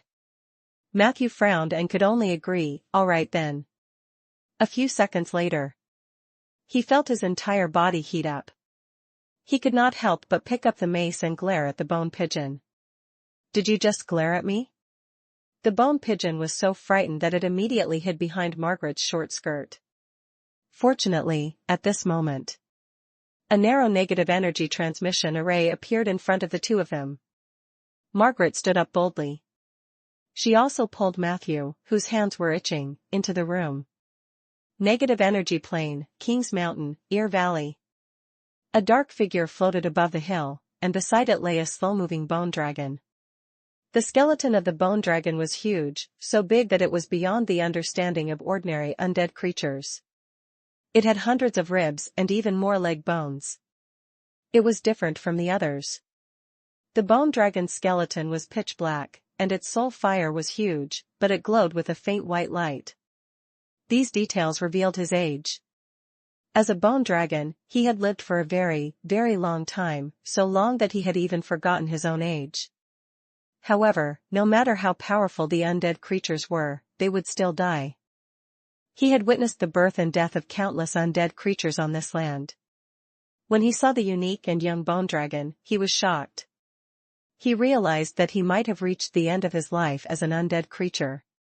He knew very well that he was no match for Filey. However, as the Bone Dragon King for many years, it was obviously impossible for him to withdraw from the struggle for the throne. Just one step. As long as he took another step forward, he would become a king. His soul fire that was on the verge of collapse would be able to burn longer. But that step was so difficult. That was until Pharaoh, one of the 5 undying kings on Mount King, extended a helping hand to him. He suddenly realized. It turned out that he really had a chance to extend his life. He was only one step away from completely defeating Filey and annexing his territory. However, the old bone dragon was not in a hurry. Chapter 462 Margaret's Combat Teaching. Chapter 462 Margaret's Combat Teaching. Translator, Lonely Tree. A narrow plain passage suddenly opened in front of him. Quickly interrupt him. Pharaoh shouted. However, it was too late. The 2 humans walked out of the passage and came before Filey. Updated on B0xn0vel.com. They greeted the dying skeletal dragon and turned around. Their eyes were filled with hostility. Pharaoh took the initiative and shouted angrily. Philolius, you are a candidate for a king, yet you colluded with humans? Mage, this is not a place you should be. This is the territory of the undead, not the material world of humans. If you don't leave immediately, all the undead kings will join forces and expel you. Matthew suppressed his surging battle intent and replied coldly. Phile is my pet. Before you two bullied him, you should have already prepared for my revenge, right? Phile heard this. He immediately sobbed. Pharaoh's expression immediately changed. What pet? I didn't know. Perhaps it was the effect of the hunger potion, but Matthew's anger burned in his chest. You've already tried to use a strange item to block my contract, and you still say you don't know anything? As he spoke, he turned to Margaret with a red face. I can't hold it in anymore. Margaret lightly flicked his forehead. Until I say it's fine, you have to keep holding it in. Watch and learn. Margaret's first lesson in combat is not to talk too much nonsense with the enemy. As she spoke, her body suddenly left the ground and quickly flew towards Pharaoh. At the same time, a large number of magic words flashed in her eyes. Hint, you have observed that Margaret has used flight, ability transformation. Margaret used enemy insight, ability transformation, your combat experience +9, hunger potion enhancement. Dark Pharaoh, level 20, Undead King, has the devouring bandage that is at the maximum level. So he has been eating bandages to gain experience. He only has 20 abilities. He doesn't know many spells either. Matthew, remember, when you encounter such a high-level idiot, you must ruthlessly attack him. People who don't know better will think that you are very powerful. Then, you can gain a good reputation. Margaret explained loudly as she flew. Pharaoh's face turned ugly. What nonsense are you talking about? When did I steal and eat my subordinates' bandages? However, Margaret ignored him. She floated in the air and spoke at a ridiculously fast speed. The fastest way to deal with the undead creatures is to extinguish their soul fire. Now, pay attention. This is the most important point. The soul fire is most afraid of wind and sound waves. Especially the wind that blew down from Elysian Moon. You should know the relationship between the negative energy plane and Elysian Moon, right? Legend had it that Elysian Moon had given the undead a second life. There are two types of wind that blow from the Elysian Moon. The negative wind nourishes the soul fire and increases strength. The positive wind destroys the soul fire and eliminates all traces. At the negative energy plane. As long as you learn how to judge what wind is about to blow and then learn how to control the wind, you will be able to take the initiative in the battle with the undead creatures. Hint, Margaret has explained to you the knowledge of the Elysian Moon, soul fire, positive and negative winds. Your combat experience, undead creature, +60. Do you know what you are doing? How dare you expose the secret of the undead creatures? Mage, you are provoking all the undead. Pharaoh shouted. Of course, not a gust of wind can kill all the undying. The bodies of the undying can protect their soul fire. However, after knowing this knowledge, what we have to do becomes simple. Remember, Margaret's formula for killing undead creatures is as follows. The first step is to use the wind controlling technique to summon the positive wind. Margaret chanted while teaching. In an instant, a black gust of wind blew beside Pharaoh. In the next second, his body quickly flew backwards. It was obvious that he was very unwilling to have a conflict with Margaret. But how could Margaret let him go? Black gales followed him like a shadow. She even opened a portal. The second step is to tear apart his body. As soon as she finished speaking, Margaret entered the dimensional portal and appeared beside Pharaoh. Pharaoh shouted. I've already informed the other kings. If you don't retreat quickly, you can forget about leaving the negative energy plane today. As he spoke, All the bandages on his body automatically spread out and extended towards Margaret like countless hands. He also began to chant a spell. However, Margaret didn't care and just pounced at him. In an instant, a blue glow lit up on her body. The light spread out in all directions like a shockwave. The bandages that were touched by the light all drooped down softly. Spell void barrier. Pharaoh's chanting suddenly stopped. He tried to escape in a sorry state, wanting to get out of the range of the barrier, but Margaret was simply too fast. Matthew could only vaguely tell that her legs were enchanted with the sprint spell, but he did not know if she had any more advanced ability spells. Spell ability transformation is indeed important. The spells that have been turned into abilities through constructs can still be used in the spell void barrier. Chapter 463 Chapter 463 Margaret's Combat Teaching. Chapter 463 Margaret's Combat Teaching. Translator, Lonely Tree. Matthew silently noted this down. In the next second, Margaret rushed in front of Pharaoh and grabbed his face with her fair hands. Pharaoh subconsciously raised his hands to resist her. However, in a flash, updated on b0xn0vel.com, his arms fell to the ground. Two incomparably sharp mantis blades suddenly extended from the outside of Margaret's forearm. She grabbed Pharaoh's neck with both hands, and the mantis blade moved forward like a spring. With a left and right cut, Pharaoh's head was chopped off. Margaret waved her hands, and in the blink of an eye, she cut Pharaoh's bandaged body into pieces. In the end, a ball of soul fire flew out of Pharaoh's chest. However, facing the positive wind, the soul fire instantly melted like melting snow. At this moment, Margaret slowly took out a blue porcelain bottle and uncorked it. Pharaoh's soul fire hesitated for a moment before taking the initiative to enter. Margaret closure tne dottle ana concluia.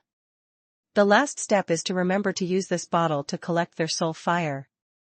No soul fire of an undead creature can withstand the wind. Compared to falling into our hands, they are more afraid of their souls disappearing. And we can make a small profit by using this. This kind of soul fire is very valuable in the Alliance. Matthew looked at this scene in surprise. He knew that Margaret was very strong.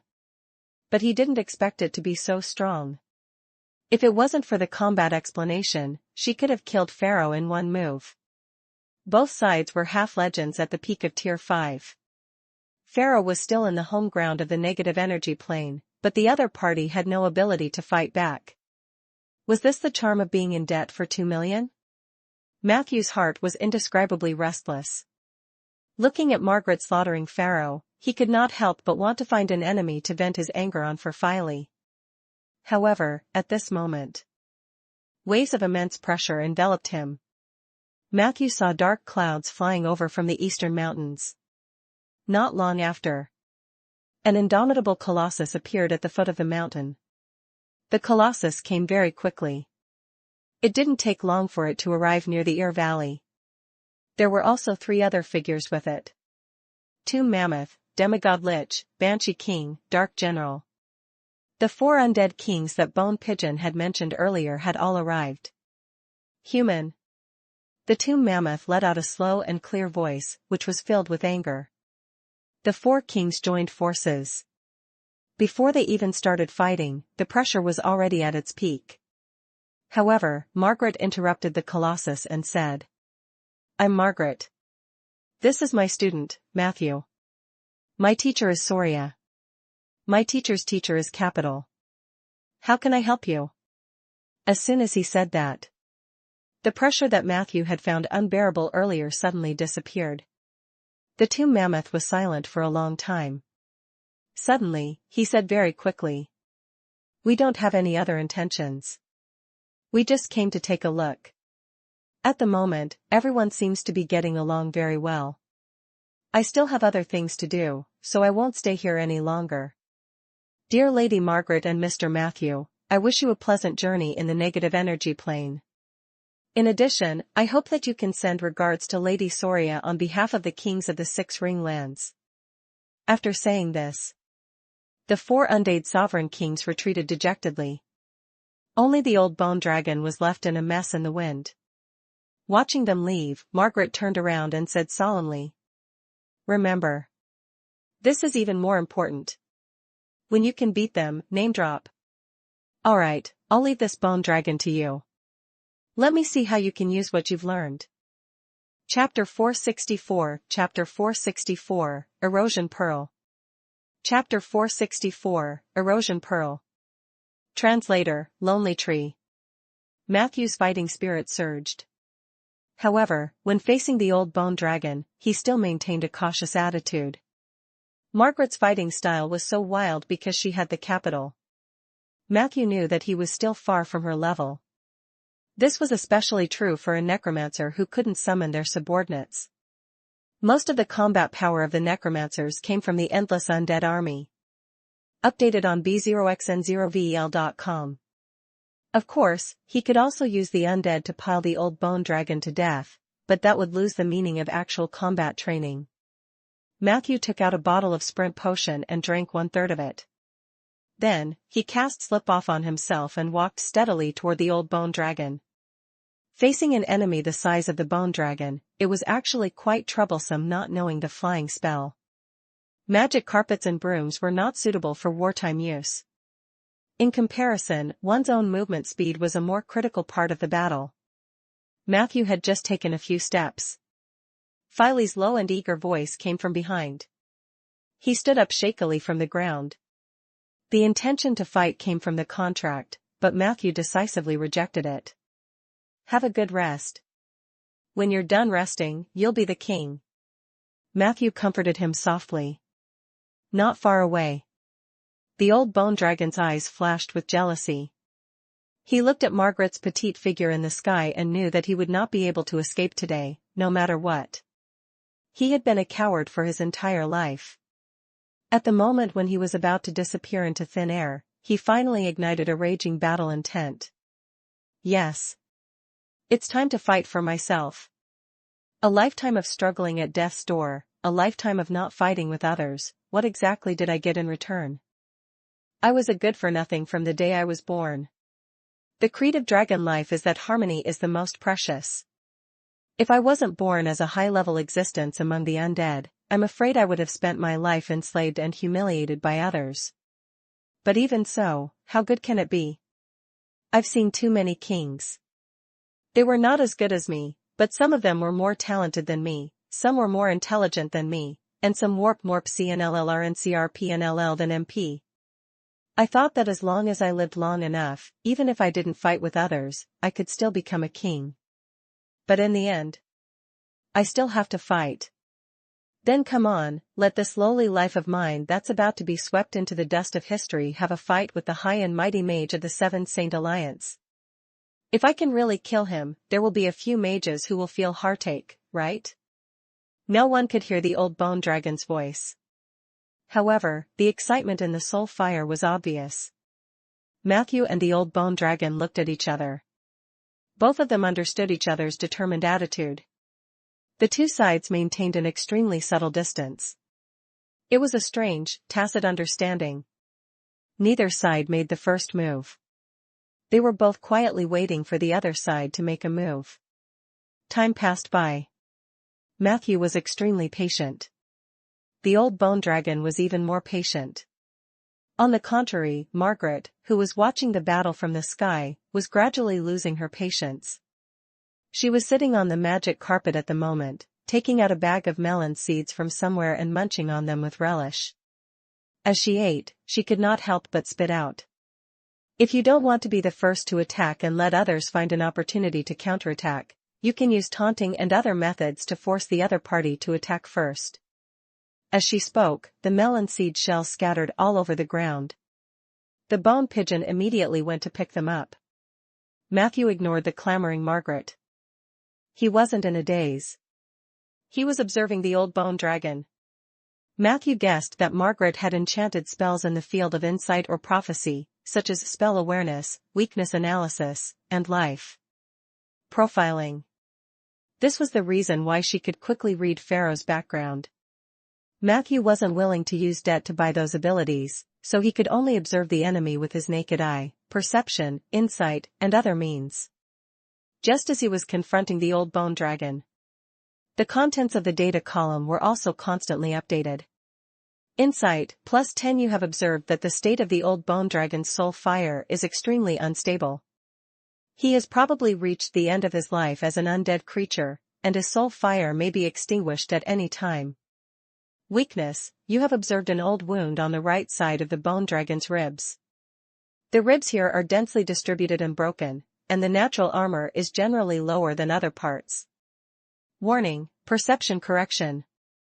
You've discovered that the weakness under the right rib of the old bone dragon is a disguised trap. The fine bones are filled with bone-crushing poison thunder. The attacker may be tracked by the poison thunder. The inner part of the poison thunder is the inner oracle bone that has been refined many times.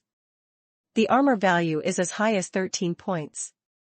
As expected of a cunning old man, Matthew was glad that he had suppressed the effects of the potion with his rationality.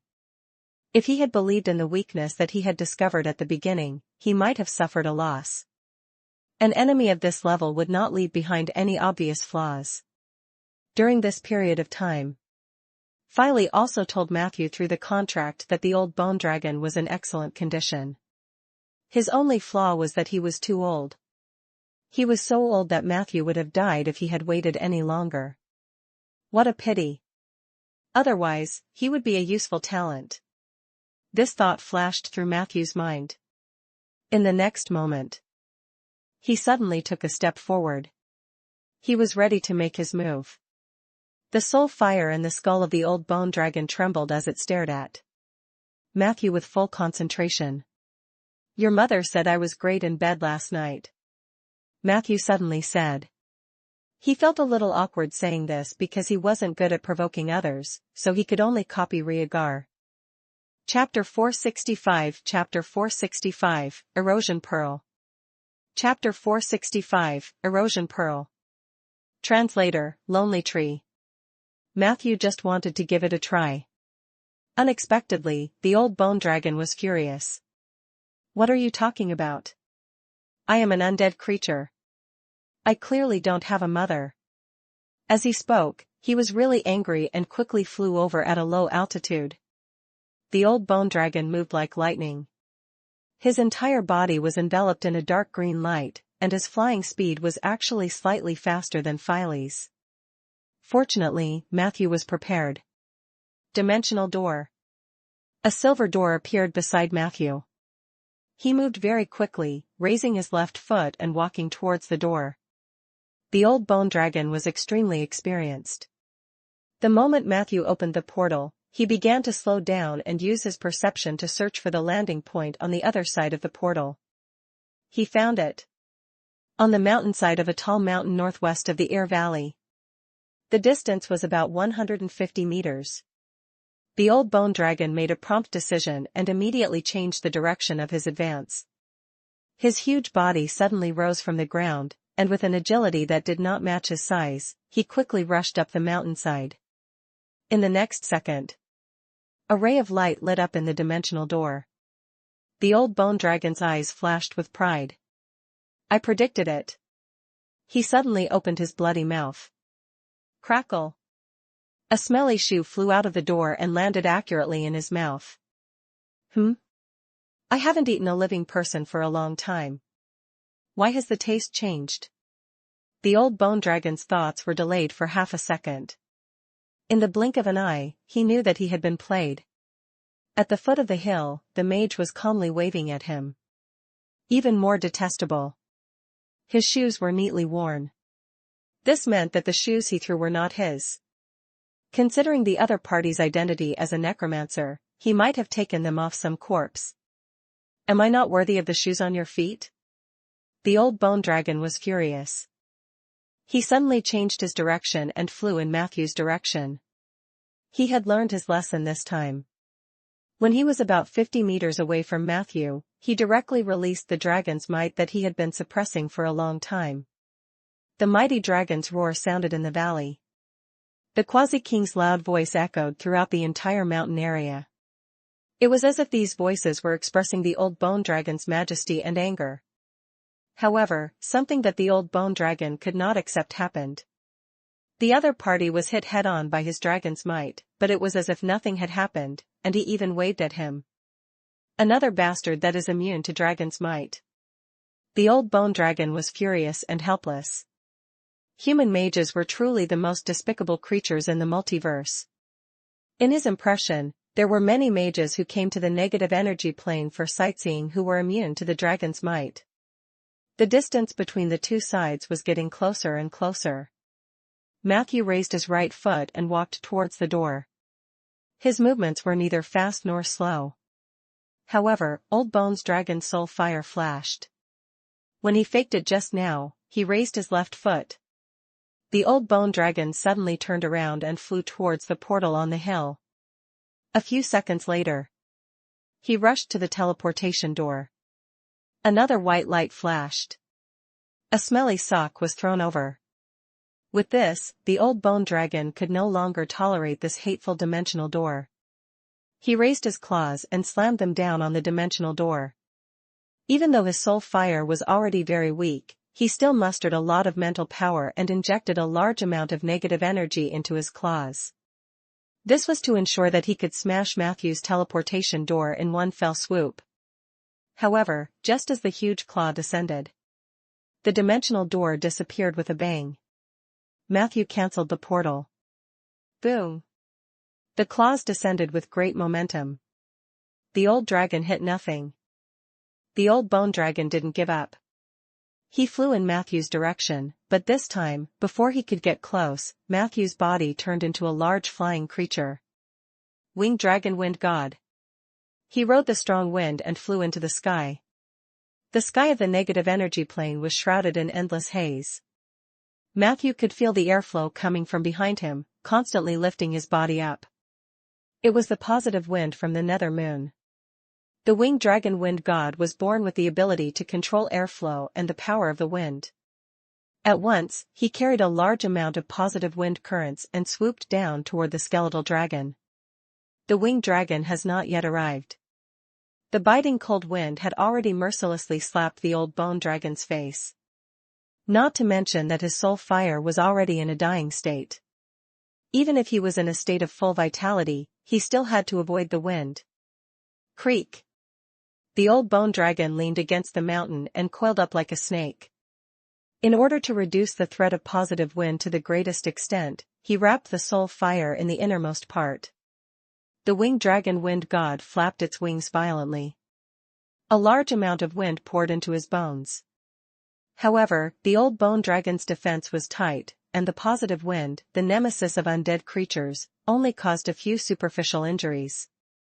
As expected, to be able to survive for so long, his life-saving skills are wonderful. Matthew sighed inwardly. Unfortunately, the old bone dragon was in a defensive stance, which meant that it would take some time to change its form. This was equivalent to completely giving up the initiative in the battle. In the sky, the winged dragon wind god summoned another gust of wind and blew at the old bone dragon. His body landed less than 20 meters away from the old bone dragon. Matthew boldly transformed into his human form.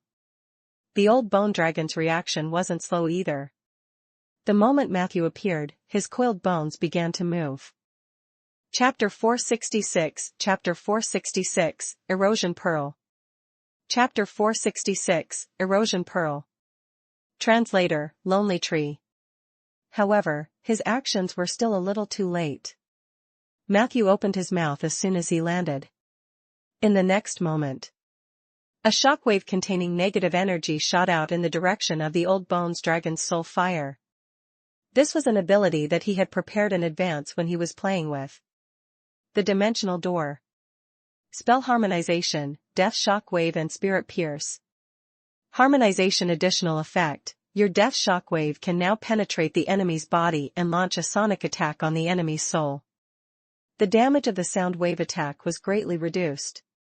However, it will still cause damage that is no less than spirit pierce. A formless sound wave penetrated through the layers of bones and headed straight for the old bones dragon soul fire. The sound wave wasn't strong. It was even a little weak. If it were the old bone dragon at its peak, it would probably only be able to injure him slightly. But now. Puff. Without any warning. The old bone dragon's soul fire was extinguished. Immediately after, there was a crumbling sound. His body, which was far beyond that of an ordinary bone dragon, collapsed with a loud bang. All kinds of bones fell to the ground like an avalanche. Matthew took 2 steps back and avoided the mudslide formed by a large number of bones. Then, he hurriedly took out a bottle and chased after the scattered soul fire to absorb it. On the data panel.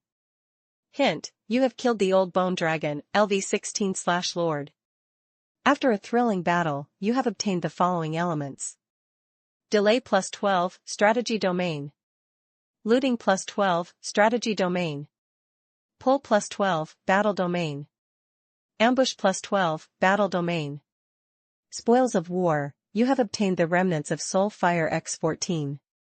You have obtained the essence of the Dark Erosion Pearl dropped from the old bone dragon. You have obtained tens of thousands of bones from the old bone dragon. You have taken away all the bones of the old bone dragon. Your Thrifty Element +10, Stingy Domain. Bone dragons are indeed poor creatures. Matthew sighed as he kept the bones. He stole a glance at Margaret, who was leisurely riding a magic carpet over. The latter had killed Pharaoh instantly, so she must have gotten a lot of good stuff. As for the old bone dragon, only that pearl was of some value. However, considering the difference in strength between the Dark Pharaoh and the old bone dragon, he could not help but accept this. He used an identification technique on the pearl. Appraisal successful. Dark Erosion Pearl, negative energy essence. You can embed it in your usual casting medium. All spells you cast through this medium will have dark erosion damage. Dark erosion damage deals a dark corrosion resistance authentication every 10 minutes. Deals 1% of the target's HP when the authentication takes effect.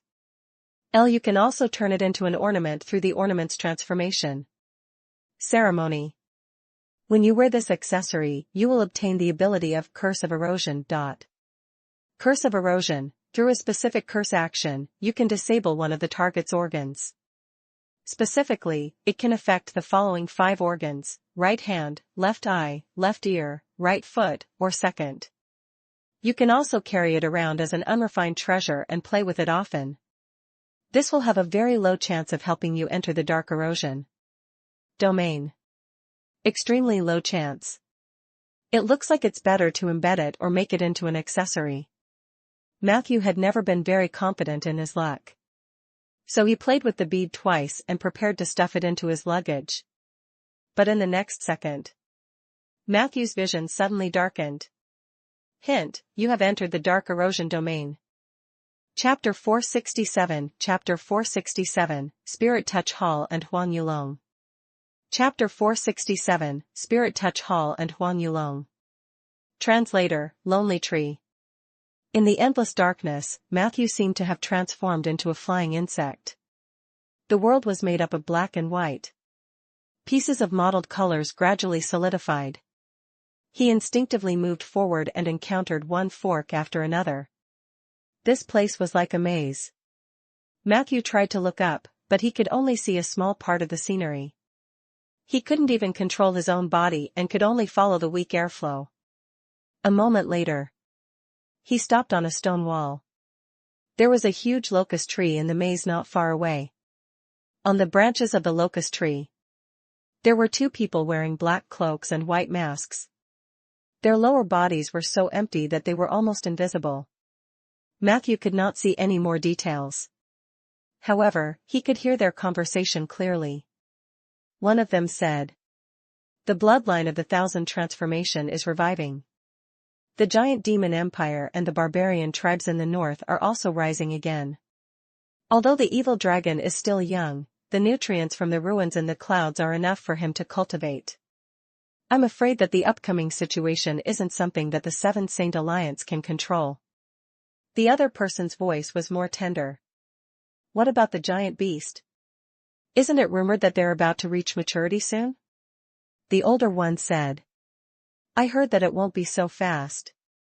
They will wait until after the heavenly change, but the heavenly change will still take some time. The most important thing is still up to Ronan. The other person asked. What's the situation with Ronan? The older one replied. I'm not sure. No one knew which faction attacked Ronan, but the news from the Seven Saint Alliance says that it seems to be Isabel's doing. The young man was surprised. Why would Isabel attack her own student? The elder seemed to be used to it. I told you it was just hearsay. It might be fake. Even if it was true, it was not surprising. If a person who had been in a high position in the world for a long time could not break through, she would definitely go crazy. Isabel was probably the same as the sun god. She had been a holy mage for too long and had seen the power of the calamity mage. Naturally, she was unwilling to be left out. However, no one could tell how to advance to the calamity realm. The Seven Saint Alliance was in a similar predicament. Their situation is actually the same as those pitiful people in the Heavenly Palace. The only difference is that the mages haven't even had the time to grow to the top of the world before they go completely crazy one after another. The young man clicked his tongue. It seems that our Spirit Touch Hall has a good chance in the face of the changes in the next era. The elder said proudly. Of course, the Spirit Touch Hall is the most powerful force in the Crow demonic domain. With Viscount Fan around, we will definitely unify the demon domain within a few years. Viscount Fan summoned 10,000 night canopy spirits, 3,000 vampires, and countless other creatures. He is the most powerful king of the demon domain. The young man also puffed out his chest. It is truly an honor to think that we are also working under Viscount Fan. Hey! He hadn't finished his sentence when a furious shout came from afar. Are you two little ghosts slacking off again? Hurry up and deliver today's mail. If you delay Viscount Fan's matter, I will definitely whip your souls out of your bodies. The two little ghosts instantly disappeared from the locust tree. Not long after, Matthew saw a headless horseman driving a carriage down from the top of the maze. He stayed on the locust tree for a while and looked around warily. After a moment, he said respectfully in the direction of the carriage. Princess, please get out of the car. The curtain was lifted by a fair hand. Before Matthew could see the princess clearly, the headless horseman suddenly turned towards Matthew. Who is it? A little bug? In an instant, a powerful force hit Matthew's face. He felt a pain in his forehead. Eh? A pleasant female voice sounded. Immediately after, his consciousness returned to his body. Hint, you have stepped into the realm of dark erosion and have inadvertently heard information about the Spirit Touch Hall. As a reward for stepping into the field, you will obtain 2 of the following 3 abilities. Eroding Fire, you can use one of your fingers as the launch point of the eroding fire. After that, you can release a ball of fire with eroding energy from the tip of your finger without chanting. This flame can cause a large amount of magic damage in an instant, and for the next 10 minutes, it will cause 2 to 3 points of corrosion damage to the enemy every minute. Remark, there is no daily casting limit for the eroding fire. However, if you cast it too many times, your finger may turn black and hard. Intoxicating Whisper, you can whisper to a target through the dark erosion domain. If the target fails to avoid it, they will enter a drunken state. The drunken state will last for 30 minutes. 3. Spell Suppression, you can simultaneously cancel out a spell that the target is casting with the same amount of mana. Note, this spell cannot exceed your own level by 1 rank. It can be used twice a day. Spirit Touch Hall? It sounds like an organization from the Crow demonic domain. Is their leader a Viscount with the surname Fan? Is there a nobility in the social system of the Crow demonic domain, or is he a vampire? In addition, the Dark Erosion domain and the Grave domain are both located in the Crow demonic domain.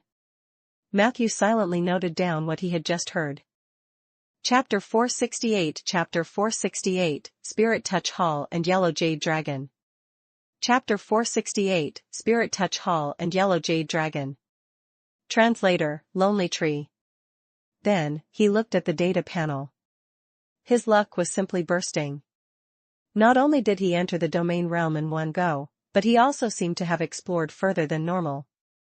He could obtain 2 abilities. Matthew pondered for a moment and chose 1 and 3.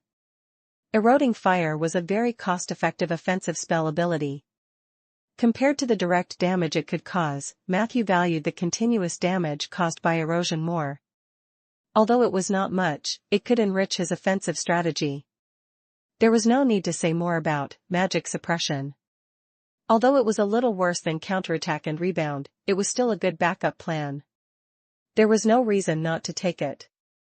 As for Intoxicating Whispers, this ability was actually quite interesting. From it, Matthew learned that the Dark Erosion domain seemed to include elements such as drunkenness, alcohol, and drowsiness. This domain was relatively unpopular. Correspondingly, when using abilities in unpopular fields, he could also obtain more unexpected effects. In addition, exploring the Dark Erosion domain also gave Matthew a permanent status. Dark Erosion Resistance, your body's resistance to dark erosion damage plus 10. Drunkenness resistance plus 5. Drowsiness resistance plus 5. Matthew looked at the Dark Erosion pearl in his hand. The negative energy glow on it had already dimmed by about a third. After tasting the sweetness, he changed his mind and planned to play with it often in the future. Matthew wasn't just aiming for the domain ability. He was more concerned about his consciousness being able to enter the crow-demonic domain safely when exploring the domain. This time, his consciousness was attached to a small bug. If he attached to a creature with stronger mobility next time, perhaps there would be more gains. When Matthew came back to his senses, Margaret was standing in front of him, munching on melon seeds, and the shells were scattered all over the ground. "Did you just comprehend a new domain just like that?" Matthew nodded. "I really admire geniuses like you." Margaret did not hide her envy at all. "At first, I also thought that I was a genius and wanted to rely on my own strength to comprehend domains and abilities. Later on, I realized that I was thinking too much. Some people could enter the domain easily, which was no different from visiting a brothel. I worked so hard, but I could only get halfway in. I had to find someone else to help push me in. If not for that, I wouldn't have chosen to start with a debt of 2 million. Matthew coughed lightly. "I was just lucky today." "Only today?" Margaret chewed on a few melon seeds as if she were biting Matthew. "Forget it. There's no point in being envious. If you don't have any talent, how could Lady Isabel take a fancy to you?" Let's go straight to the review segment. First of all, I need to point out that the dimensional door is an unnecessary part of the battle between you and the old bone dragon. What did you gain from the dimensional door? Nothing. Instead, you wasted a shoe and a sock. This kind of provocation seems to me to be completely unnecessary. You could have just killed him. Matthew nodded humbly. That is true. However, I've never used the dimensional door in actual combat, so I want to use him to practice. Margaret rolled her eyes. If that's the case, it's understandable. I can't find too many flaws in other aspects.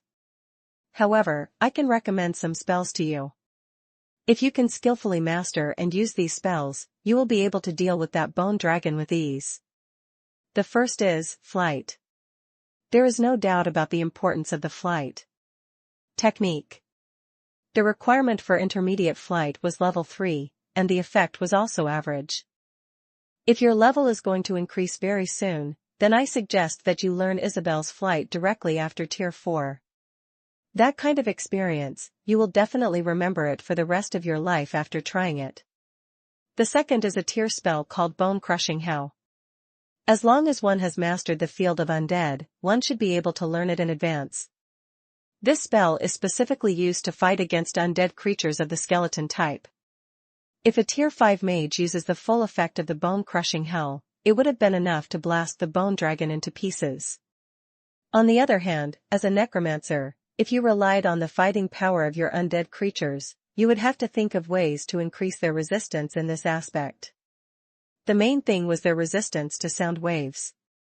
The third was not a spell but an ability called Natural Casting. I see that you've mastered the shape-shifting form of the winged dragon wind god. That is very good. However, when using the death shock wave, you still had to transform into human form and get close to the opponent. There was actually a safety hazard here. If you could use some spells while in the winged dragon wind god form, then this problem would be easily solved. Natural casting allowed you to cast spells in the shape-shifting form. However, this ability is very rare. Even my teacher doesn't sell it. You'll have to find an experienced great druid. Actually, there are many other ideas. You can expand your thinking after class. I'll only provide a few suggestions. Matthew felt that something was wrong after listening to the lecture. Is the practical class over? The medicinal effect on my body hasn't dissipated yet. Margaret ate the last melon seed and said leisurely. You watch me kill an undead creature, and I watch you kill an undead creature.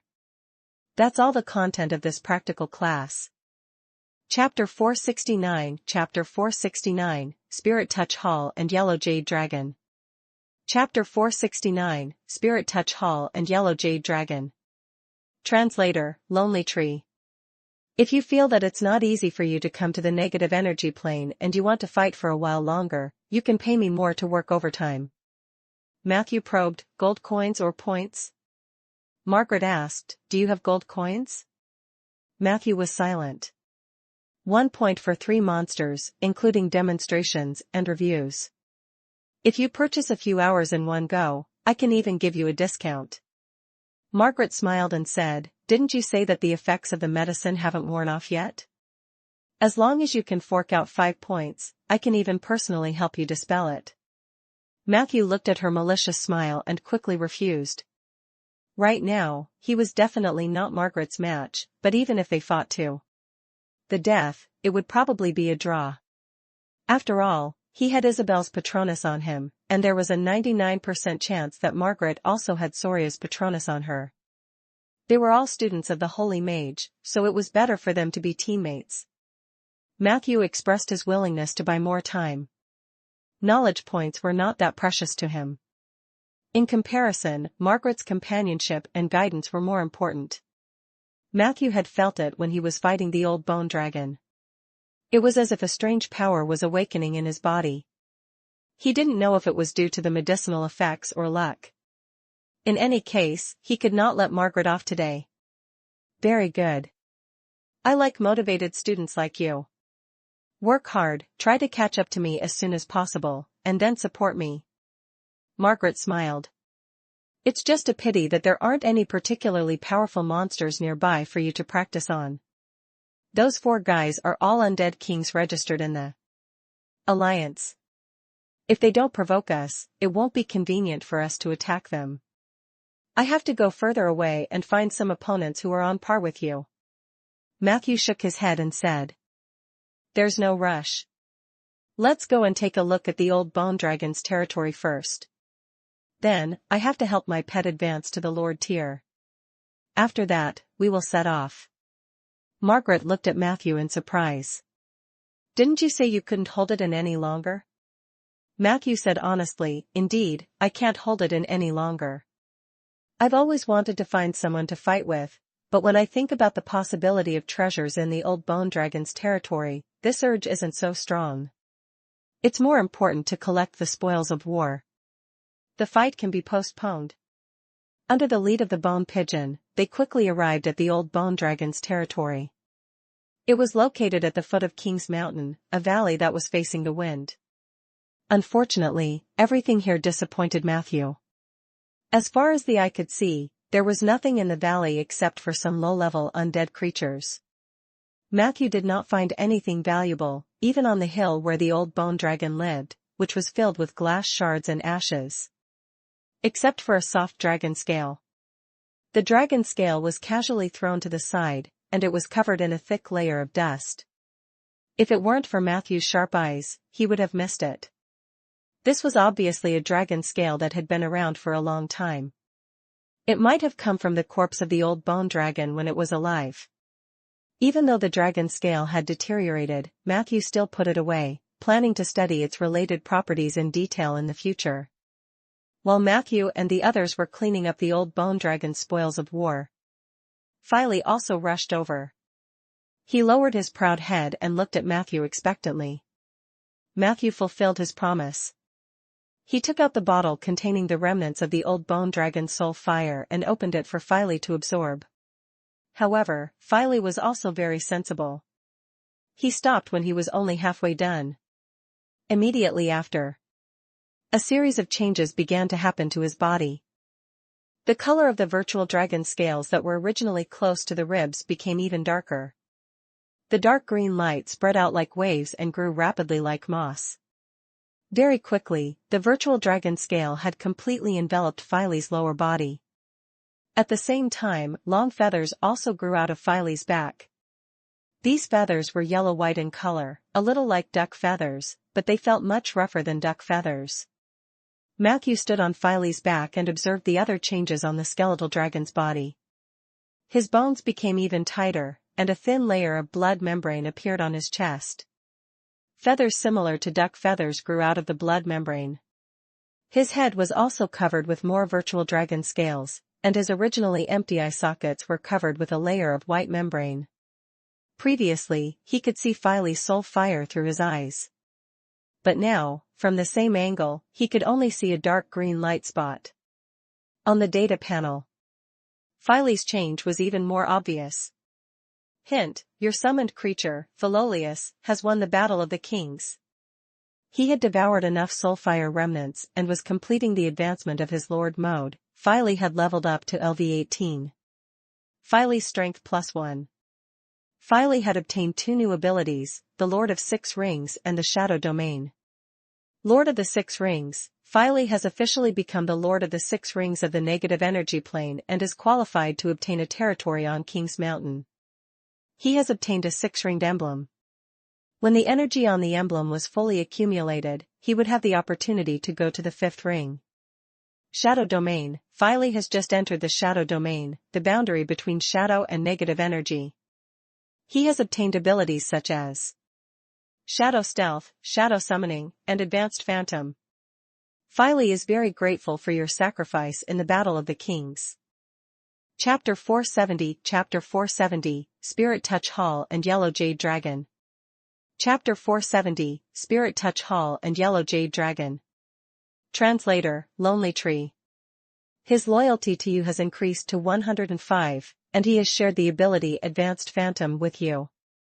Advanced Phantom, weakened version. You can summon a phantom that looks exactly like you for 30 minutes. During this period, you can use your spiritual power to control his movements. Phantom cannot cause substantial damage and must remain within 100 meters of you. If you are attacked while the illusion is in effect, no matter how far away the illusion is, it will instantly appear beside you to block the attack for you. For the next 3 seconds, part of your body will be shadow transformed and receive a 30% damage reduction. It was alright. Matthew took a look at Filey's genuine Advanced Phantom and discovered that his phantom could block 3 attacks. Moreover, the damage reduction after shadow transformation was 60%. After becoming an emperor, Filey became even more dignified. His appearance had also taken a big step forward from a bone dragon to a ghost dragon. This was completely against common sense. One had to know that ghost dragons could usually only be transformed from true dragons. How could a bone dragon evolve into a ghost dragon? However, this was not the only inconceivable thing about Filey. Matthew noticed that the fur on his back was very similar to the feathers of ancient dinosaurs in the early stages of evolution. It was especially similar to the feathers of his winged dragon wind god. If there was indeed some kind of connection between the two. In that case, Filey's increase in strength and change in appearance was more like an evolution than an upgrade. Margaret clearly saw this as well. Her eyes were fixed on Filey, and she subconsciously bit her lip twice. Then she asked Matthew. "Are you selling this bone dragon?" Matthew skillfully asked. "Do you have money?" Margaret looked at him with tears in her eyes. "Don't be like this. This bone dragon is quite unique." Matthew was unmoved and reminded, "We can get ready to set off. Leave the rest to my pet." Margaret stomped her feet in anger. Don't look down on me. When I pay off the money I owe my teacher and my best friend, I'll come and buy your little chicken and big chicken. Don't laugh. When I have money, I'll buy you too. Matthew had a strange expression on his face as he tried his best not to laugh. The bone pigeon looked at Margaret affectionately. Lady Margaret, I'm waiting for you to redeem me. Filey immediately looked at him in confusion. The bone pigeon was not afraid at all. What's wrong, Filey? Why are your eyes filled with doubt? Didn't you hear that Master's master and Lady Margaret are going to fight other monsters? If you have anything good, hurry up and hand it over. Don't delay their journey. Filey immediately shook his head like a rattle drum, indicating that he did not have anything good. Bone Pigeon said resentfully. Doesn't you have the immortal holy spring in your own territory? Hurry up and dig them all out and send them over. You're already an emperor now. With these two escorting you in the future, do you still need to be afraid of lacking the immortal holy spring? Other undead are not even as lucky as you. Don't glare at me. I'm telling you, I'm going to resign from your military advisor. I'll only work for my master's master in the future. Also, don't call me Bone Pigeon anymore. Just call me Little Cutie. With that, he started past Filey. He came to Matthew and Margaret. Bone Pigeon nodded and bowed. My lords, I know which monster nests are nearby. I can lead the way. Margaret rolled her eyes. Didn't you say that there was an immortal holy spring? Matthew picked up the bone pigeon and looked as if his hands were itching. Stop talking nonsense and lead the way. I can't hold it in any longer. The three of them gradually left. Very quickly, Filey's deep gratitude came from the undead contract. 3 days later. At the edge of the Six-Ring Land. In a dark cave. With a mournful wail, Matthew's figure appeared at the entrance of the cave not long after. Margaret followed behind him, eating melon seeds as she continued. You can be faster and more determined when using the spell Void Barrier. You've clearly used it very well the previous few times. Why are you so slow this time when you're facing the nesting banshee? Could it be that the banshee looks more to your liking, and you can't bear to use it? Now that I think about it, the banshee's nest smells quite suspicious. Matthew ignored the invalid information in her words. Instead, he analyzed the battle seriously. When I was close to her, I was indeed charmed by her. I successfully broke free from her charms, but for some reason, my thoughts still slowed down at that moment. This is definitely not because of the banshee's appearance or figure. Something seems to be forming in my mind. This thing should be related to the battles over the past few days. Margaret rolled her eyes and revealed a look of understanding. Don't think too much about it. Continue to fight monsters. You'll find the answer soon. Little Cutie, who's after the nesting banshee? Esteemed Lady Margaret, in the past few days, First Master has killed the skeleton giants in the valley, the decaying earth spirits in the dead forest, the great lich in the rotten water lake, and the nesting banshee in the crypt. He had killed all the enemies in the Six-Ring Land who were of any importance. If we want to continue searching for our opponents, the nearest route will be through a long and narrow pathway. At the end of the pathway is the coastline of the Six-Ring Lands. That is a place called Between Plains. The bone pigeon replied respectfully. Between Plains? Matthew and Margaret looked at each other, and both of them revealed happy expressions. The so-called Between Plains referred to the place where two plains intersected. This place would often form a unique space. Between Plains were not stable, but compared to other places, they often contained greater opportunities. The negative energy plane was located in the inner layer, and there was a high probability that it was connected to the elemental plane. The two immediately let the bone pigeon lead the way. However, not long after he walked out of the cave.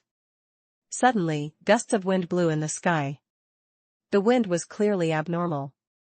The wind scratched their body, and the bone pigeon was almost blown away. Fortunately, Margaret was quick to react and stuffed him into her clothes. This made the bone pigeon feel a little dizzy. This wind is very strange. It doesn't seem like a normal positive wind or negative wind. Let's retreat a little, Margaret reminded. The two of them hid in the cave. The tranquility there was in stark contrast to the hustle and bustle outside. This wind won't stop for a while. Margaret took out a tent from her storage item and quickly set it up with a spell. Then, she crawled into the tent, leaving only a pair of shoes outside. The longer our bodies stay in the negative energy plane, the more serious the corrosion will be. This tent can effectively purify the corrosion effect. Do you want to use it with me? Margaret poked her little head out and looked at Matthew expectantly. Matthew moved his butt and wanted to go in, but the next second, he stopped at the entrance of the tent. He asked alertly, "Is there a charge?" Margaret giggled. "Thank you. 100 gold coins for one entry. Don't tell me you're not even willing to give me 100 gold? This tent is narrow and warm. It's very comfortable. If you don't come in, your body will be corroded by the negative energy. You might have to spend more money on treatment in the future." Matthew sighed and said, 100 gold coins is already a huge sum of money for me right now. Thank you for the invitation, but there's no need. Margaret's expression changed. Stingy. Let's see how you solve the problem of negative energy corrosion. Matthew shrugged. He took half a step back and used the undead transformation spell to turn into a jumping dwarf skeleton. Margaret was so angry that she gritted her teeth. She threw the bone pigeon out and pulled the tent shut. Only the bone pigeon and the dwarven skeleton were left in the cave, staring at each other. About 3 minutes passed. Matthew suddenly heard the wind outside change. He went to the cave entrance to observe the situation. Suddenly, a howl that made people tremble from the bottom of their hearts came from the sky. Immediately after, a dark cloud that blotted out the sun swept across the sky above the cave. Matthew saw a huge creature. Warning, you have encountered a yellow jade dragon, ancient dragon /LV22. You have entered the yellow jade dragon's decay domain. Chapter 471. Chapter 471, Are you guys on your honeymoon? Chapter 471, Are you guys on your honeymoon? Translator, Lonely Tree. Warning, you are in the decay domain of the yellow jade dragon. Your body will age at 3 times the usual speed. You have used undead transformation dwarf skeleton and are immune to the decay effect. Warning, you have encountered the advanced dragon's might of an ancient dragon. You are unable to maintain the state of undead transformation. You have returned to your human form and will continue to be troubled by the decay domain. At the entrance of the cave, Matthew's body became unstable, and he returned to his original appearance. He took half a step back to withstand the dragon's might that the ancient dragon had unintentionally released. The dragon-slaying domain had given him extraordinary resistance to the dragon's might, and it was more than enough to resist ordinary dragon's might. However, the ancient dragon's might was so much more powerful. Even Matthew was barely able to keep his physical activities unaffected. What a dense element of decay. With this level of domain control, as long as this yellow jade dragon wants to, he can completely make a forest instantly turn yellow. Matthew composed himself and was about to activate the oak tree domain to fight against it. But at this moment, Margaret jumped out of the tent in a hurry. She did not even wear shoes and walked out barefoot.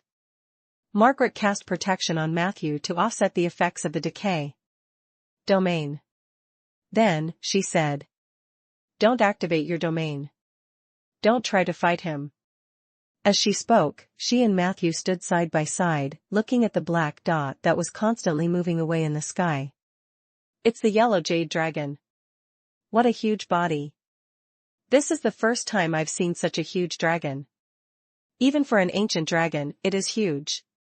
We must not provoke him. Margaret's eyes were very serious. Matthew asked curiously, "I thought Miss Soria's students would naturally lack respect for dragons." Margaret shook her head. The yellow jade dragon is a type of gem dragon. My teacher is a good friend of an ancient jade dragon. She has never laid a hand on a gem dragon. The yellow jade dragon that just passed by is a legendary creature. The Alliance should have his information. I have to search for it. As she spoke, she closed her eyes and began to ponder. Matthew asked. I don't know much about gem dragons. Do you have any information to share? A white light appeared on Margaret's index finger. Open your mouth. Ah? Matthew didn't understand, but he hesitated for a moment and opened his mouth obediently. Margaret flicked her index finger. The light entered Matthew's mouth. As soon as it touched the cavity behind his throat, the light ball disappeared completely. Immediately after, a large amount of information appeared in his mind. Hint: Margaret has used the cantrip Knowledge Sharing Yellow Jade Dragon on you. Your Knowledge Gemstone Dragon plus 10. Knowledge, Yellow Jade Dragon, dash. Description. The Yellow Jade Dragon was a giant dragon whose body was filled with the energy of corrosion.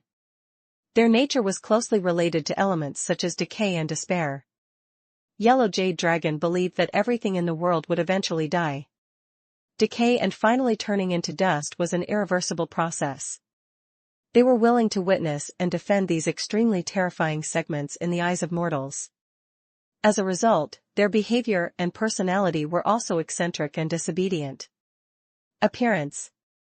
An adult yellow jade dragon had scales that looked like translucent polyhedrons, and their colors ranged from bright yellow to full amber. Their bodies were wider at the hips and gradually thinner towards the head. The shape of their wings allowed the yellow jade dragon to move freely in the air and water. There were spines that looked like topaz on the back of the yellow jade dragon. The state of the spines usually represented the mood of the yellow jade dragon at the moment. Habit. The yellow jade dragon was a kind of dragon with vulgar behavior. They had many small problems and also had many contradictions. For example, they liked to build their nests on the cliffs by the sea, but they hated the humidity of the sea. Yellow jade dragon hated any place with water. However, they were better at swimming and catching marine creatures than other gem dragons. Yellow jade dragon often complained about the saltiness and dampness of the seawater while diving for hours just to catch his favorite food, giant squid. Concepts and likes. The contradiction in his personality was reflected in his domain, which formed Yellow Jade Dragon's special trait of loving to create life even though he was the emissary of the domains of withering and decay. They believed that destruction was necessary to clear the way for new life. Just like how a forest fire would burn dead trees and enrich the soil, making the forest healthier than before. In order to achieve this goal, the Yellow Jade Dragon would use his own strength to break down collapsed buildings or sick plants into dust, opening the way for new life and buildings. They were passionate about destruction and also loved new life, but they did not like the form between the two. Fetishes. 6. When you encounter a powerful Yellow Jade Dragon in the wild, remember the following principles. Pretend you like the undead too. Pretend that you agree with Yellow Jade Dragon's views on decline and rebirth. Pretend that you want to have a lot of children. If you are a couple of the opposite sex who met Yellow Jade Dragon in the wild, then you should pretend to be a newlywed couple. This way, not only will he not hurt you, but he will also bless you. Information summary: an unknown draconic researcher, Hodian. Matthew read the information carefully and marveled at the richness of the information in Margaret's mind. Chapter 472. Chapter 472, Are you two on your honeymoon? Chapter 472, Are you two on your honeymoon? Translator, Lonely Tree. However, why was Yellow Jade Dragon's philosophy a little similar to his? Just as Matthew was receiving the basic knowledge, Margaret had also completed the search for a deeper level of knowledge. She opened her eyes. I found him. It's him, the dragon of decay and creation, Clade Disky, one of the 5 legendary dragons in the inner plane. He does like to appear in the negative energy plane. His purpose might be to find new undead as collectibles. The bone pigeon let out a long sigh. Fortunately, we don't have any new undead here. Margaret looked at him silently. The bone pigeon subconsciously shrank his head. He should have left. Matthew strained his eyes and looked into the distance. The shadow on the side of the giant mountain could no longer be seen, and the decay domain had also disappeared without a trace. The crisis was temporarily resolved. He was very curious about the knowledge Margaret shared. "Where did you get all the knowledge about dragons in your mind?" Margaret replied. "Where else?"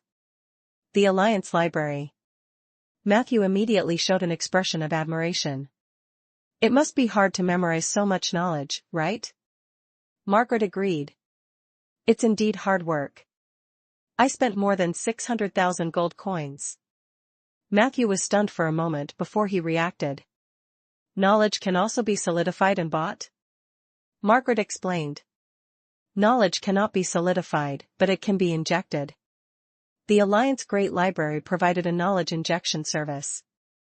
In an hour, one could inject about 100,000 words. The standard price of each word was 1 gold coin. "My best friend is the supervisor in charge of this business.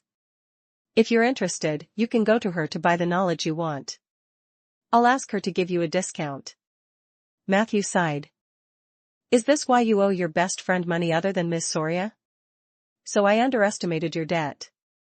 It's not 2 million, but 2.6 million. You're really bold." Margaret said disapprovingly, "My best friend is even bold enough to lend me money. What am I afraid of?" Matthew thought about it and agreed. As the saying goes, one did not have to worry about having too much debt.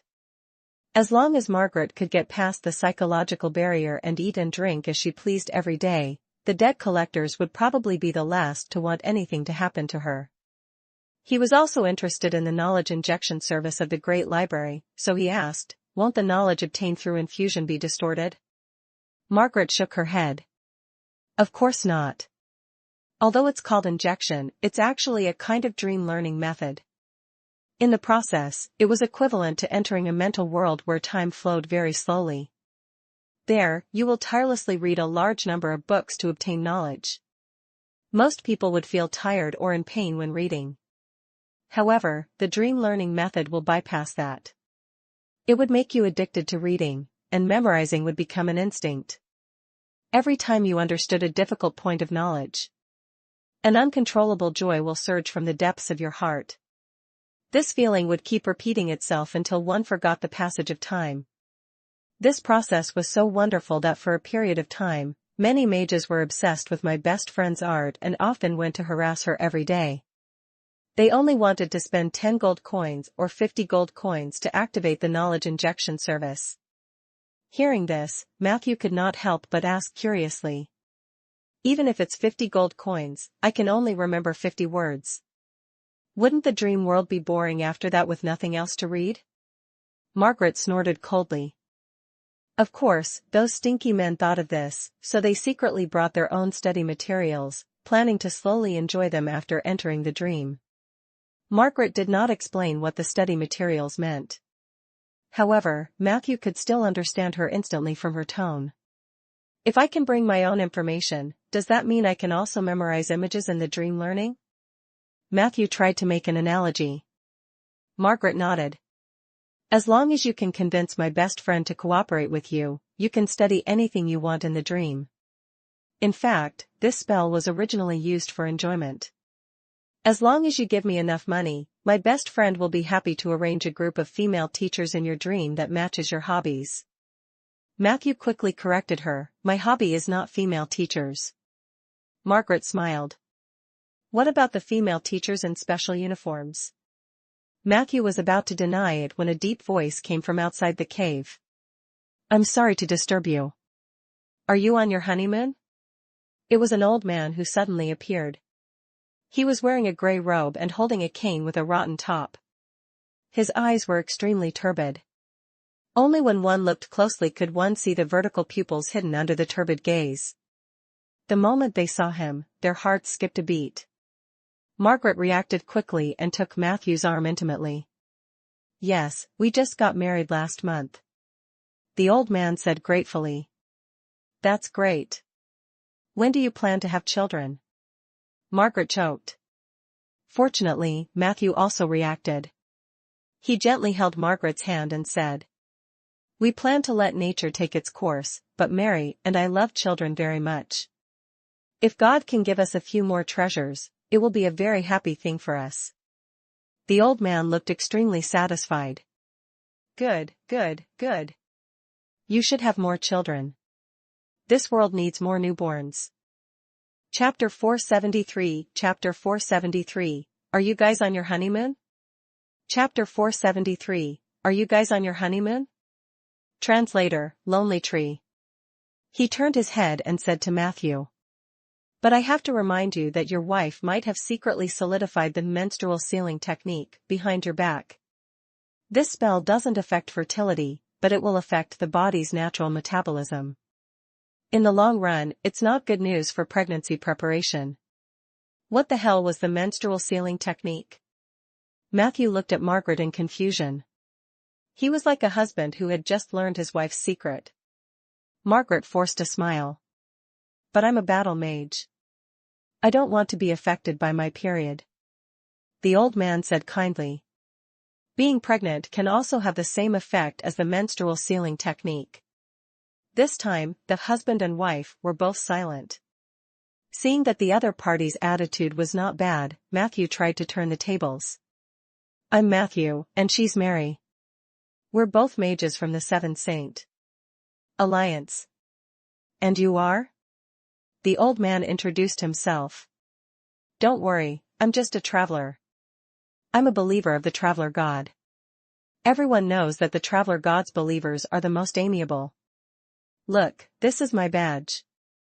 As he spoke, he perfunctorily showed Matthew and Selena a bumpy copper accessory.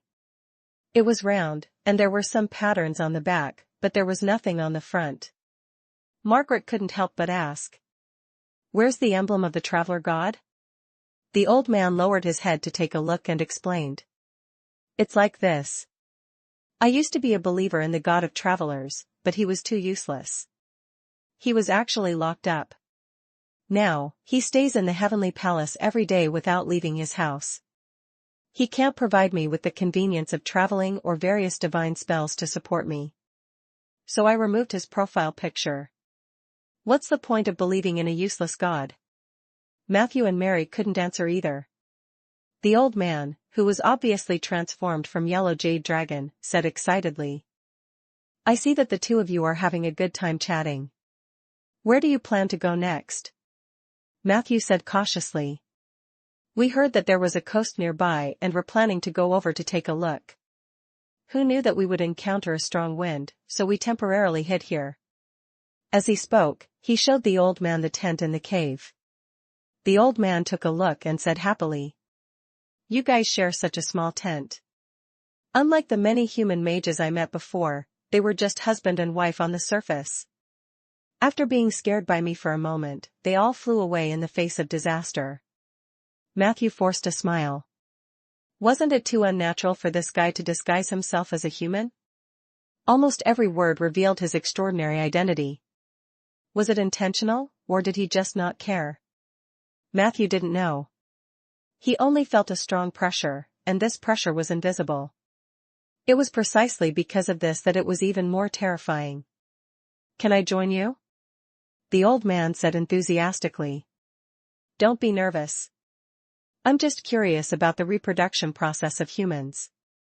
The one I caught previously, no, the couples I met didn't have the guts at all. I always regretted not being able to observe the birth of human life up close. Oh, don't be afraid, I won't force you. You guys just do your thing. Pretend I don't exist.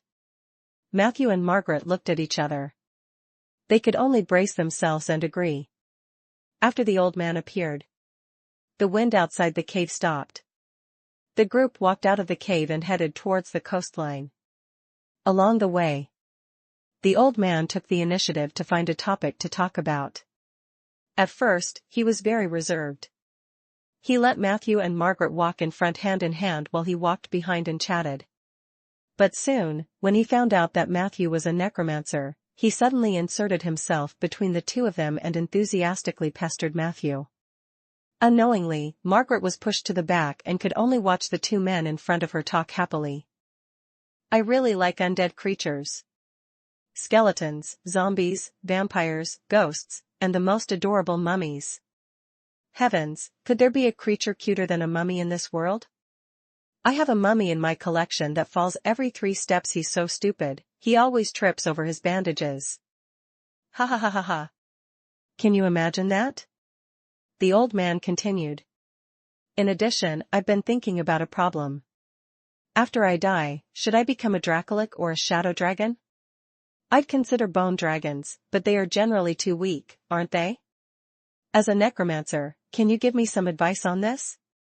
Matthew touched his forehead, feeling a little embarrassed. You are a dragon? He pretended that he had only realized this now. The old man was shocked. Have I been exposed? Then, he said in relief. Then I don't have to continue pretending to be human. Yes, I'm a yellow jade dragon scholar. You can call me Clade, but I prefer the nickname the druids gave me, the Dragon of Decay and Creation. I am an expert in demography. I know how to destroy the world, and I am also proficient in fertility knowledge. I've always wanted to be friends with a human newlywed couple. Do you want to visit my house? Looking at the anticipation in Clade's eyes. How could the two of them dare to say no? As for the effect of the potion, it had long disappeared the moment Yellow Jade Dragon appeared. However, under the stimulation of the Yellow Jade Dragon's invisible threat, Matthew felt that the thing in his mind grew faster. After obtaining the approval of Matthew and the other two, the two of them were stunned. Clade put his thumb and index finger into his mouth and let out a sharp whistle. You didn't expect this, did you? This is an ability I learned from a human hunter. He proudly displayed his rare skill. Margaret and Matthew naturally flattered him. The husband and wife worked together to hype Clade up. 2 minutes later, a huge dark cloud appeared in their field of vision. Not long after, the dark cloud quickly descended and arrived in front of the three of them. Clade took the lead and stepped onto the dark cloud, inviting the two of them to come up. This is the leaping cloud from the wind elemental plane. They are very friendly magical life forms and are very suitable for flying mounts. Unfortunately, a few thousand years ago, Leaping Cloud had signed a contract with the mages of the Great Wall. Since then, Leaping Cloud has only served the mages of the East. After that disaster, the number of such magical life forms had been reduced to the point of extinction. The one in my hand might be the eldest one, but that doesn't stop him from being as fast as lightning. Don't you agree, old chap? Soaring Cloud let out a woo-woo sound, as if a wild beast was roaring in the clouds. The three of them stepped onto the clouds one after another.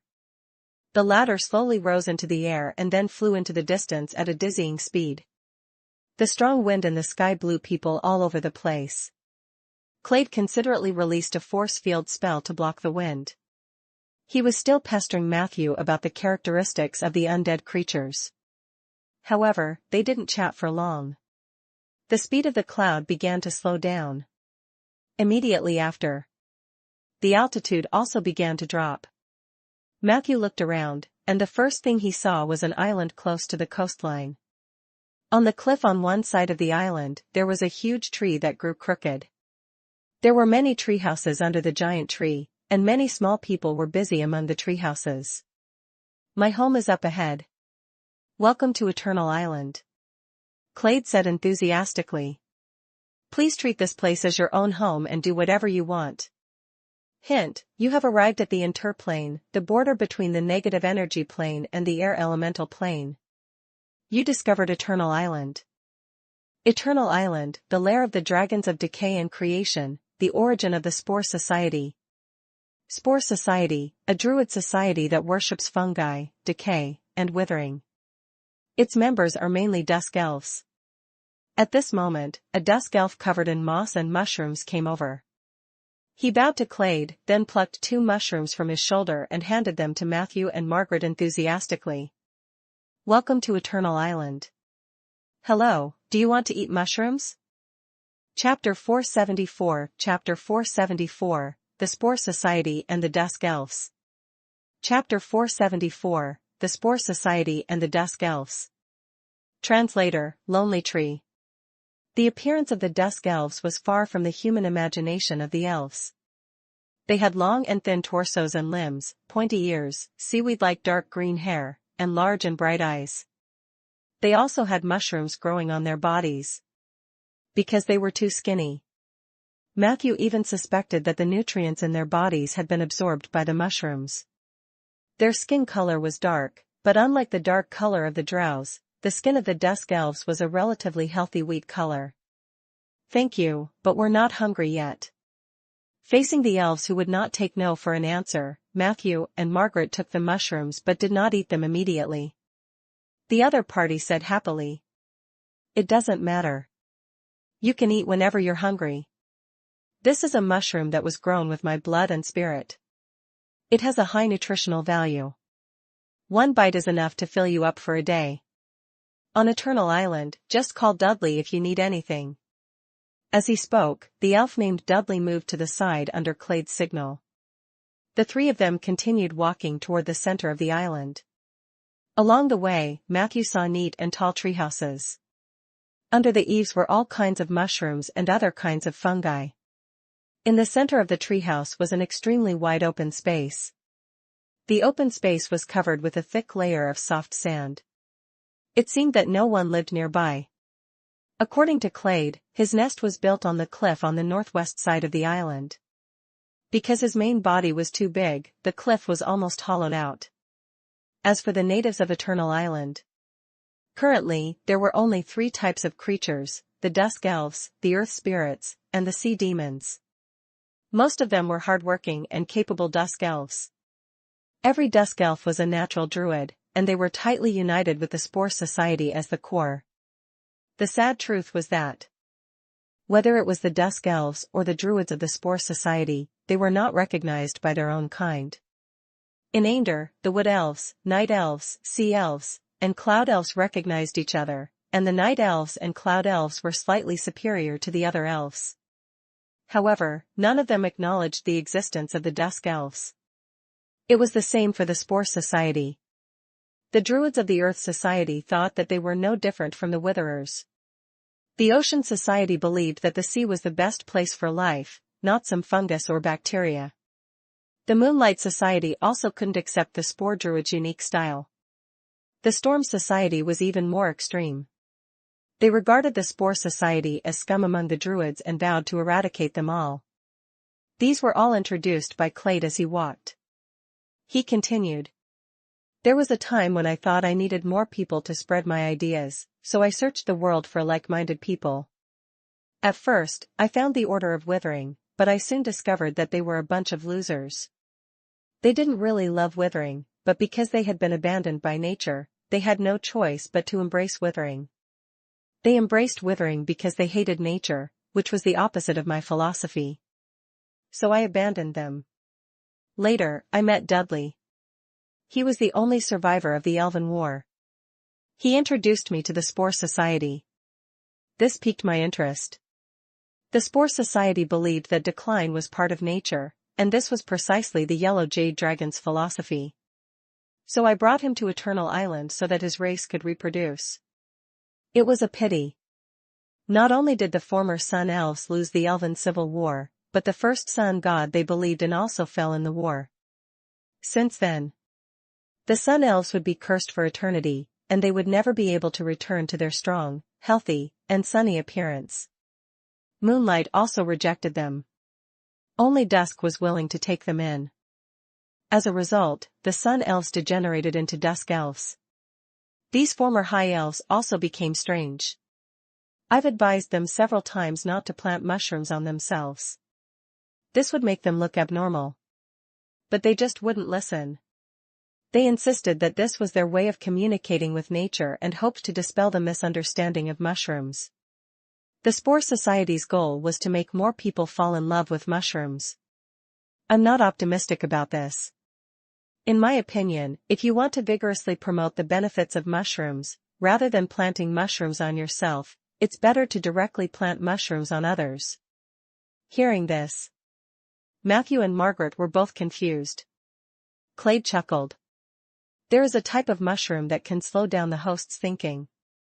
There is also a type of mushroom that can make the host feel like they are in love. My suggestion to them is to just plant these 2 mushrooms on someone else. If everyone in the world was planted with mushrooms, wouldn't they appear very normal? Matthew rubbed his temples and forced a smile. That's a good idea. Before I met Dudley, I only mastered the field of decay, but I didn't know how to create life. Clade looked very interested in talking. However, after delving into the fields of fungi and bacteria, I realized that the essence of biological decay is the creation of microorganisms. For this reason, I comprehended a new domain. It can be said that the Spore Society's worship of fungi has benefited me a lot. Sometimes, when you look at the world from a different perspective, you will find a different scenery. You two are mages from the Seven Saint Alliance, right? Chapter 475 Chapter 475, The Spore Society and the Dusk Elves. Chapter 475, The Spore Society and the Dusk Elves. Translator, Lonely Tree. Margaret nodded. Clade asked expectantly.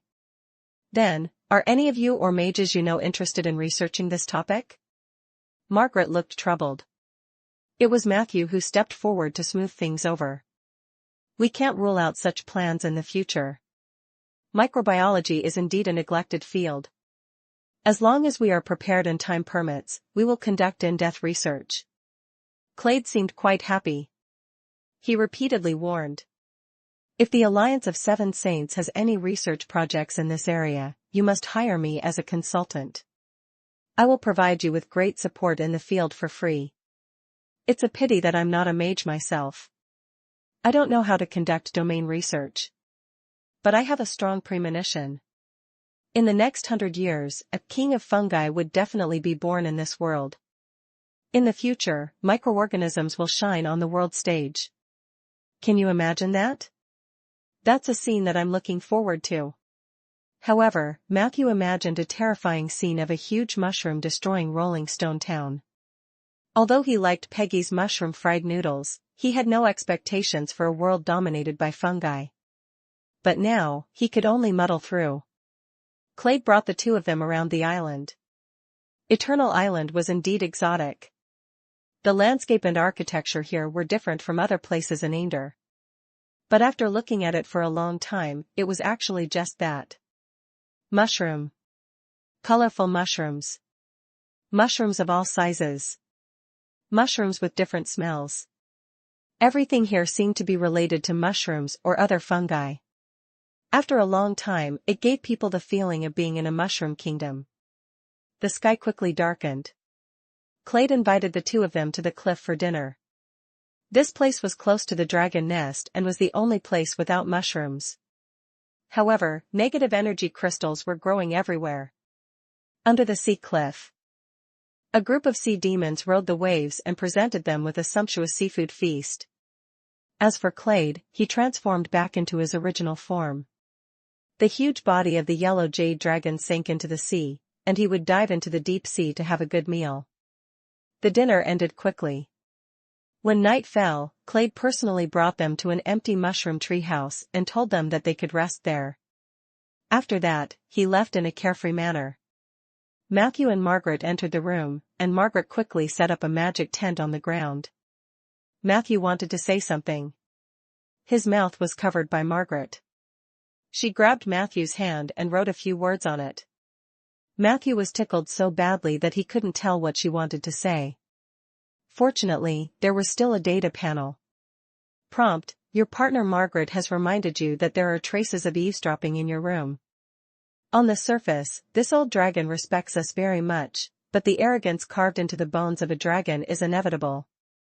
He just wants to see us do what a married couple should do. And once he finds out that we're pretending, I'm afraid we'll suffer even more revenge. According to the Alliance's information, Clade is eccentric and temperamental. Don't be fooled by his appearance, and you must always be vigilant. Matthew's reaction was slow. Margaret simply took out a piece of paper and wrote down the above contents with a floating quill. Matthew read it once, and the content disappeared. He knew that this was a magic tool used for encryption. So he took the quill and wrote. Then what should we do tonight? Margaret muttered. We have to sound like a married couple. We have to make it look real. After tonight, we'll think of a way to leave tomorrow. In any case, we can't stay on this island for long. Have you noticed that almost all the dusk elves on the island look like Dudley? The mushroom smell in this place is too strong. I keep feeling a little strange. Matthew agreed with Margaret's concerns. As for how they should sound like a couple, the two of them fell into deep thought. At night, in the dragon nest by the sea, Clade returned to his original form and lay on a pile of gems and gold coins. He used his dragon tail to fiddle with a crystal ball in boredom.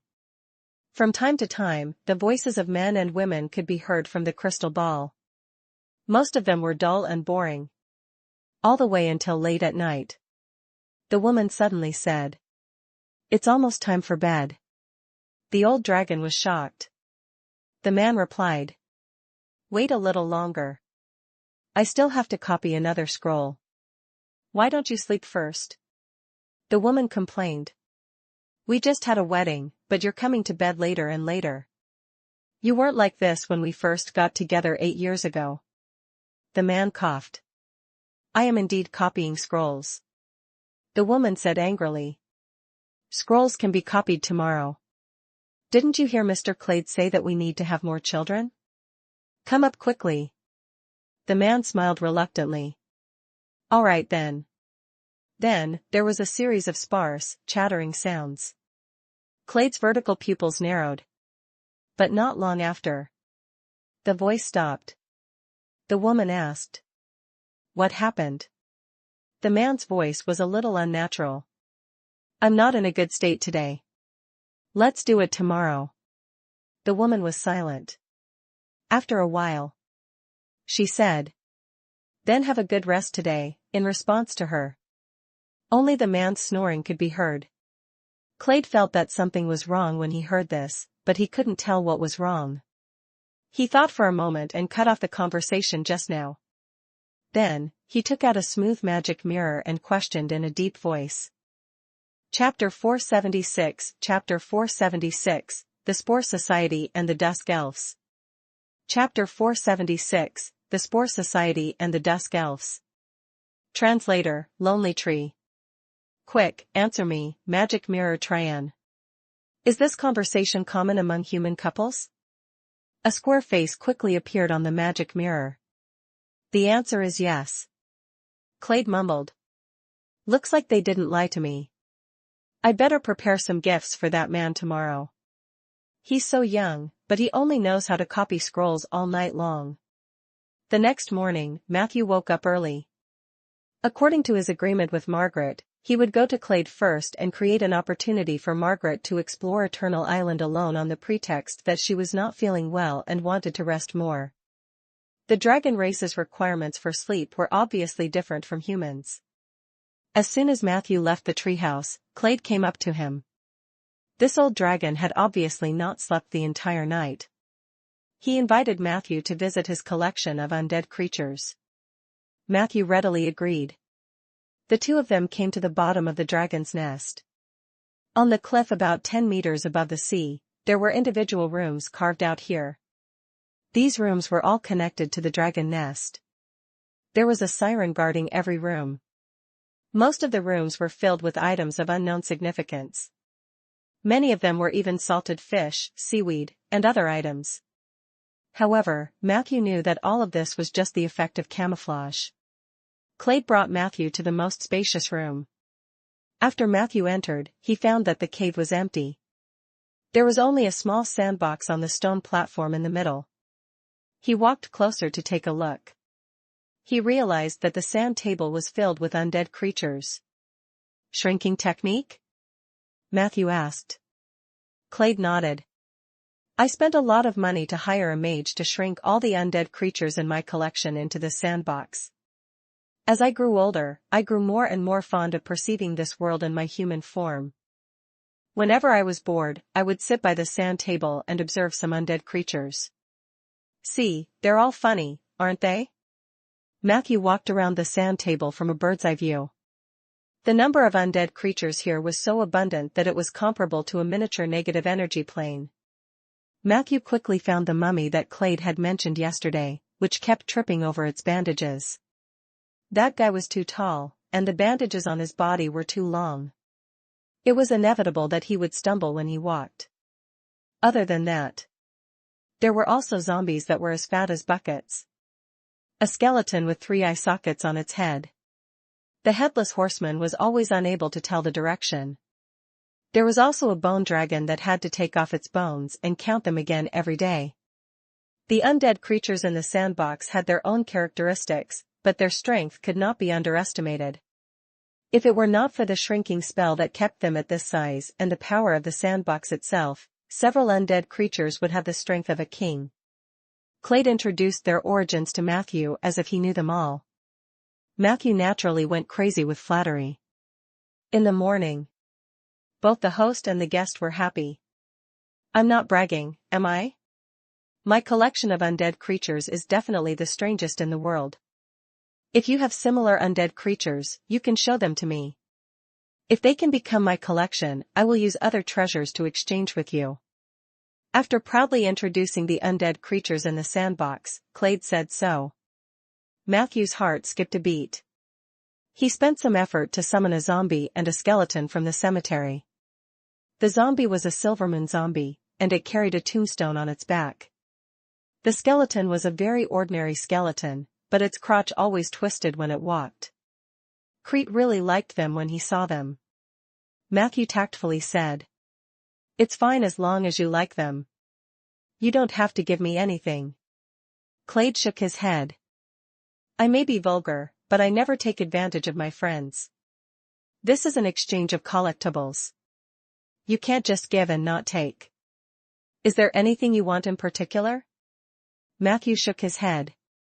Clade casually grabbed something. Then I'll just return you 2 items.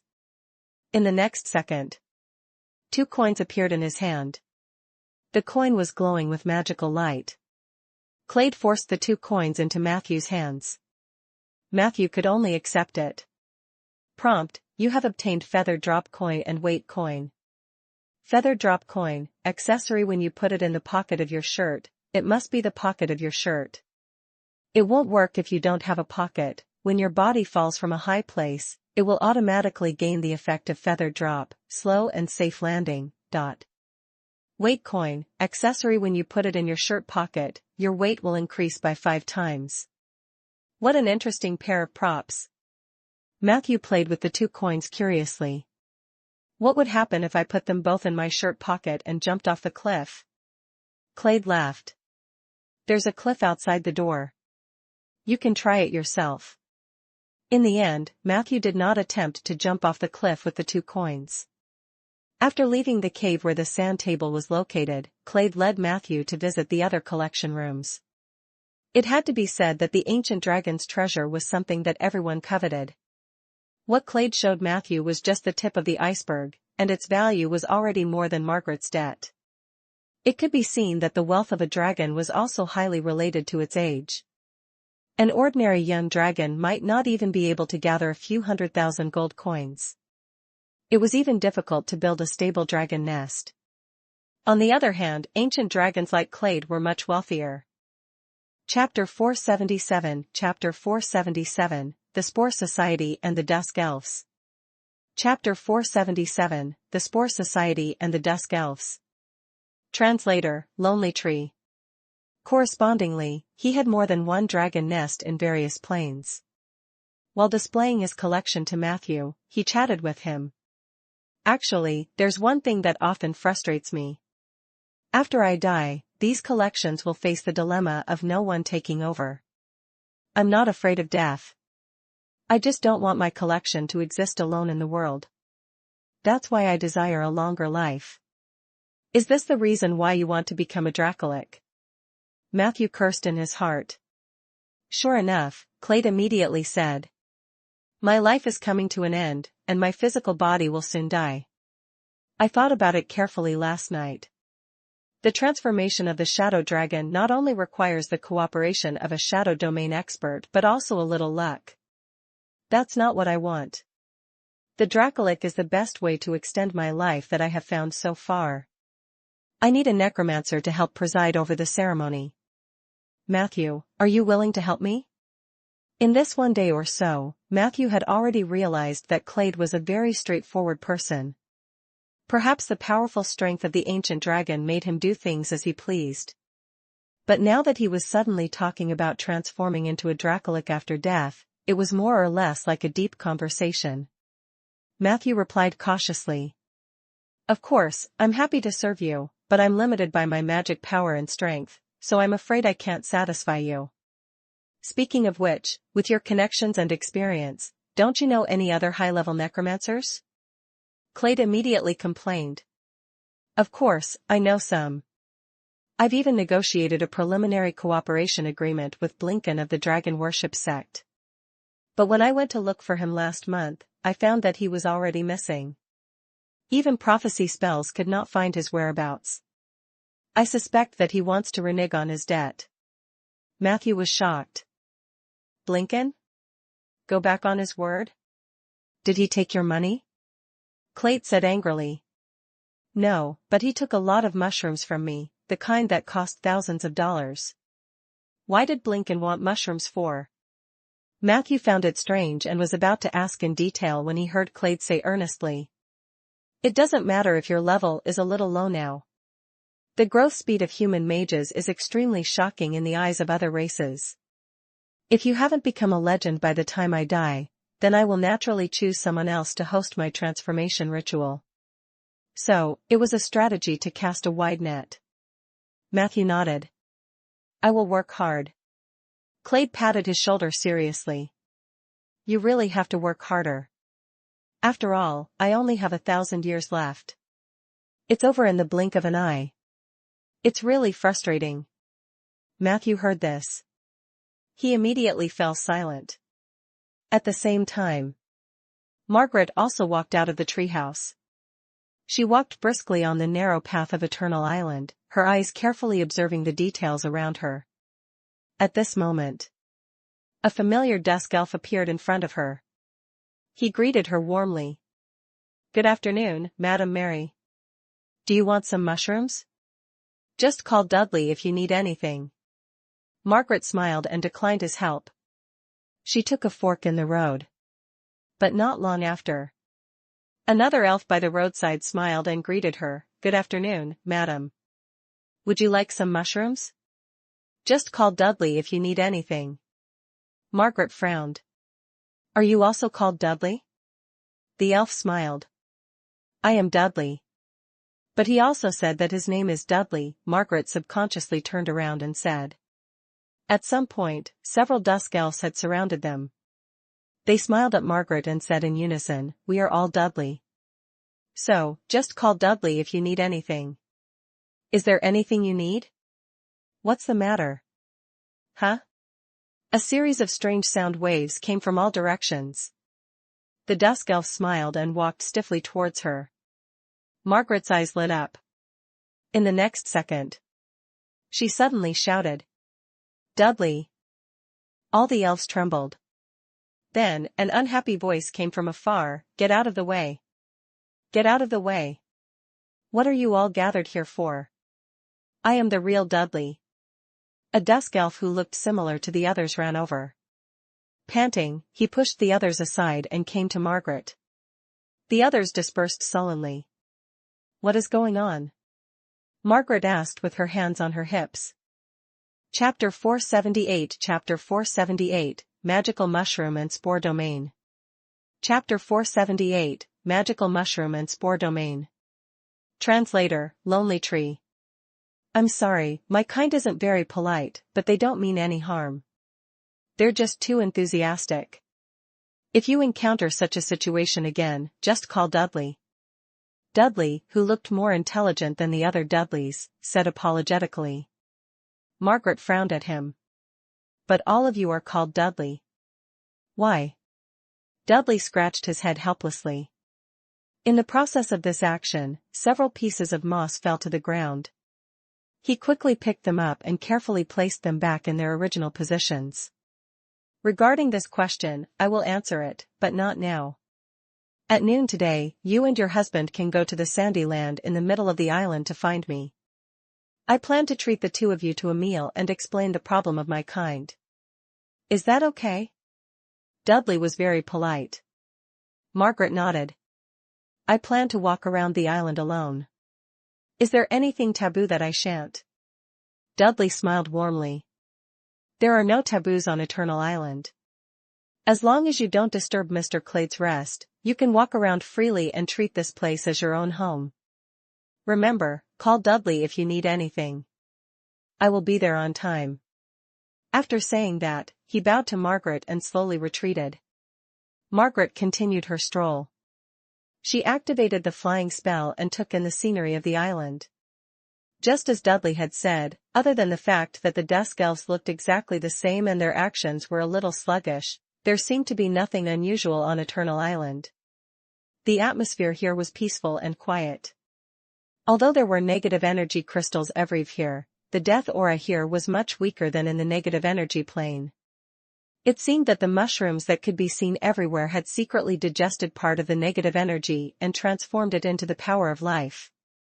Although Margaret knew nothing about life and death, she felt that the existence of Eternal Island seemed to have broken some taboos in certain fields. It was close to noon. She met Matthew, who had returned from the dragon nest. Seeing him alone, Margaret couldn't help but ask, "Where's Mr. Clade?" Matthew explained. "He went into the sea. That group of sea demons just sent over a bunch of fish and prawns, but the quality of the seafood made him dissatisfied. Clade was very picky. According to the leader of the sea demons, if he personally went into the sea to hunt, it would usually take a few days before he returned. However, we're currently on the island as guests. He might be back in a day or two." Margaret's expression changed when she heard that. She quickly activated a soundproof barrier and said, "Then should we take the opportunity to leave?" Matthew hesitated and said, "Is it not good to leave without saying goodbye?" Margaret obviously had the same concerns.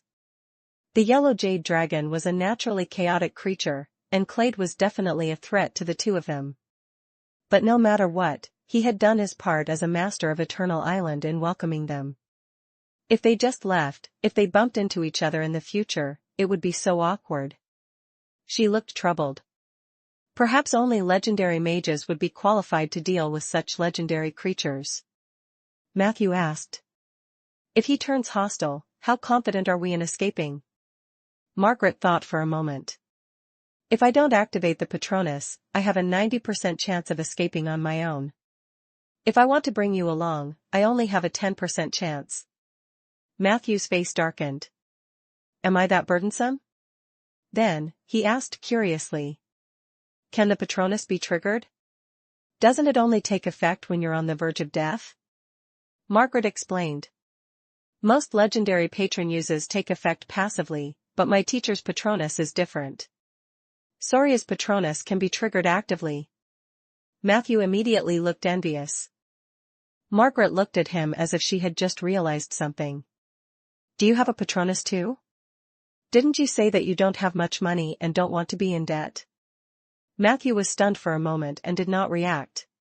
Margaret suddenly leaned over and whispered into his ear, "How much is Isabel's Patronus? It can't be more expensive than my mentor's, right? I spent a total of 100,000 gold coins. However, it was still worth it. My Patronus can be used 3 times, and it has an active trigger function. However, after each consumption, I need to find my mentor to recharge it again, and that will require extra money." "What's with your expression? Don't tell me you've paid more than that?" Margaret was gloating. Matthew couldn't bear to tell the truth. Facing her probing questions, he could only say, "It's not convenient to disclose the exact number. Compared to you, LT's about the same."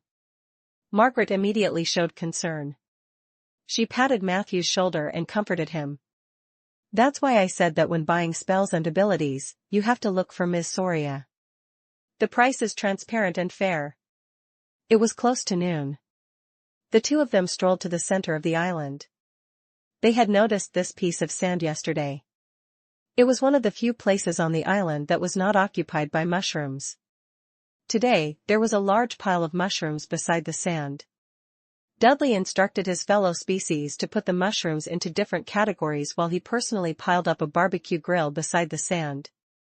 Chapter 479, Magical Mushroom and Spore Domain. Chapter 479, Magical Mushroom and Spore Domain. U.TED by BXN0VEL.C Omicron M. Translator, Lonely Tree. However, there was no charcoal or fire under the grill. Instead, it was a mushroom with orange spots, a strangely long stem, and a thick and round top. Dudley skillfully placed a few mushrooms and some seafood on the grill, then stepped on the roots of the orange mushrooms. A miraculous scene appeared. The mushroom's umbrella suddenly split open, and finger-like tongues of fire shot out from within. The flame gently roasted the ingredients on the grill. Dudley took out a large jar of mutton oil and brushed it with a brush. The ingredients on the grill immediately made a sizzling sound. The strong fragrance was carried to the two of them by the island wind. Margaret's nose twitched slightly, revealing a surprised expression. "It smells good." Dudley smiled brightly at the two of them. "You came at the right time. Try my new mushroom skewers." As he spoke, he handed over a bunch of mushrooms on the grill. Matthew was a little hesitant when he saw the strange spots on the mushroom. Margaret, on the other hand, was very bold. She took the initiative to take the skewer of mushrooms and took a small bite. Her eyes lit up immediately, and she ate it all. "Are you sure you're okay?" Matthew asked discreetly. Margaret waved her hand. "I have poison immunity. I can eat anything after it's cooked." As she spoke, her head glowed with green light. Soon after, half of her face also turned green. What happened? Margaret slapped her face. Dudley smiled and said, "It's just a natural reaction. It's not a big problem. It'll be fine in a while." As expected, half a minute later, the green light on Margaret's forehead disappeared. She looked extremely energetic. Matthew glanced at the data panel. Hint: your partner Margaret has consumed a string of healing mushrooms, grilled, and obtained the effect of level 1 healing. Level 1 healing, for the next half a minute, recover 1 HP every 3 seconds. Eating this mushroom can restore life? Matthew looked at Dudley, who was busy grilling, in surprise. The latter smiled kindly. "When I first discovered this, I was as surprised as you. In fact, before I entered the spore domain, I never expected such a magnificent microscopic kingdom to exist at the edge of the world. Mushrooms have the ability to accommodate all things. Under Hussman's guidance, I tried to integrate all kinds of species and elements into mushrooms. As a result, I found many mushrooms of all kinds. Their existence will definitely shock the world." As he spoke, he handed over another bunch of mushrooms. "This is the duck leg mushroom. The principle is like this. I used the ability from the spore domain to decompose the corpse of a hell duck and then injected the nutrients into the mushroom. The result is this mushroom that tastes very similar to duck legs. Try it." Margaret hinted that Matthew could eat it. Under Dudley's eager gaze, he gently bit off half of the mushroom. As soon as the duck leg mushroom entered his mouth, Matthew's eyes lit up. The mushroom tasted smooth and delicate, and the texture was thick and chewy. The fishy smell of the mutton oil and the freshness of the mushroom blended perfectly, creating a near-perfect rhythm. "Delicious," Matthew praised. Hint: you have eaten a skewer of duck leg mushroom, grilled. Your temporary strength is +1. Duration: 30 minutes. After personally testing and discovering that these mushrooms were indeed edible, Matthew and Margaret also opened their stomachs to eat. Dudley's barbecue skills were superb. In addition, the ingredients, mainly mushrooms and seafood, were indeed not bad. Before long, the two of them had their mouths full of oil. Other than the taste of the mushroom itself, Matthew was more concerned about the attributes they could provide. He tried almost all the edible mushrooms and found that other than the duck leg mushrooms that could temporarily increase strength, there was also the monkey brain mushroom that could increase agility. Durian mushroom, that can be immune to stinky cloud after consumption. Steel mushroom, that increased one's physique temporarily. Illusion mushroom, used to increase perception. There was also the mage mushroom that could temporarily increase mana. However, Matthew didn't eat the mage mushroom. Although he didn't ask about the specific cultivation principle, it wasn't difficult for Matthew to deduce the origin of the mage mushroom from the cultivation process of the duck leg mushroom. However, the mushrooms they ate were only the tip of the iceberg in Dudley's mushroom kingdom.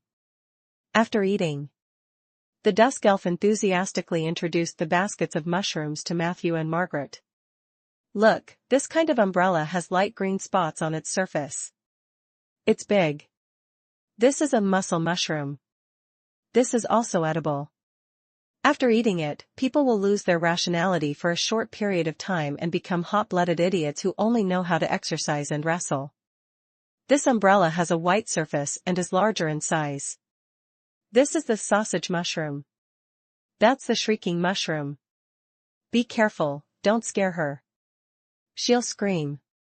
This light blue mushroom with a pointed head is called frost mushroom. As long as you have 3 of these mushrooms, you can create an ice cellar. I was roasting flaming mushroom. This is lightning mushroom. And this is a love mushroom specially cultivated for men and women who lack love experience. After taking it, you will feel like you're in love. Isn't it great? I know it's useless to you too, but I think there are many others who will need it. Chapter 480, Magical Mushroom and Spore Domain. Chapter 480, Magical Mushroom and Spore Domain. U.TED by BXN0VEL.COMICRON. Translator, Lonely Tree. More than 10 baskets of mushrooms with different types and effects were there. Matthew exclaimed. I didn't expect you to invent so many new species. Now he understood why Blinken wanted so many mushrooms. In the eyes of a mage who was clever, these mushrooms were just another form of magic scroll. Dudley smiled modestly. Rather than saying that I invented them, it's better to say that they invented me. He didn't explain too much. At this moment, the 3 of them had already looked through the dozen baskets of mushrooms on the ground. Matthew suddenly pointed at a small basket in the corner and asked, Are those mushrooms too? Dudley nodded. Yes, that's what Lord Clade specially instructed me to prepare this morning. This is a gift for you too. As he spoke, he carried the basket of mushrooms over.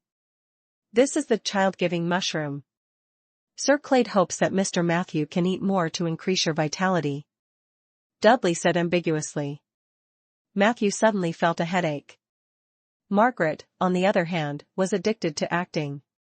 She poked Matthew's waist hard, then put her hands on her hips and said in a very fierce tone. Hurry up and put it away. You only know how to copy scrolls every day. Matthew did as he was told. Dudley snickered for a while and then said. I really envy you guys. Not only are you lover, but you are also of the same kind. Ever since the sun god fell, I was the only sun elf left. I had once sought help from the other elven races, hoping to continue my bloodline, but they had all rejected me for different reasons. Not only that, but they also humiliated me in all sorts of ways, thinking that I was a disgrace to the sun elf royal family. They said I should die like the other members of the royal family. I think what they said makes sense. But is my reasoning wrong? Why must people die if they can survive? As he said this, a trace of sadness flashed in Dudley's eyes. Sun god? Matthew searched in his mind and found that he did not have any knowledge in this area. He could only look at Margaret pleadingly. Margaret laughed mockingly. Hubby, open your mouth. Matthew opened his mouth obediently. Another white light shot out from her fingertips. It fell steadily into Matthew's mouth. There was also a faint fragrance. Dudley couldn't stand it and turned around stiffly. Margaret's knowledge was bought with 1 gold coin per word. I'm just using this knowledge for free. It's the same as stealing from her. Matthew thought as he hungrily absorbed the knowledge in the ball of light. Knowledge, sun god dash. Description. The sun god Gerard was the 33rd extraterrestrial visitor recorded in the history of the Ander continent.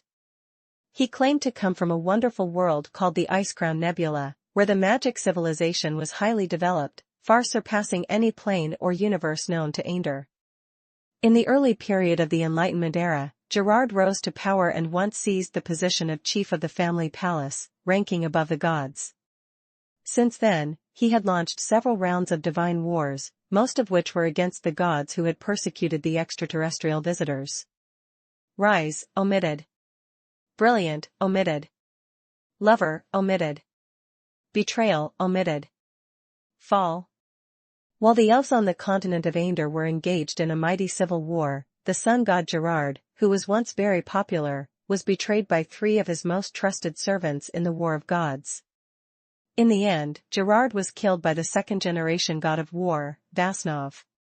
His body fell, his god's kingdom shattered, and he fell to thousands of planes. It was different from other fallen gods. When the sun god fell, his self-created nebula domain produced a wonderful effect. Under the effect of this domain, when the sun god's corpse fragments hit the sky of Ander, it formed a special terrain unique to Ander, the ruins on the clouds. At first, the ruins on the clouds only had the sun god's body and a god kingdom fragment. But as time passed, people discovered that a strange vortex had formed on the ruins above the clouds. This vortex could attract the body and fragments of a god's kingdom when they fell and properly contain them. From then on, all the fallen gods had a part of their bodies, and fragments of their kingdoms fused into the cloud ruins. The vortex was also known as the last tear of the sun god. In any case, Gerard, in the Age of Enlightenment, was a symbol of progress compared to other gods. He was a straightforward and self-righteous god. Other than his fiery temper when he drank too much, he did not seem to have discovered any other shortcomings. Information summary: a nameless divine researcher, Hodian. So the sun god was the senior transmigrator who had launched several rounds of divine battles that eventually led to the formation of the cloud ruins. Matthew read through the main points in an instant. He asked Dudley with a regretful expression, "I've heard about the sun god. He's a respectable god. What happened after that?" Dudley turned his body and reminisced. "Later, I walked alone in the wilderness, but unfortunately, there was no place for me in Ander. Although that unexpected turmoil ended the elf civil war, the sun elves also died in the chaos. I lost my people, my home, and everything. The eagle hounds from the other gods in the heavenly realm even started to hunt me down. I had no choice but to escape to the inner plane." Chapter 481, Magical Mushroom and Spore Domain. Chapter 481, Magical Mushroom and Spore Domain. U.TED by BXN0VEL.C Omicron M. Translator, Lonely Tree. However, the environment in the inner plane was also very harsh for me. After all, I wasn't even a legend at that time. I still remember that when I first arrived in the negative energy plane, I was almost eaten by an old bone dragon. Fortunately, I still had some means of escape and managed to avoid those calamities. I was really lost during that period of time. I was exhausted at the end of my rope, and I lost my way forward. Only my survival instinct reminded me to live on. Not only did I have to survive, but I also want to continue the Sun Elf bloodline.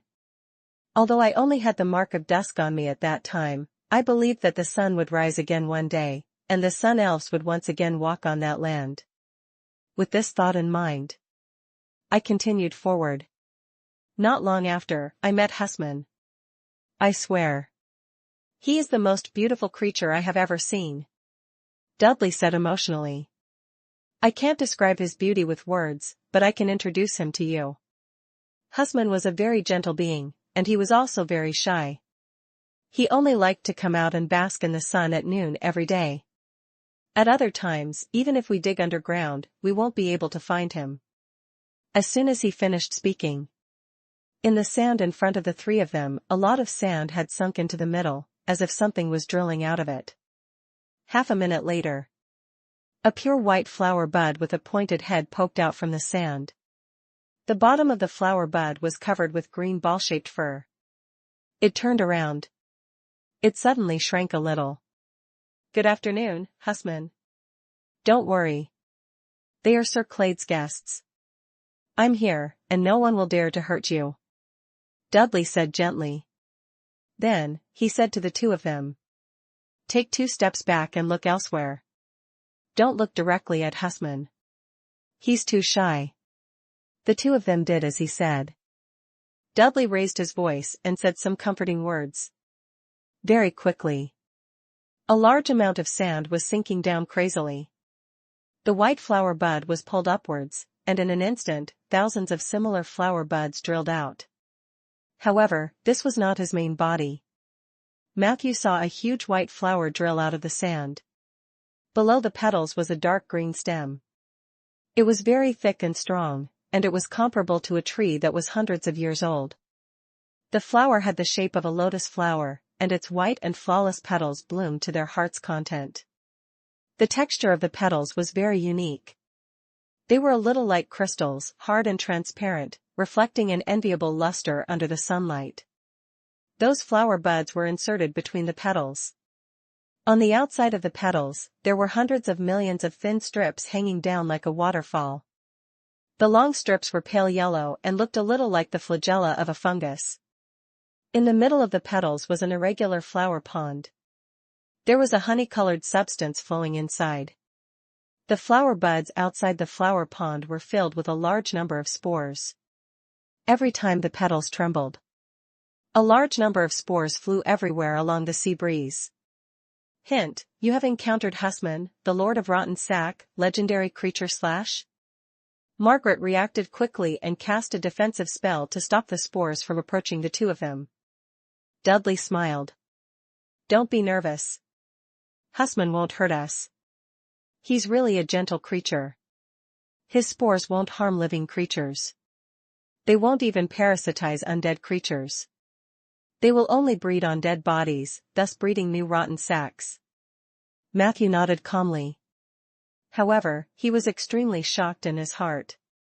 He didn't expect the life Dudley mentioned to be a rotten sack.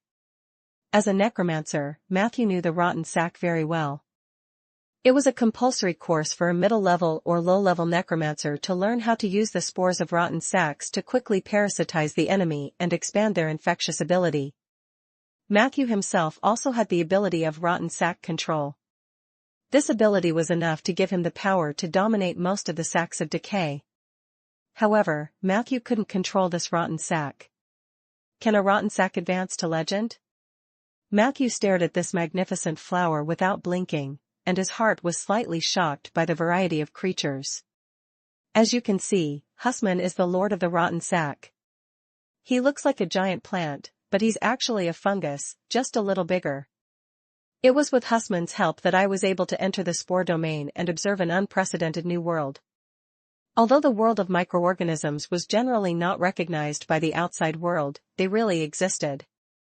They are too inconspicuous, too difficult to notice, so much so that even the will of nature has a vague idea of them. Dudley introduced helplessly. Matthew comforted him. The will of nature is a very vague concept.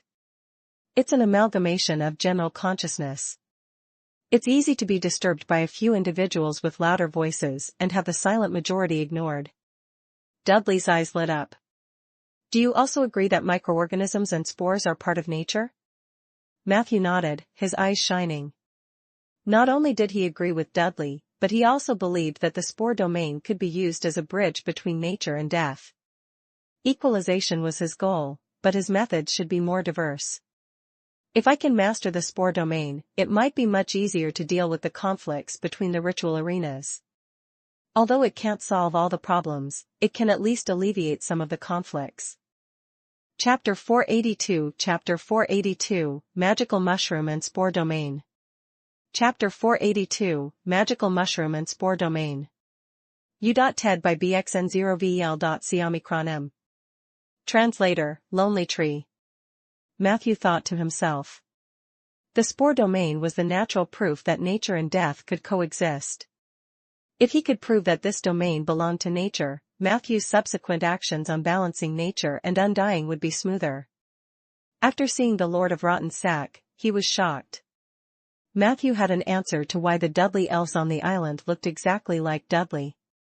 At this moment, Dudley took the initiative and said, "It just so happens that there's enough dew today. Please allow me to show you how great Husman is. As he spoke, he lightly jumped onto the petals, and several petals quickly twisted as if he were high-fiving Dudley.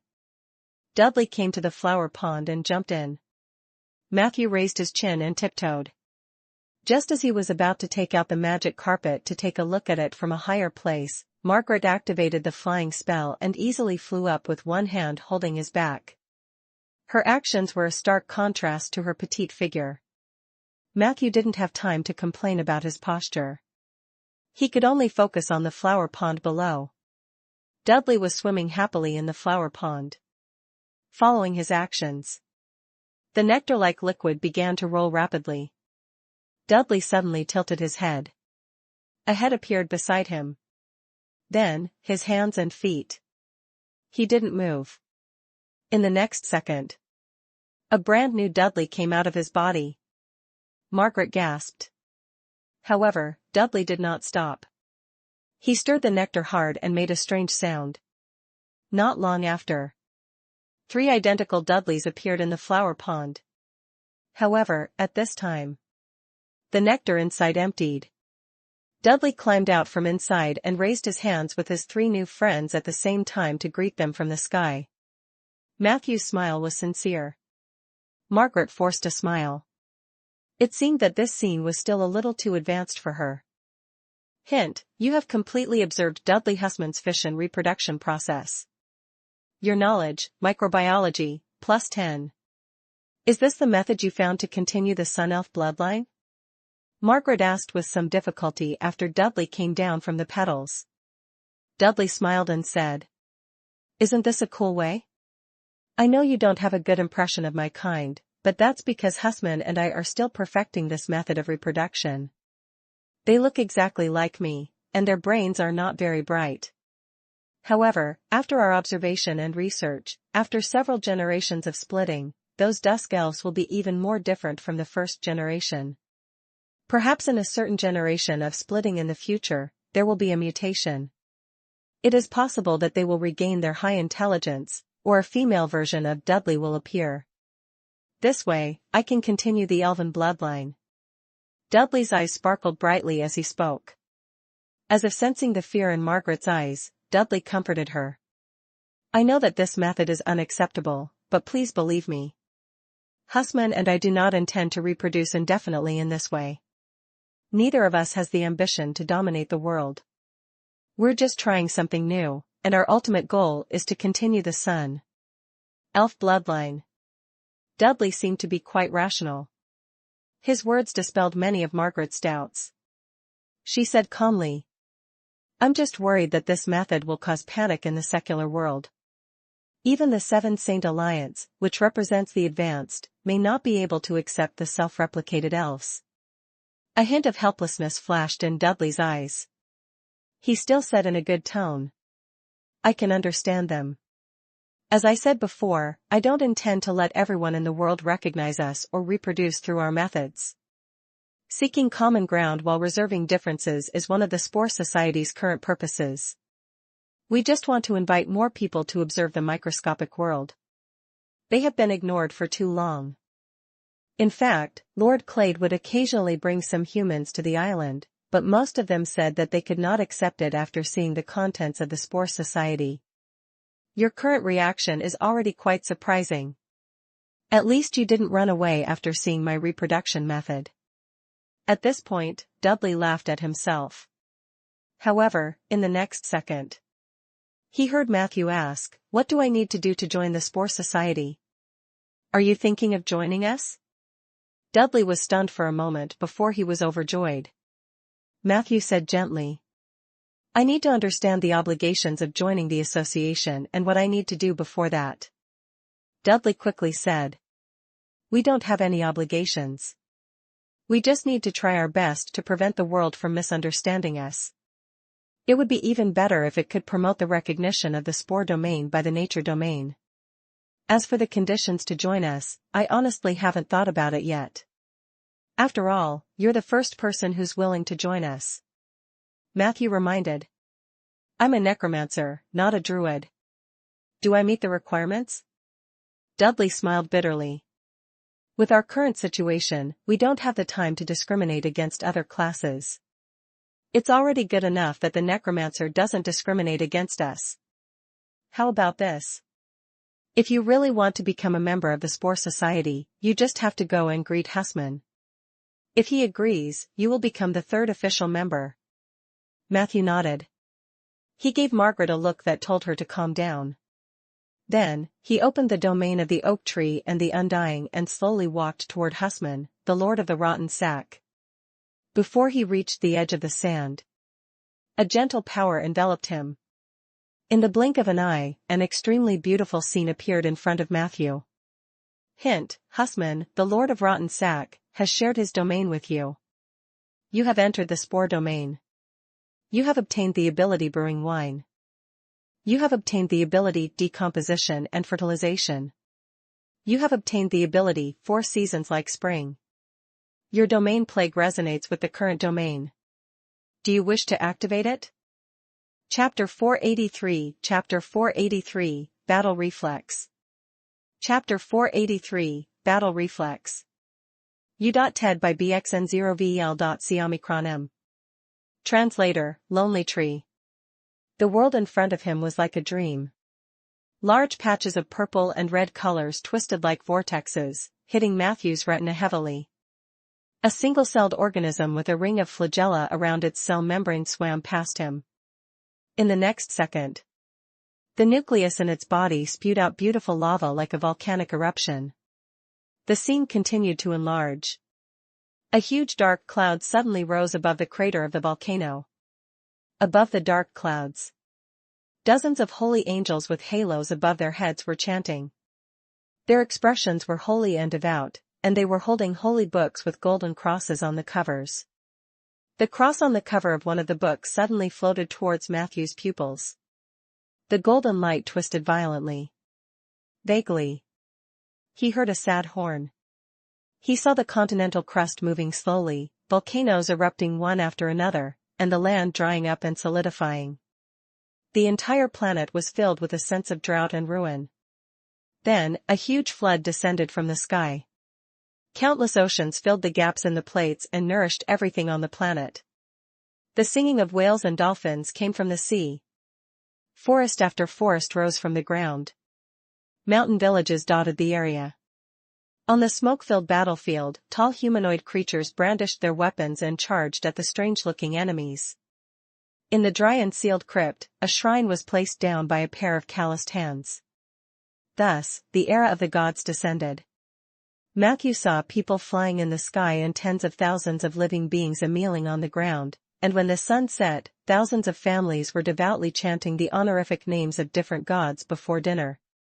This scene was like a slideshow that was interwoven with colorful, distorted blocks of color. It was indescribably dazzling. After that, everything began to accelerate. Matthew only blinked once, and the world seemed to have passed 10,000 years. Suddenly, he saw the planet explode and shatter into tiny dust particles. After that, the world returned to peace. Only a huge halo enveloped the starry sky. Meanwhile, his body was constantly shuttling forward. He flew through the dust, the stars, and the blue and green nebulae and reached the end of the dark astral world. Suddenly, a strong sense of weightlessness hit him. He suddenly woke up. Prompt: you have explored the microscopic world. You have observed the changes in the world in the eyes of a small number of microorganisms. Your knowledge, world origin and changes, plus 20. It wasn't all an illusion? Matthew blinked hard. He noticed that he was not too close to Hussman. This wonderful visual journey left Matthew reminiscing. He had once thought it was an illusion, but now it seemed that at least a part of it was real. He firmly engraved this part of his memory in his mind. Hussman was able to share his domain with me, which means that he is a veteran in the spore domain. In other words, he has explored it between 8 to 12 times. There are no other competitors in this domain. As long as there are no accidents, he will become the master of the domain, which means that he will fulfill the 2 conditions of exploring the domain 13 times and completing the master's declaration almost naturally. No wonder Yellow Jade Dragon Crete vowed that a king of fungi would be born in the future. And my luck this time is not bad either. I actually completed beginner's entry in one go. This means that I've explored the spore domain 2 to 3 times. Matthew was amazed by Husman's strength. However, in the process, he not only observed the changes in the world from the perspective of microorganisms, but he also felt a strong sense of loneliness. That sense of loneliness came from the two souls, Husman and Dudley. The latter was lonely because they had lost all their kin. As for Husman, he was lonely because he was the only exception in his race.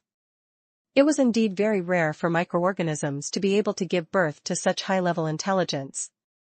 Perhaps it was because they were both lonely souls that they were attracted to each other. Matthew composed himself and carefully checked the 3 abilities that the spore domain gave him. Brewing wine, you can place a portion of food or fruit of any variety into a wine jar and then use this ability to summon a group of microorganisms from the spore domain to magically ferment the raw materials. After 6 hours, you will receive a jar of fine wine.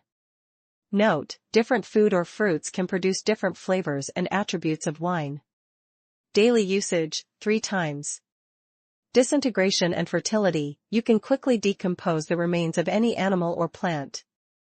The fastest time is 30 seconds, and the slowest time is 5 minutes. They will be completely decomposed into nutrients. You can inject these nutrients into specific plants to cultivate specific plants. It could also spread the nutrients evenly on the land, slightly increasing the fertility of the land. Note, this ability is not limited to daily usage, but it will consume a certain amount of energy. For seasons like spring, you can make up to 2 acres of land and space to maintain a spring-like climate. This ability is effective for a long time. It takes at least a month to change the designated land. All 3 were good abilities. Fine wine was a hot item, no matter where it was. Moreover, the wine brewed through this method was fast and good. There was also a certain chance of increasing attributes. Just this ability alone could nurture a winemaker with boundless prospects. Can I brew any food or fruit? If I use the mushrooms, what kind of wine can I make? Chapter 484, Chapter 484, Battle Reflex. Chapter 484, Battle Reflex. U.TED by BXN0VEL.C. Translator, Lonely Tree. Matthew was very curious about this ability. Deconstruction and fertility could be used as a supplement to the life sanctuary and also as proof of the existence of microorganisms. It was the cornerstone of the bridge between life and death. With this ability, Matthew had the specific means to communicate with the domain. Not only could it be used to plant trees, but it could also be used to plant anything. The most important thing was, there was no daily limit to this ability. Matthew was quite confident in his energy. If he really lacked reserve, he could just use energy potions. The cotton harvest in the high-leaf region is poor, and the wheat in the golden fertile field is an urgent need. Why don't I ask for another piece of land from Rhaegar and try to make the region self-sufficient? However, it's a bit of a waste for a magic consultant to farm. I'll have to ask Rhaegar to give me more money. Matthew thought freely. As for the last skill, for seasons like spring, it was also a godly skill of the farming system. 2 acres of land could roughly grow 60 oak trees. This meant that his planting progress in the summer could be increased by a lot. In addition, in the face of a climate crisis, this ability could also provide the most basic food supply. Other than the spore domain. He took a look. Currently, his plague domain was also at beginner level, 2 times. Hint, you have improved further in the plague domain. Your ability, Rotten Sack Mastery, has been strengthened. The effects are as follows. When the spores that you control and spread through your ability are inhaled into the digestive tract, it will cause intense abdominal pain. After 10 minutes of abdominal pain, the spore host will have uncontrollable diarrhea. You have obtained the ability Blinding Fungus. Blinding Fungus, you can activate this ability at any time. After activation, a group of unique fungi will be attached to your palms. After that, when you use barehanded melee attacks, as long as you come into contact with the enemy's skin, there is a high chance that the target will be blinded after 5 seconds. The duration of the blind effect depended on the opponent's constitution and toughness. The minimum duration would not be less than 18 seconds. In particular, you can specify a shape-shifting form to share the effects of this ability. When he saw the description at first, Matthew felt that the ability, Blinding Fungus, was a little useless. He was a mage who mainly focused on summoning, so how could he easily go up and engage in close combat with others? Furthermore, he was required to use his bare hands. This did not match Matthew's actual combat scene at all. No matter what, he would have carried a dagger or something. However, since it could be used in a shape-shifting form, Matthew shared it with Moonbear without hesitation. Even if the Moonbear touched his enemies, but there was a high chance that he would be blinded. This could be used in an ambush. As for the strengthening of the rotten sack control, it could only be considered a small improvement. After all, at Matthew's current level, the bigger problem was how to silently send the spores into the enemy's body. After the spores were activated, they would cause great trouble to the enemy. The effect of abdominal pain could only be said to be icing on the cake. All in all, Matthew was very grateful for Hussman's generosity. This was equivalent to obtaining a rather crucial domain without paying any price. Although this was related to the Spore Society's current predicament, it also helped Matthew a lot. Subconsciously, he took 2 steps forward, wanting to thank Hussman for sharing. Who knew that in the next second, the huge white flower shrank back violently as if it were frightened. The flower petals gathered up, and the flower buds danced in the air, raising a large amount of sand. In less than 5 seconds, Hussman had completely shrunk into the ground. The sand was extremely flat. Only the scattered sand around it proved that the magical life had appeared. Don't go forward. Hussman is too shy. Dudley quickly walked over and said. He has already acknowledged you, but this is the first time he has met you, so he is embarrassed to have further contact with you.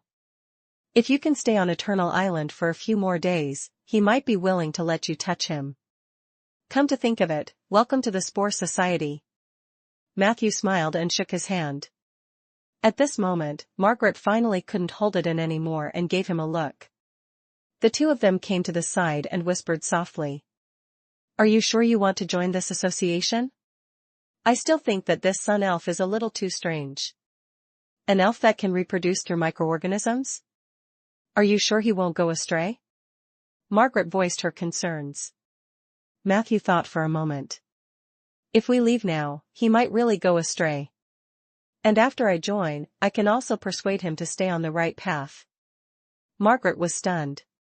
Matthew's words made sense to her, but she instinctively felt that something was wrong. After Matthew said that, then, he turned around and started chatting with Dudley. Margaret quietly pricked up her ears. Matthew asked with concern. Speaking of which, is it true that you won't cause any harm to yourself if you continue your bloodline through fission and reproduction? Dudley replied. There will definitely be damage. I keep feeling that my brain is a lot dumber than before. But after the test, I'm actually smarter than before. It's just that my soul is much weaker. Everything else is good. Hussman will also strictly limit the number of times I can split. Actually, I only want to split into a female version of Dudley, but it's hard to do so. I have to rely on luck. Chapter 485 Chapter 485, Battle Reflex. Chapter 485, Battle Reflex. U.TED by BXN0VEL.COMICRONM. Translator, Lonely Tree. Matthew muttered. But the problem is, even if you cultivate a female version of Dudley, are you sure she can give birth to your child? Dudley smiled bitterly. I'm not sure. I can only try. Matthew persuaded. I think it's too risky to split yourself up any further. Perhaps we should experiment with other species first. It's a good experimental spirit to take things step by step. Your safety should be guaranteed now, right? So there's really no need to rush now. Dudley thought for a moment. You're right. Perhaps I should experiment with fission reproduction on other species first. Margaret heaved a sigh of relief. It seems that Matthew wasn't talking nonsense. Joining the Spore Society can indeed prevent this elf from going astray. However, just as she was thinking this, Matthew's next sentence came out, how about trying the fission on the zombies? Skeletons are fine too. Undead creatures that naturally have no reproductive ability should be the most suitable samples for fission reproduction experiments. Margaret felt that something was wrong. Dudley's eyes lit up. The two men huddled together excitedly and talked as they walked, completely ignoring her. Matthew and Dudley spent the entire afternoon discussing the experimental subject of fission reproduction. The more they talked, the more congenial they became. Dudley expressed that he wanted to give Matthew more mushrooms, and Matthew picked some of them and took them away. In fact, he was also very interested in the cultivation process of the magical mushrooms. It was definitely not enough to just decompose and fertilize them. There must be other abilities involved. However, even Dudley needed Husman's help to complete this process. Husman had just been shocked by Matthew, and it would probably take him a few days to slowly accept him. It was a pity for Matthew. After all, they couldn't stay on Eternal Island for too long. On the one hand, the purpose of this trip was to train in actual combat. The encounter with the yellow jade dragon had caused a change in the itinerary. Logically speaking, they should have temporarily interrupted the course and returned to the main material plane. On the other hand, they were not prepared for long-term plane travel, and their bodies were not able to adapt to the new plane. The longer they stayed there, the more they could feel the rejection from the inner plane. This feeling was subtle and real. After a long time, it would make people feel very uncomfortable, and their mood would become very irritable. Matthew knew that this was due to the lack of elements. Whether it was the negative energy plane or the air elemental plane, the elements in these inner planes were relatively simple. If the people of the prime material plane did not prepare in advance, their bodies would become weak because of the lack of elements. The change in his mood and the terrible feeling were the alarm bells in his body. They could only stay in the inner plane for 3 to 5 days at most. But that was the maximum limit. They were not going through a survival mission, so they didn't need to challenge their limits. In the evening, the yellow jade dragon Clade had not returned from hunting. Matthew had no choice but to leave a farewell letter, promising to visit again next time. After that, he noted down the coordinates of Eternal Island. They flew all the way to the 6th ring of the negative energy plane. On the magic carpet, Margaret said seriously, "I still think that Dudley is a big problem. I can sense that he is a legend, but I can't see his level clearly. I have the same feeling regarding Husman, the Lord of Rotten Sack." Matthew muttered. "You suspect that Dudley and Husman have become one?" "It's very possible." Margaret persuaded, "They have already fused into one, but there are still 2 souls. This is really rare. Judging from Dudley's rationality, he shouldn't have been parasitized by the decay sac. The 2 sides might be symbiotic, but I can't be sure of this. In short, you must be careful when dealing with them." Matthew nodded solemnly. He actually had similar feelings, but Husman and Dudley did not show any malice towards him. Therefore, he was willing to give the Spore Society a certain amount of trust. Of course, this kind of trust was also built on the need to be on guard. "Thank you for your concern." Matthew thanked her. After spending the past few days together, it wasn't hard to see that Margaret wasn't a scheming person. Her attitude towards people was also very honest. Other than being a little poor and a little flat, she had no shortcomings. Margaret adjusted her glasses. "This is what I should do. You are my student." Matthew smiled. Margaret seemed to have misunderstood his smile and immediately shouted, "Hey, don't misunderstand. Other than putting on an act in front of that old dragon, it's impossible between us." Matthew laughed out loud. However, he still asked, "Aren't you always clamoring for me to support you?" Margaret said seriously, "That's a separate matter. That's a transaction relationship with a clear price. That kind of relationship had a time limit.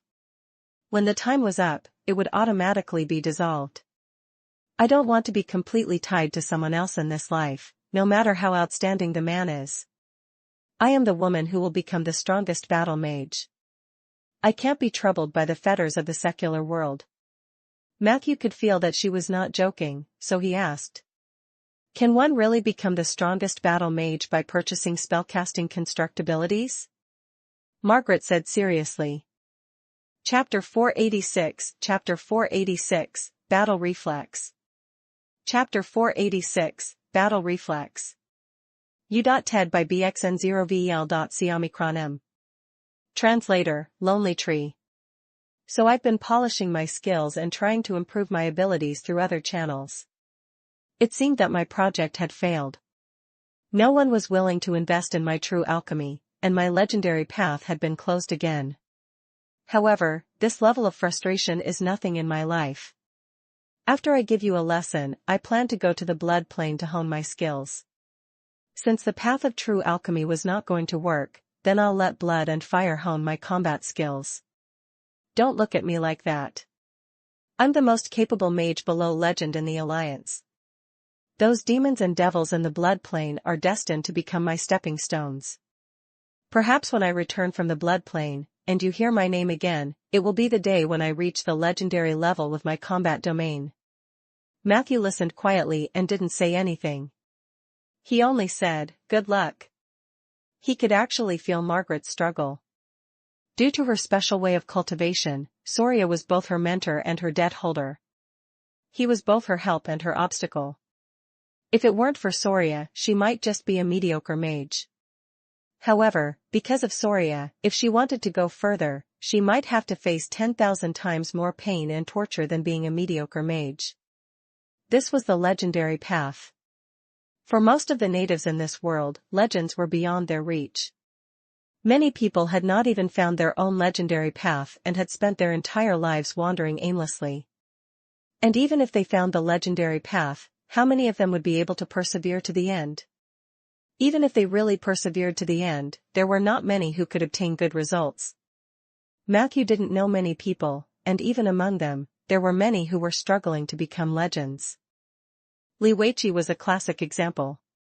He had been stuck at level 20 for many years, but because of the disappearance of the coiling dragon, he could not make any progress. Margaret was the same. The path of capital was not suitable for her.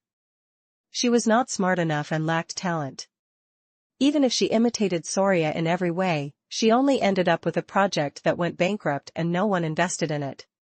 Using the endless battles of the blood plane to nourish the battle domain, becoming a battle mage and a legend might be her only way out. Thinking of this, Matthew said softly. Before you head to the blood plains, it would be best if you could inform me. Margaret snorted. Why? Do you want to give me a ride? There was no need for that. If I wanted to go to the blood plane, I would definitely do it secretly and not make a big fuss. This kind of thing can't be made public. If I die in another plane, just pretend you didn't know me. Don't tell anyone that you learned your combat skills from me. Otherwise, it'll be so embarrassing. Matthew fell silent. Don't think too much. I haven't finished your class yet. Besides, my debt collectors won't let me die so easily. Margaret said casually. Live Napwi, Matt knew. Even if I don't make it back from the bloody plains, don't feel sad for me. No matter what, I can find my rightful home. I'm already better than many people. Influenced by her optimism, Matthew smiled and asked, Is this also Margaret's battle philosophy? Margaret blinked. No, this is the comfort between friends. I think we can be considered friends now. The process of returning to the prime material plane was uneventful. The two of them were stowaways summoned by Filey, and they were naturally favored by gravity when traveling from the inside out. 3 seconds later, they were back in the Cauldron House. He made an appointment with Margaret for the approximate time of the next practical class. Matthew returned to the oak forest. The actual combat training was full of gains. In addition to the rich combat experience, the biggest gain was Dudley's mushroom. Matthew planned to cultivate some mushrooms in the forest to enrich its ecology and try to establish a real buffer zone between the two ritual grounds. After he returned, he immediately found Obist and Argus and asked about the condition of the two mounts. Mr. Centaur's answer made Matthew feel gratified. The existence of the World Tree allowed the Golden Pegasus to quickly adapt to everything in the oak forest. It seemed to be particularly attached to this land and would not leave in the short term. Dark Warrior Argus reported. Nightmare likes the cemetery, but he's too wild. The cemetery can't keep him. He always sneaks into the Undercity outside the cemetery when I'm not paying attention. He'll be gone for half a day. It's very worrying. Matthew muttered, in that case, I'll let Peggy watch him. Argus said helplessly. It was Lady Peggy who instigated him to explore the nearby Undercity. Matthew was speechless. Soon, he found Peggy in the kitchen. When Peggy saw Matthew, she happily put on her apron. What do you want to eat tonight? Matthew casually named a few dishes and asked in embarrassment. I heard that you've been riding the Crimson Flame Nightmare to the nearby Undercity for the past 2 days? Peggy nodded. Yes. Matthew wanted to say something. There was a loud bang. Peggy took out a fist-sized object from her apron and slapped it on the chopping board. I was just about to tell you. I went to the depths of the Undercity and picked up a lot of things. If you don't want these, I won't go anymore. Chapter 487 Battle Reflex. Chapter 487 Battle Reflex. U.TED by BXN0VEL.COMICRON. Translator, Lonely Tree. Matthew stared at that thing without blinking. The words to stop her from running to Undercity were stuck in his mouth. Prompt, your partner, Peggy, has handed you a piece of mithril. You seem to have something to tell me just now? While preparing to cook, Peggy looked at Matthew in confusion. Matthew took the piece of mithril, coughed, and then said seriously. Bring soldier with you next time you go out. Be careful. Don't bring potential enemies home. And most importantly, the next time you encounter such a thing, remember to search the area thoroughly. The next morning. As usual, Matthew went to the Liege's residence to slack off. Zeller wasn't here today. It was said that there was a storm in the High Leaf region, so he went to the Kevin village at the border to check on the situation. There was only the anxious Riegar and the listless Matthew in the office. Riegar's uneasiness came from Sif. In order to find out what was wrong with Sif, he had to return to Purgatory. At the moment, it was inevitable that he felt a little homesick. Matthew's mental exhaustion came from the ability that was about to be formed in his mind and had been stuck for a long time. Originally, under the effect of the potion, he only needed a small battle to have a chance to directly awaken that ability. However, after encountering Yellow Jade Dragon, things became somewhat uncontrollable. He had also gained many benefits from the Spore Society. However, this ability was really stuck there. Matthew had been trying for most of the night. But no matter what he did, the ability wouldn't be formed. This inevitably made him depressed.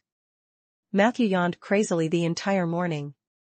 At noon, he planned to find an opportunity to slip away. In the end, Riegar didn't take a nap today. He walked out of the room, holding an exquisite small round shield in his hand, and went to Matthew's office. Riegar said, I'm about to go to Purgatory, so I have to make proper preparations. I found this thing in my previous adventure bag. In theory, this thing is a magic immunity shield that can resist all magic, but I'm worried that its quality will decline after years of disrepair. Can you help me test it? Matthew yawned weakly. I'm sorry, Riegar. I'm not in a good state today. How about tomorrow? I'll definitely help you test it tomorrow. Riegar took out 5 gold coins. I'll pay. Matthew smiled helplessly. It's not about the money. There seems to be a problem with my focus today. I can't cast a spell. Riegar said unhappily. In the past, when you asked me to practice spells with you, I agreed every time. Matthew smiled bitterly. It's really not that I'm refusing to agree, it's that my focus. Alright, I'll go ask Madam Wesley for a cup of coffee and see if I can find the feeling of casting a spell. Rhaegar waved his hand. What coffee do you want? Suddenly, he raised his shield and shouted with a hateful expression, "You motherfucker." An indescribable anger exploded in Matthew's heart. He could not help but raise his hand and cast a malicious shape-shifting spell. Puff. The white light hit the round shield that was supposedly immune to magic. Rhaegar turned into a sheep with his shield. At that moment, Matthew's eyes lit up. He suddenly felt something. The thing in his mind, it came out. Hint, after a period of battle exploration, you have mastered a new ability, Battle Reflex. Battle Reflex, when you encounter a fixed crisis or meet the conditions, you will be able to use the corresponding spell or ability instinctively without thinking. Spells or abilities used through Battle Reflex are not limited by the number of uses per day. Matthew looked at the goat on the ground excitedly. He wished he could pick him up and kiss him. He didn't expect that the problem that had troubled him for most of the night would be solved just like that. He was just about to remove the transformation spell for Rhaegar when a weak voice came from the corridor. Matthew? Are you there? It was Sif's voice. Chapter 488, Matthew's View on Love. Chapter 488, Matthew's View on Love. U.Ted by BXN0VEL.COMICRONM. Translator, Lonely Tree. Matthew hurried toward the office door. After a few steps, he met Sif. The latter was wearing pajamas, her face was pale, and her head was wrapped in a white bandage. In particular, the bandage wrapped around her forehead twice. How have you been feeling recently? Do you still have a fever? Seeing her sickly appearance, Matthew felt a little uncomfortable. Sif usually gave people the impression that she was healthy and lively, but it was not difficult to see from her current expression that she had probably suffered a lot recently. Sif said softly, I still have a fever, but the temperature is much lower than before. I think it's starting to get better. You don't have to worry about me, Matthew. Matthew nodded slightly. He looked at the bulge on the bandage and could not help but ask, why are you wrapping this up? Sif blushed. I don't think it looks good. She seemed to have sensed the curiosity in Matthew's eyes. She suddenly said gently, Do you want to see it? Matthew hurriedly waved his hand and said, No need. He recalled his conversation with Rhaegar and realized that the demon's horn was not only important but also sensitive to them. It was better not to casually engage in any form of contact. Strictly speaking, the Suki family was a type of tieflings. The blood of demons flowed in their bodies, but the powerful genes of humans also claimed sovereignty. The blood of demons gave them great power and all kinds of strange customs, while the human body made them less evil and gave them more possibilities. Matthew knew that the Suki kingdom, which was located between the Purgatory, was a kingdom mainly made up of tieflings and the Purgatory humans. That's right. There were humans in the Purgatory. It was precisely because of the human bloodline that tieflings had more potential than ordinary devils. However, Matthew's refusal did not work. Sif quickly took off the bandage, and a faint mist emerged from her forehead. Soon, a small crystal-like horn appeared in Matthew's eyes. Compared to Rhaegar's mighty and domineering horns, this small obtuse horn was too inconspicuous. If you're curious, you can touch it. Sif lowered her head. Matthew subconsciously raised his right hand, but halfway through, an angry voice came from the office. Moo. It was the first time Matthew had heard such a rough cry from a goat. He immediately stopped and smiled apologetically. Sif looked at the goat curiously with her big eyes. Matthew, why do you always bring a goat? Do you have a special interest in goats? Matthew was about to defend himself when he saw a hint of mischief in Sif's eyes. ALL11DL11101111E11L, Any Unyursu. Sif probably already knew the goat's true identity. However, due to their mutual understanding, not only did she not point it out, but she actually enjoyed the joy of pretending not to understand. So he coughed and said perfunctorily, "It's a prop that I use to practice my spells. By the way, are you here to look for your father?" Hearing this, the goat stomped its feet repeatedly. Sif's originally pale face became redder. "Yes, I want to tell him not to return to the Suki kingdom. I know he's very worried about me, but I think I'm about to recover. I've read many books from my hometown, and Madam Wesley also said that the awakening of tieflings is strange. I just have a fever. There's not much of a problem, so there's no need to go through so much trouble. I know it wasn't easy for him to escape from purgatory. That's a place he would rather die than stay in. I don't want him to go back. I'm even more afraid that he won't be able to come back." The irritable goat suddenly quieted down. Matthew glanced at him. Then he said gently to Sif, "If your father knew that his daughter was so considerate of him, he would definitely be very pleased. But you have to believe him. Although Rieger is usually idle and does nothing serious, I think he has a brain. Since he had decided to return to purgatory, he must have made all the necessary preparations. On the contrary, you don't have to think so much. Too much thinking will only make your body weaker. You have to believe in the wisdom of adults." When Sif heard this, she first revealed a thoughtful expression, then slightly puffed up her cheeks. "The wisdom of adults? But I'm about to become an adult. Will I become very intelligent overnight?" Matthew smiled. "Wisdom can be accumulated through experience. It might not be possible overnight, but many nights will definitely bring you growth. Alright, you should be tired after talking so much. Let me send you back to your room." Sif looked at the goat and nodded with a smile. The two of them left silently. When he turned the corner, Matthew quietly removed the malicious shape-shifting spell. Riegar sat on the ground, holding the shield in his right hand. His expression was extremely complicated. Matthew sent Sif back to her room. When he entered the door, he bumped into the little devil again. The latter made a face at Matthew and quickly went into the closet. Sif sat by the bed and panted for a while. Then, she introduced Matthew. "Her name is Nini. She's my companion devil. She's mischievous and unruly. I don't like her very much." Chapter 489, Matthew's View of Love. Chapter 489, Matthew's View of Love. U.Ted by BXN0VEL.COM. Translator, Lonely Tree. Matthew glanced at the wardrobe and felt a little strange. He had already met this little devil twice, but he had not sensed her existence both times. Even the system didn't have any relevant notifications. This situation was a little abnormal. After all, Nini's level did not seem to be particularly high. However, considering that this might be a secret of the Suki family, Matthew did not probe further.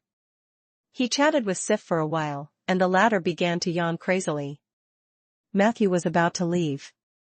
Sif said, "I've been having nightmares recently, and I'm a little afraid of falling asleep. Can you accompany me?" Matthew nodded. "Of course." He got up and pulled out an old storybook from the bookshelf beside him. He casually flipped to one of the pages and began to recite in a low voice. Sif listened quietly to 2 parts and suddenly laughed. "My father has told me these stories countless times." Matthew was unconcerned. "I have to listen to stories that I'm tired of before I go to bed. That's the only way to help me sleep." He read a few more verses, expecting Sif to continue complaining. But soon, her breathing became steady and weak. She fell asleep. Matthew quietly closed the book and quietly looked at Sif's side profile. He had to admit that Sif was a very nice girl. She was tall, had exquisite looks, and had a gentle temperament. Usually, she was very gentle and obedient when dealing with people. She did not seem like the daughter of a feudal lord but more like a sensible girl from a small family. This kind of girl was quite attractive to many people. Unfortunately, Matthew had no feelings for her. Perhaps it was his preconceived notions that made him subconsciously think that Sif was still a child. At most, she was a female student from a rich family. Even after the coming-of-age ceremony, it was difficult to change this mindset. Even if this was not the case, Matthew would also find it boring if he considered Sif from the perspective of a partner. Yes, she was gentle, kind, and very good to him. However, these were not the keys to love. The key was that she lacked charm and interest. Matthew had his own views on love and choosing a partner. He didn't reject love, but he wouldn't waste too much energy on it during the preparation period or rising period of his career. He liked women who were ambitious and had their own pursuits. In his eyes, the charm of a woman depended on whether her conversation was interesting and whether her actions were meaningful. He liked girls who were stubborn to the bone. After all, seeing her unwilling to admit defeat and then pushing her down ruthlessly was the most satisfying thing in the world. Therefore, in his opinion, the most important thing was that he had to be careful. If he had to choose a woman as his partner, Sif's attractiveness would not even be comparable to Margaret's, who was in debt of 2.6 million gold coins. After all, Matthew recognized the latter's courage and persistence. Moreover, his relationship with Rhaegar was getting better and better. If he were to mess around with his daughter again, it would inevitably give him a strange feeling. So Sif. Forget it. Matthew shook his head unconsciously. Soon after, he quivered. Damn it, why would I think about these things? He put the book back on the bookshelf and was about to leave. But at this moment, Sif suddenly screamed in her dream. She woke up from her bed with a head full of sweat, and the little devil in the closet quickly flew out.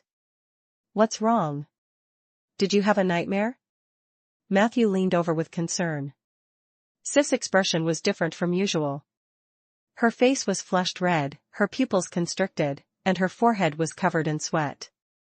Her short, obtuse horn was also faintly emitting a faint green light.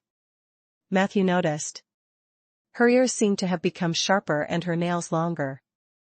She subconsciously grabbed the blanket with both hands and said in an unstable voice. I dreamed that I became a demon. I was killing people. I was killing people crazily in a castle. It was everywhere. My body was covered in blood, and so was my face, it's all blood. They're all dead. I killed them all. She looked a little incoherent. Matthew hesitated for a moment. Just as he was about to go over and comfort her, Sif suddenly reached out and pushed him. You can go, Matthew. I'm fine. It's just that the nightmare is too scary. I need to be alone. Sif's sudden change of attitude caught Matthew off guard. He looked at the other party in bewilderment. Are you sure you're okay? Do you want me to call Rhaegar over? Or Madam Wesley? Sif shook her head. She looked calmer now. No need. You should leave, Matthew. It'll be bad if my father sees you. I'll be fine, really. When she said the last word, her voice trembled slightly, and there was a hint of pleading in it. Seeing this, Matthew did not force it. He got up and left Sif's room.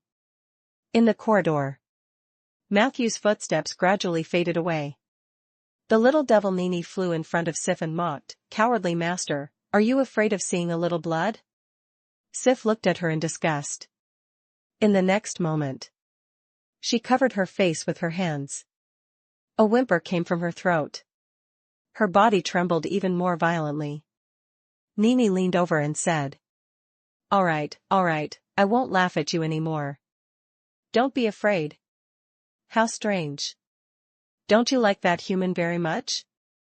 If you're so scared, why don't you let him stay with you? Chapter 490, Matthew's View of Love. Chapter 490, Matthew's View of Love. U.TED by BXN0VEL.COMICRON. Translator, Lonely Tree. Sif's hand slowly moved down. There was an indescribable meaning in her eyes, and her voice changed from a whimper to a moaning tone. Yes, I'm very afraid. But I'm not afraid of the blood and corpses. Those things.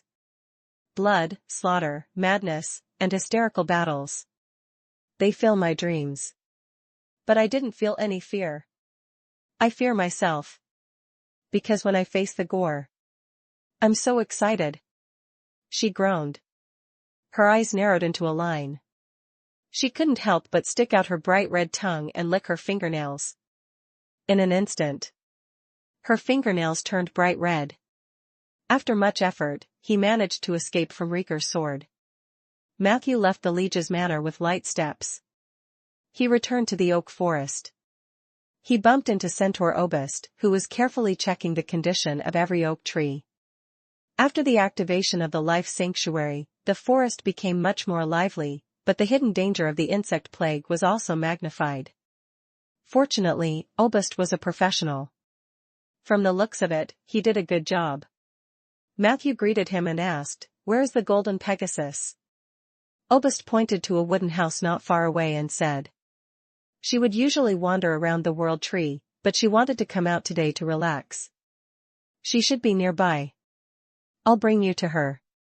The two of them walked for a distance.